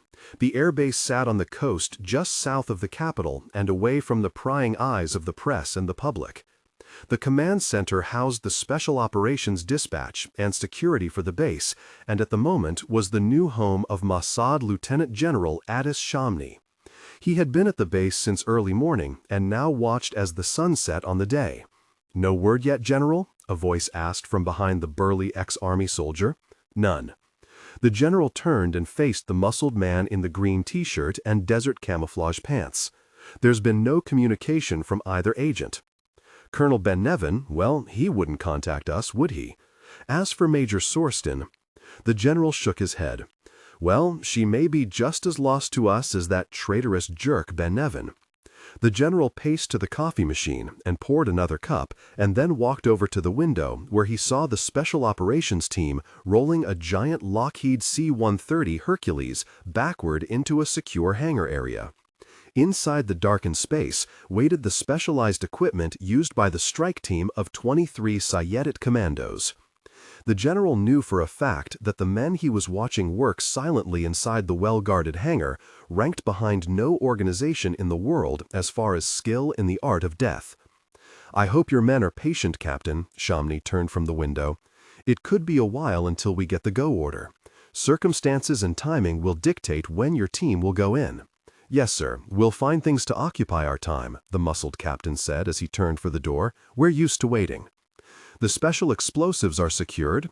The bald-headed captain of the most elite fighting men in the world turned before opening the door. "Yes, it's under the watchful eyes of your Mossad agents." "Do I detect some sort of disdain for my men and their capabilities, Captain?" the general asked with his coffee cup poised halfway to his mouth. "Not at all, General Shamni. I mean, it was your two people that have us sitting here at Palmachim, awaiting the chance to invade a friendly country because they went bad on you." "Disdain, General? Maybe that's not the proper word here," the captain said, but left the rest of the sentence unvoiced as he left the office area. "Yes, Captain, I can think of a few words myself that far exceed disdain." The general's anger was directed at Ben Nevin and not Major Sorskin. His thoughts about her were but flashes of worry in his mind. He could only hope the major made it home in one piece. Outside in the hangar, a well-guarded 14 by 6 foot aluminum box was placed into the secured belly of the C-130 Hercules and lashed down tightly. That task completed, the men looked at the case with trepidation, because for the first time since the Yom Kippur War of 1973, a nuclear weapon had been placed aboard an Israeli warplane, and it and the Israeli elite commandos, the Sayeret, were ready for their flight to the Great North, where a legendary tribe of their own people vanished 3,500 years before and had never been seen again. Patinas, Carpathian Mountains, Romania. Marco Korveski sat in a large wooden chair near the dying fire as the embers burned down to near nothing. The woman next to him on the floor sat with her arm propped against his leg and watched the last of the flames they vanish. She wore nothing other than the gold earrings and necklace Marco had just given her this evening as a gift, which he was about to take back. "The sun will be up in a few hours. You must not be seen leaving here." Marco leaned over and kissed the top of the girl's head, and then smoothly removed the earrings and gold necklace with the unique inset that the young girls so loved. And most assuredly not to be seen wearing these. He tossed the relics into the air and then closed his large fist around them. "Go now." The girl whined and whimpered about having to leave her gifts here in Marco's house, but she did as she was told, and slowly dressed as Marco stood and poked at the embers of the dying fire. She waited for the dark-haired gypsy to say something as she stood by the door with her hands on her hips. Her red dress and blue blouse clashed with everything inside the cluttered house. When she saw Marco just continuing to poke at the fire, she puffed out her ample chest in hurt anger and then left. Marco put down the poker and then opened his left hand to look at the earrings and the necklace. The earrings were nothing unique, except for the fact that they were over 3,000 years old. The necklace was a favorite of his, and he thought the young girl would be impressed. The Eye of Ra was the same design as his grandmother's gold-inlaid cane. The center pupil of the eye was a quarter-inch green stone that Marco had never seen before. But the artwork of the eye itself was something he couldn't get enough of viewing. He held the Egyptian jewelry in the palm of his hand and then turned away from the fireplace. His eyes widened when he saw the Golia staring at him through his open shutters. "God be with you, my old friend. Where have Stannis vanished?" From the open window in a blur of black-on-black motion. Marco lowered his head. Had the giant beast seen the artifacts he had removed from the temple? Had he known of the other thefts of the people's heritage? He shook his head, but didn't open his hand again. He jammed the necklace and earrings into his red shirt. He looked toward the window once more, but saw no sign of Stannis. If the Golia thought it had been lied to about the strange people far below, Marco didn't know what Stannis would do. He thought he could eventually get the Golia to stay in the mountain and only come out when it was time to feed on their sheep and goats. But Marco also knew that he may have to do the unthinkable when it came to Stannis. The Golia was just too clever. And the same went for Mikla if the very animal would ever show back up. Each of the two largest Golia disliked the other immensely, but the love they had for the rest of the beasts was unquestioned. Stannis flew down the mountain at breakneck speed. The giant wolf was nothing but a black streak that could not be discerned as anything living as it made its way to the castle. If it had been seen as some of the Golia in the past had, the vision would have been spoken of as it were just another ghost that inhabited the Carpathians. Many rumors were started by the mere glimpse of a beast that was never really seen at all, and stories came and went of the unnatural things that roamed the highlands of ancient and modern Wallachia and Transylvania. The Golia was on all fours as it neared the stone base of the castle. The back of the foundation was anchored to the rock wall of the mountain by 3-foot-thick steel pylons. As Stannis came close to the edge of the castle where the side met the road which led to the villages below, the beast jumped and snagged one of the massive support braces that held the castle's foundation pinned to the mountain. It used its large hand to grasp the steel and allow its momentum to swing it to the next support beam, and then again to the next highest. Finally, the giant reached the very highest parapet of the man-made copy of Dracula's castle. Once braced, it reached up and took hold of a facsimile of a steel weather vane that sat atop the parapet and watched the activity far below at the resort. The beast laid its ears back and growled low in its still heaving chest. Suddenly, the morning calm was broken by the thumping of a NATO Black Hawk helicopter as it flew low over the resort below. Stannis watched the strange machine until it vanished beyond his sight to the right of the castle, which now blocked its view of the NATO encampment 20 miles away. The Goliath shook its massive head in anger, and then from side to side, as the memory of the gold in Marco's hand came into its large brain. For the second time in as many minutes, the dark morning peace was shattered by a sound that woke many of the men and women as they slept far below. Workers who were now spending their last night at the resort heard the sound they had been hearing off and on for the better part of the 3 years it had taken to build the edge of the world. The ear-shattering howl Stannis unleashed from his lungs was a cry of anguish at the possible betrayal of its on-time friend Marco Krivesky, the Gypsy Crown Prince and the inheritor of the tribal standard of the Jeddah. Stannis became more confused, which allowed the beast to revert to an age when the Gallia had no masters, a creature that had become a legend over the years that would not die in the Carpathian Mountains and in most of Eastern Europe, the mythical beast called the werewolf. Sarajevo, Bosnia-Herzegovina. As the 747-200 made a slow, sweeping turn over the mountains of Bosnia, the personnel on board were fully awake and doing their final prep work for the 2 event teams. Niles and his people were poring over geological data supplied by Sarah McIntyre, who explained to them just how amazing a geological mystery the Carpathians, and in particular the Patinas Pass, really was.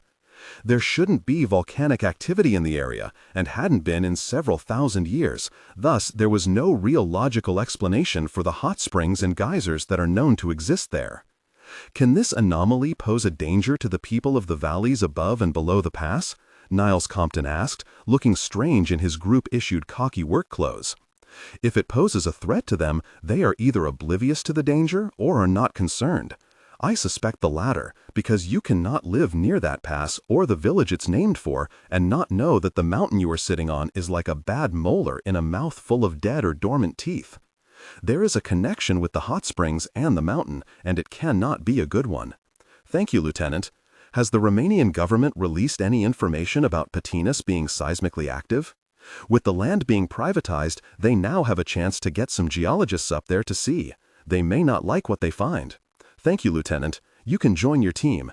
If need be, we will get you up to Patinas in the next day or so. You just may be the first geologist into the pass.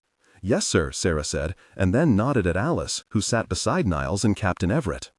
Will Mendenhall, fresh from the shower, stepped aside so Sarah could pass in the tight space. Lieutenant Mendenhall, you're late to my meeting. Are you pretty much up to speed on the people of the Patinas region and their customs? All I know is that's where Dracula's from, Mendenhall said in all seriousness. Not exactly. You've been watching too many movies. Alice, explain to young Mr. Mendenhall the difference between legend and fact. Mendenhall sat down and then waited as Alice pulled out her notes. Prince Vlad Dracul, or Vlad Tepes if you prefer, was born in the south of what used to be known as Wallachia, or Transylvania, which encompassed the region from the east and surrounded what is now known as the Carpathian Mountains, the history of which is far more documented than one would believe. And nothing has ever dispelled the rumors that something was wrong in the high mountains of that warring state.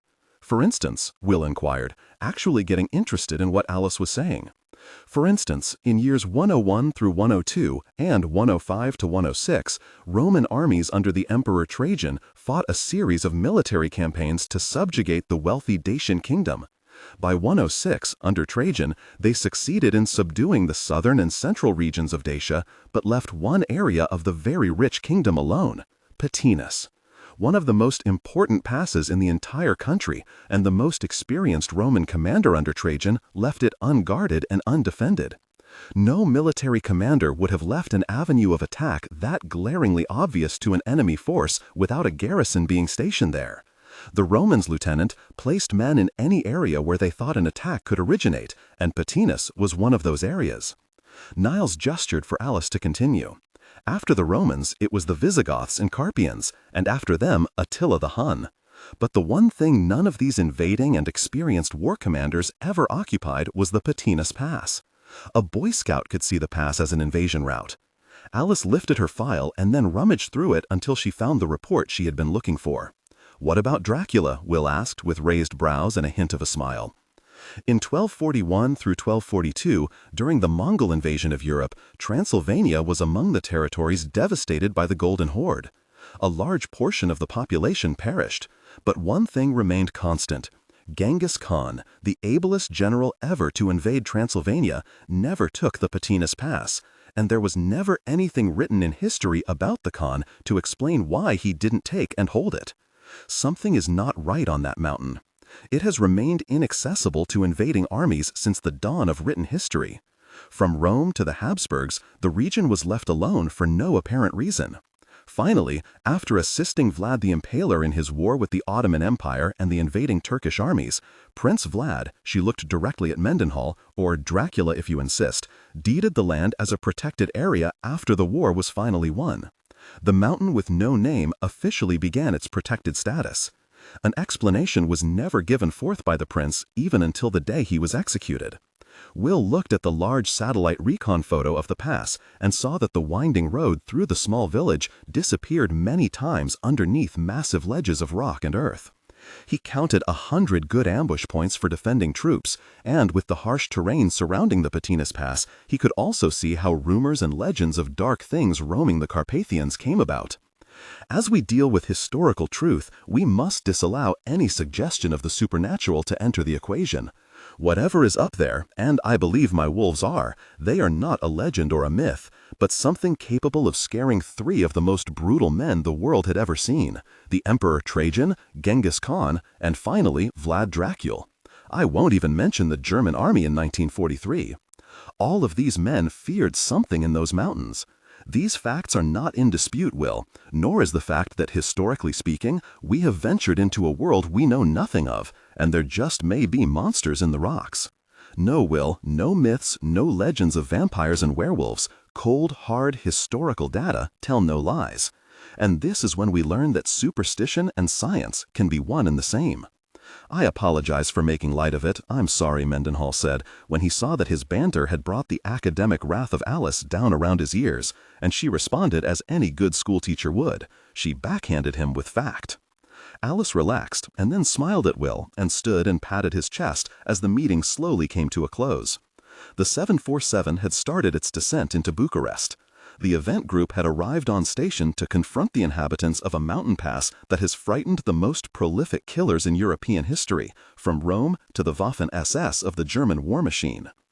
As the 747 touched down, all thoughts turned to an event that was as unorthodox as any the department had ever been sent on. Operation Grim had officially been activated, and the event group was now on the clock. The edge of the World Hotel and Resort Casino, Dacian Hot Springs, Romania.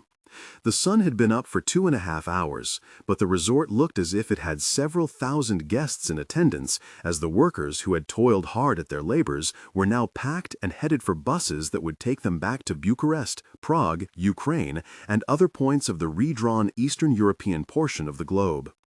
They would return and struggle through their country's worsening economies the best they could. Many of these men and women were more than happy to be leaving the wondrous resort they had built far behind them, never to be seen again. Janos Vacek and General Manager Gina Luvinsky watched the line of chartered buses as they left the resort. Vacek glanced down at the woman who had her clipboard clutched to her chest as she watched the last of the buses leave just as the first of the many hundreds of black stretch limousines started up the circular drive. "This is like the return of Ceausescu and his thugs," Janos said as he watched the first of the arriving guests. "Please inform our host that the first of the mob has started to arrive." Janos turned and allowed the sliding glass door to open automatically before he stopped and faced Gina with a wry smile on his clean-shaven face. "You can use a different descriptive for his friends if you like. I don't know, I think mob was a pretty apt description." Janos pulled a cell phone from his suit pocket and opened it. The reception bars were at 0. "When are the cell towers supposed to come online?" he asked as he angrily slammed his phone closed. "Not until next week because of weather concerns." "Very. I don't like the idea that the only way we have of reaching for help is our antiquated phone system with weather moving in." Janos thought a moment and then turned to Gina. "Make sure our engineering staff is made aware that we need to keep the phone service up and running." Janos looked outside and saw that there wasn't a cloud in the sky. He grimaced and had that horrible feeling in his gut that the gorgeous blue of the world would soon give way to darkness. Patina's Pass, Romania. Several of the more burly men of her village managed to get the old woman out of bed, and after the women had dressed her, they had moved her, while still ensconced in her large wooden chair, out into the grassy square at the heart of Patinas. They propped her broken ankle onto a large cutting of firewood until she was comfortable. The breakfast fires had long been extinguished, and the men, for the most part, had left for the high pastures. Madame Korveski thanked the men and allowed them to depart for their chores. The women stayed long enough to exchange the morning's gossip about the doings far below, and then they too eventually drifted away in 2s and 3s and went about their task of making life livable in the pass. The old gypsy woman allowed the sun to caress her face as she stared upward into the crystal blue sky. To her, the Carpathians were the most misunderstood mountains on the face of the earth, and she knew well that her people had worked hard to make them seem so. But in her opinion, these mountains were God's last great masterpiece, beauty hidden amid the stone and steam of the pass.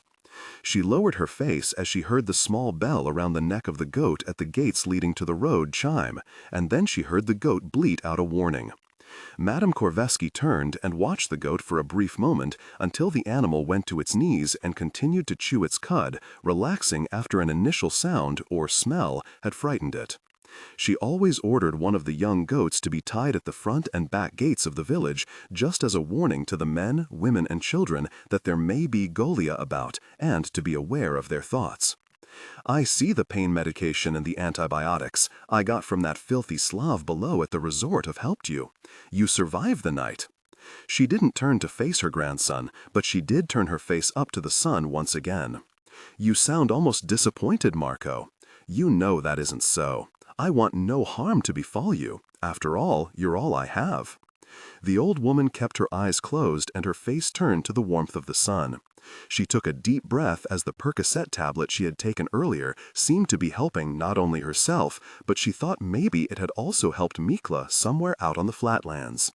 "You also have your sister, don't forget," she said as Marco had already turned to leave. "She isn't a part of my life any longer. She left the people to join a world we know nothing of, and now she will never be a part of the people again. Unlike you, man-child, she did as she was told. She left her home because I said she had to." The queen finally lowered her face from the warming rays of the sun and fixed Marco with a harsh glare. "And she will always be a part of us. Make no mistake, my prince," she said, and then chuckled at the use of the title. "If you say so, grandmama," he smiled. "Now you take care of that leg." "You will not be tending your flock today?" she asked as he turned his back on her. "No, I have other tribal business." "And what is that?" "Nothing you need to worry over. I believe your queen asked you a question, grandson," she added sternly. Marco stopped and took a deep breath before he turned to face her with his smile still lining his features above the black beard. "I and a few others will see for ourselves this new world that has arrived on our doorstep. After all, I am young and must keep up with my sister, as far as knowledge of the outside world is concerned. I believe you have gained much of that knowledge the past few years, Marco. You have changed, and don't think that I don't know of your courting the evil that has arrived on our mountain." Marco decided that he no longer needed to respond to her accusations. Soon the people would see that his way into the future was the right way, not the old way, but the human way. He was their leader, and there was no returning to the old ways. No longer would the Jeddah be subject to the laws of the ancients. They would now join the people of the world, and they would no longer struggle in the mountains to live. They would reap their reward for 3,000 years of exile and finally use that which they have guarded for so long. That was the real sticking point between him, his sister, and grandmother. They all knew the time had come to abandon the old ways, but it was only he who wanted the rewards they deserved. The sound of the goat's bell sang out as the small animal stood and was looking nervously across the road and into a stand of barren trees and rock. "The Golia seem to be agitated. They are out of the temple this fine day." Marco ignored her comment and then turned for the front gate, sidestepping the agitated goat as he did. The small animal kept its sharp eyes on something hiding across the road. The old woman watched for the longest time, just as she knew she was being watched in return. She suspected Stannis was there, and he was wary of something. She thought maybe it was worry, or even anger at Mikla for vanishing as he had on her orders. Either way, the giant wolf was acting strangely, and that fact alone worried the queen of the gypsies. All around the village of Patinas, the Golia watched every move made by man, woman, or child. They were starting to feel they had been betrayed by the men and women they had lived with since the time of Abraham and Joseph. Things had changed in the pass, and whatever it was had the Golia on edge like no other time since their arrival in the pass 3,000 years before. Otopeni International Airport, Bucharest, Romania. The Boeing 747-200 taxied into the secure area of the international airport that was home to the Romanian Air Force and its 90th Tactical Airlift Flotilla. The Americans were using their status as part of the current NATO alliance maneuvers around the eastern Danube. They were a part of that exercise and attached to the group mapping the Patinas Pass. The president had used the awesome weight of the Oval Office to get the clearances. The white and red 747 was flagged into a large hangar by United States Air Force personnel stationed there to handle American airlift capabilities while the maneuvers were in progress. As the four massive General Electric engines spooled down from their long and arduous journey, the giant hangar door slowly started to slide close. Outside the hangar, the engine noise of the 747 was replaced by the high turbine whine of two U.S. Army Black Hawk helicopters, and that noise was soon joined by the startup sounds of a brand-new Sikorsky Executive S-76C helicopter borrowed from the State Department and the ambassador to Romania. The procession down the rolling steps of the aircraft started with Niles Compton, replete in khakis and baseball cap. He was followed by Mendenhall, Ryan, and then Alice, who was flanked by the much larger Captain Everett. Then the science teams led by Pete Golding and Charlie Ellenshaw came down the long set of stairs. Finally, Jack and Sarah, dressed in casual attire, followed. They carried clothing bags for the nights and days they would be at the edge of the world. Pete Golding and Jason Ryan were also similarly equipped, with the exception of Collins and Ryan's 9mm sidearms hidden away in their suit carriers. "Dr. Compton?" asked an Air Force loadmaster and his assistant. "I'm Compton," Niles said as he reached the base of the stairs. "Sir, your transportation is right outside for your flight to the Dacian Hot Springs bivouac area. We have a Sikorsky executive craft waiting as requested." This remark elicited a dirty look from Will Mendenhall that was directed at Jason Ryan over his chance inclusion as a passenger on the luxurious helicopter while he had to vibrate to pieces in the Black Hawk. "Thank you. Is there any further communication from Colonel Gillen of the 82nd Airborne since last night?" Niles asked as he stepped by the two airmen. "No, sir. They are waiting on your team for the reconnoitering of the pass itself. We have a report that the storm we have been monitoring has caused a lot of flooding in low-lying areas along the Danube in the south and west. There's scuttlebutt that the maneuvers and the examination of the Patinas Pass may be cancelled. The Romanian army could be called away for emergency relief. I'm afraid we have to rely on them to transport your equipment. They will follow as soon as we can get some of these people in line, just as soon as we can find someone that speaks English." "Very good.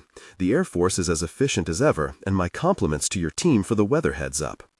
Niles rubbed his chin as he saw their cargo being removed from the lower compartments of the 747 and was sorry to hear that the equipment would be out of U.S. hands. As the event group personnel filed by the two watchful airmen, the American Air Force personnel saw the strange makeup of this NATO survey team. The two men exchanged looks after a smiling Charlie Ellenshaw walked past and gave the men a horrid open-handed salute and a broad smile until the crazy white-haired professor was pushed forward by Pete Golding. The last was Jack Collins, who looked the airmen over. They knew immediately that this man was an officer, one that looked capable, very capable, and that instinctual self-survival mechanisms that all private soldiers get when around a man they knew was a real soldier. "NATO assayers my ass," the smaller of the two airmen said as the door closed behind Jack. The sergeant looked up at the red-liveried 747-200 and shook his head. Just who in the hell are these people? The Edge of the World Hotel and Resort Casino, Dacian Hot Springs, Romania. At 2 that afternoon, over 1,000 of the specially chosen guests of Dimitri Zalis were wandering through the hotel and the attached casino with mouths agape. Never had they seen anything like the Edge of the World in all of Eastern Europe. With the guests still flowing in for the first night of the 3-day weekend, they were matched by one attendant for every 4 guests, a major concern of Janos Vajic. His bottom line was going to bottom out over the losses this party would generate. Vajic smiled as best he could as he stood inside the long covered walkway that connected the hotel proper with the real moneymaker next door, the casino with the name placed above the entrance in golden letters, the Dacian Room. Janos stiffened when he saw Zalis approach with one of the 5 differing women he had seen him with in just the past 2 hours. "I must say, your staff is exceedingly efficient. My guests thus far truly believe they are in a Las Vegas-run facility, and I cannot wait for the grand opening of the castle tomorrow night. I expect the staff will be as professional there as here." Vajic nodded his head in acceptance of the compliment, but deferred speaking in front of the Romanian bimbo currently inhabiting the man's personal space. "The Interior Minister has not arrived as of yet?" Zalis asked, smiling as 6 guests walked past, dressed in their finery, on their way into the casino. "I have not been informed as such. I suppose he will wait until night has fallen to make an appearance." Janos looked at Zalis. "That would camouflage his arrival to the press corps that is building up outside the gates. Another matter, you said not to worry about." Zalis caught the slight toward his other partner in the tangled web of financing for the Edge of the World, along with the sniping about the press near the front gate. He only laughed. "Very good, Janos, very good." He stopped smiling as he leaned toward the Romanian. "Make sure your outstanding wit does not make an appearance in front of the minister. Am I understood? If not, that wit will bury you, quite literally." Vajic watched the smile return to the bearded face of the Russian as he placed a protective arm around the girl and slowly walked into the casino without a look backward. "God help me," he muttered. Around him, the excited guests of Dimitri Zalis knew they were in for the most interesting weekend in recent memory. And as fate would have it, they were indeed in for a most interesting and wild weekend. 80 miles from Patina's Pass. The man sat and waited for the fax that was incoming from his contact inside the governing body of the State of Israel.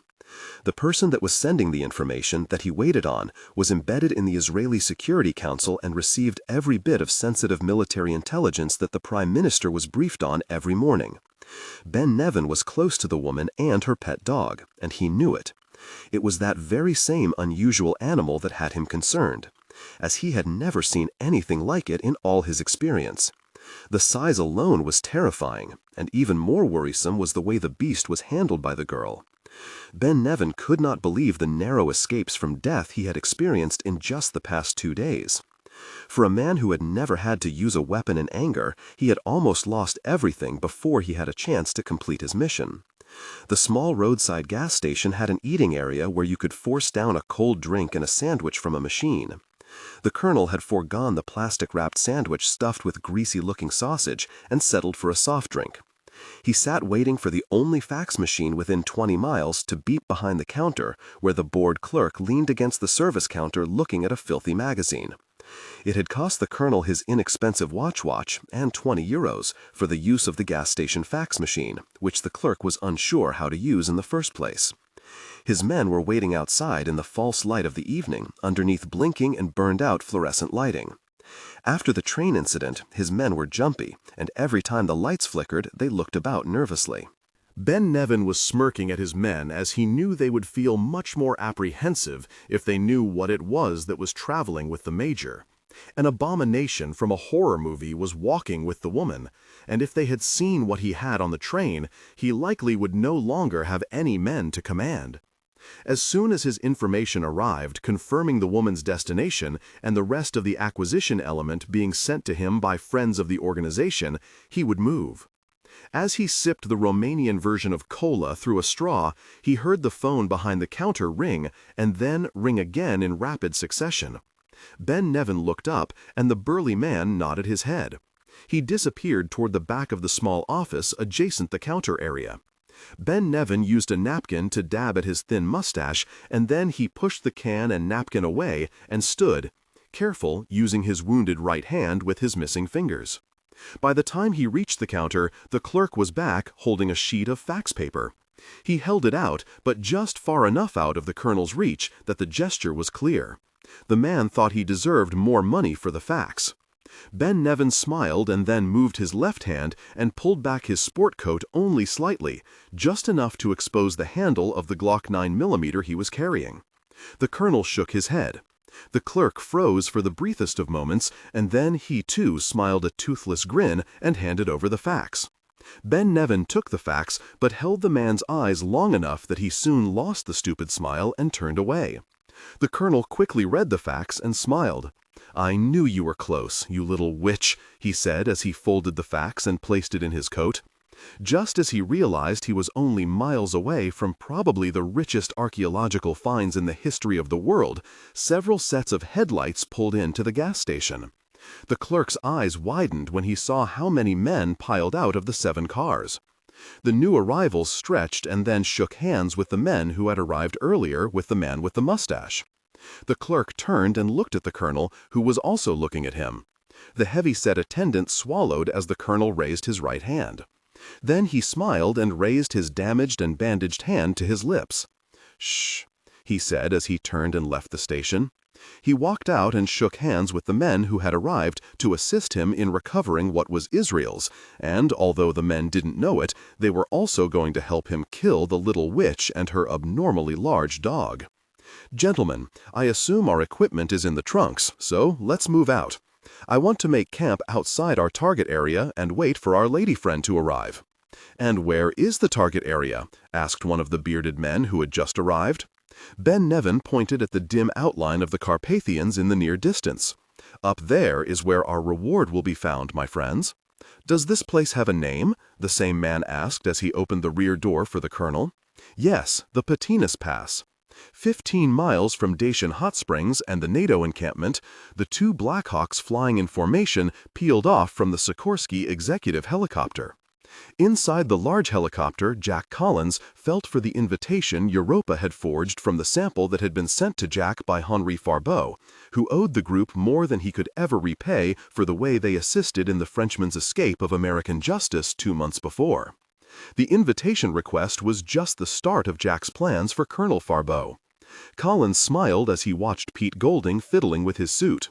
The green tailored garment came complete with a bright gold cravat, and it was this item that made Pete look like an out-of-place version of Hugh Hefner minus the girls and add on the horn-rimmed glasses. In the corner seat facing the front of the Sikorsky, Jason Ryan was dozing with his chin resting on his hand. He was dressed like a newly installed but well-to-do young criminal fresh off the boat from Spain. Why Ryan chose that nationality, Collins couldn't fathom, because as far as he knew, Ryan had learned only one language in school, and that was English, and at times even that talent was questionable. Collins shook his head as he realized the newly promoted lieutenant commander could sleep through anything. It had to have been his naval aviation training that allowed the small man to tune out any noise after learning to ignore the jet engines of fighters. He smiled and then looked at Sarah, who was in turn looking at him. Her smile was magic to Jack as he took her in. She was dressed in an expensive Paris-made pantsuit that would be the envy of any woman at the group if they had seen Sarah wearing it. It was white with a green blouse that just set off her eyes. Her hair, although short, was something Collins could never get enough of touching, and it was now that he regretted any doubts that he may have had in regard to Sarah and the Frenchman. That smile she was currently hitting him with answered everything. "Colonel?" The Air Force pilot's voice came over the speaker on the side of the bulkhead. "Get everyone awake. We're landing at the resort in 2 minutes." Jack and Sarah looked out the window on her side and saw the lights of the massive resort complex. The colonel's eyes went past the hotel and up toward the mountaintop and remained there for a few seconds. "Now that's something you don't see every day," Jason said as he yawned and nodded out the large window. "Halfway up," he said, pointing. As they looked up toward the pass, the purple and blue spotlights mixed with smaller white ones and enhanced by several blue and purple laser beams played a dance on the stone of Dracula's castle. The massive structure sat high above the resort and was reached by the giant cable car line reaching upward toward the strangest sight any of them have ever seen on the face of a mountain. The castle with its 5 large parapets and the actual working drawbridge was not the only star of the mountainside attraction. The cable cars that sat motionless were the largest anyone had seen. The whole scene looked as if it had sprung from the pages of an Alistair MacLean novel. "Think old Vlad the Impaler envisioned this for his legacy?" Sarah asked no one in particular as their helicopter started to settle onto the landing pad where 4 valets awaited their arrival. "You know, I'm really starting to think that the bad guy's side pays better," Ryan said as he noticed the richly appointed valets in their bright red jackets and black pants.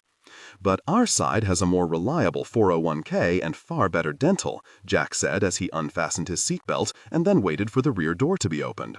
"Well, here's your chance to see how those bad guys live, Jason. Who knows? I can see you getting used to this life," Sarah quipped as she released her belt. Ryan shook his head as the other door opened. "As the colonel just said, we've seen a lot of these jerks retired early and permanently. So, no thanks. I'll take my Navy pay and call it a day." As the 4 passengers stepped down from the Sikorsky, the valets emptied the baggage compartment and escorted the team into the hotel. They entered the main lobby and were stunned by the medieval artwork, weapons, and tapestries that lined the interior of the gorgeous property. Suits of armor of varying descriptions stood guard at every entrance and exit. Giant chains held a drawbridge in place that led into the breezeway connecting the hotel to the casino. Every detail was meticulously sculpted, carved, or molded. "I think you were right the first time, Jason. I could get used to this," Sarah said as she stared in awe at the 180-foot atrium reaching up to the sky, the core of the immaculate design. "You would think the hotel would be far more crowded," Ryan said as he followed their luggage. Yeah, but when you consider that this crowd here is only the friends and business acquaintances of Dmitri Zolis, you have to admit it's a decent turnout. Collins also followed Ryan to the front desk with Sarah and an amazed Pete Golding in tow. I hope Mendenhall gets a cot next to Doc Ellenshaw, who'll talk his ear off all night and day. That would make this whole wonderful experience complete." He saw the colonel stare. "For me, at least," he added quickly. After turning over their false passports and forged invitations to the front desk for laser scanning, the 4 event group personnel were escorted to their rooms, all on the 16th floor, the highest the hotel offered. Jack had requested the rooms for their excellent view of the castle and the mountain rising above. They all made plans to shower and then meet in an hour in the lobby for a tentative look-see at the property. Sarah wanted to get out to the spa area to take some readings on the hot springs and also take a sample of the mud that boiled up from somewhere beneath the hotel. Jack opened his door and examined the room before stepping inside. He had warned his team to check their rooms very carefully, as he would not put it past the Russian mobster to bug his guests' rooms. Jack knew the criminal mind, and eavesdropping was always a profitable move in most cases. Collins skipped moving his luggage in until he looked at every wall socket, light socket, and even checked the headboard. On his way to check the window frame, he caught sight of the castle above. The lights cast eerily moving shapes and shadows in tints of purple and blues on the giant stone blocks that made up the construction. As he looked on, his eyes moved up the road toward the pass. Of course, he couldn't see anything, but he could imagine the hard life anyone who lived in the pass faced year in and year out.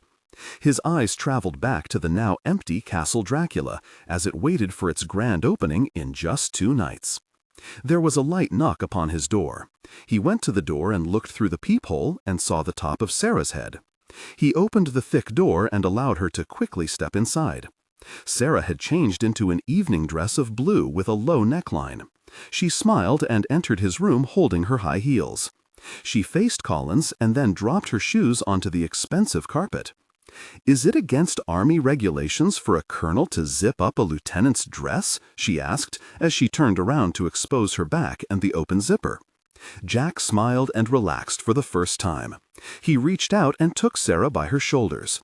"As a matter of fact, it most assuredly is against Army regs, Lieutenant, but at the moment I'm a criminal on vacation, and am also a sordid and salty character. Besides, for the next hour, the U.S. Army can go at ease, Colonel," Sarah whispered as she pulled Jack's head down and kissed him. The maneuver successfully quieted her commanding officer and stilled his insults to the Army for at least the immediate future. After their night, Castle Dracula, the nightclub's Patina's Pass, and Alice Hamilton's Little Red Riding Hood tale, along with her Lost Tribes of Israel theory, all were temporarily placed on hold. Marco stood at the front of the hotel and was watching the guests as they milled about, laughing and pointing at every piece of exquisite artwork along the walls, on pedestals and easels, all placed around the immense lobby. Most were probably scheming how to steal some of the artwork from the man who had invited them there. Marco's attire was all black. The shirt he wore was collarless and was buttoned to the top. The black satin vest and even blacker shirt gleamed in the false light of the front portico. The black headscarf was neatly tied in the back, just over the foot-long ponytail. The goatee was freshly trimmed, and his gold jewelry prominently displayed from his ears to his wrists. His larger gypsy friends from the other villages were similarly dressed.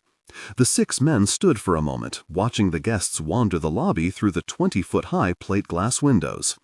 The gypsy men brought many of the guests to a stop as they noticed the strangely dressed group in the exotic and a bit disturbing peasant clothing. Marco stepped across the threshold of the hotel he had financed, though his theft of his tribe's heritage. It was now time to reap some of the benefits of that shameful act. Gina Levinsky saw the 6 men as they entered the lobby. The dark-haired man with the intense look was familiar. She had seen him interact with Zalis from time to time, and it seemed to her that this man was not frightened of the Russian one iota. She watched as one of the hotel's manager-on-duty staff approached the men, as cautiously as he could, and with a distasteful look on his face, cleared his throat.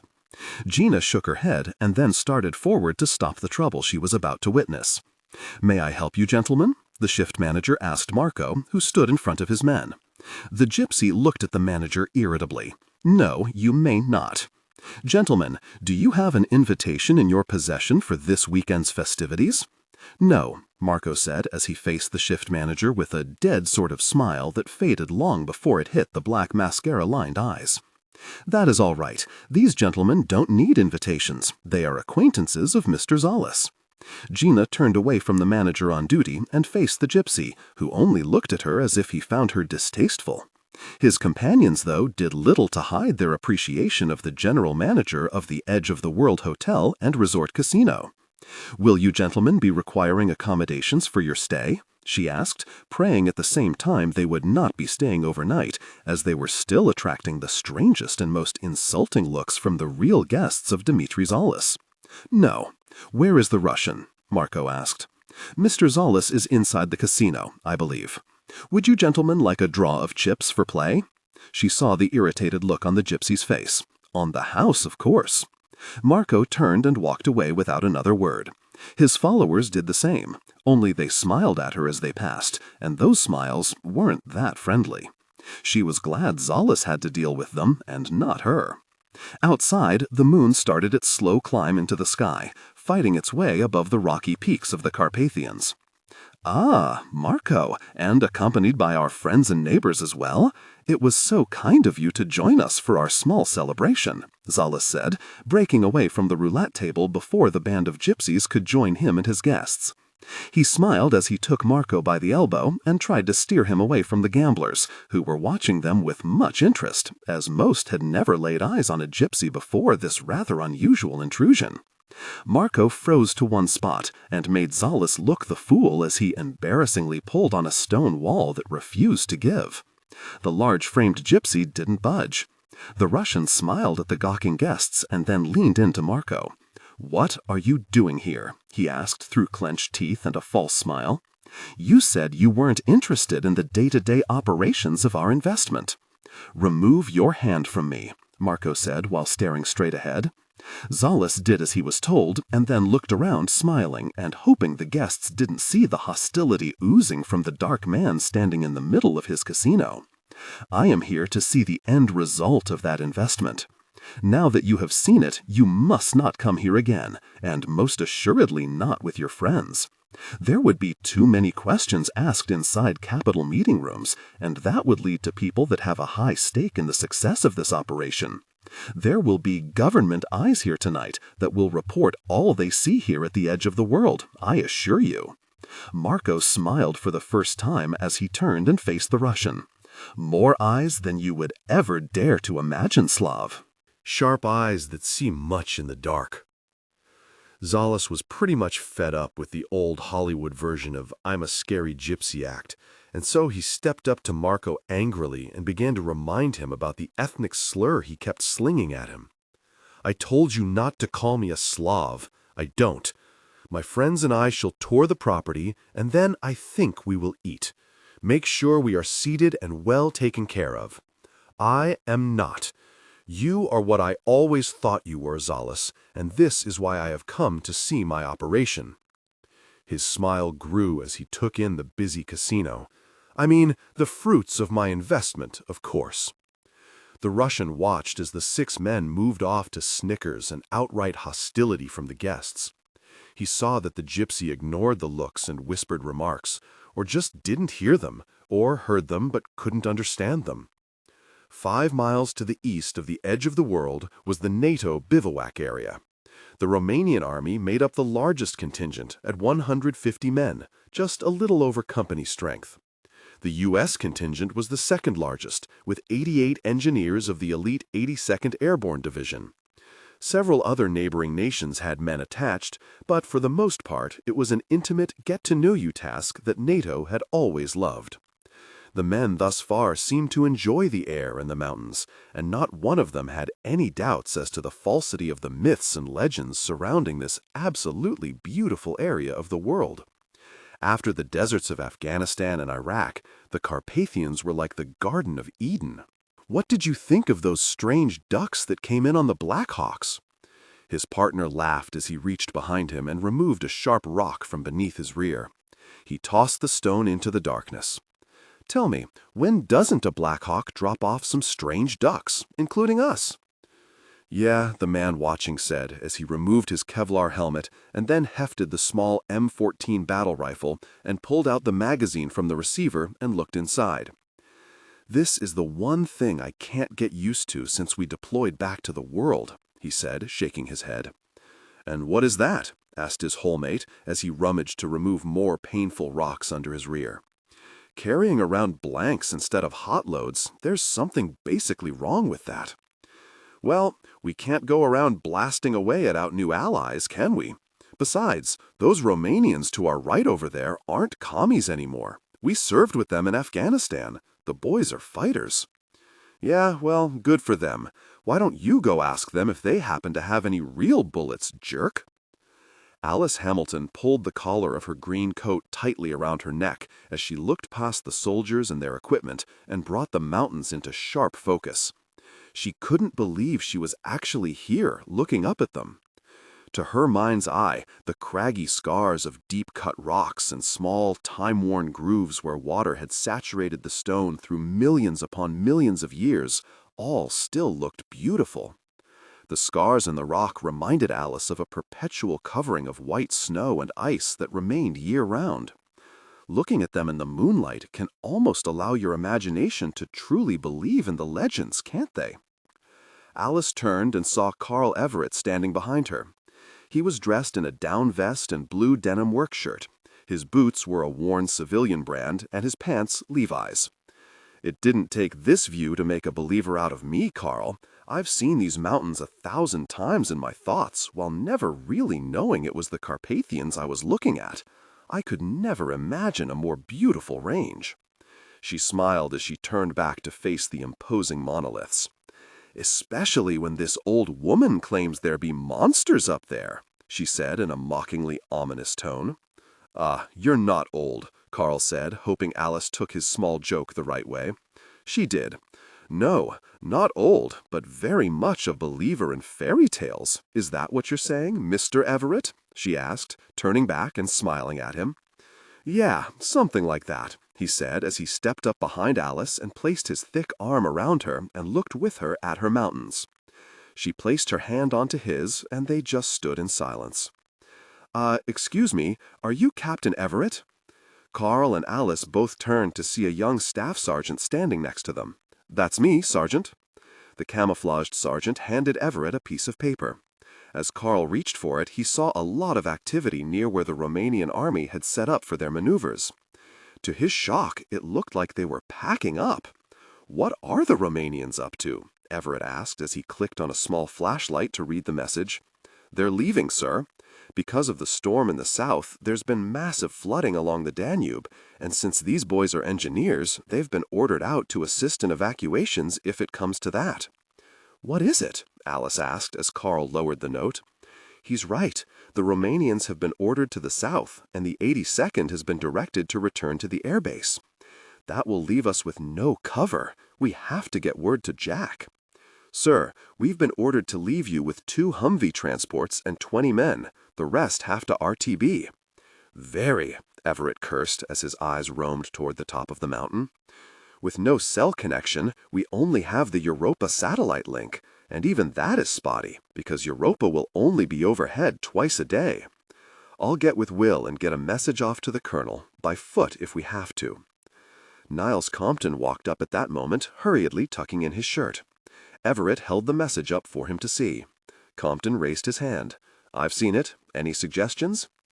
As they stood there watching, the cover and protection of the United States Army and the soldiers of their new Romanian ally continued to pack up their equipment. Soon several loud engine noises were heard as the large Blackhawks started to spool up. Everett nodded at Alice. Niles, we will have a short window in an hour to communicate with Europa, so I suggest we get Mendenhall and have him call Jack on the secure satellite cell and give them the heads up that we just lost our cover. And be sure to remind everyone that with the weather moving in here this weekend, we may even lose the satellite link with Europa. Where are you going? Niles asked when he saw Everett reach for a small satchel and removed something. It was a handgun, and he tucked it in his waistband. Charlie Ellenshaw and I are going to mosey over toward the resort and see what we can see. If the last of the 82nd is ordered out, we won't have one bit of cover remaining. So I think we'll study the lay of the land and how difficult it would be to get past the locals and enter the pass on our own. After all, Alice didn't come all this way to not see her hard work pay off. He smiled and nodded at Niles, then turned and left the break-in camp of NATO soldiers. As the helicopters continued to spool up their twin engines, Alice turned and watched the mountain high above her, knowing her answers were there, in the darkness of Patinas. The edge of the World Hotel and Resort Casino, Dacian Hot Springs, Romania. Jack and Sarah walked the spaces between the three sprawling buildings. The hotel, the casino, and the Envirodome, which Jack thought was a bit of overkill, were all impressively designed. Sarah had been most interested in the mud baths and the bubbling waters of the open hot springs. She leaned closer to one of the pools of water and touched the surface with her fingers. Jack, if this spring is any indication of the size and flow of the natural aqueduct that allows the water to flow this far from its source and still maintain the temperature as it is now, this area may have a serious seismic problem, and I do mean a significant one. I'm not following, Jack said as he too touched the extremely hot spring water as it bubbled before him. The temperature should have cooled far more than this in its passage from under the ground, or possibly even from as far away as the mountains that look down on this monstrosity. If this water is any indication of the thermal variance in this region, we could be looking at a significant seismological event in the very near future. In English, short stuff. Jack, the ground this resort sits on is seismically active. There is significant thermal power building up from somewhere, and I bet it's closer than these fools think. I suspect it's where Alice's Pass is located. The direct line of flow is about right. You mean this could all just blow up? He asked as he looked around at a few of the guests as they admired the plant life that had been collected for the dome. Come on, really? Sarah looked around and saw the bubbling mud, and a look came to her face that Jack didn't like. I mean, there would have to be some sort of warning, earthquakes and the like, right? Sarah looked at Collins with a raised left brow, a habit derived from Jack himself over the years, and one that was becoming increasingly irritating. I know of a mountain that showed no significant activity for a 123-year sleep. There was almost no warning, no tremors or quakes, just a jump in mean temperature. 11 days later, the seismic activity started, and on that day, May 18, 1980, the mountain exploded. Jack nodded his head in understanding. Mount St. Helens? Yes, and that mountain also had no significant activity almost until the day it was shattered into a million pieces. We could have the same thing building up here. But in Romania, there are no volcanoes in this region. Sarah smiled at Jack's naivete. My dear Colonel, there are over 692 dormant volcanoes in Eastern Europe alone. And remember, Italy, one of the most active regions in the world, is not that far away. Believe me, Jack, this place could blow and wipe this area clean of everything. Collins looked around the giant and very much gaudy dome structure. That may not be so bad, he said as he took Sarah by the elbow and started walking toward the large escalator. What do you say we skip the escalator ride and get to bed and start fresh in the morning? You have to collate what you've seen here, and I have to start running some names and faces through Europa. Maybe we can start marking some of the antiquities buyers anyway. We can start a file on everyone we can get a real name for. It will solve a lot of problems in the future when it's time to bring some of these thieving, difficult people down, or at least to justice. You mean we have to sleep in separate rooms tonight? She asked with a false scowl. Knock it off, Lieutenant. You've had your fun for this trip. He smiled and then relaxed. I'll tell you what, how about something to eat and then a nightcap? Sarah made a face at the trait of intimacy for food and a drink, but she stopped and looked at Jack with her sad eyes. You know Alice is right. Yeah, short stuff. What's she right about? Sarah smiled up at Collins. You are a jerk sometimes. Ouch. Jason Ryan had his short black hair combed straight back and was shiny with oil. He was resplendent in his navy blue sport coat with a gold shirt opened at the collar with as many gold chains as his neck could bear. The necklaces and other jewelry had been liberated from some of the finest collections at the event group complex. If Ryan underwent close scrutiny, which his training told him he had been receiving since he and Pete arrived inside the casino, his wares would hold up under close examination. The Eye of Ra pendant on his lapel should attract one of the bigger fishes swimming around the casino. As for Pete Golding, Ryan wished he would stop fiddling with his cravat.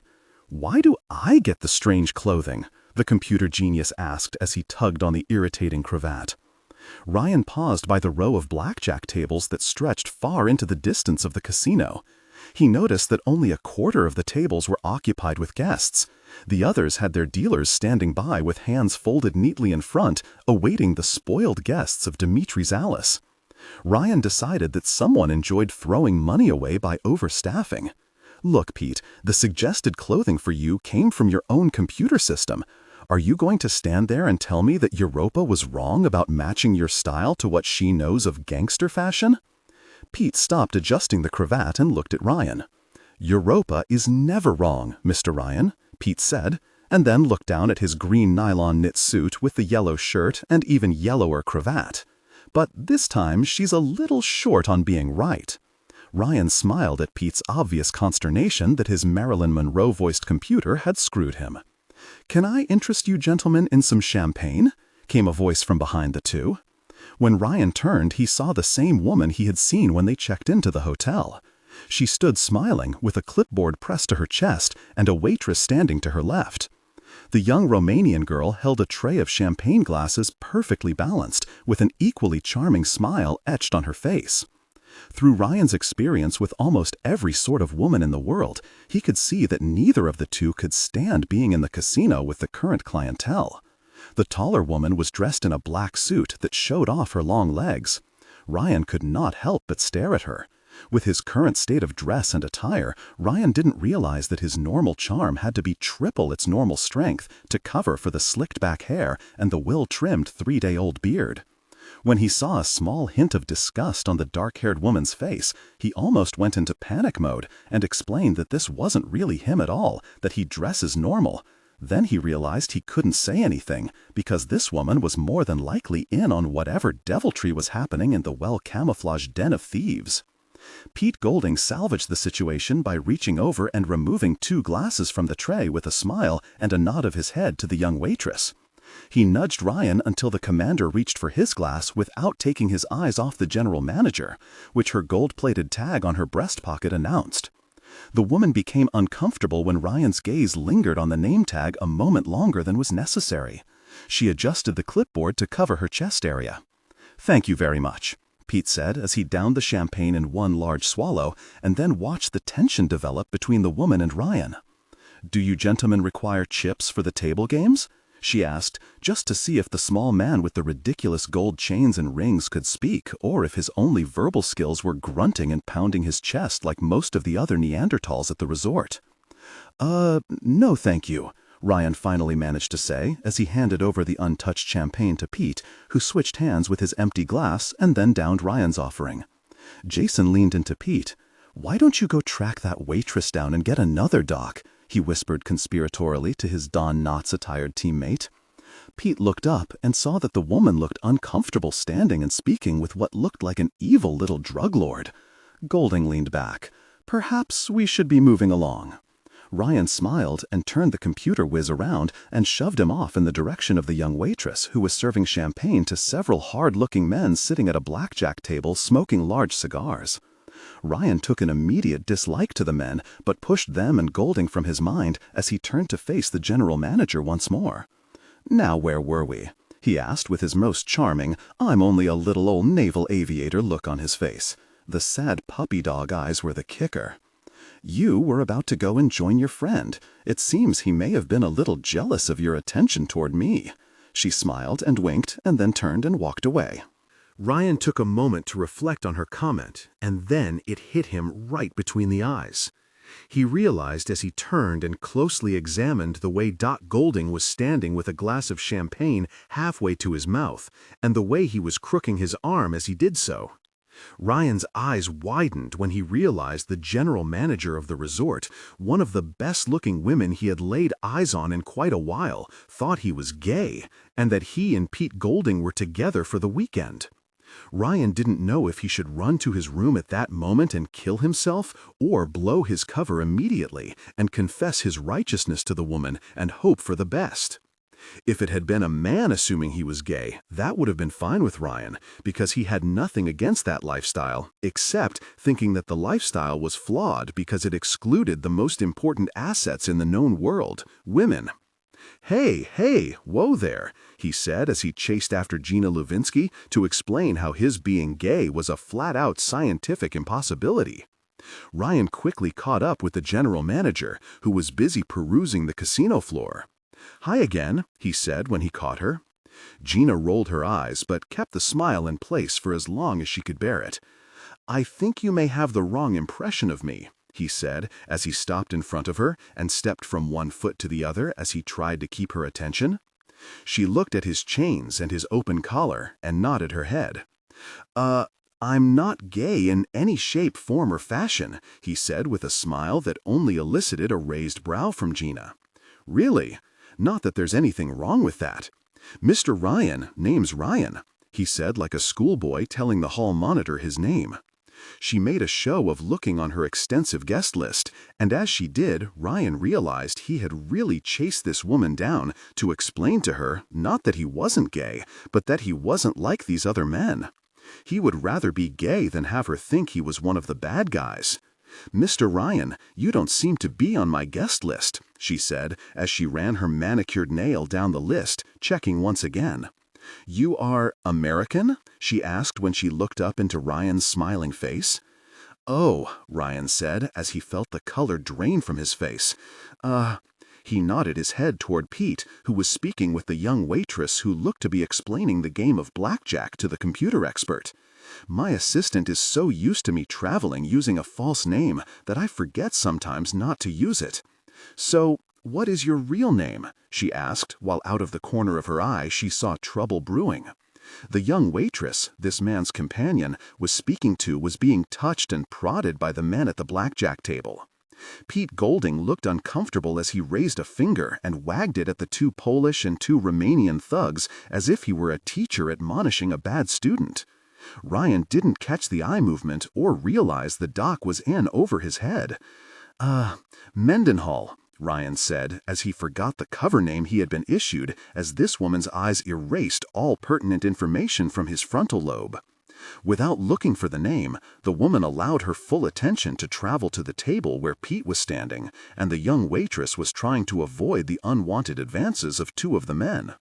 "Thank you, Mr. Mendenhall. Would you excuse me?" she said, and then turned and left Jason standing and wondering how he had lost his magical charm with women on the flight over here.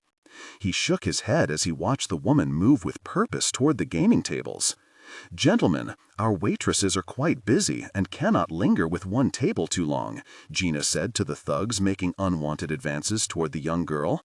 The man closest to the girl smiled and made an inappropriate touch, forcing her to balance her tray of glasses while trying to avoid the contact. Pete saw panic in her eyes. He stepped forward and slapped the man's hands away. That caught everyone's attention from several tables around. Across the aisle, Jason rolled his eyes and knew there was trouble right here in River City.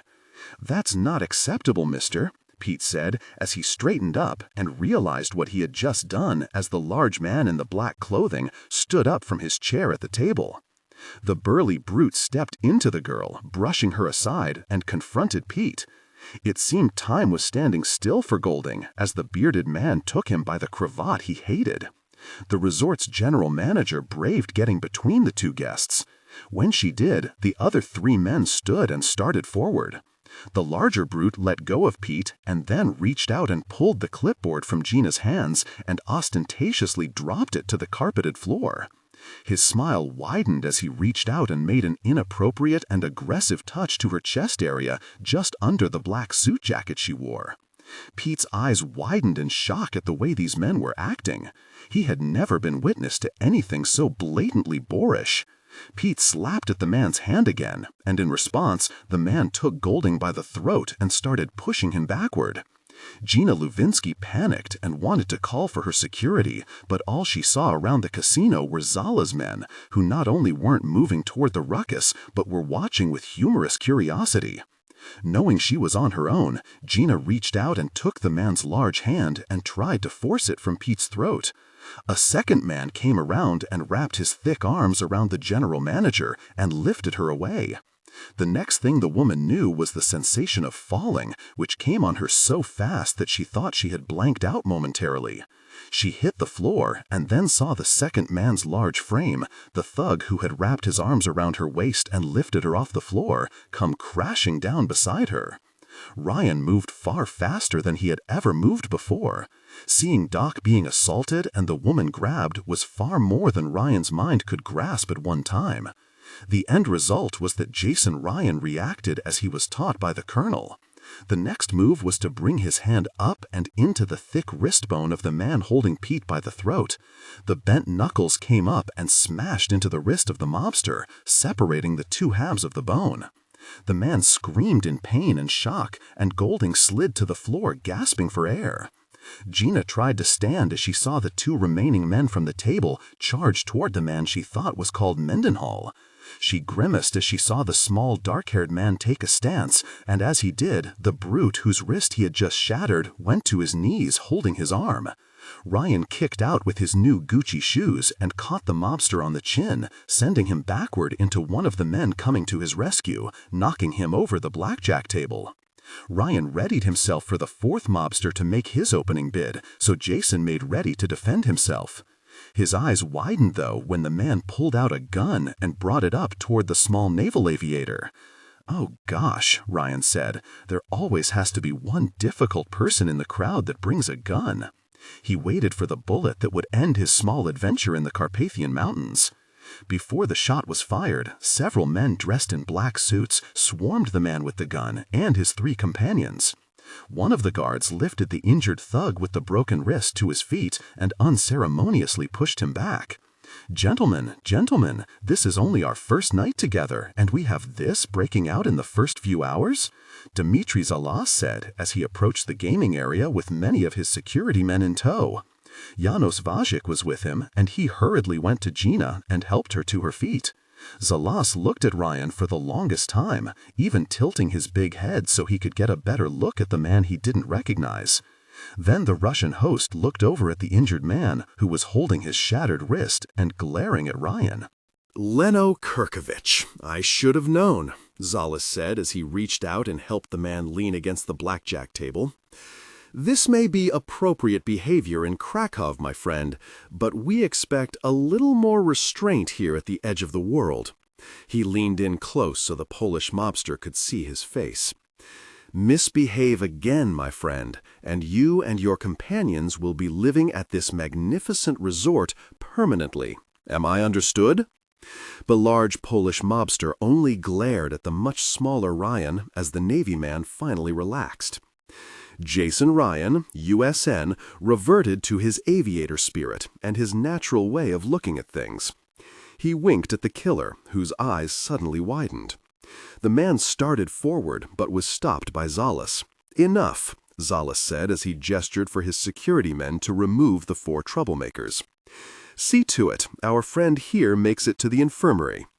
Zalas patted the injured man on the back. "We have an exceptional medical staff, and we'll get you fixed up in time for the gala grand opening of Castle Dracula." His head tilted to the left, and his men removed the four from the casino. Ryan stooped down and helped a stunned Pete Golding to his feet, while at the same time retrieving Gina's ever-present clipboard. "Very, Doc. You've been hanging out with crazy Charlie Ellenshaw too much for your own good.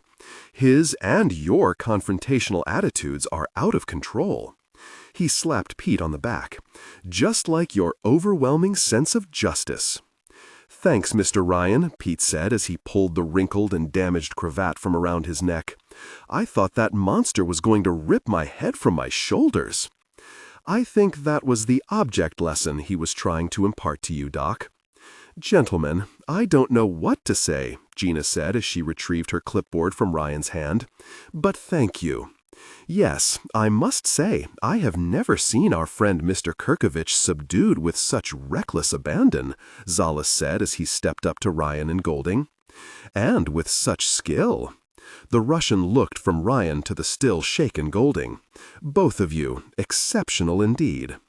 Ryan didn't say anything as he turned to face the host of this freak show. Their eyes met, and Ryan knew this man was used to getting what he wanted. "If we had our own security teams in place," Janos began, "if we had your security in place, our two heroes here would now be dead and bleeding all over my new carpet." He turned and faced Janos Vajik after cutting him off. "And we can't have that, can we, Janos?" Vajik gave Zalis a weary look and then placed his arm around the young waitress and his general manager and started to steer them toward the breezeway that led into the hotel. "No, we cannot."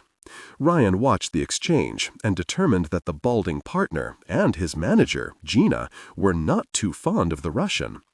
The woman turned around as she was led away and caught the attention of Ryan, who was watching her leave. She mouthed the words, "Thank you." Then Ryan mouthed the words, "I'm not gay." Gina smiled as she was led away. Zalis watched Ryan for the longest moment, and then he too smiled. This small man wasn't an associate of his or anyone else's that was invited. "Now, what can I do for two such exceptional gentlemen? I am deep in your debt. Especially since I don't know either of you, and since this is my party, I feel slighted somehow." Ryan looked over at Pete, who snagged another glass of champagne from a passing waitress to soothe his aching throat muscles, what was left of them anyway. "Name is Jason Crubble." He winced as he said his cover name. "My friend is Pete Postlethwaite, and we're here because we received an invitation." He made a show of reaching into his coat pocket for the gilded and very much Europe-forged invite, but Zalis stayed his hand. "That is not necessary, Mr. Crubble, not at all. If you're here, that means you were meant to share in this monumental achievement." Zalis smiled as two gorgeous women came up and placed their arms around his waist, one on each side, and then they both eyed Jason appreciatively. "I am deeply in your debt, sirs, if you need anything." He looked slightly to his left and then right at the two beautiful women at his side. "And I mean anything at all. You gentlemen have but to ask. I treat heroes with much respect." He smiled as his eyes took in Pete Golding as he finished off another glass of champagne. "And from what I have seen, no ordinary heroes." As Zalis walked away, he kept his eyes on the small Navy man, and Jason knew they had blown their covers because of his stupidity and womanizing. Ryan saw one of the two women lag behind with a nodding glance from Dmitri Zalis as he did so. She stepped up to Ryan and took his arm and pursed her bright red lips. Ryan shook his head and removed her hand. He gestured toward Pete by tilting his head in the direction of the hotel, indicating it was time to leave. And then Ryan faced the woman Zalis had left for his enjoyment, but compared to the Romanian GM, who had just been led away from the casino, this blonde would never be comparable to the dark-haired beauty. "No thanks, beautiful, I'm gay." Dmitri Zalis saw that the small man had spurned his chance for an easy partnership in his room with the young female offered to him. He watched the two Americans leave, and then he gestured for one of his bodyguards to join him. "Yes, Mr. Zalis. I want the Interior Minister to check out these two Americans and any other Western men and women I don't recognize. I want complete workups on those two and any others I don't recall having met before." "You suspect they are not here as your friends?" asked the big man. Zalis laughed. "I have very few friends here." He gestured at the roaming guests of the casino. "These are all business opportunities. But these two Americans? No, not friends. I suspect they are something much more." "Police?" the man asked. "Interpol?" "Perhaps," Zalis said, watching the two American men vanish into the breezeway. "Whoever they are, those two and anyone they converse with, bear watching."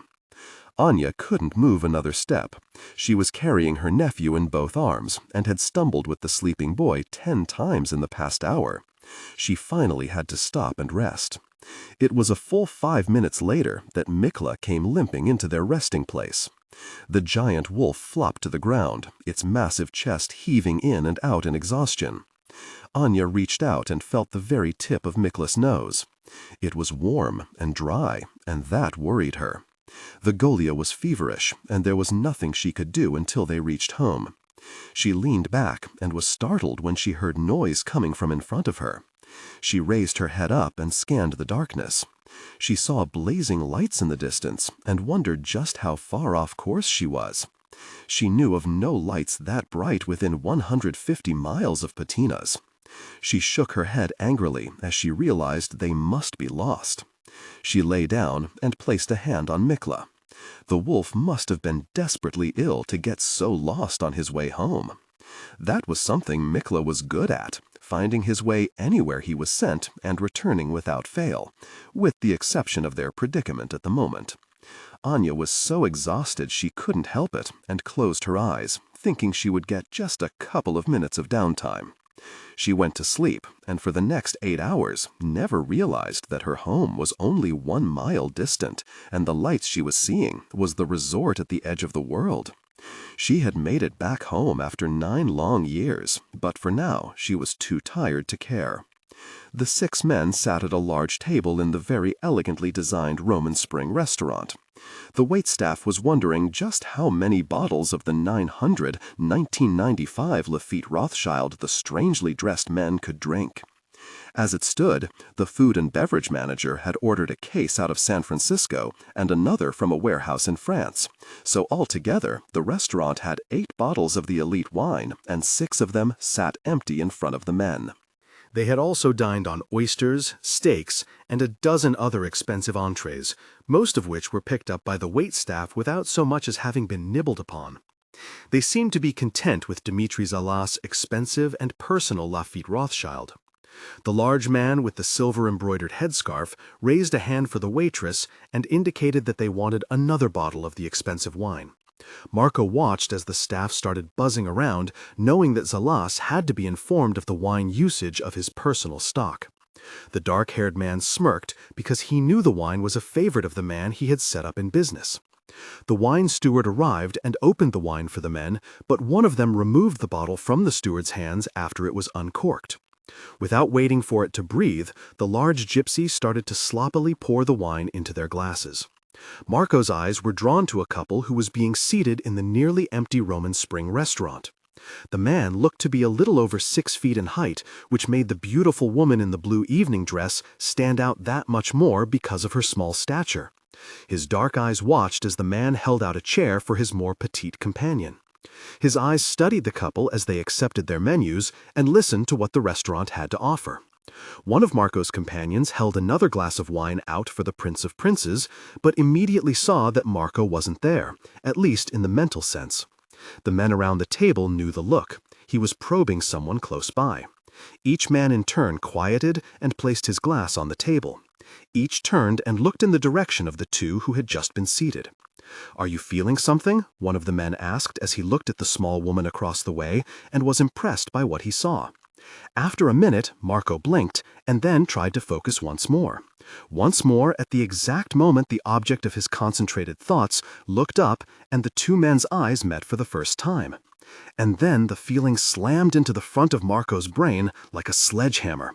His eyes widened as the man's secret opened up for Marco, and for the first time in his life, he was stunned at the feelings that came from someone he connected with. The man's penetrating blue eyes met Marco's brown ones, and it was as if both men had an insight into the other. The stranger with the blue eyes raised a brow and then looked away. Marco did not, as his eyes were still wide. He was slowly feeling a knot grow in the pit of his stomach. "Marco, you look as if you have seen Moses himself. What is it?" asked the man next to him, who removed the glass of wine from in front of Marco's shaking hands. "Let us leave this place," was all Marco said, as his eyes went from the man to the smiling woman. He watched her lightly touch the man's hand from across the table, and then saw her pull her hand away after initial contact, as if it were forbidden somehow for the 2 to come into physical contact. "Go, and I will meet you outside." He looked at his men. "Go, brothers, I will join you soon." The men did as they were told and stood to leave without looking back at the man and woman who had frightened Marco, a man they had never seen shy away from trouble of any kind, and since they were witnessing this behavior for the first time, they were unnerved by it. They started to move off toward the exit, much to the relief of the waitstaff and the wine stewards, who couldn't fathom how to begin explaining the missing wine to Zalas. Marco sat alone at the table as his men filed out of the restaurant. The man and woman watched the gypsy men exit. As his men left as ordered, Marco continued to study the couple. The couple's eyes never left each other, but he knew they were aware of everything happening around them. These two were not the same kind of people he had felt around him for most of the evening. The man and woman weren't like Zalas and the other guests. As Marco watched, his eyebrows rose as he caught a fleeting glimpse inside the man's head that never ceased its locomotion-like activity. He could tell the stranger was not used to any inactive periods in his life. He was a hard man used to action. Marco tilted his head and concentrated on his company. Once he fought his way through her feelings for the man in front of her, he began to get a clear picture of the beautiful woman in the blue dress. Marco smiled when he realized this young lady was nothing but a teacher or some similar profession. He kept getting the impression of stones, diamonds, gold, ordinary rocks, and natural hot springs. Marco's eyes widened again. This woman was here to study his land, his mountain. Once that thought was clear, he closed his eyes again and pushed his mind out toward the couple. Marco again came awake and then stood and strode with confidence toward the man and woman. He stood next to the man and waited to be acknowledged. The dark-haired gentleman patted his mouth with a napkin and slowly sipped from his glass of water. He was intentionally waiting to look up at the man who had approached them. "I was wondering if you were going to stare all night or come over and let us know what was on your mind," Jack Collins said as he finally fixed Marco with his eyes. Sarah took a drink of her wine and waited. "You must excuse me for staring. I am a local of this area, and I was just wondering why you are here," Marco asked, with nothing more threatening than a dip of his head in acknowledgement to the woman, who nodded in a bored response. "Well, we are here to enjoy this new resort and to celebrate that fact with our host," Jack offered, knowing that somehow this man knew he was lying. The smile remained above the well-trimmed goatee. "American?" Marco asked as his eyes roamed over Sarah's low-cut dress. "Yes, we're American," Jack said. "And you're Romanian, a gypsy, I would say." "Yes, it's amazing how tourists to our lovely mountains expect the colors and the silk and the sitting around our campfires telling fortunes and stories of vampires, witches, and werewolves," Sarah asked. She saw the curious look on the gypsy's face.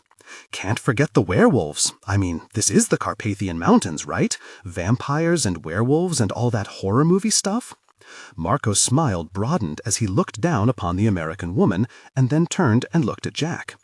"Yes, we gypsies are a rather quaint people. We mix well with the farmers and the sheepmen that live here." He leaned over and looked from Jack to Sarah. "And we all like to keep the old folklore alive and well." The man smiled broadly and then spoke in a conspiratorial tone. "But I'll be honest with you, there really are no vampires around here. Vlad the Impaler came from the west of our mountains. That covers vampires. But what about other legends?" Sarah persisted. She looked at Jack, and he nodded his head only slightly. "That's all they are. Myths, legends, and people who have nothing better to do after the day's chores than sit around a fire and tell stories to frighten children and entertain the few tourists that actually make it up the mountain. I didn't mean to be insulting to your way of life. I find your heritage fascinating." Marco looked at Sarah once more and then bowed. "Yes, Universal Studios and the rest of Hollywood has made quite a bit of money telling the world what they know of the gypsy." He became serious at that moment, and his gaze turned on Collins. "And I will say this, the world knows nothing of us." He switched his look towards Sarah, and he placed both of his large hands on the table. "Nothing." He straightened and then fixed the two Americans with his dazzling smile, which highlighted his whole amazing outfit of reds, blacks, silvers, and blues. The gold he was wearing was exquisite and did nothing to make Jack and Sarah any less confident that this was their man. "I hope I see you again before the weekend is over." If you get out and travel the roads, ask for me, and you will be allowed anywhere that the regular tourists are not. I will be happy to show you the true gypsy life. Perhaps you can join us tomorrow inside the pass." "Thank you. But if I may ask, why would we be accorded such a privilege?" Jack asked with his own small smile. He slowly lifted his glass of water and drank. "Because I know you are not here to visit Zalas or be with the fools he has invited. You are here for another purpose." He half bowed. "And that purpose shall remain yours and yours alone." He straightened. "But if you need help, please ask anyone on the mountain about me. They will get word to me that you want to talk." Marco felt good letting them know that he was no fool.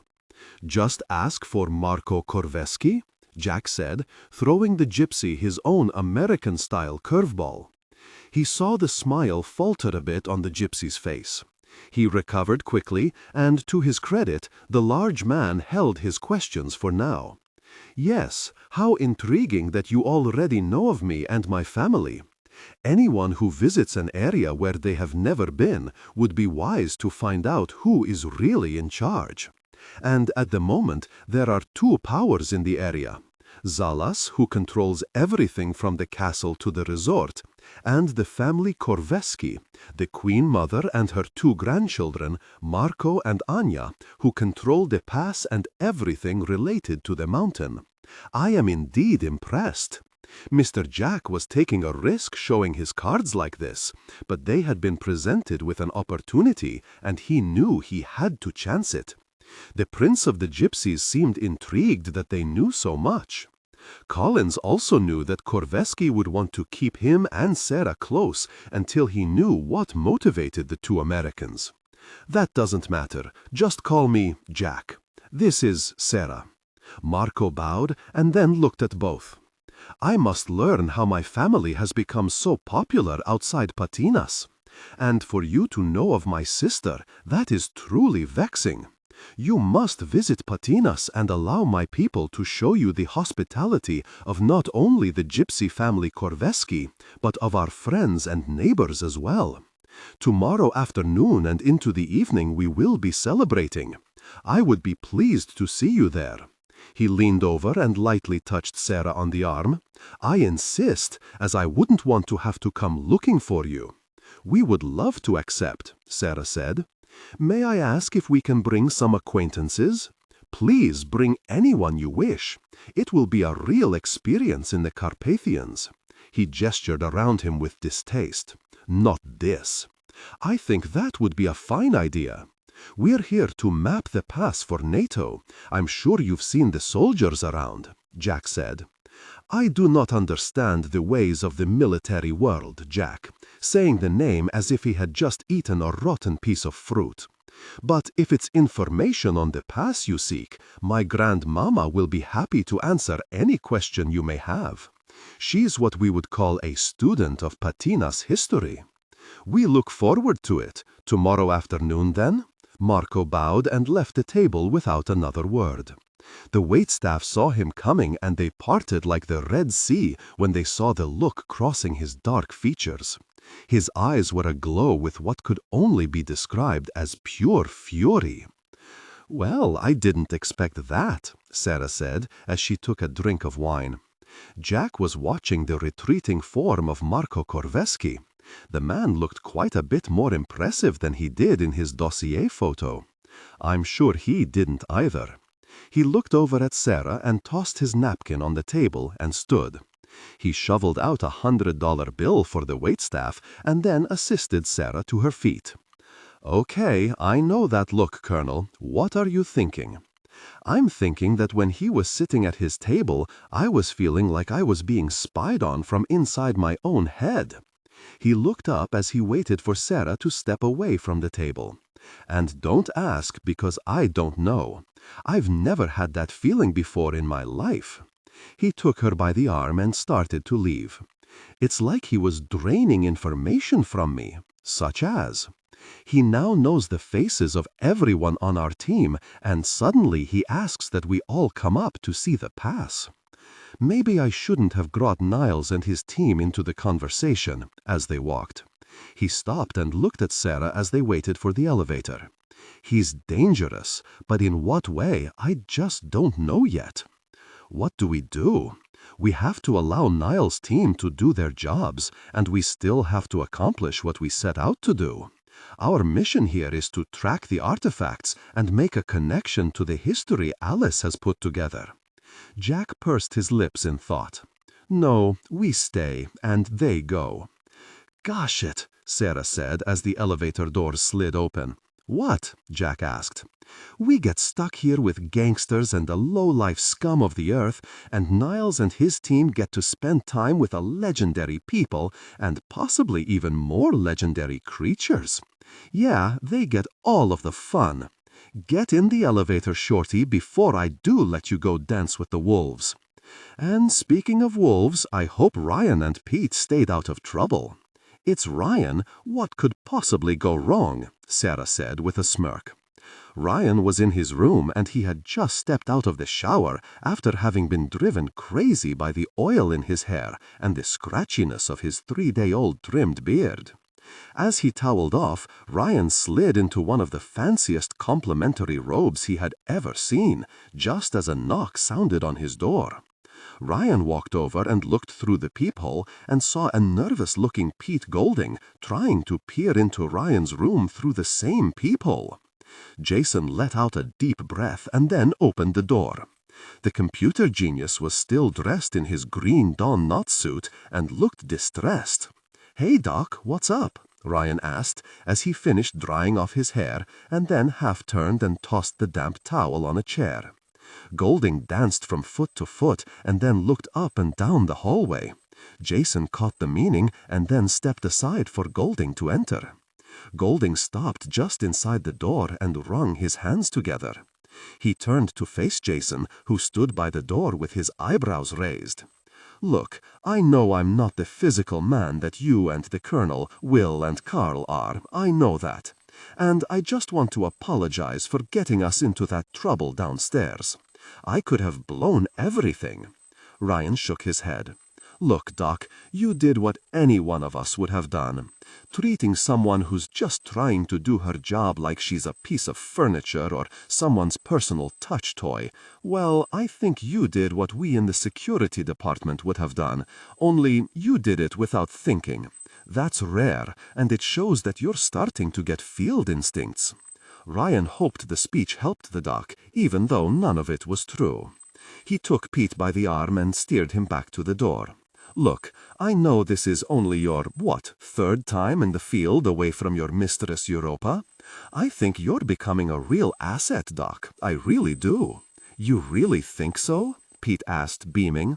"I never say things I don't mean." Pete smiled and then stopped before the door, making Ryan run into him. "Would you mention this to Professor Ellenshaw?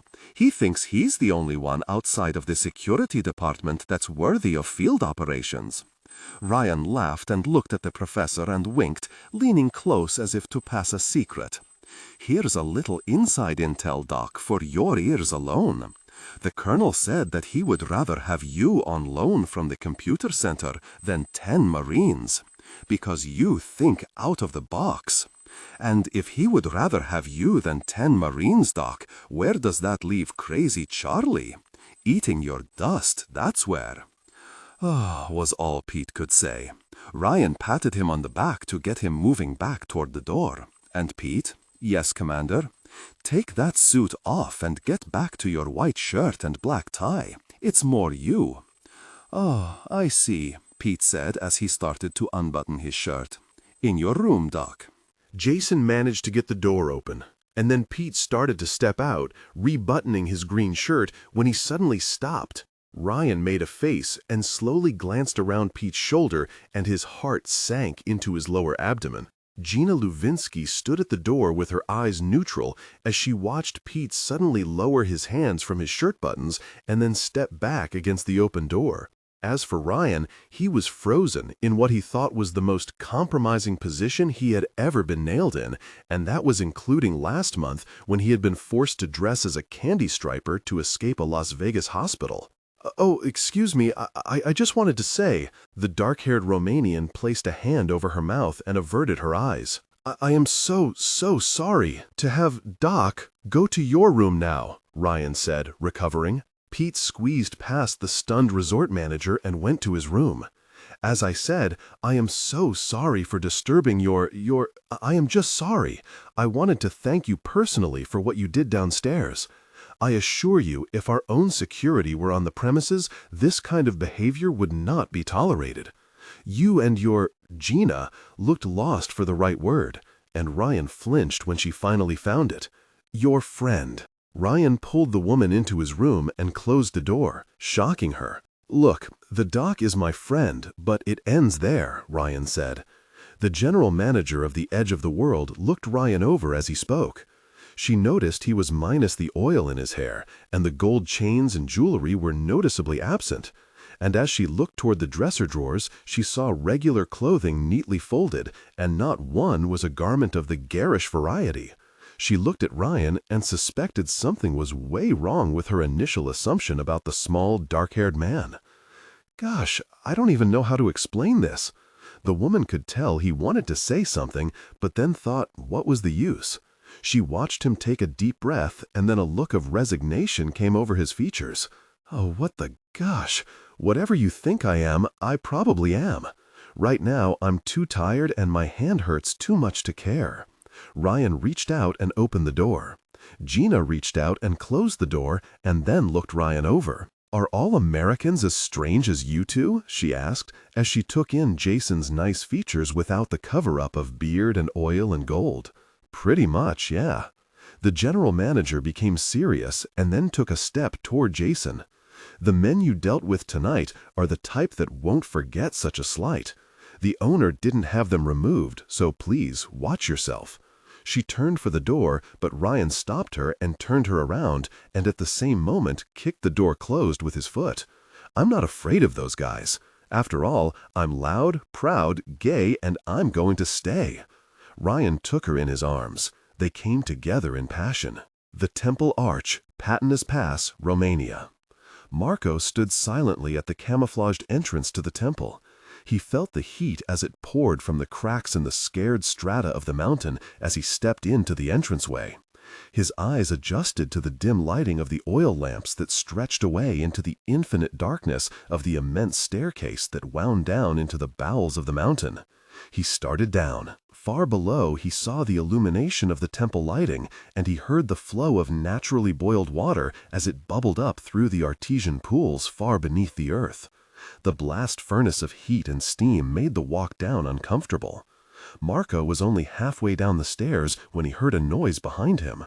He stopped and peered into the flickering darkness cast by the oil lamps that lined the access to the temple.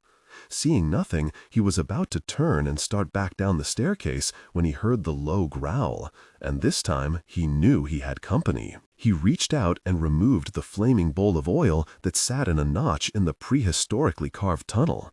He held the bowl high in the air, and that was when he saw the yellow eyes staring at him. They glowed angrily in the light cast by the oil lamp. Stannis was standing on the steps 20 feet from Marco. His eyes were watching, but the wolf wasn't moving. The growling low in Stannis's throat was unnerving. "I've been searching for you. Where have you been?" Marco asked as he gently placed the small bowl of flaming oil back into the notch. Stannis growled once more and didn't move. Instead of asking anything more, Marco slowly lowered himself to the 3,000-year-old huge stone. He took a deep breath and then looked back at Stannis, who was still standing motionless on the steps high above Marco. "I know you think I have betrayed you, the Golia, and our people." He held the wolf's yellow eyes with his own, darker ones. "That ridiculous castle is as far as the human encroachment is going to get." Marco made sure Stannis was looking at him. He was, intently. "But you will see that tomorrow soldiers will come. These are our soldiers, and a few Americans." Marco laughed and then shook his head as he smiled over and up at Stannis, who wasn't growling any longer, but had tilted its head as it tried to understand the words of the man without the spell being cast upon it. "You don't even know what an American is, do you?" Stannis flicked his ears, as if saying, "Does it matter?" They are mapping the pass, as your ancestors once did, as my ancestor Kale once did. They are mapping it for the defense of the North in case war comes to the people not of this mountain. Not us, but the lowlanders. Stannis whined and then took 3 tentative steps down the staircase. The Golia must remain inside the temple for the next 2 days, and then the men and soldiers will leave this place, of the Golia and Jeddah. Do you understand me, Stannis? The wolf sat beside Marco and looked him in the eyes. The beast was a full 4 heads taller than Marco as he sat and looked down into the man's face. Marco slowly lifted his hand toward the left side of the massive head of the wolf, but the great beast pulled back out of touch. It was as if Stannis would not allow the joining spell to be cast. That made Marco nervous, but not for the first time around the great alpha male. We have set in motion events that will secure the safety of our mountain, our people, and our babies. Babies you have in the temple. We will never have to worry about security again. We have discovered, after all these years, what it takes to make sure we survive. Money. Marco held the gaze of the Golia and didn't flinch. You don't know of money, do you? Think of gold and gemstones. We have what the outside world craves. Like you crave the company of your Golia, they also must have things of material value. The wolf, without Marco casting the joining spell, had to be made to understand. This is why we must make sure nothing happens to either the soldiers that will come to map our home or those men and women down below.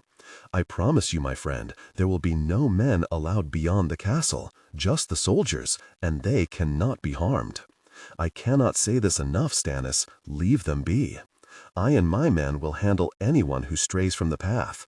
Keep the Golia babies safe inside the temple. Stannis didn't move. It was like he was looking for the lie hidden inside Marco's words. I know I told you that the newcomers would not breach the mountains, and I swear to you it will not happen again. Grandmama will have us destroy what is ours and abandon our home if threatened. But I say we can keep what is ours and remain where we have for the past 3,000 years. Stannis surprised Marco by leaning into him and then rubbing its muzzle on the side of Marco's face.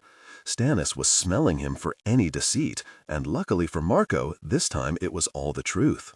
He closed his eyes, waiting for Stannis to disagree. It didn't. The great wolf huffed as if to say, "Well, see," and then, with one leap, hopped over Marco and disappeared into the cavern that housed the greatest temple complex ever built by man. Marco sat for the longest time and prayed he hadn't made wrong choices in his partnership with the Russian. If he had, he knew he could end the entire dream that was their home and God's personal dream that is the Golia.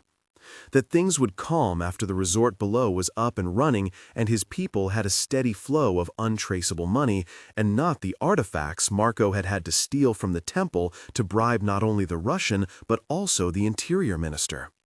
Tomorrow was Friday, and after that, if he could survive one more day and night without the Golia showing their fierceness to anyone, they could slide into safety on their mountain again and live in the way they had been denied for 3,500 years.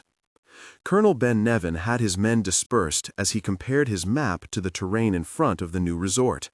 He had stopped his small convoy 3 miles to the west of the hotel and well away from the crowd of reporters and TV crews camped outside the front gates. His secret conspirator inside the Knesset had sent him the coordinates of the area the Israeli army had been alerted to. This information had been taken directly from the mouth of General Shamni himself when he reported to the committee overseeing foreign intelligence. The information was helpful in the fact it gave him a new starting point. He knew if the major was heading for Patinas, this was the only way in. "Sir," one of his men said as he approached the colonel. "What is it?" Ben Nevin asked as he looked up from the map. "Our eastern team reports a NATO camp that is just breaking up on the far side of the resort. They say it looks like most of the contingent is leaving the area." "Most?" "There is a platoon-sized element still bivouacked. Our contact was right about NATO being interested in the pass, but I thought they would take a little more time in getting it done." The messenger was about to turn away when Ben Nevin called him over to the hood of the car where he had the map spread out. He hit the gas station-supplied map with a finger of his undamaged left hand. "I want 10 men right here." He jabbed at a spot he had been studying closely for the past 2 hours. If she's near, she will have to pass through right there. It's the only spot near enough to the foothills to even get close to the road leading to the pass. Yes, this is the spot. Tell the men I will join them soon." The man nodded and turned away to gather the men when he heard the sound of an automatic weapon being charged behind him. It seemed the colonel was about to go hunting. It had taken Charlie Ellenshaw over an hour and a half to fully awaken. He stumbled behind Everett as they slowly surveyed the area to the front of the resort. Carl stopped and studied the hotel and the security situation. Charlie knelt beside him. "I hope Niles got through to Jack, because I don't think we could get into that place. If that's their normal security force, it rivals several small nations I've been to." "Impossible to get in?" Charlie asked. Everett smiled and looked at the professor of cryptozoology. "Impossible? Nah, just formidable, Doc, just formidable." Everett stood and started walking once more to the west. The lights of the resort still lit the night around them, and Carl felt exposed. Finally, he spied the road that led up the steep mountain. He was surprised when he saw two men standing by the side of the trail leading to the road. They talked a moment, and then a third man came up and said something to them, and then the three left.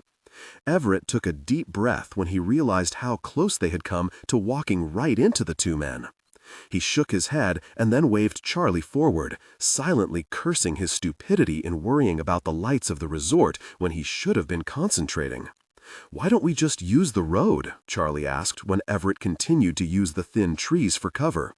"Well, Doc, if we—" Before Carl could answer Ellenshaw, the noise of men shouting broke through the nighttime silence. They both heard men running.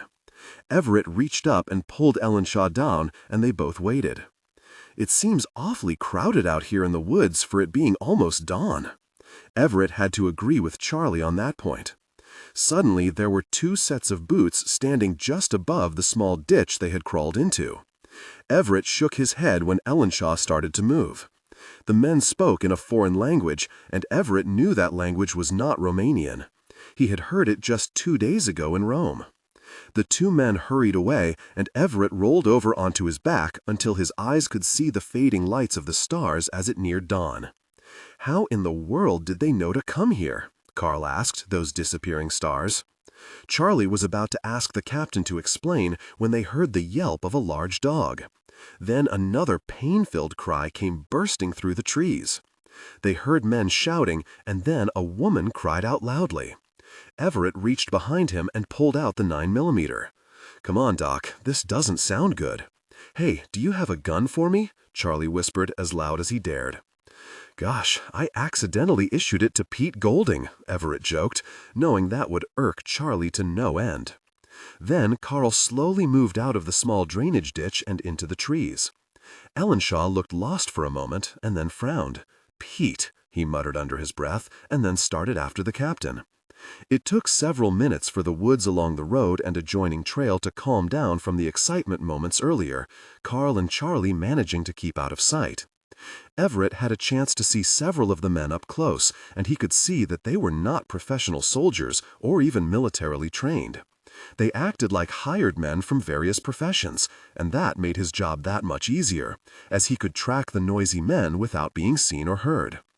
After a long wait behind one of the larger pine trees, which were becoming far more sparse the nearer to the mountain they got, they watched 11 men as they started returning to the road in the same place they were before all the commotion began. All but one man, Carl corrected himself. This man silently stood his ground and listened to the early morning sounds. In the weak light of dawn, Carl had a feeling of déjà vu as he watched the dark form standing just ahead of him and Charlie. The tall, thin man placed a hand on the tree and listened, and then suddenly vanished. Everett raised his head a little and tried to find out where the familiar form had disappeared to when he heard something. It was a small cry of pain as someone stumbled in the dim light of morning. Everett gestured for Charlie Ellenshaw to hold his ground, and the professor nodded. Carl moved slowly away from the last protected spot he had for 100 yards.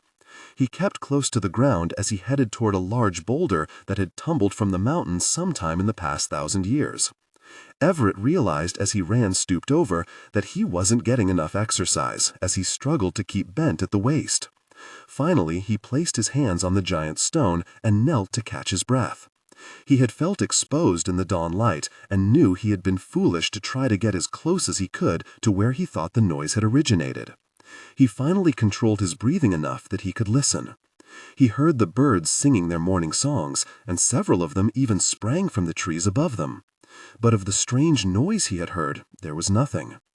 Carl was about to turn away when he heard another cry, and then a curse as someone was pushed from the small thatch of trees 50 feet beyond where Everett had pulled up. Traveling with a child has never been Mossad policy, Major Sorotskin. You should know that.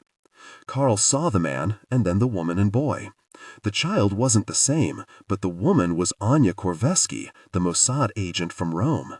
And the man who held the two at gunpoint was the very same colonel that had tried to kill him and Ryan in the small antique shop near Vatican City. Well, imagine meeting you two here, Carl muttered as he turned to make sure Charlie was still in his spot behind the large tree. His eyes widened when he saw that Ellenshaw wasn't there. He hissed at having lost the professor. He angrily turned back to the strange scene ahead of him in the growing light. He then turned and made sure that the men who had left the area earlier were not returning. He guessed the arrogant man holding the woman and child at gunpoint thought he could handle this alone, which was right in line with Carl's innovative plans. Did you not think we had the resources to trace your movements? All we had to do was watch General Shamni. Our people knew at the precise moment that the general discovered where you would be going. Did you know that he's assembled a strike team, which means I have very little time to expose the truth of this mountain to all of Israel, or the most important of those people anyway? Everett watched the girl knowing she was fast and light on her feet. But as he did, he knew she wouldn't do anything to risk the life of the boy who clung to her. That will be the day when scum like you thinks he has a real soldier like General Shamni figured out. The woman stopped walking, but kept her hands where Colonel Ben Nevin could see them. I may not be his favorite right now, but he's a man who loves his country, and you couldn't think like him if your life depended on it. Ben Nevin ignored the slight. Now, where is that magnificent animal that saved you on the train? I must see the beast and know that the old tales are true. He smiled, knowing his captives couldn't see it. Because if the animals are real, that means that other, more viable legends are also true. Mikla died this afternoon in his sleep. He was too badly injured from a broken ankle that became infected. This is a shame. I was looking forward to dispatching the animal myself and then mounting its head on my office wall. You couldn't outthink or outfight Mikla with an army of mercenaries. Ben Nevin smirked, a gesture that Everett saw from his hiding place behind the large boulder. Then Carl winced angrily when the colonel shoved the woman in the back viciously with the barrel of his gun. She didn't let out a sound as she was pushed forward, dragging the young boy with her. They stumbled and fell to the ground, and Ben Nevin moved to kick at the two prone forms.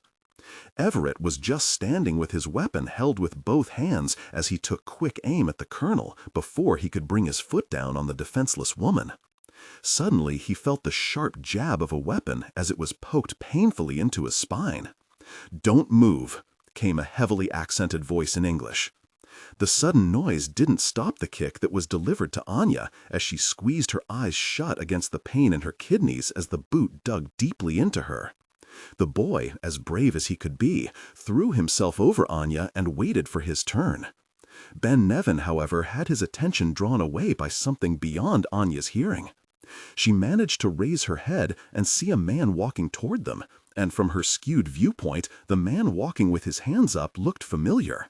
She felt the air part as Colonel Ben Nevin stepped over her and her nephew. This is fortuitous, I must say.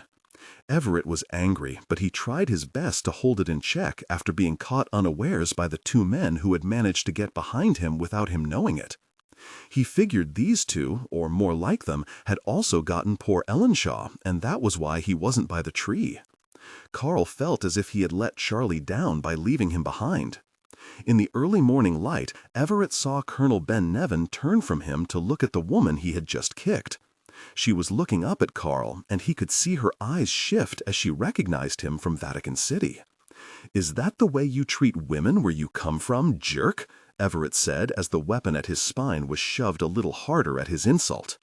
He half turned to the men behind him.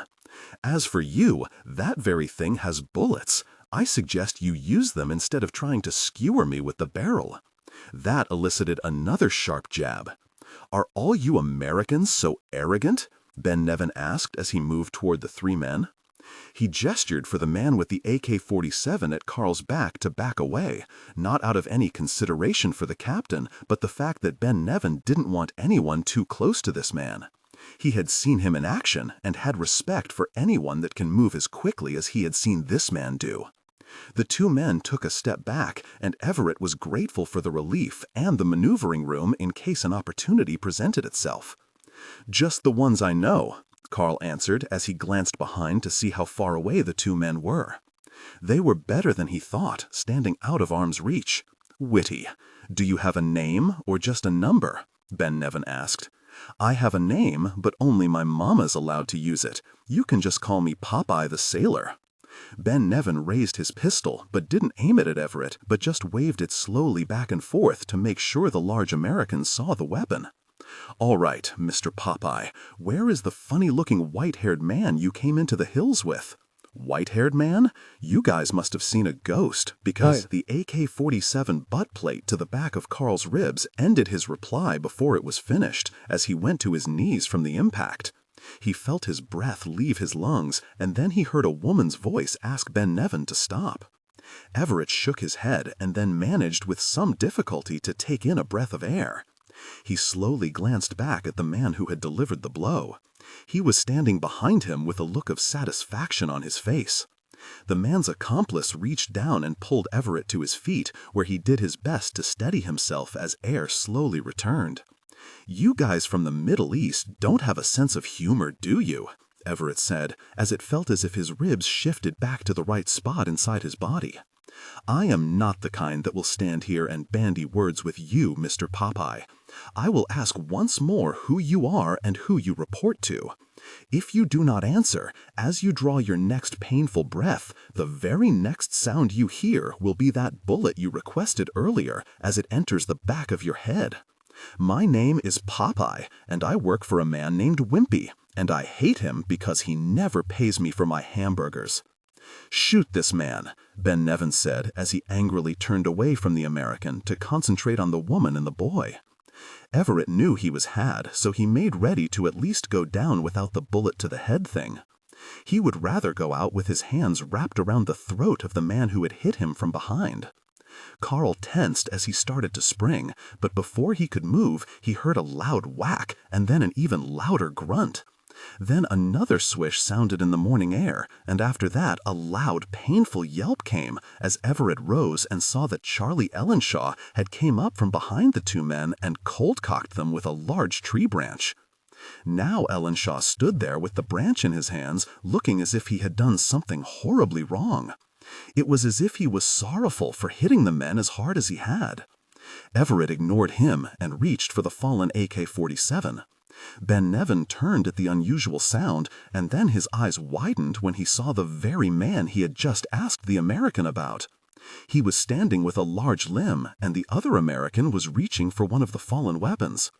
The Mossad colonel quickly brought up his own weapon, and just when he thought he had a shot at the American, a sharp pain raced from his leg to his brain in record speed. When the shock settled, he looked down and saw a small knife sticking from his left leg. As he brought the weapon over and around, he saw that another small boy had once more saved the day for the man and the woman, at least momentarily. The gun went to the boy, and that was when his legs were knocked out from under him by Anya, who had kicked out at the last moment before the weapon discharged in her nephew's face. Ben Nevin hit the ground, and he immediately felt the gun fly from his hand. He rolled as fast as he could before the large American could aim the weapon he had recovered. He rolled until he felt his body hit an incline, and then the speed of his roll increased. Ben Nevin finally came to a stop, and before anyone could take quick aim at him, he stood and vanished into the trees. Carl had tried to raise the automatic weapon and at least try a shot at the escaping colonel, but one of the men Charlie had laid waste to came to and grabbed Everett's ankle, stopping the aimed shot before he could pull the trigger. Carl hissed and then easily turned the AK-47 around and thumped the man on the head.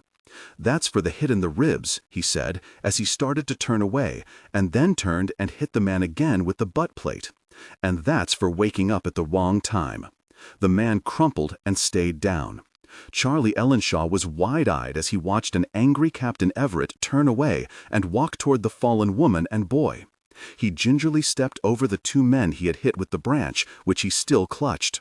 As he stepped over the men, he tossed the branch away, and his eyes widened when he saw the other AK-47 lying beside the man. He reached for the weapon just as Everett reached for it, and removed it just as it touched Charlie's outstretched fingers. "Sorry, Doc, this isn't an M16. It's far more sensitive, and one shock to my back is enough for one evening." "Very," Ellenshaw hissed as Carl turned away once more. Everett saw the woman as she slowly rose to her feet. He turned and made sure no more surprises were imminent, and then he removed the magazine from the weapon he held and looked at the loads. He reinserted the clip and then took in the woman. "Looks like you had a rough trip," he said. He didn't exactly aim the barrel of the AK-47 directly at Anya, but it wasn't pointed in the opposite direction either. Even the boy was scrutinized by Everett. It had been he who eventually saved Carl's life, and that demanded respect. The woman didn't say anything as she helped the boy to his feet.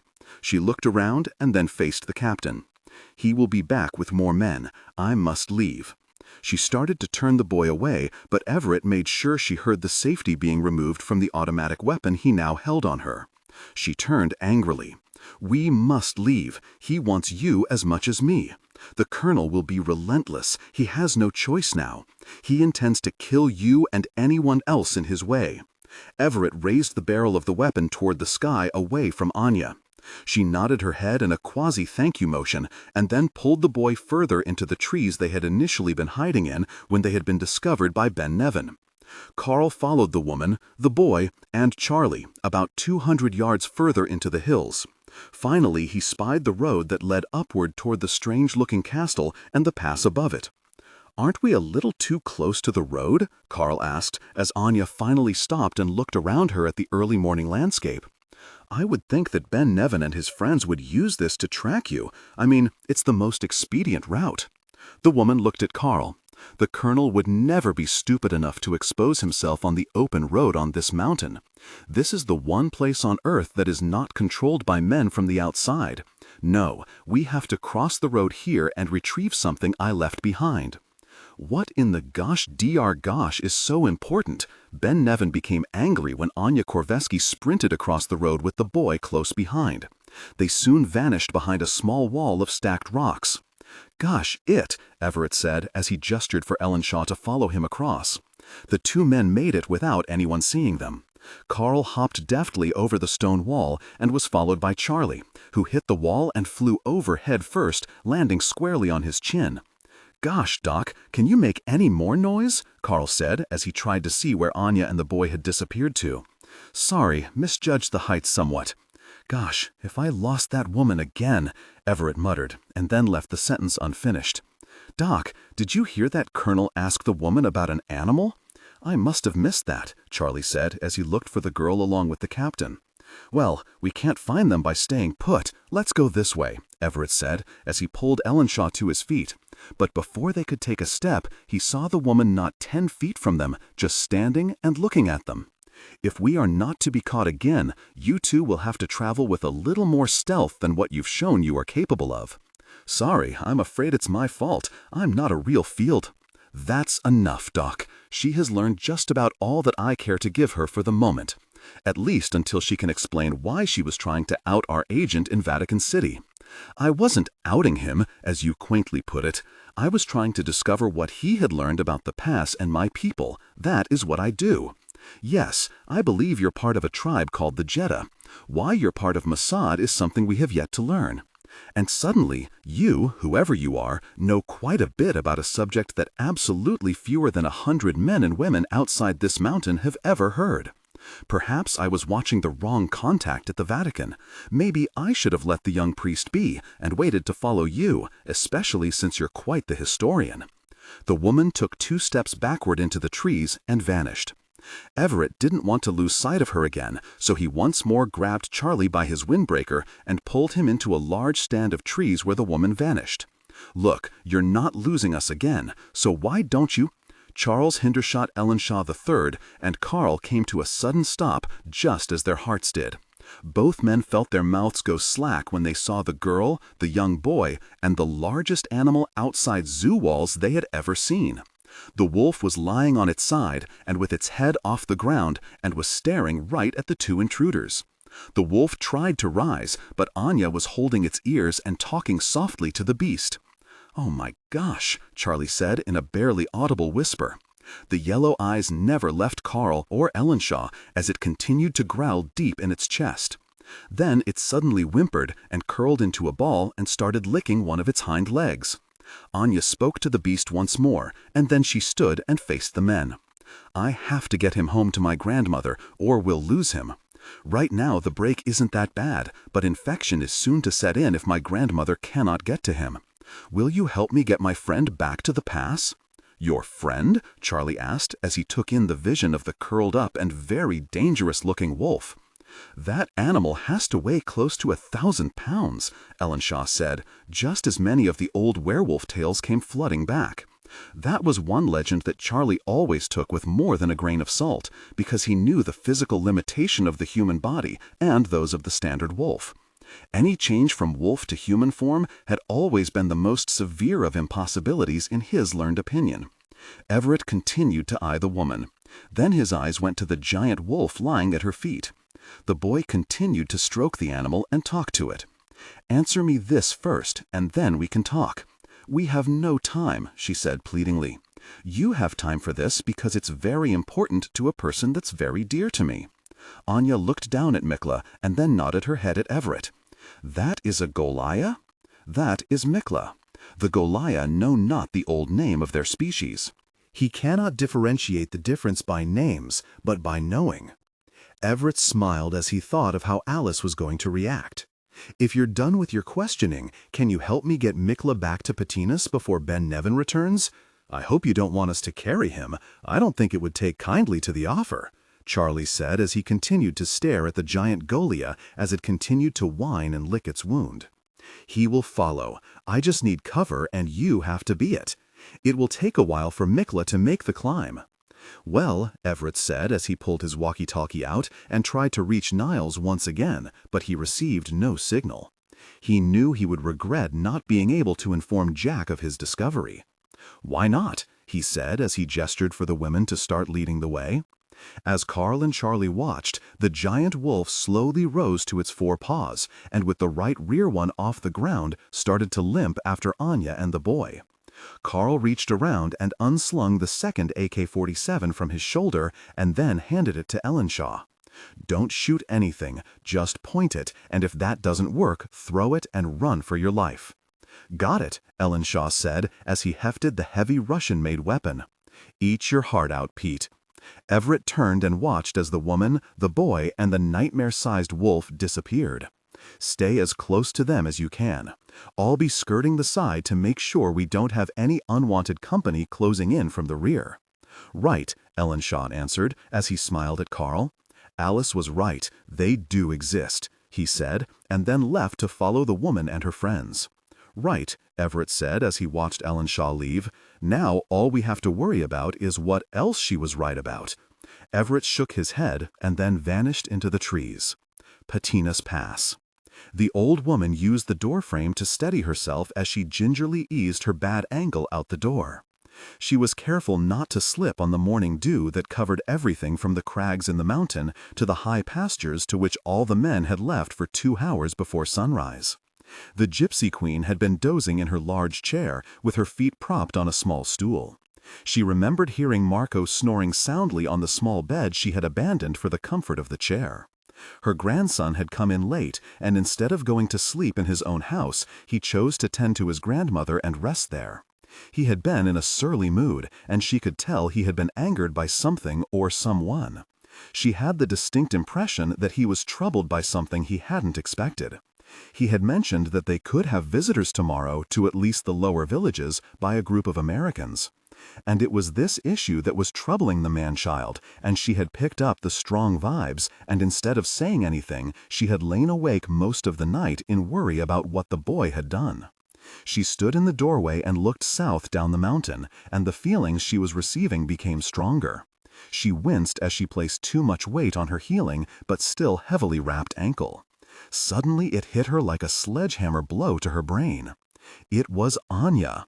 Mikla was with her, and so was the boy, Georgie, and someone. No, she thought, two someones were with them. She tilted her head as she tried desperately for more information. Madame Korveski was still feeling Anya's fear of being caught, but she also knew, or more to the point, felt, that the men following her were not the basis for her fear. The old woman turned for the door and called out Marco's name twice, very loudly. After she heard her grandson stir inside, she reached up and grabbed the thin rope that was attached to a bell she had Marco install years before in case she needed help. She needed help now. She started ringing the bell with purpose, which should bring several of the local villagers in from a few of the lower pastures. A moment later, she saw a few of the men trotting briskly down from the meadows just below the pass. Then she stopped ringing the bell when she felt Marco step up beside her while still tucking his shirt in. "What is it, a fire?" he asked, his head about to explode from last night's drinking. "You smell of the grape, man-child," she said as she took a tentative step out of the doorway. Marco reached out and took her by the arm to steady her. "Is that what you woke me and the entire valley up for?" he asked angrily. "No," she said, but waited till several of the men came bounding into her small fenced yard to explain further. "What is it, a fire?" one of the men asked as he came sliding to a stop in front of Marco and his grandmother. "Go quickly to your homes and retrieve your shotguns. Anya is here and she is in trouble. She's close by, down there," she said as she pointed down the mountain. "She is with Georgie and Mikla. They also have two men with them. They are not to be harmed. Bring them in. Kill anyone who is trying to harm them." Marco allowed his eyes to roam to the men after his grandmother's rather brutal announcement. "Kill them?" he asked. "The evil men she is running from mean her harm. They mean us harm. Kill them all if they are near my granddaughter. Go now and bring her home." The village men of Patinas didn't even look to Marco for guidance as they turned and ran for their own small and humble cottages to get their shotguns off mantles now cold from the morning cook fires. Marco was angry and disappointed that the men of the village still followed the old woman's orders blindly and without question. He wondered if he would ever get that kind of devotion and respect when she was gone. "You could have awakened me before you sounded the alarm, Grandmama. This could have been done quietly and without having to resort to murdering someone who was probably lost from the resort and not chasing dear sister at all." He turned to her in the doorway and escorted her to her chair. It irked him even more that she was smiling like a schoolgirl. "And why are you so happy? Is it the prospect of murder?" "No, foolish man-child. I am happy because Anya has come home." Marco frowned as he went to the mantel and grabbed his old double-barreled shotgun. He broke it open and saw that the ancient paper-encased shells were still in. "Then, when she arrives, we will offer sacrifice, as in the old ways," Marco said bitterly, "and feast as if it were harvest time, for this is the arrival of the prodigal daughter, and the whole of the Jeddah should rejoice that she has come home to save us from the horrid and evil brother." He slammed the double-barreled shotgun closed as he turned and left the cottage. "Marco, I didn't mean—" Her words were cut off as the rickety old door slammed shut. She closed her eyes as she realized she had once again hurt Marco. She thought she could have handled the boy better after his parents died, but he had always been far too headstrong and jealous of the material things owned by those of the outside world. Madame Korveski knew in her heart that Marco, through trying to help his people, had allowed evil to enter their world, and she no longer thought she could control the situation, and what was worse, control the Golia. She was beginning to understand why Stannis was acting strange. The alpha male was feeling a change coming, and he was preparing. But what the giant Golia was preparing for exactly, she knew not. Colonel Ben Nevin kept his men well away from the main road heading to the pass. It was hard enough skirting the castle as early morning workers left behind continued to prepare for the next night's grand opening. The colonel shook his head in anger as he realized the girl could be anywhere by now. The two men that had failed him so miserably were now back at their small camp nursing a broken nose and 3 cracked ribs. Of course, he could not be blamed for the loss, not as long as others were so conveniently close by to blame. "Colonel," one of his men called out, "Sir, this just came in from Jerusalem." He handed Ben Nevin a fax from the machine at the local station. "You can't tell me this isn't a government-run operation. We would be better off having Indians send up smoke signals." He took the message and read it. "Recall the men, we'll settle this problem from another direction," he said as he crumpled up the message from his contact inside the Knesset. He gestured for his second-in-command to join him. "Gather the men. It seems we may have a friend in the area we didn't know about." He smiled, and frankly, neither does he. The small